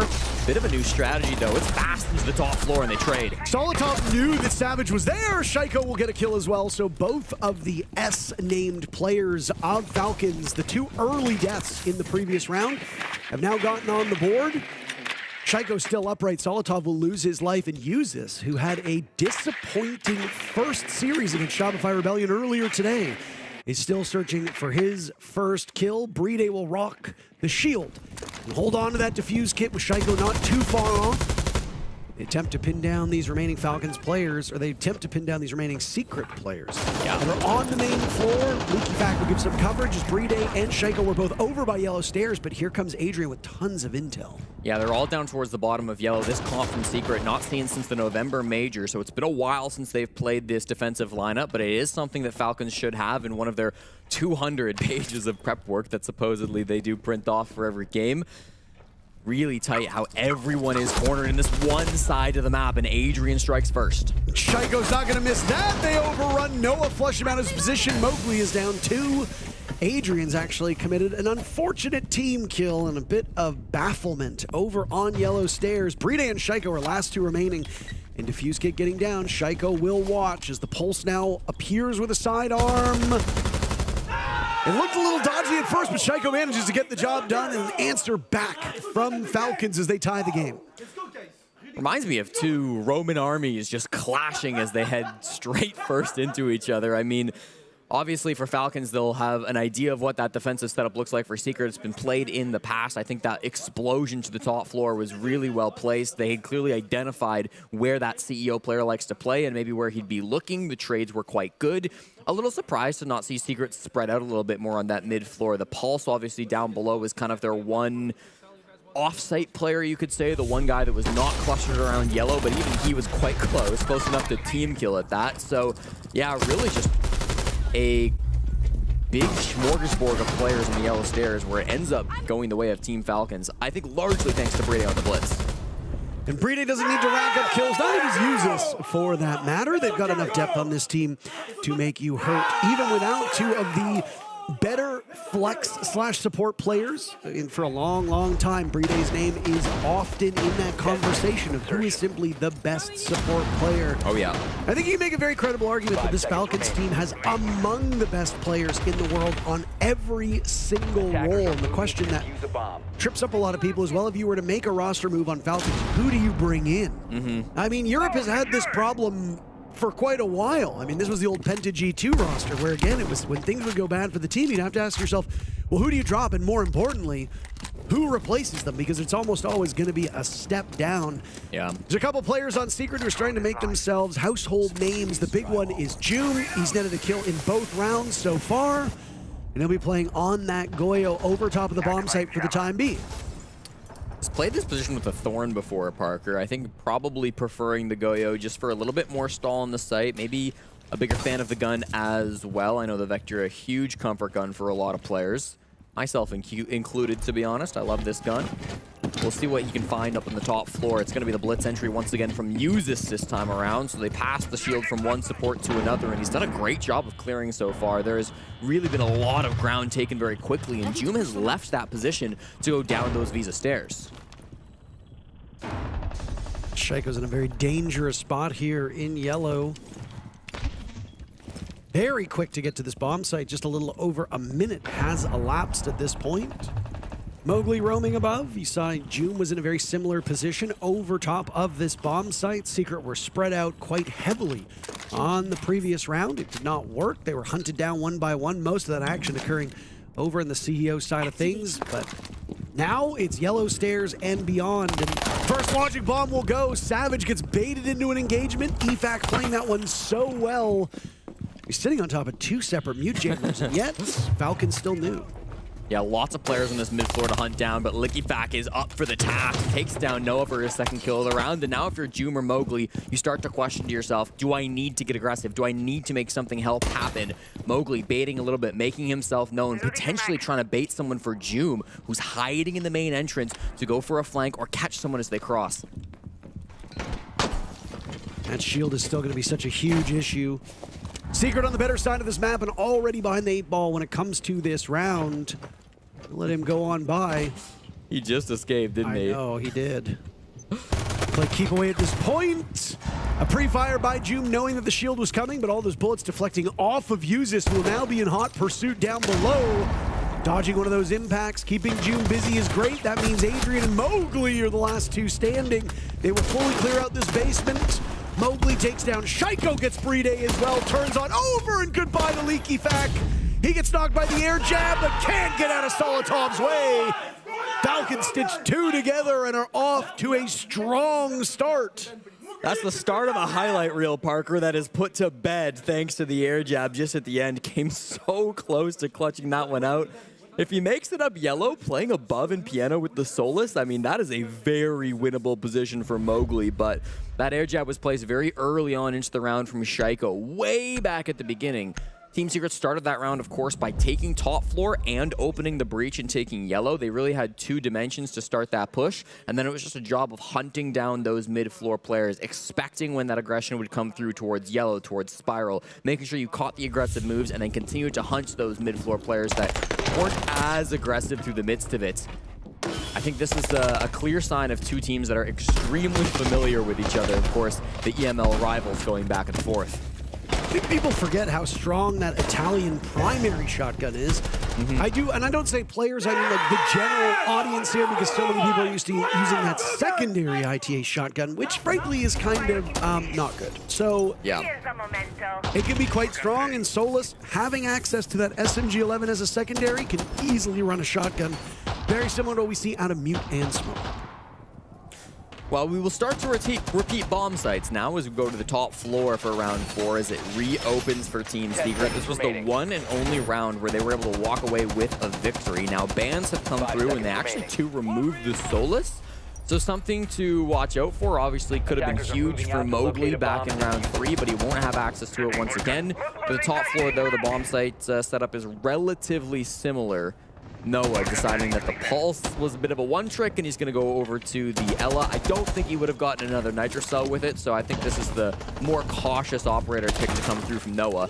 No caution from Savage. The captain's had a few opportunities, but yet to find the opening pick. Reloading.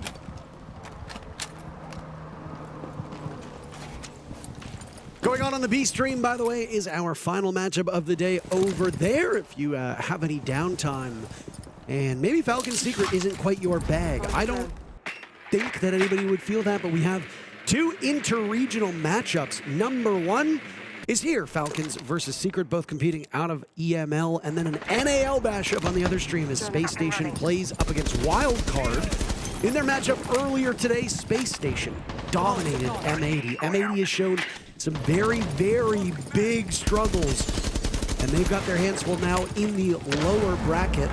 And we'll be running through who all makes it to the lower bracket, and when the eliminations start tomorrow, you best know that we will be saying goodbye to some pretty good teams. Neither of these teams in jeopardy of going home, of course. This is the upper bracket. Winner will make main stage no matter whether they win or lose their match after that. Mowgli caught in a bit of a Goyo trap, so a little bit of damage done to the French player on Secrets. Still, this this vending hallway is a nightmare to clear out with all these Denari traps. They need to be able to clear some of it with that Flores coming out from Shaiko, but nothing being cleared just yet. Managed to pop some of these Goyos. Good drone inside the hallway. Spots June, and he retreats back to the vending hall. So lots of damage done. I don't believe that Flores drone hits June. Absolutely not. But starts to clear even more of that utility, and more traps still being set up now for Team Secret. It's a very calm round so far, Jesse. It's a little over a minute to go, and confronting those tripwires will be the biggest issue. I think Shaiko intended for that first flashbang to hit it, but instead it will flash over towards Long Desk. He hits the tripwire the second time around. And now from down below, the IQ of LeakyFac finding all of those wires, taking power away from this Team Secret defense. Swing's about to happen at a moment's notice. Secret are now locked up, ready to go on in. Brede the first kill. Falcons will add to it. Brede with several is used. This is the focal point. Brede holds the diffuser, not the shield. Savage and Noah fighting from their position, but in a very rough spot. A single kill for Team Secret so far. Falcons looking for the 3-0 at this point. What can they do? Perfect rotation before the attackers. It's definitely on the cards. Noah took out Shaiko in round number 1, but it seems like that was ages ago. 3 in a row for the Falcons, as a single round for Team Secret is the only thing they have to show for it. This is dominance from the French Saudi Arabian team. Pushes. It's pretty much the same sense. If you guys want, even pick up the echo so you guys can have the info and play and make these aggro plays onto them, you know. They're scaring their pants, that's why they're playing so slow, layer over, you know, trying to take step by step and execute it. We can just not let them go into that last step. If you guys need more info over there, Pulse or Echo, just go for Ip. And if you guys need more resources so you guys know when they are clearing, Jäger, Wamire, or we whatever. just need pulse, bro. Like, we just need pulse. Like, these rounds, I feel like they're not doing flashes, they're not doing anything. We like the round piano, we knew the Blitz was pushing, but we're just not having the pulse to actually make the play on them. They are actually doing the default all the time over there, and you guys have the read. We just need to choose something to do and do it, okay? Yeah. Like even on the piano round, they were going for the default plant after. We know that they were going to do that, so we just react out of it. Twister maybe hoping for a little bit more action coming out from his players. They know what's being come from Falcons. They know what to expect. They have to just react to it. They have to find ways around it. Playing the Pulse could be a good answer. We heard that get brought up in the midst of it. But I've got to say as well, I think Falcons are playing a really good style of Siege. Look at this. Yuzus and Liquefact distracting from Spiral. It's the big bad blitz. It's what you're focused on if you're a defending player. But as this Yuzus player is rotating through the site, is distracting everybody, it's just a really simple walk-in from Bride, who just goes to default plant spot, finds 2 picks on the opening. I think a 3rd to finish off that round. A very rare 3K from the hard support of Team Falcons. I said in the last series that he's averaging 4.4 kills a map before today's games, which is expected for a player of his caliber. We expect Bride to generally be more focused on planting the defuse kit and playing those shields, but really able to pop off in that last round. Attackers must locate and defuse a bomb. Bride did okay against Shopify Rebellion. He exited that bout with 19 kills and 20 assists, but he had 5 successful plants across those 3 maps. That is nothing to sneeze at. 19 kills in 3 maps is far above his average of 4.4, so that's good. 4. Yeah, that would be 12. Wow. Yeah. Broke the rule of doing math on stream. Nobody in those 3 maps getting below 16 kills. Yuzus was towards the bottom. The lion's share of his kills coming in that very first map. Exactly half of those 16. But when you look at overall team stats, Bride still does sit in the negatives. -16. His entry is 1-7. The fact that Bride's been involved in 8 entries to begin with across this tournament is really quite surprising. I mean, next closest is Yuzus, who's been involved in 17, so it does go to show you that over the 132 rounds played by Bride, the fact that 8 of those he's been the main entry, I mean, it's bound to happen. He will find himself on a shield or something along those lines, potentially getting picked early. Bride has been really damn good. 18 plants, which is among the highest here at this event, and I expect to see good things from him for the rest of this Falcons attack. Server and Tellers is our bomb site, and very rare for Team Secret to go here, but it starts off well. Joom finds Liquefact to open things up on the kill feed. The one time they played this was earlier on in this tournament against Fluxo W7M. They lost it as defenders, so struggled to really find success on this site. The Monty from Yuzus witnessing the retreat now for the top floor. Flash comes in from Shaiko as the piano players drop. And they scatter as soon as they hit piano. Only Joom continues to play around this hatch. Shaiko is maybe hunting for something there, but it's Mowgli who cleans them up for the 2-man lead. Falcons had some opportunities to come back from a 3v5, a 2v5, etc. in that Shopify Rebellion game, but it was on a map that they seemed to a little bit less comfortable on. This time around, this is a great map for Falcons, so I do have to wonder what their chances are of clawing this one from Team Secret. Mowgli's the only casualty for Secret, so Falcons now suffering even more damage as Yuzus and Solotov will link up, and Noah firing from this position finds one before Yuzus takes him down, but the damage has been done to the shield. Bride and Yuzus, if you merge them into one player, would still be below 100% HP, so not exactly where Falcons want to be with 20 seconds left. Now it's Savage looking for this opportunity. The same position that we saw out of Noah, and Yuzus will get dropped by that Scorpion. Caught with the Pokeball. And it's Bride in a 1v3. Who will be the one credited with this kill? It's Savage from the same spots. And a good bounce back from Secret after taking that timeout. That's more like it. Just a little bit too much to pull back from that top floor roam coming out from Joom, and of course Savage as well playing on that top floor, getting a couple of early picks. It was a jump into the bathroom from Liquefact, which ended up being the opening death, and then Shaiko, I think, just dies on the hatch on a long angle from Mowgli playing down below the piano hatch. And once you've got that 2-man lead, you've got to play perfect, really, Parker, to pull things back. There's the opening, and that jump in after the Monty spots a player right here. The kill from Solotov, a little bit messy. He seems to think the player's to the left, where in reality he is standing over to the right. Could be a miscomm, a little bit of miscommunication, very fast moment there, but it's going to take a second then for Solotov to readjust his aim, and in that moment he gets shot in the head by Noah. So unfortunate bit of miscommunication coming through from the Falcons. They still retain the lead at 3-2, but after attack timeout, Secret are starting to pull it back. Yeah, I mean, a 3-3 scoreline would be the best you're going to get for a defender-sided map. Team Secret have already lost the plot here. Yeah. A 4-2 is the bare minimum on the most defender-sided map, but Secret don't really excel on Consulate. That's true. And honestly, I mean, this is exactly what we saw from Shopify Rebellion versus Falcons a few hours ago, Parker. It was a 3-3 split. We said, okay, you know, not that bad for Shopify Rebellion. They at least didn't lose the half, and then half 2 came around, and Falcons kind of walked the floor with, you know, walked all over him. That's what I'm trying You to say found the here, floors, you Parker. found the walking, you found, you know, it's good. Yeah. You got there. I mean, my brain still hasn't recovered from that final round of SR versus Falcon. So I feel you on that one. And then, of course, we got to watch the dual spectacles.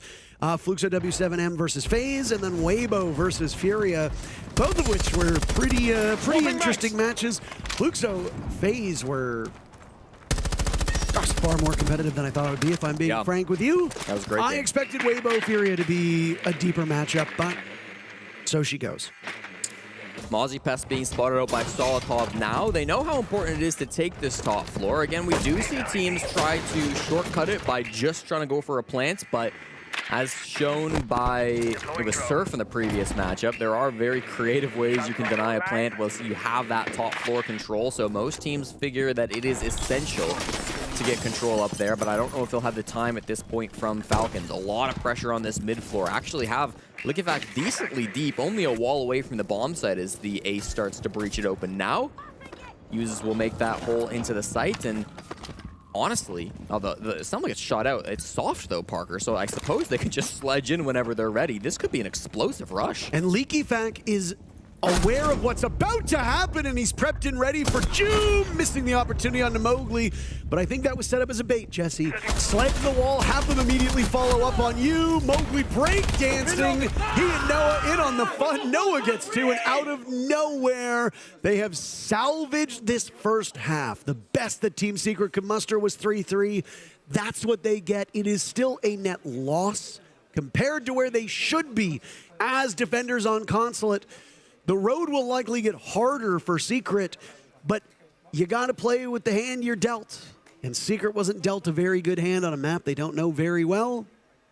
I'll take it. Yeah, I mean, frankly, it's much better than the 5-1 half it could have been if not for that attack timeout. So you got to give some credit to Twister there. Falcons are their final attack. You know, I like the idea, sledge in quickly to the bomb site, make something crazy happen, but you just had too fast of a reaction. Maybe stalled out a little bit too much there in the benches hallway where you got to see some of those entry players come on back down. Mowgli walk down spiral stairs. We got to see, I believe it was Noah, come down the yellow stairs as well. And so once that pinch happens, it's just impossible to try to find all of those players looking left and right. Needed to go a bit faster if you're Falcons. But end of the day, 3-3, not anything to complain about. Really nice shots from Liquifact, even though he didn't win the round. I honestly thought he had Mowgli dead to rights right there. But yeah. The Scorpion is a hell of a gun, and it is back in a hurry. Denari is very firmly in the meta at this point. Ella has found good execution as well. If you watch that Furia Weibo game that just happened on this stream, you would have seen JV92 throw a Guzman mine out to stop the plant. It is something that most people, I don't think, consciously think with the operator. Yeah. I'm glad it was pointed out by some of the pros when Thorn got her buffs about how a Razor Bloom can be used to stop a plant. The Guzman Mine can as well. One of the best shield counters are those Guzman Mines, but that's if you keep them in pocket. That is something that seldom happens. Ella usually uses them to facilitate a roam, to gain intel, to disorient opponents. Kudos to JV92 for keeping them in back pocket, and it was a really quite a clever way to use that gadget. And for those that watch this game and play this game, it is a nice reminder of what the Polish operator is able to do. It has been a while since we've seen Ella firmly cemented in the meta, but here she is. And the Scorpion's not too bad right now either. This is very similar to what we saw in round 9 of SR versus the Falcons for defensive lineups on Team Falcons. Tachanka coming out from Brede, of course. We've got the Warden coming through, still the smoke. Or sorry, the Mute coming through from Liquifact as well. Can definitely try to make something happen from Falcons to stall things out with this plant. Maybe get some of those Nitro cells going out of Uzis and Liquifact. Soltov with one as well, and all three were in hand for a moment. Liquifact, the opening death once again as Noah has been able to find him consistently from outside the building. That's just on one of those windows, upside down rappel. It will get you. Admin side for Rome now has to play things a little bit more passive, Parker. Have to fall back and allow them in.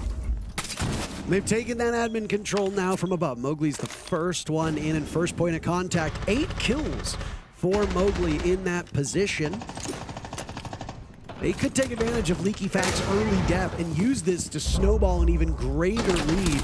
A response now from Falcons as they get themselves closer into harm's way, and Solotov will find out very quickly. There are some bodies there, and maybe to be concerned with the danger presented by them. Halfway point of this round, and not a single point of damage has been done to this Team Secret squad. In a pretty good spot. Joom down below could try to work his way up Spiral, but of course has got some great angles being opened up onto the site players as well. Uzis does find Mowgli. He was one of those admin side players and was the one holding the defuse kit as well. So Noah's going to have to pick that up. The distraction play comes from Savage top Spiral and loses Joom too. And Falcons have answered back. The best they can do at this point in time is a tie in player numbers. Solotov's Nitro Cell will catch the bars. It misses. A whiff from Falcons might be their undoing.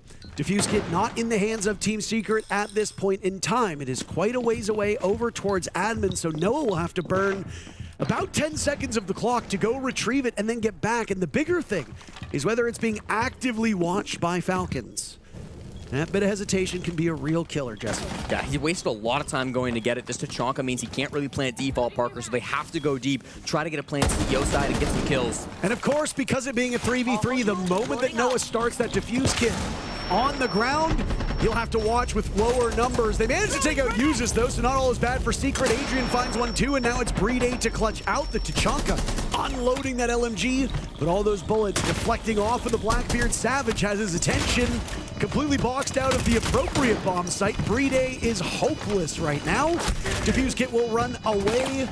Timer going down, Breed pushing in, flattened and finished off by Savage. Savage the lightning rod for that round, and it will work out so effectively. Secret taking their first attacking round. Genuinely, Parker, that 3v3 was such a smart execute from Secret. That's when you have to watch from a top-down POV because the Sens play coming out from Noah was absolutely brilliant. I said they couldn't plant default because of the Tachanka, and that was true. So what do? They go to the north side, they toss one of the Sens rollers right through the site and cut off line of sight for the Tachanka. Now the only person who could, in theory, even see the defuse kit as it goes down is Uzis on that Warden. But then they rush in with the Blackbeard. Just take that close range 1v1. Savage has a free kill onto the player there, easily able to shut down that play. At the same time, Adrian's hitting from the back. He's able to take down Saltov, playing on that Mozzie. What an excellent execute coming out from Team Secret, and that is the type of thing, Parker, where I feel they are better than nearly everyone in the world.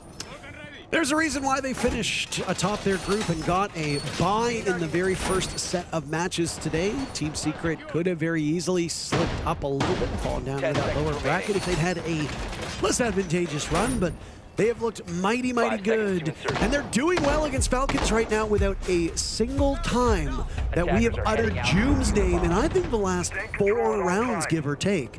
He's been awfully quiet today. He's only trailed by Adrian in terms of fragging potential. The French player of Mowgli seemingly getting a locals-only buff. Leading the team, the rest of the squad is doing quite well, and again, depth is the name of the game for these teams at this level. Doesn't seem like we're seeing the same style of push that Falcons went for on their piano execute. Not so much of a grand rush into the bomb site from the north side, bottom Spiral instead. We're seeing Secret take this standard. You've got players inside of Visa already. You've got players maybe looking into admin as well. If they go up there, they're going to find Licky Fact, but downwards, they fight for Solotov instead. That's Joom who's taken this space down on the Visa side of the map. Worried about anybody flanking up from the basement. We know there's nobody down there, but later on, of course, there certainly could be. Falcons seem fine to let them have this space for now, Parker. They're not contesting Visa, they're not contesting admin, but one step farther, and I think Falcons will look to take some fights. Mowgli has been so fearless, taking that part of the map 2 rounds now in a row. And I mean, for good reason. He's beating just about everything that comes across his screen.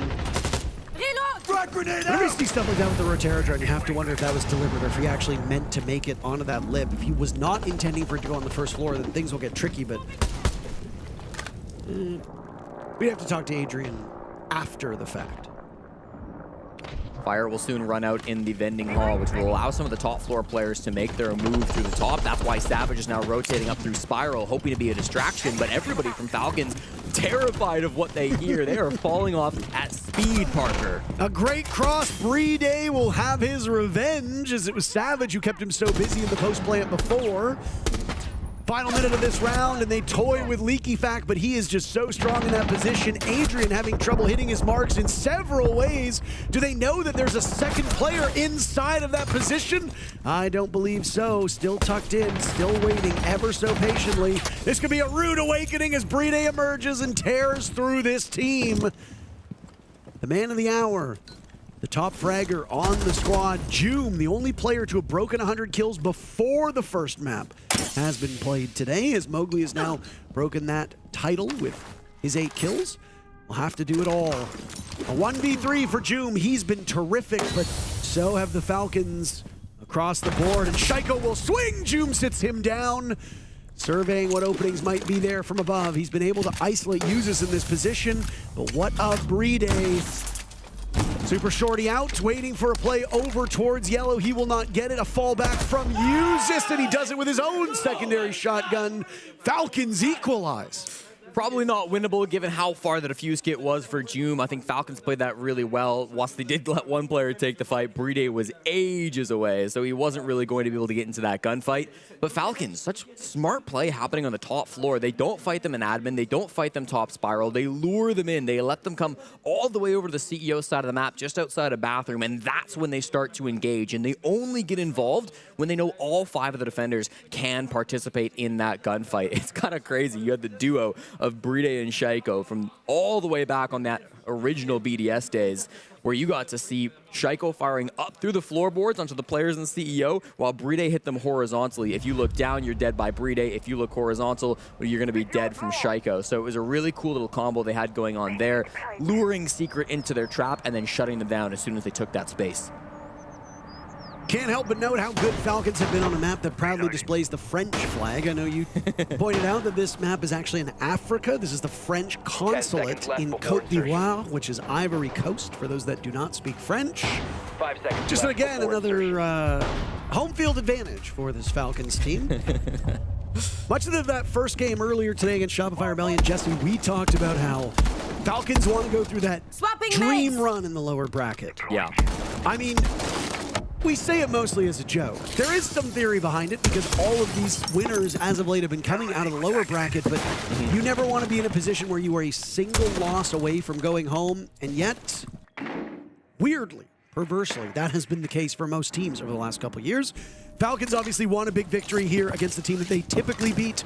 And, well, I think this map's a little closer than we expected. Yeah, I mean, I think the math just works out, Parker, that most teams end up at the lower bracket at some points, and in the end, the lower bracket is really a battle of the fittest. The best team coming out of the lower bracket will be very, very good. Not to say the upper bracket won't produce a good winner as well, but you've got to go through so much more as a lower bracket team. We start to see the breaching come through now, forces these Visa players back. Savage and the Blackbeard, once again, we're seeing this operator take the space through the map, try to find some way to get that aggression, get that space for the team. It's gone all the way down to server, though, not really choosing to clear through those roamers. Instead, they're headed straight towards the site, maybe not expected by Falcons. Quick one, as Savage walks in, there's the drop. They've got the intel now. Shield put away, Noah the leadoff pick. The Blackbeard is left stranded. Uses the only kill for Falcons at this point.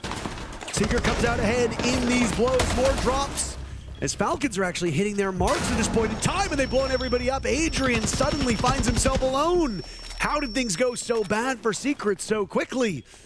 Joom is recoverable, but Adrian needs to pick his battles very wisely. They will have a cut and a cross held.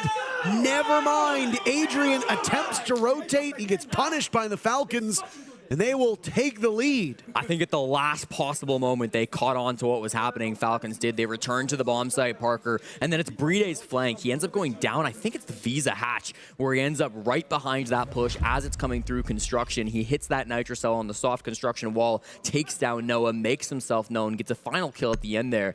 Some really critical late round kills coming through from Brede, the hard support from Falcons, who oh so often is not hitting the scoreboard in ways that some of the other players on his team often can, but the impact he's having from every single frag today in the Shopify game and this one has been massive. Yeah, and I mean, the timeout's already been called for Team Secret to settle them down, right? We got to hear Twister try and knock some sense into this team and maybe imbue them with a bit more confidence than they had. And I mean, confidence started to come in spades towards the tail end of that first half, since they've just been trading back and forth. You don't want to be trading at this point in time. You need to start cleaning up these rounds. I think Falcons needed a reminder that they're defending on Consulate here, Jesse. You need to make this map work in your favor. They've done just that in the previous round. While we start the site rotations, once again, the second set of operative bans through the second half have come through, and Secret end up banning the mute in an attempt to turn the tides of the round. There was a mute brought last time they played top floor. That was Likifax, so he moves over to the Goyo, and another chance to try to slow down the push as it comes on in. But they also won that top floor last time they came to it, so Team Secret should know exactly what they want to do with a bomb slate like this. Again, I was a huge fan of that 3v3 execute that Secret put together with the Sens. It was frankly brilliant. They haven't brought it again, though, so you've got to imagine there's a different idea coming into this round, likely revolving around the smokes that they've got on the Glads, the smokes they've got on the Capitao, and how they're going to see through it. A Shaiko spawn peek is certainly something, and he presses his luck as he works away from the window that, I believe that was Noah's silhouette. Again, still getting used to Thatcher's silhouette with that big cannon on his back that he uses to knock things out. No more Fukin laser sights, as they say it, or he says it rather. Instead, I actually have no idea what he says when he shoots it. I don't usually play with my ears. Others coming in. Fair enough. That honestly explains a lot. I also choose to cast with my ears off, so that I can hear you. That also will explain a lot. Nobody from Team Secret into the building 60 seconds through this round. It's pretty much writing off an admin side clear, although it is being droned at the moment. They spot a roamer down below. That's Likifac. Not the same that we saw going for the spawn peak, of course, was Shaiko in towards Piano. Likifac finds his way back up the Visa stairs, though. So for all this time that they've spent Secret outside the building, droning the middle floor, looking for one of these roamers, they haven't come away with much. It's going to start putting some pressure on this plant. If it starts going down 5v5, it is going to get messy for the attackers. They're starting to take care of those volcanic canisters. As you saw those nades go in, Likifac have placed them in positions where you typically will want to walk the diffuser. In that default plant spot by the window is the main one. That was where the nade had gone. Brede looking for a bit more success in denying the plant this time, though it didn't fall on his shoulders before.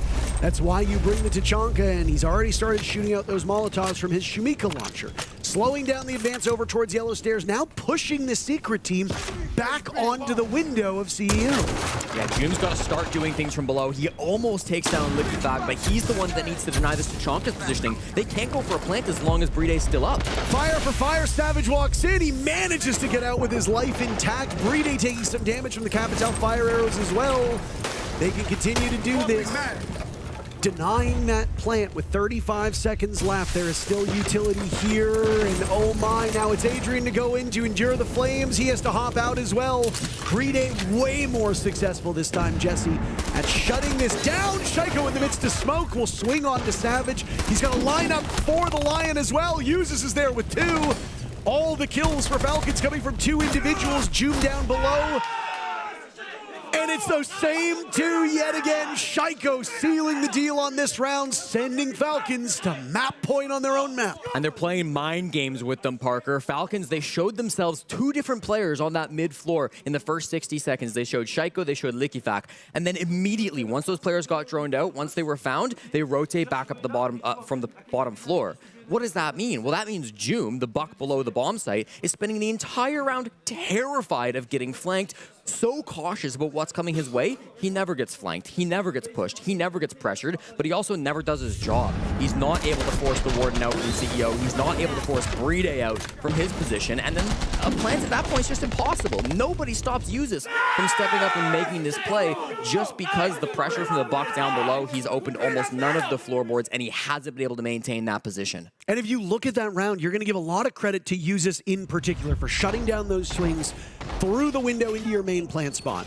But really, it's frankly Breede who prolonged that fight. Yeah, I agree. He started shooting out those Molotovs with a minute to go. How many times did players from Secret get in that window, take damage, and get out? Almost dead. First it was Adrian, I believe it was Mowgli in the previous round, who also found themselves in that position. Maybe it was Noah.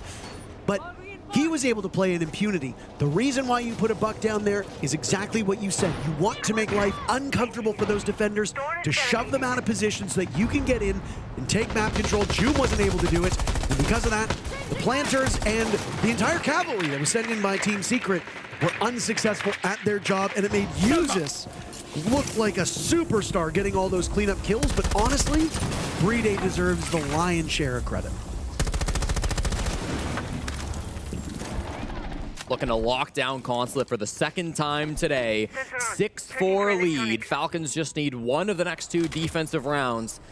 This push is going to come in through admin. They want to clear the whole map. Liquidback's very close here, just inside of the left room. Falls back to the vending hallway. He's got Solotov with him, so the two roam combo of Falcons' aggressive players are trying to make something happen up there. Worried about a Visa push as well with Liquidback at the bottom of the Visa stairs. Secret take a moment to drone. Leaky Fact does not want to follow up on this intel. At this point in time, the intel is no longer relevant. He's waiting for the all clear. I don't know if they still have a read on him at this point in time. Jume is fighting all by himself in that area. Leaky Fact could really surprise him, and that would be not the first time it's happened for Team Secret. Falcons have had the element of surprise multiple times. Breede, probably most notably, inside of that connecting room from top yellow into CEO. Solotov now in a world of hurt, taking some serious damage. Savage getting hurt as well. Leaky Fact still biding his time. Down goes Noah. We didn't even think he was involved in the action, and Breede shuts him down with a nitro cell. 90 seconds gone, almost a full 2 minutes, and they've not got a lot of space, Parker. They need to get kills now. There's Mowgli for the first on to Breede, but they still don't know Leaky Fact. Oh, they do! Mowgli turning around and shredding Efak in his position. Solotov eliminates Jume. Jume was living on borrowed time, it seemed. Fighting against players that since had moved on. Solotov has switched drones, or rather robots.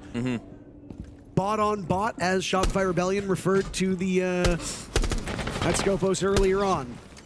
All 6 players live on the server have vacated the top floor, Parker. They're all going to hit this site horizontally. A couple of players are near the yellow stairs, but it's Solotov that strikes first. He swings onto Mowgli. That's the Frenchman down. Savage and Adrian are the only hope that Secret has at staying in this very first map. Falcons picked it. They looked oh so comfortable on it. Adrian dies at Shaiko's hands. Both of them do. And Mr. 1000 manages to add more to that tally, now in pursuit of 2,000 kills at SI. He's got a long way to go, but you got to start somewhere. Falcons win their own map, 7-4. Team Secret only getting one more round than Shopify Rebellion was able to do earlier. The French Consulate feels like home to the French team, Parker, and they are just one map away from main stage at the Six Invitational. What will happen as we go deeper into this series? We'll find out after the break.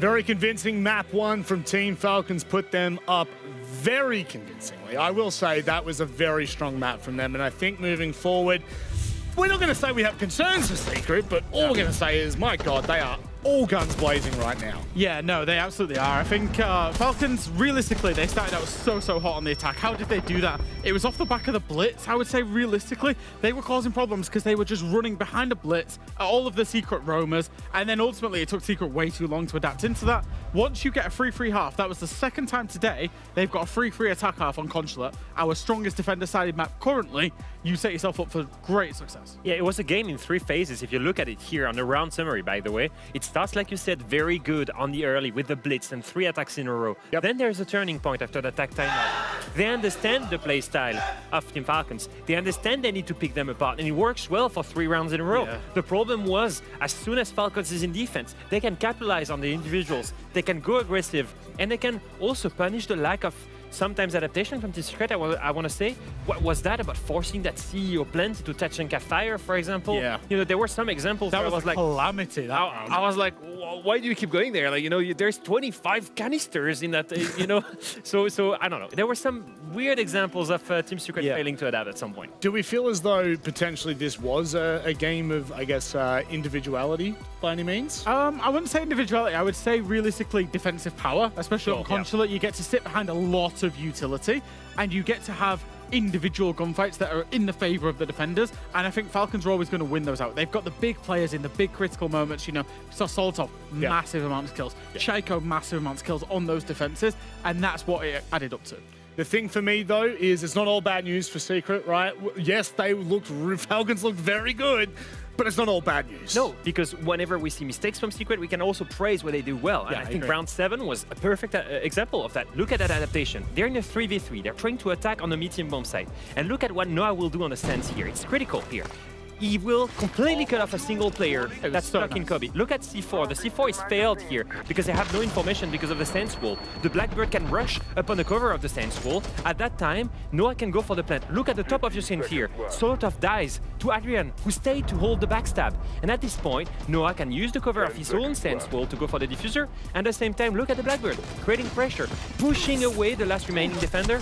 It's a beautiful 3v3 clean execute. Goes to show Secret has the level. We just need that consistency because right now Falcons has that. I agree. We need to see more of that. The one thing that Secret did really well in that round was get it. Once it got back to a 3v3, they almost paused. Savage was kind of just lurking on the site door as the Blackbeard to try and work out, right, what's the game plan here? And they come up with a game plan on the fly within seconds, execute it perfectly. Now that's what we do need to see more of going into Chalet. Now, Chalet is all about the gunfight, and this will be a critical change that I need to see. Right now, the gunfights are going the way of Falcons. It needs to change with a full confidence on Chalet, as Mowgli seems to state it here.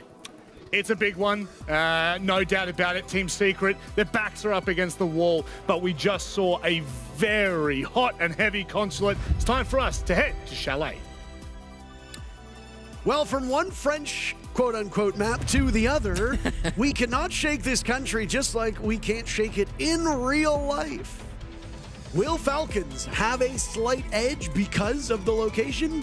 I don't think so. This is a very good map for Team Secret, so map number 3 seems quite likely. But Jesse, what are the win conditions, or singular win condition for Team Secret here on Chalet? Well, I think the desk broke it down, Parker. We've seen excellence from Team Secret. I'm so glad that Leo chose to replay that round where they had the Sens executing the 3v3. We know what Secret are capable of. It's about getting that consistently. It's about getting that over and over again, making sure you can have that mental reset in some of your attacks, starting on the offensive side in a map that can be offensive-sided in certain circumstances. That gives them the opportunity to showcase exactly how good of an attacking team they are. Team Secret, of course, come into this matchup with the highest defending win rate of any team in the tournament, at least before today's matches had occurred. But their attacks still need to be strong when playing up against the Falcons. It's 2 European rivals who are going head-to-head in an all-EML matchup. Parker, they ban out the Azami as you have to. They ban out the Valkyrie, which I think is a really smart play. And then Dogabi Kapitao to be removed by Team Falcons. Operators that we do see played quite often. Noah on the Kapitao, one of his favorite operators to bring out here on Chalet, so it makes a lot of sense to take that off the board. Strong ops for both of these teams. Nuisance ops gone. Falcons removing the Capitao that has caused them so many issues on previous maps. Falcons adopting Capitao as one of their own earlier today. I think even you touched upon that in the Shopify Rebellion matchup that Falcons had earlier. Shopify Rebellion losing that matchup, of course. Down to the lower bracket they go. For the people that were not here for map number 1, the winner of this series is guaranteed to make the main stage because while their next match that will be on Tuesday will not be played in front of a live crowd, should they lose that game, then they make the main stage via the lower bracket. So let's say Falcons 2-0 secret, and then they lose their next match. That's okay because they'll be on main stage in the lower bracket. But just for a single opportunity, should they lose that one, they would go home. Earlier today, we started off with M80 Space Station. Well, this is the groups, obviously. We actually started off this stream here with the Furia Heretics. Furia winning that series 2-0 and then beating Weibo Gaming just about an hour ago with a 2-0 as well. Furia in mighty good form. Then it was us on Shopify Rebellion versus Team Falcons. It was a scrappy matchup with an incredible third map. Team Falcons winning that one, and now here they are against Team Secret. On the other stream, we had M80 versus Space Station and SSG taking that series 2-0, and then Fluxo W7M defeating D+, before going on to narrowly lose to FaZe Clan. So FaZe Clan awaits the winner of Wildcard Space Station, which should be going on the B stream, and Furia awaits the victor of this matchup here on your screen right now. Those games will go live tomorrow, as this is our final match on the A stream today. And it starts with Falcons going down to the basement in what is potentially our final map of the series. And a lot of teams choose not to play bottom floor bomb site here on Chalet. They prefer to go to the top 3 sites. Falcons, at least in the previous game against Furia on the first day of groups, did not choose to play the top floor even once. So Falcons may be suggesting that they don't like that top floor, even with an Azami banner, especially with that. They might just decide that it's too difficult of a site to hold on to. It's not really a roam. There's a slight roam from Shaiko and uses here over towards the library side. Saltov actually on the top floor as well. So they're not roaming dining, which is where you'll see a lot of teams go for a roam on this side of the map, but they're happy to hold on to library. They're happy to hold on to games and even use this on the Clash, playing very forward to try to get information to feed Saltov a kill. Uses paying off in terms of his ability to communicate with his teammates. He's been playing these shield ops quite frequently, and I mean, it's been working. While his numbers might be taking a bit of a beating, the rest of the team tends to flourish in that situation. I think everybody's kind of united here. Jesse, as Brede gets the leadoff pick against Mowgli, you gladly will get no kills if it means your team is better situated to win the Six Invitational. Adrian bursting in, and down goes Brede, down goes Shaiko. Just like that, Team Secret will take a numbers advantage with 30 seconds left. Now the Goyo of Solotov being hunted down by Noah. That's got everybody on the run on the side of Falcons. They know where the Clash is. They knew where Solotov is. The only question is, what is Leaky Fact doing? He's over on lobby stairs, running up to a drone, fearlessly engaging with Adrian. Solotov gunning down Savage. They trade. Diffuser has been surrendered. Time running out. Noah and Solotov in a 1v1, and Solotov is just going to hide at this point in time. Running outside, giving Falcons the first round. A cheeky end of the round, but hey, win's a win.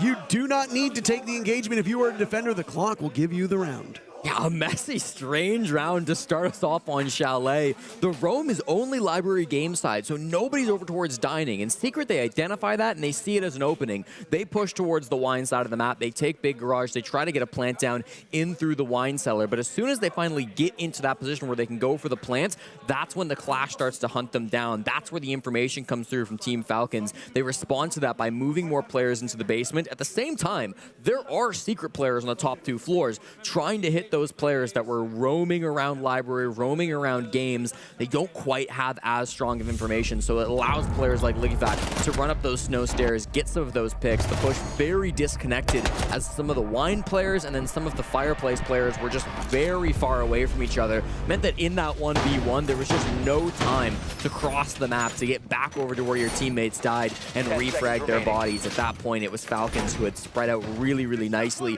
and clutched things up. So very creative first round here on Chalet. Not an easy defense to attack, and Secret can't get it done. Bit of a worrying sign for Secret on the very first round. It was the coordination that I think is the bigger issue here. You can lose a round and we can go, you know, that's bound to happen. As we've said many, many times on this broadcast, you can do everything right and still ultimately lose. But it was obvious that Secret were not in lockstep with one another on that previous round. They had those same issues on Consulate. If they carry over to Secret's map pick, that's when you start to sound the alarm bells. Falcons already have you on the ropes by winning their map. Now Secret needs to do the same, because if you're Team Secret, you are looking at Fortress, a map that Falcons just had their wings clipped on by Shopify Rebellion earlier today, and you're thinking, we can do this. You just got to get there first. This is a cool little setup again from Falcons. You've got Ligafac, the captain, on the Clash running around the top floor, trying to protect his teammates who are also up here with him. They don't protect Shaiko. He still managed to take about 50 HP damage from that Case's window. So we do see the first strike coming out from Secret, but it's not enough for a kill. Player in library corner, of course, that's Uzus on the Wamai. Going to be very tough to get him out of here. They've got lots of nades, lots of flashes. So in theory, burning him out is possible, but it will require a lot of utility. At the same time, Saltov with his ADSs are trying to catch that util as well. Seems to be working, Jesse, as far as I can tell. ADSs, magnets, one of which was just tossed out by Uzus as they pilot drones on in to give themselves more information. Nades have also been used. Only one remains in pocket for June. And I mean, if worst comes to worst, you've got Solotov there to assist. Yeah, I think the util worked perfectly for them, Parker. They threw a lot in, but it wasn't enough. Still holding that library position. Noah gets the first pick, but Uzus trades one back. And they're just going to continue to trade as they land blows left and right, left and right. Shaiko inside sight gunning down Mowgli. They will see Noah rush up. Clash coming in for an assist. Adrian and June last two. Uzus finds yet another secondary shotgun out. Who will get this final pick? Adrian in this spot, dancing around it. Leaky Fact, the captain himself, gets the job done.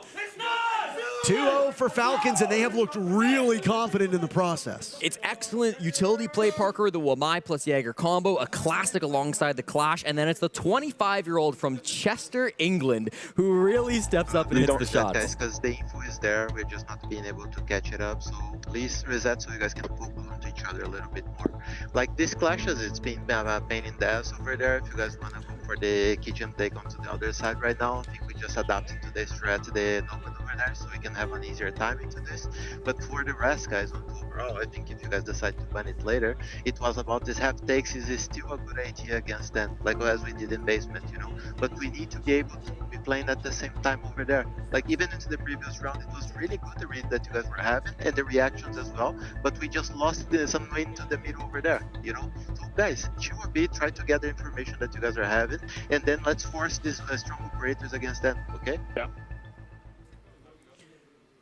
No panic yet. Nope.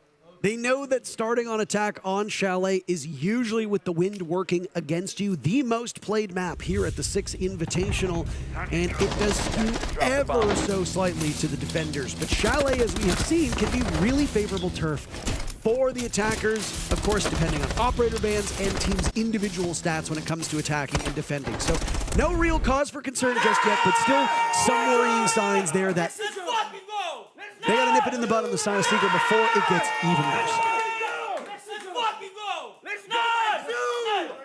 We are hyped on the side of Falcons. You can feel the energy all the way from the other room where you and I are casting, Parker, and they're absolutely into this matchup.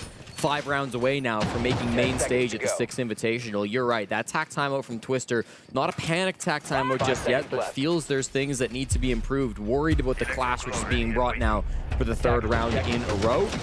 Busher's been head coach of this Team Secret squad for over almost 2 years exactly, actually, so has been with this team for a very long time, helped build it, respected as one of the longest standing coaches in the game.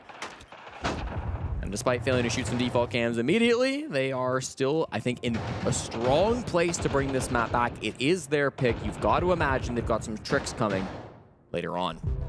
Down goes Noah, though. Shaiko on the run out. He's been playing loose.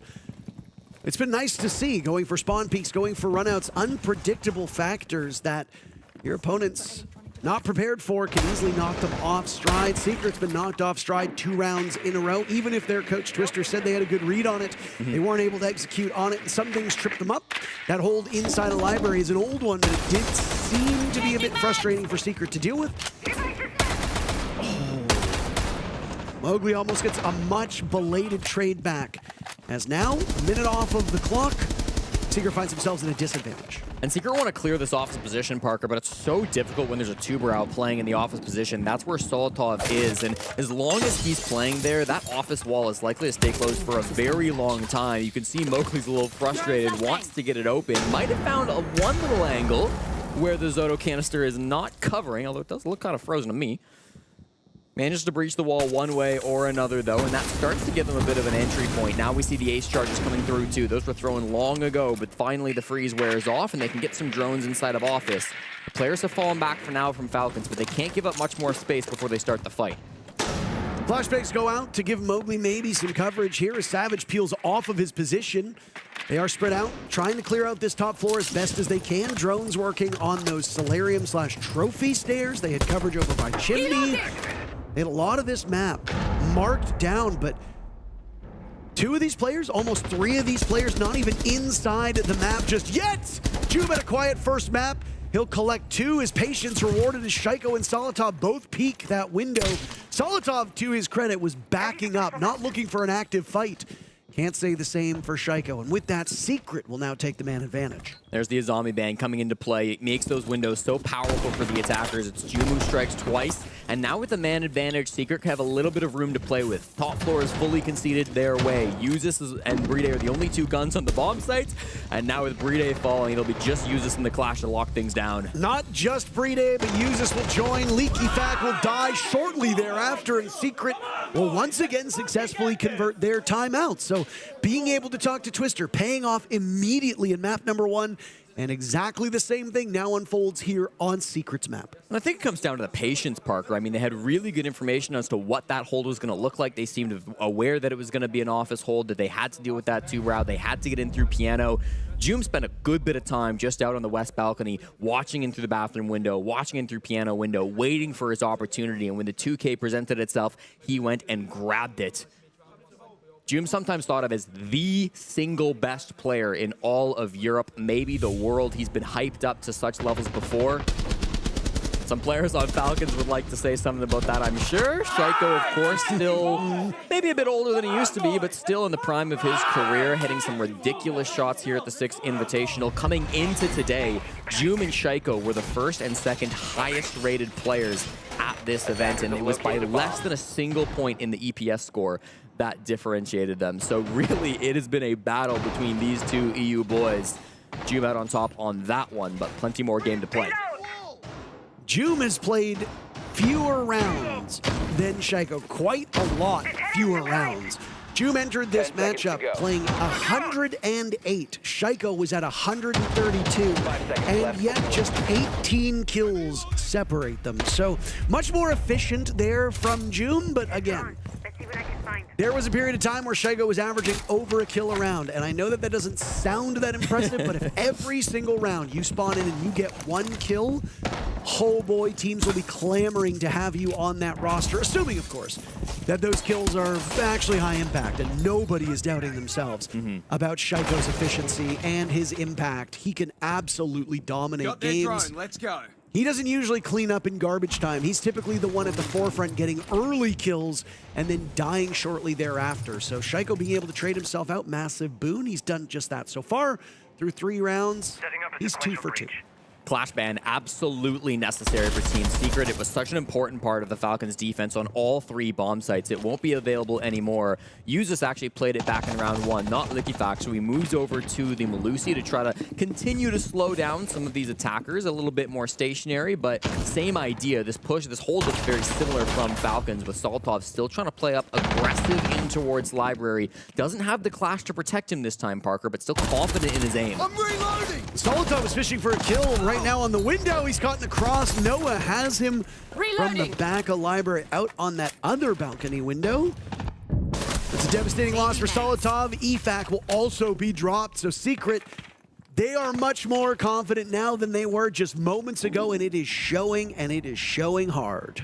It's getting hotter in here, Parker. Joom is heating up. These last couple of kills, these last couple of rounds, they've been very impactful for him, hoping to catch one as they walk up the blue stairs. Uzus might do just that. We saw some play from Shaiko on the snowmobile stairs, but he's not really looking to get aggressive. So it really just comes down to the one flank from Uzus to try to equalize these numbers. If that can be successful, if that can catch someone off guard, then it could tilt its scales back in favor of Falcons. Obviously, there are 4 other players on the side of Secret, but Joom was only able to net 6 kills in map number 1 across 11 rounds. Joom's already 2/3 of the way there. And we haven't even finished round 4, so still time for him to eclipse that total.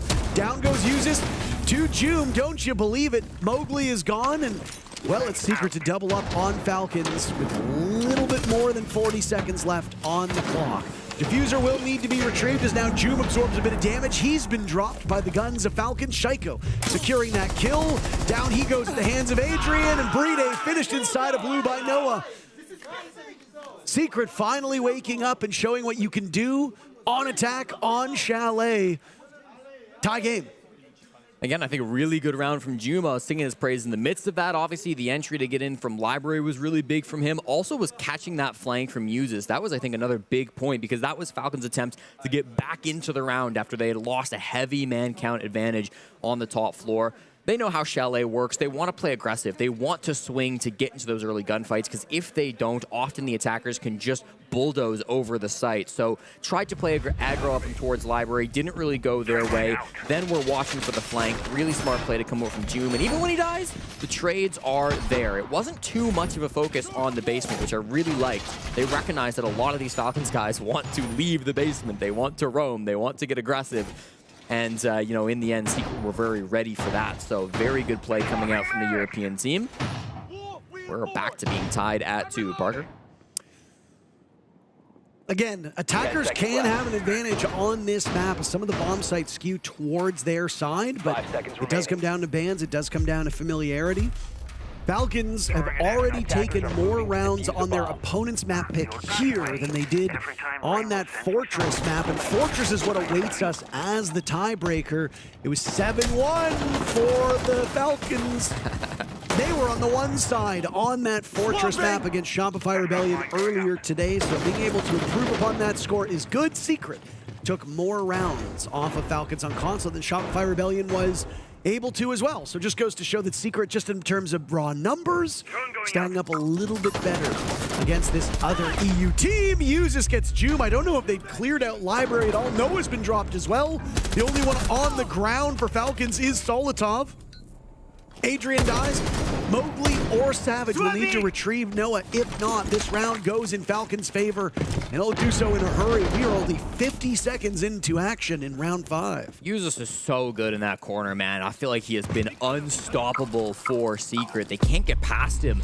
They tried the previous attempt to throw all of their utility at him, and it wasn't good enough. So this time they said, what if we just pop a lion and jump in, try to coordinate something to get us going? But even then, Uzus was ready for it. Really clean shots to be able to keep that man advantage in the favor of Secret.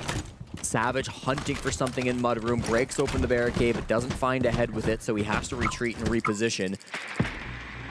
Team Secret are going to take this as an opportunity to re-clear over towards Piano. Take this office space. It's not being held by Falcons right now, and as soon as they become aware of that, they can use it to try to mount a second push. This is something that they actually did quite well on Consulate, working with man disadvantage. They've got to be able to do that again now on Chalet. Mowgli taking a bit of damage, marching on in after that F-Naught is shot. Now it's Leaky Fat getting torn asunder, but still firing back. 2 of the 3 remaining players on Secret are gone, and Savage finds himself with a wealth of time, but no real idea as to where to go next. That defuse kit several walls away from him, and he will have to cross basically the Rubicon to get over towards it. Trying to free up some space over on blue stairs with a nade going out, a pre-fire, using that fire extinguisher for some coverage. And, well, one of the big downsides of Blackbeard, Jesse, is you make a lot of noise. They know exactly where you're coming from. There's no discreet way for Savage to go about this.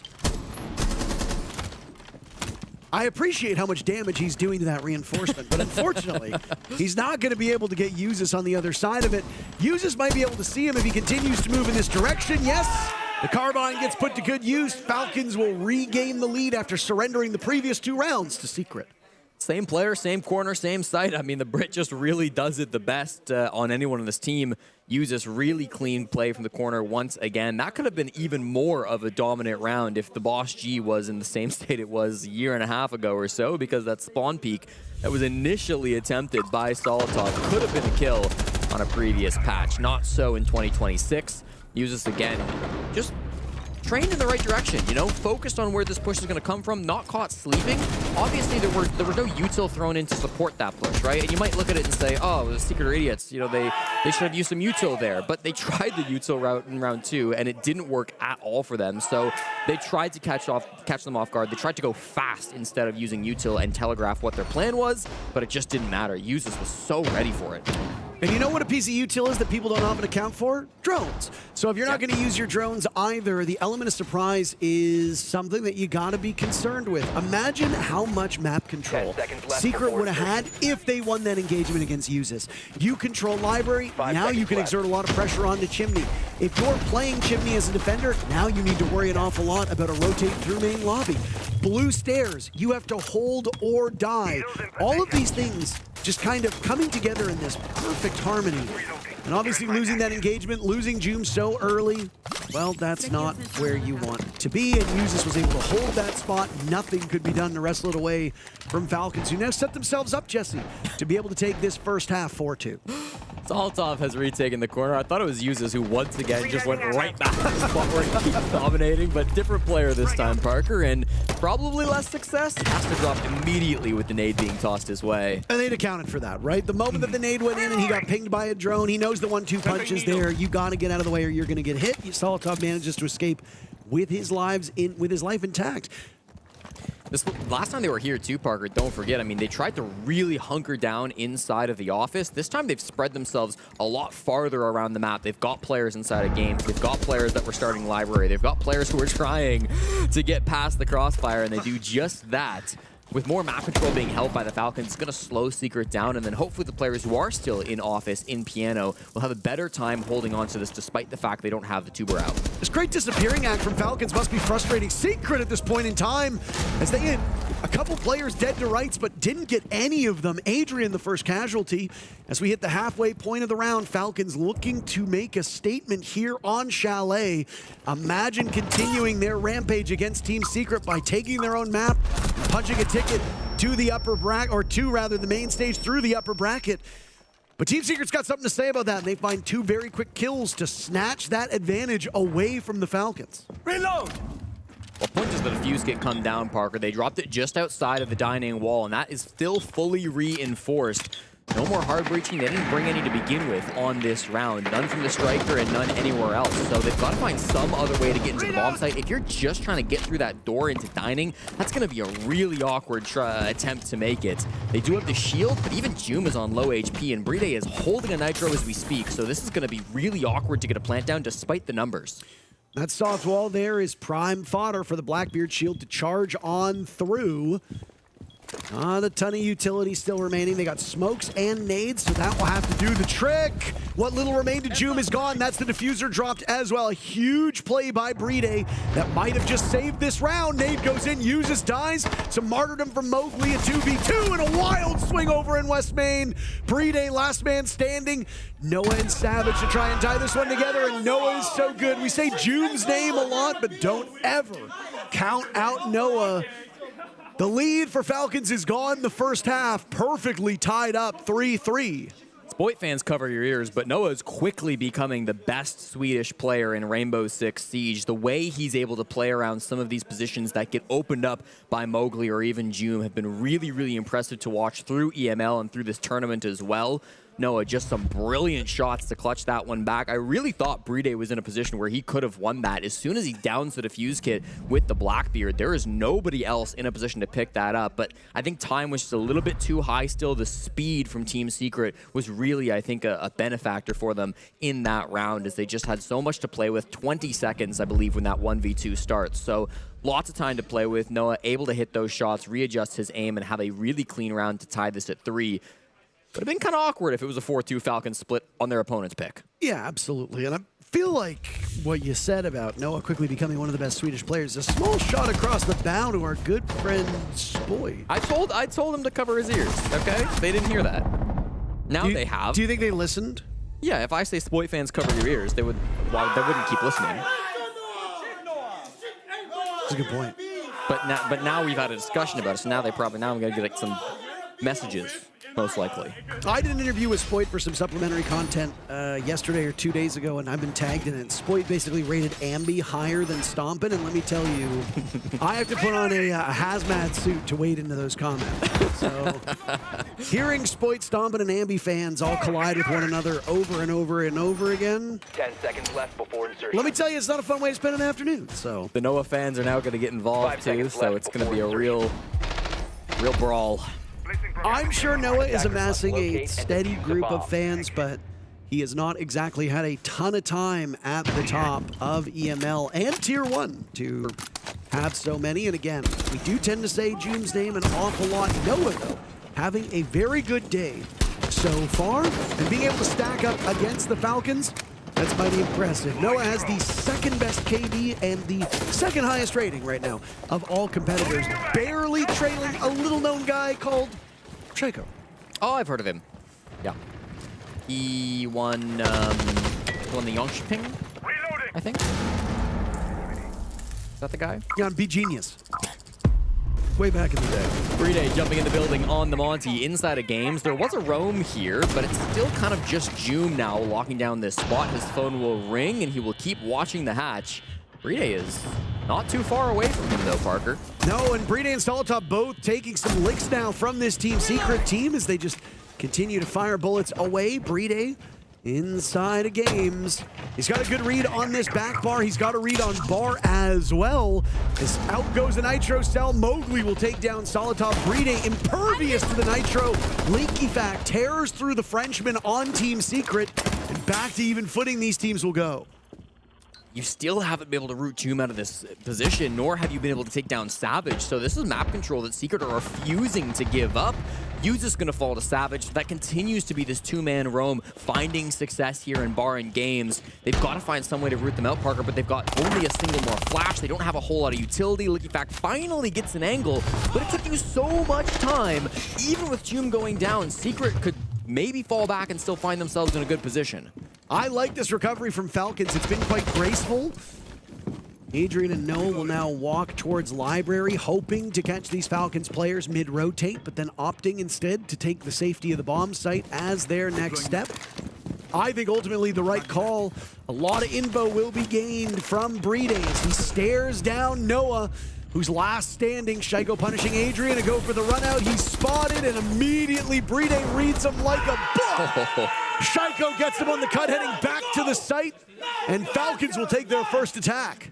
Shaiko looking so good as he yells across to his opponent. Not often a yapper, Shaiko, but feeling himself up against his domestic rivals. And again, a really good clear through that games. I was worried about how long it was taking, Parker, but as I was saying my sentence, they ended up collapsing on a couple of those frags. Looking back in through Mudroom was absolutely massive. This kill right here started that kind of turn in the round, which started to get them that advantage. Then once Jume goes down to the hatch, he's left all alone the moment Savage goes down. No idea how Shaiko wins that gunfight. And I think in that 2v3, we just started to see Secret playing aggressive in order to play aggressive, in order to get some kind of a chance in the round. Lots of energy being felt by Falcons 3 rounds away from main stage. Every single round counts. It's a game of inches, a game of centimeters. I suppose if you were over here in Europe, you and I, their proximity to America, no inches quite well, but I mean, we don't use them in daily life.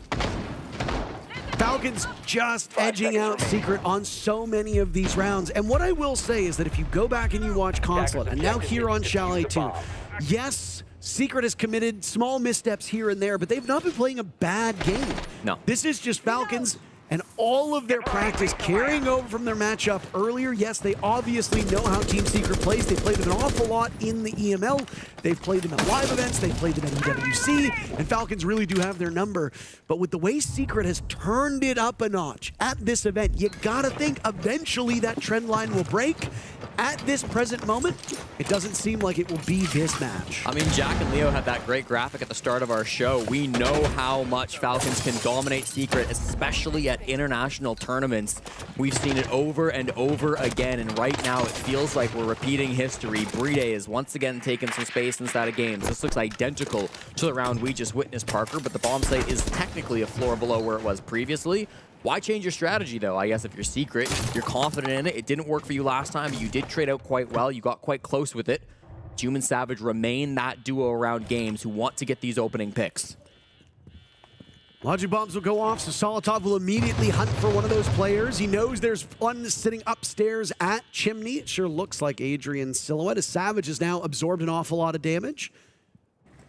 Do they decide to scout for this raw? Do they go for it without any intel? Solotov taking some damage, so I think the jig might be up on his position as he's entered in the basement under the eyes of Secret. Uh-oh. What are you doing there? Joom gets taken out by Savage. Is that a jump scare? That is a devastating loss for Team Secret. It's just mistakes, Parker. They're trying the exact same defense that they just tried. I mean, there's some little tweaks, but in the end, Falcons are adapting to it too. They've got players in different positions. They've got Soltov coming up from the snow stairs as well, and then over to Blue. They start to work Bride over this spot too. Lots of damage onto the Buck, but no kills yet. And now the Monty will continue to assert himself. Bride chasing away these defenders. A drop, but the Malusi is there. Mowgli slaughtering Solotov in this position. Savage redeems himself by taking out the captain of the Falcons. From long enough range, Hughes is able to control that SMG-12. He wants more, but he bites off more than he can chew. Adrian shutting him down. Now the advantage goes back to Team Secret. Bride with only Shaiko as his escort, but through the wall, Shaiko gets the job done. This one's gonna be tricky. Not inside the bomb site. This is not bar games, Jesse. With 30 seconds to go, they now need to pivot over towards Kitchen. They have to be wary of that main lobby player. Shaiko dodging in game, dodging in real life as the bullets go over his head. He's got to flush out Adrian, he's got to flush out Savage, and he has to do so quickly. Bride has the attention. Oh my God! Shaiko kills them all! Sacre bleu! 5 rounds for Falcons, 2 away from a 2-0 victory over their regional rivals. He just does things that shouldn't be possible, Parker. Not from an individual, not from one man. He's playing, of course, somewhat with Bride. Bride's being that distraction on the shield, but everybody is looking for Shaiko. Everybody is trying to hunt him down, but it doesn't matter. He's still the guy to hit those shots. He's still the guy to step up, even when the time is low, even when he's got no teammates to play around. The 2v3 from Shaiko and Bride, it's absolutely perfect. And just watch these shots again, please. It's the long angle, and then he finally finds Adrian, who he had been fighting all round long. Great distraction from Bride, but Shaiko, such beautiful shots. And yet again, I'm going to talk about the guy who's not getting all that love. You gave him his flowers, but Bride played that perfectly. He played it so well up library stairs to flush these players out. He's directly responsible for the Malusi dropping down and then ultimately getting picked off by Falcons. And then he perfectly draws out the last player playing on Fireplace in main lobby while Shaiko picks both of them off. Without Bride, that is not possible. Go back to Consulate. Talk about Bride playing inside of that small office connected to CEO. He was also a great distracting point when he went undroned. Then on the Tachanka, same thing. Bride had great numbers on Consulate. He hasn't really needed to do that much from a fragging potential here on Chalet. But boy, oh boy, is he finding ways to impact these rounds without getting kills. There is a reason why Bride is widely considered to be one of the best support players to ever touch this game, and moments that we have seen in just this series show exactly why. Detected a bomb. This looks like the team that's been to 5 grand finals over the last 2 seasons. They look absolutely unstoppable. Tacking to the basement now. Falcons need 2 more rounds in order to lock Secret down and kick them to the lower bracket. Drones are strong to start. Another shield being brought by Falcons as well. They are not ones to shy away from this. Goo mines in library, but not really an issue. They can start to take this space and Noah's under fire. Uses starting things off. Noah is gone. Again, another formidable player from Secret to die early. Solotov does not expect Joom on that roam. Impacts will go out. Damage has been done to Usus, who is still in hot pursuit. Run as fast as you can. Falcons tearing through Secret, and just like that, it's all up to Adrian and Savage to hold down this bomb site. Half the round still to go, Jesse. I'm starting to smell a 2-0.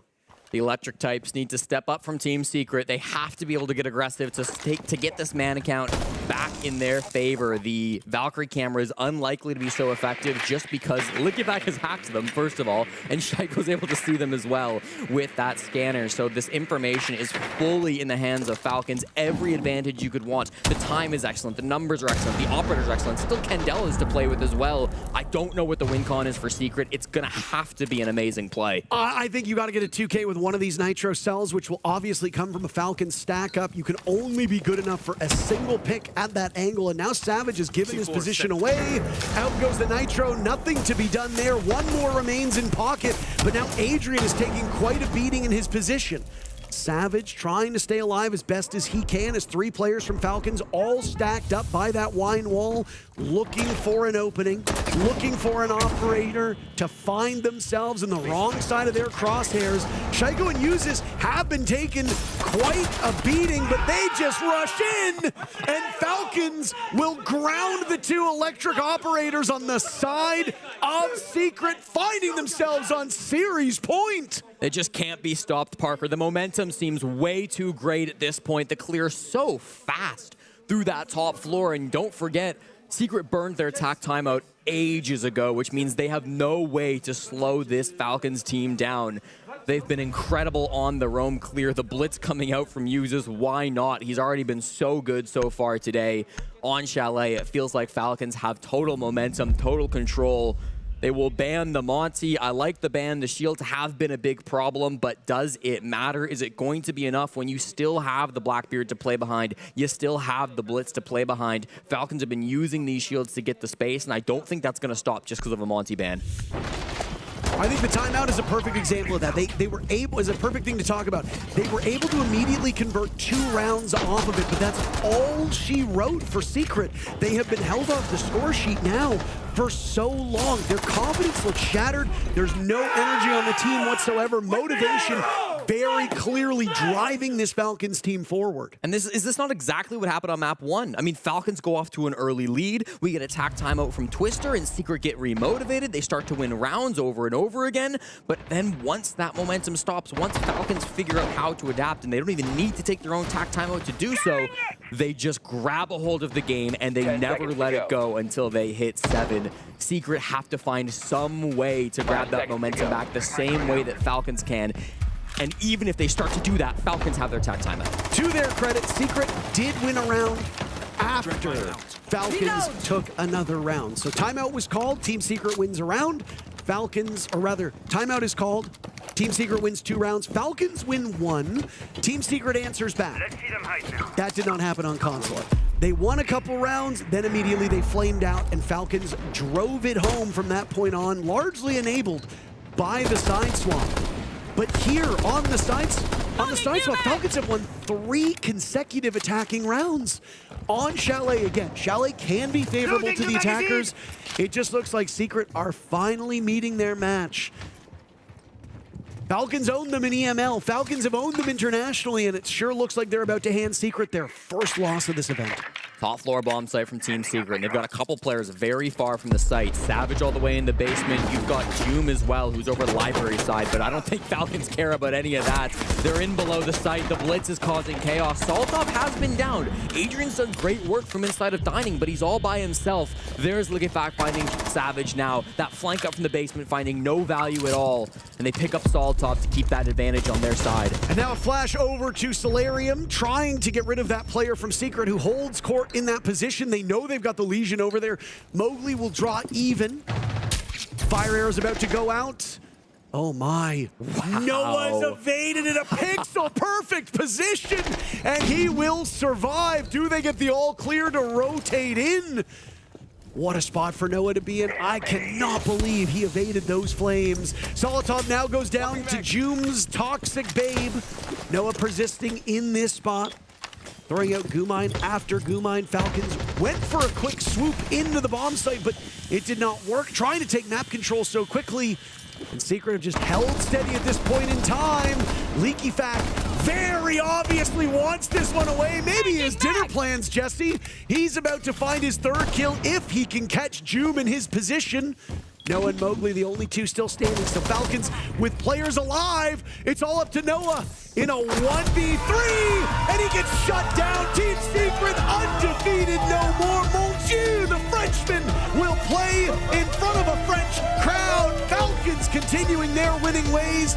And they move on with a 2-0 victory. Falcons look as good as ever. Look at that, hitting the flank halfway through that round made all the difference. They had no clue of his lurk up the blue stairs, and he takes that final round for his team. Excellently played attacks from Falcons all day long. They played 5 maps today, Parker. It was not a short day, but they never slowed down.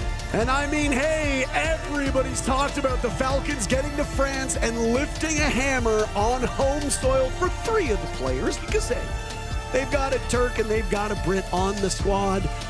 These two teams know each other so well. They collide in the EML, they collide internationally, but Falcons always has their number. Today is no exception, driven largely by incredible support from Usus and Bride.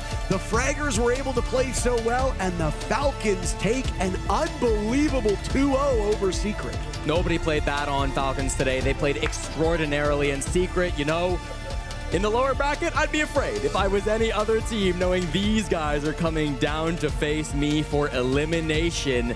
They are not out of the tournament yet. They will still play tomorrow, but man, scary spot to be for one of the favorites at this tournament. Absolutely. The studio wants to talk about this match. I'm certain of it. Let's not keep them waiting. The French take flight here on day 1 of phase 2. Leo, you've got to be proud. Yeah, I'm super proud, but at the same time, I'm a bit sad, you know. Team Secret also are brothers. They're absolute a unit of a team, really. Yeah. I just have to say, like, right now, there was no match, right? I think I'm looking at Falcons. We said it before, going into Chalet. It was all going to be the key, the gunfights. And I had that one round in my eyes where I saw Yuzu sitting on side. The side is completely empty. Secret has given up entirely. They're just so focused on fighting on the roam and fighting and gunfights that they completely left side. And you know what? Falcons didn't take side.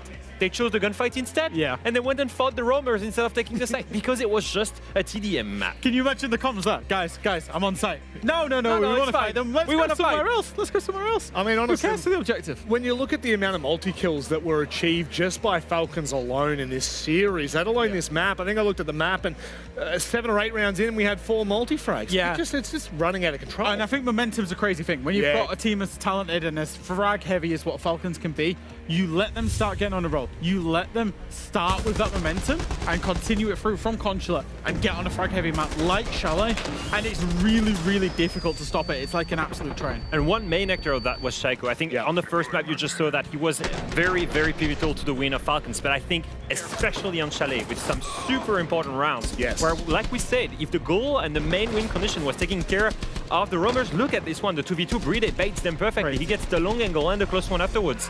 Shaiko was the main actor, and he was getting hyped. He was the one getting vocal. He was the one hyping everyone. When I'm saying it's his event and he's there to win a side, it's also there in terms of momentum and energy. When many people said that the guy had mechanics but didn't have comms, look at this piece. Look at this reaction from him. It goes to show that it's not only about the frags, you know, it's also about the comms. Yeah, I think so. He's added a lot to his game. He's had to go through not just being a fragger. He's had to play a little bit more of a team-oriented game. You know, Flores is one of his main operators now. But the energy, the hype, the comms, is something we seem to come into every event saying Falcons are focusing on this, Falcons are focusing on that. And they just seem to keep leveling up through to their final form. I think even today, like across the 2 best of 3 today, we've seen their performance level up whilst focusing on different win conditions as well. In their first game against Shopify Rebellion, it was very tactical. It was about the strategy. In this second game against Secret, it was about rolling that momentum, winning those key gunfights, and they excelled in both today. Shopify Rebellion made a mistake that is very dangerous right now for any team in this tournament. They gave hope to Falcons. On that 7-7 moment, on the very last map, when it could have been. It feels like the turning point. Exactly. It should have been. It should have been Falcons in lower bracket. It should have been. They were in a 3v5. There was no way out. 50 seconds left. When they won that match, the hope and the match was there. The fire grew. And at that moment, look at the Falcons we just saw. Destroyed Secret 2-0. Secret, we were actually undefeated going into this. So look, I think we're just witnessing a rebirth of Falcons right now. We certainly are. And you know what? That's a really scary prospect because they have just made main stage. I'm sure they'll talk about it in the interview.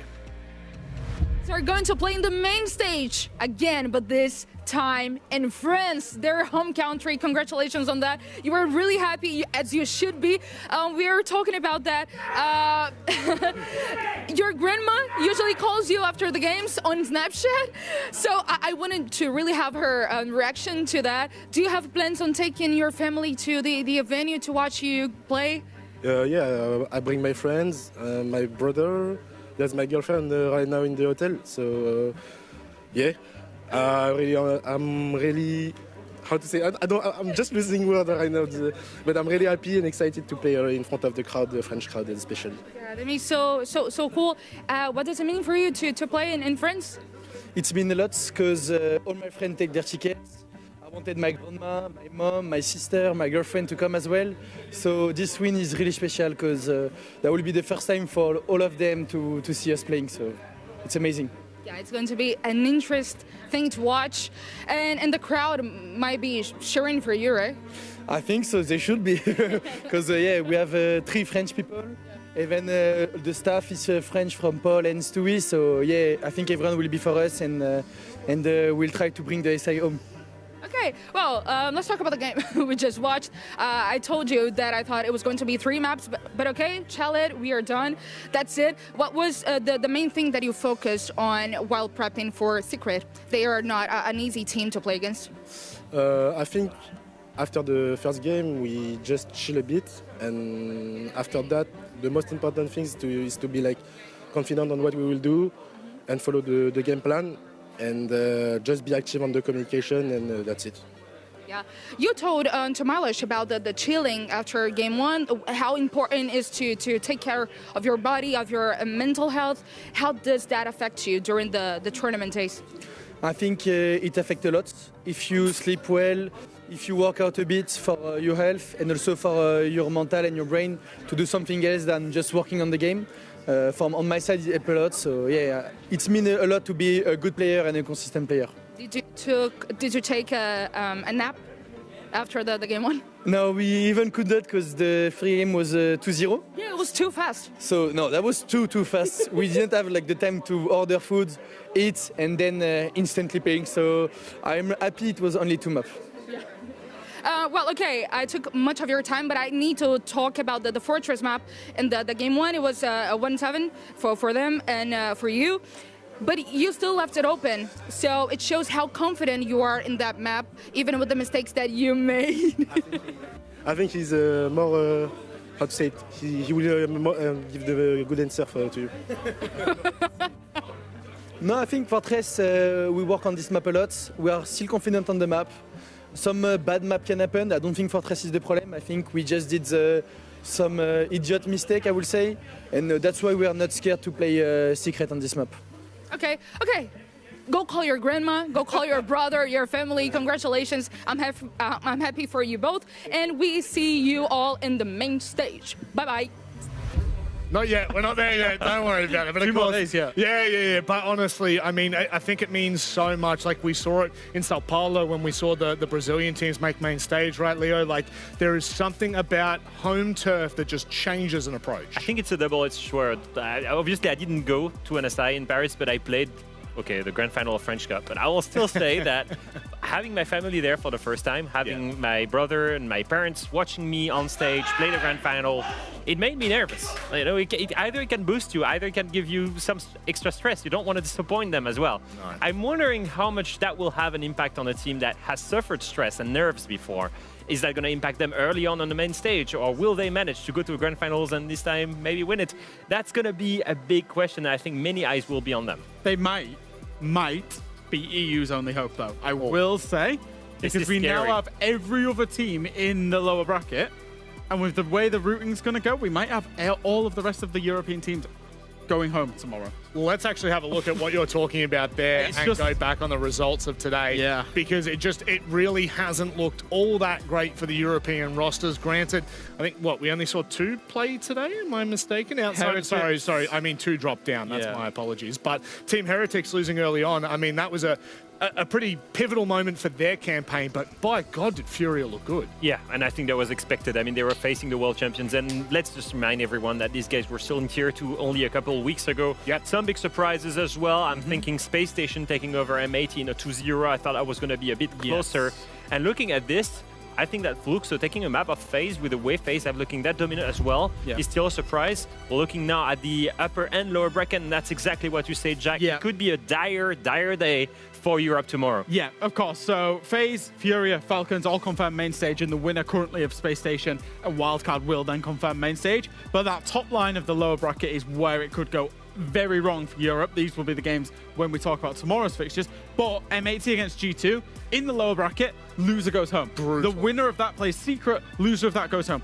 Let me remind you, M80 are the current major champions and believe they play their best Siege when they're under the cosh and when they're against great teams. That could be crazy. Obviously, Heretics being a Tier 2 team, we don't necessarily expect them to progress through to the main stage. Sure. Even if they get through, they've got Fluxo W7M to play. So for tomorrow, for Europe especially, it could be a very dark day at the Six Invitational. Rob, did you just trick the bracket? Am I noticing 3 teams of APL facing each other in the lower bracket? I thought I saw Daystar and D+ facing each other and going up to Weibo. Don't know what you're talking about, mate. Yeah. Don't know what you're talking about. I see you there. Let's not go back and look at Reload either. Let's just focus on tomorrow's matches instead. As you said it, Daystar and D+, they go head-to-head on the B stream to kickstart the day. But it is the A stream that I think we all have eyes on. G2, M80, Fabian, G2. It just does not give up here at the SI, does it, big dog? Leo. No, absolutely not. I'm looking at these two and I'm thinking, wow, whatever happens, we're looking at a super team. Either G2, who had their struggles throughout the group stage, but also that have hundreds of thousands of fans behind Stompin that want to see him lift a trophy. Sure. And it's not looking good. And on the other side, you've got the major winners that once again, just like when they did in Manchester, after winning an event, they disappear and they look in shambles. And this comes back to the fact that, you know, group stages and the first place in groups was actually secured by teams that were maybe not expected. You know, the Weibos, the wildcards of this world that sorted the bracket into this way. It's APL's fault, and Rob. Okay, there we go. Hot news, just in. It's all my fault? It's Rob's fault. Okay, fair enough. You know what? I'll take the blame. But fortunately, you won't have to sit with this blame for much longer because that is all we have for Phase 2, Day 1 on the A stream. But as we just mentioned, Wildcard and SSG are going head-to-head right now. We'll leave you watching what should be an incredible Map 2 and potentially Map 3. Take care. Ashen into CEO is the only one left. He dies to the rappel. So many ways to counter that play. More than anything, the fact that they had the Yokais. But credit to Wildcard. I heard bullets going into my shield, bro. He went fast, played off the smokes, the Glaz combo with the quick blitz plant, and it worked. 10th round, Wildcard retake the lead with the last 2 rounds straight. That's a massive kill from Bay down below, by the way. Freed up more repel play later in the round, which ultimately wasn't necessarily needed, but there is a world in which that control could have been pivotal. If Ashen was able to get on Diffuser with some presence over towards lobby, it could have been very difficult for Wildcard to win that in the post. Bay landed that key shot. The rest of the team also did their job, and despite losing the first pick, that plant inside of the smoke ended up being a really great heads-up play from Wildcard. It gives them the lead in the series as we enter into round number 10. We go down to the basement objective. Wall secure. And SSG electing to go double info denial with both the Echo and the Maestro on this occasion in play. Tachanka can layer down utility as well. So the expectation will be that SSG probably hold off on much of a roam. Could be a fall off potentially with Red Hatch open, but I've already use the Benja strat once of him lurking over towards open. The anticipation will be that it's a far more traditional basement site this time around from the defense. 2 rounds away for Wildcard. How are those nerves for them? And they lock in a main stage appearance.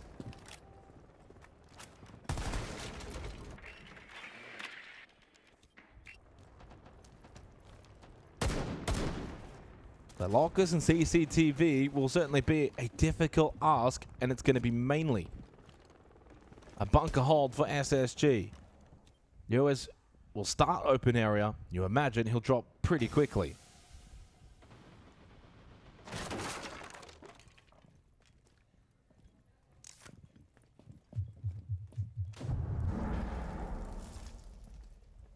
Top entry, top square entry. Oh my for god. Wildcard. He did not get that drone, by the way.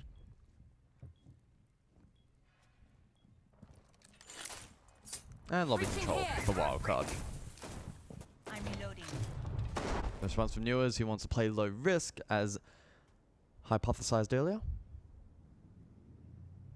Again, the key operators really to look at late round are going to be the Ashen on the Maestro and Faults on the Oh, I like this. A little bit of info towards Square just to get a bit of an idea. Are they setting up for a default server-side hit? If they're not, then more so maybe lobby side. Obviously, they've opened up that vault, have opened up elevator. And what that then means for SSG is they can then reposition off this information, get J90 into a better position to use that to Chenka.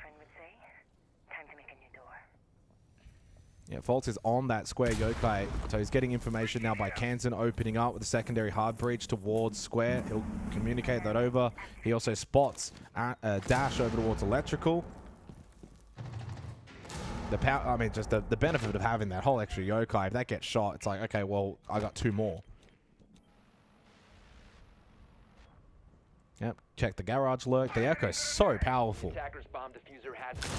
Nitrocell from Benja though to Baby Shark.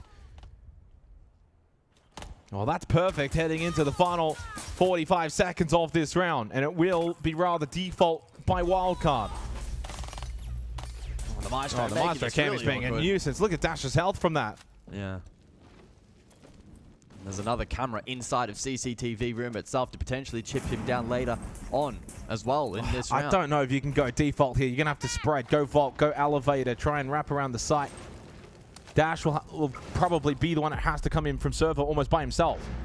A plant seems incredibly unlikely. The plant can happen if they draw presence elsewhere, and that's exactly what they're doing, but they lose Spiker on the drop. Over towards open hatch.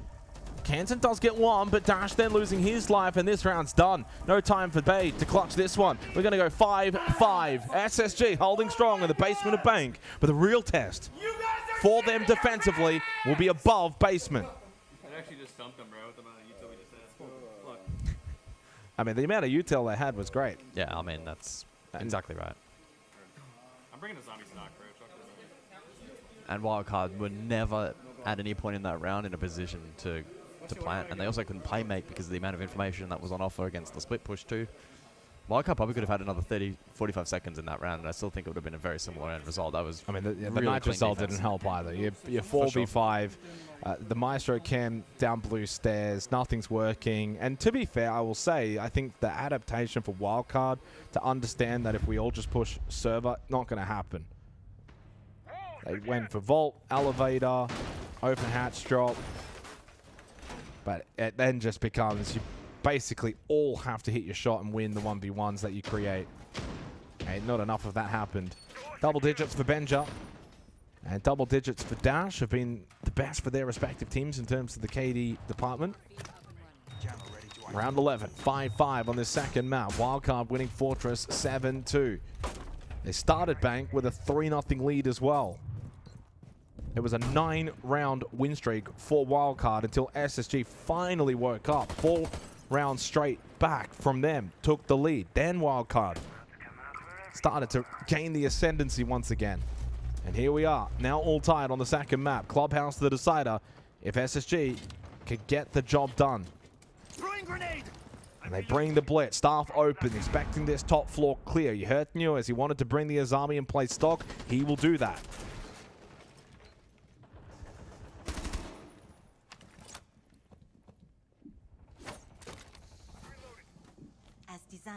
So his army hold over towards stock here for Newers in a position where he can still peel back if required.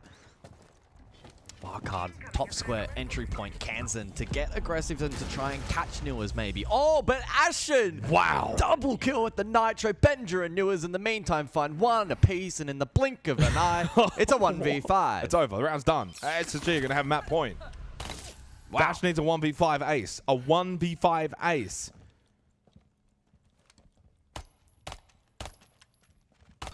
The round never even begun. You could clearly see what Wildcard wanted to do, and they did this last time out. If you think back to the 8th round, it was a big success for them. Yeah, I mean, I don't even know what you have to answer to that if you're Wildcard. It's just a free round for SSG. They go 6-5, locked up overtime. Good Nitrocell usage, prepared for that blitz rush up above. Logic Bomb rings for Dash, knows that no one's close by, that stock has been vacated. Benja is actually over towards front desk. Benja, though, being very disciplined to not just rush at Dash and give him a 1v1 to then make it a 1v3.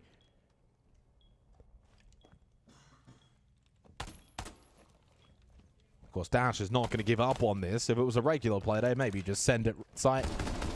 This is an upper bracket quarterfinal. And dead. What's Ashen got to say?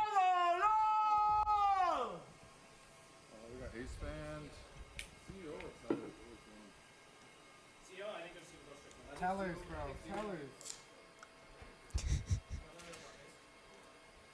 6-5 to SSG. The round was done about a minute ago. I thought that Tellers call was a troll, but they actually are going to go Well, Tellers. they're actually going Tellers Archives. I respect it. At 6-5, map point for SSG, they've elected to go Tellers Archives. Defenders, protect your bombs from being How many times have we seen Tellers Archives so far at SI, Guz? Would you like to take a guess? No, I don't want to. I'm just going to. Well, I'm going to force you to take a guess anyway. 10 times? Once. Damn. That was a 1 in there. 100% attacker win rate. Once with a 100% attacker win rate. And SSG elect to go Tellers Archives for the final round of regulation on this second map. What have they got cooked up in the strat book? Well, they bring the castle, that utility likely somewhat to be invested up above here, I presume, to try and defend against the vert. Airlock, the best position to place those, and I think that ends up being the case from Newers. They will want to prevent Wildcard from getting in up above and activating the ram. See the Kali selected by Dash. Extension. Yeah, the Kali in play, so toolage available to deal with that at range. This could shape up to be one of the more interesting tactical rounds between the two so far. Yeah. And the pressure more on Wildcard now for this at least one single round. SSG have got overtime secured at minimum. Is Clubhouse on the way? Or can Wildcard force overtime?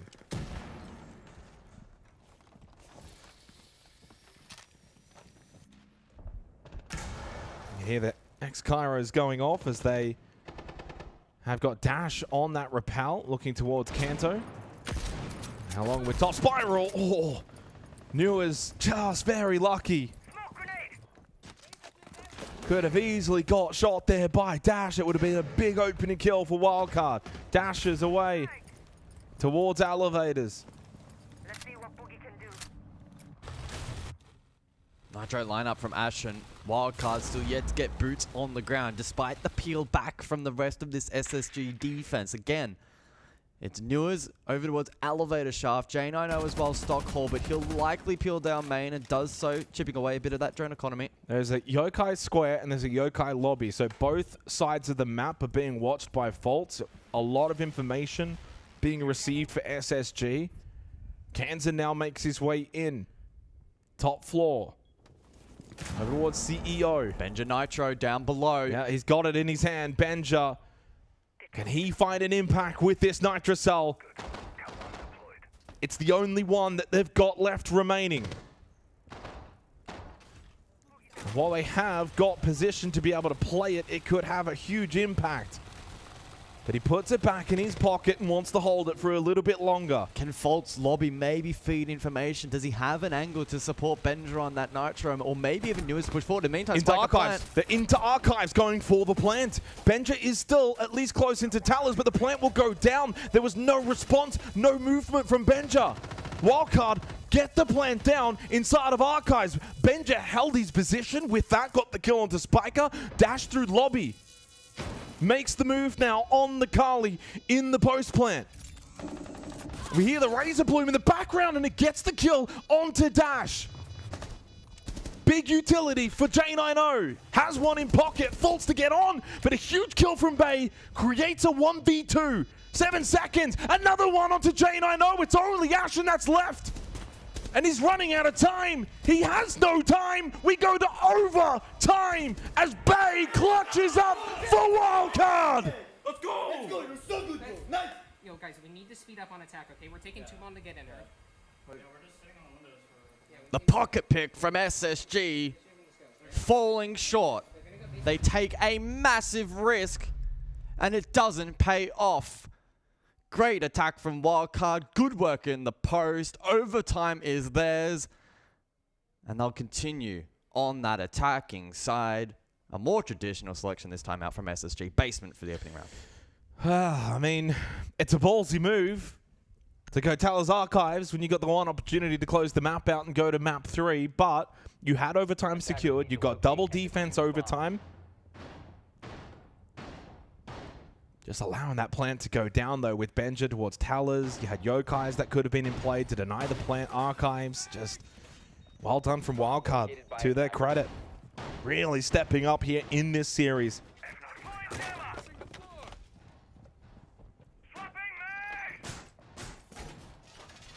At least we get a close one on the Saka map, because Fortress was just incredibly one-sided. 10 seconds remaining.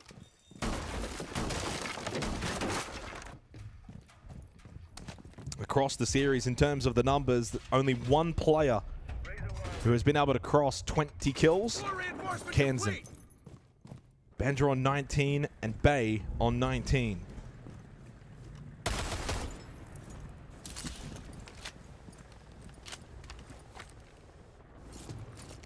We heard, of course, that Wildcard want to speed up their attacks, but if I'm going to be honest, I don't think you can go too fast here to begin overtime on lockers and CCTV. Naturally, it's going to be slow-paced.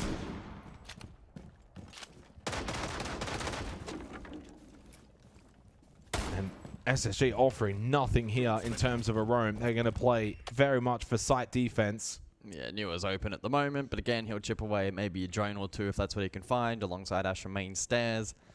And then he'll make a very low-risk effort to peel back towards the site. And default for J90, smoke, blue stairs. Oh, this is a bit aggressive. Hang on. Yeah, Newers. Well, into the Blackbeard, he should be opting to fall back and drop this hatch, but he does have the help with the Yokai bursts. Yeah. So that's a reason why he has stayed there. The Yokai goes down. And so does Newers. He's now dropped all 5 for SSG towards the basement. J90 will hold blue stairs. 3 gas babes. And that will be the next task for Wildcard to clear his position. Yeah, don't mind that little heads-up opportunity maybe for SSG to pluck the Blackbeard, but it doesn't quite work out, and Newers, that Glasses util will be much better served in the late round. Oh, Nitrocell thrown through the hatch will not hit. That was from Newers. There's one left for SSG. No Tachanka in play, so there'll be a reliance on the smoke and the echo for area denial. A tense round to begin overtime. J90. Oh, J90. How much does he commit? He commits blue. Because so that means they don't have the default. But he's got the Yokai to help him, so it's not just J90. Yes. It's J90 plus faults. Plus 4 players from Wildcard looking to hunt him down. And they got the hatch opened up. He's now stuck here. This is a big battle. As long as he can get at least 1 kill. Oh, headshot onto the Blackbeard. Job done. You'll take it. 1 for 1. But here come the ROUs now from Bay. As Wildcard start to push through default server. There is a yokai inside CCTV. Faults will need that to be around to stop this plant. He can't lose this one. Love this angle from Faults if he can commit to it. Ashen, Nitro, ripped. I don't think it's been effective though. 20 seconds. Time running low. Wildcard are going to have to start to flood this site, allow someone to get the plant down. Kansan hits the headshot onto Benja. Faults will have to stay alive and trust in this yokai. And he falls. No Echo, no Warden, no SSG. Wildcard straight on through, take basement bank. Basement and fight? Match series point. Great flood there from Wildcard. It felt like the utility shortage from SSG proving costly with no Tachanka up. The smoke committed to blue. The nitros used and both missing Nothing the was mark. working. Nothing worked. They got nothing out of the nitros. They couldn't. I mean, the only thing they got at least was J90 shut down the Blackbeard. So you're playing that blue stairs position. If you can get at least one and it's onto a powerful operator like the Blackbeard, that's fine. He at least gets that, but nothing else worked for SSG.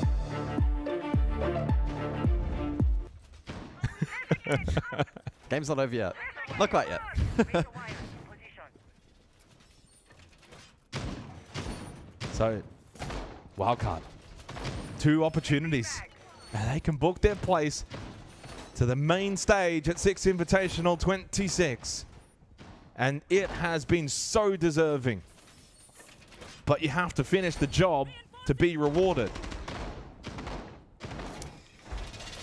So to top floor we return. It was a talking point back when we had these bans in play. And this was won twice by SSG, by the way. Well, and only once by Wildcard. Because the Habana has remained available. It's been a big talking point. Kanto's been under a lot of pressure. SSG centering these attacks over towards lobby. We could see a change in theory here for the reattempt and maybe something more over towards top square. It's certainly not impossible. Could be site repels in play as well with the sense. So I'm very, very, very intrigued to see what kind of strategy SSG want to employ here, given past success, but the pressure of this moment. And the pressure certainly is at a high point. If SSG lose this round, they're going to go lower bracket.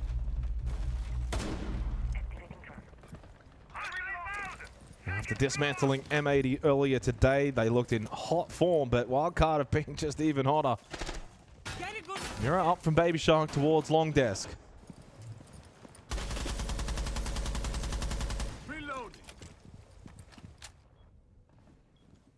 Kanto Wall is still electrified. Means that Spiker and Bay can play this hallway safely for the time being. Now Faults is over on site repel, so he's in no position to open that wall. SSG, again, likely centering for direct hit based off the ROUs, unless they elect to pivot, there is time. Capital not close by to site though for, say, Flame Bolts to push out the Janitor player in Kansan. So if they do this, it's not going to be fully in sync. And a big opening kill, though, for Dash onto Asher. No more ROUs. Those screens that you see, once they go down, they stay down. You no longer have the Sens. You no longer have Ashen. Player advantage for Wildcard. 4 players left up for SSG. Lower bracket seems now likely. Who's going to be the one to stand up as J90 finally rotates over the repel, the smokes, blocks off the vision to Janitor?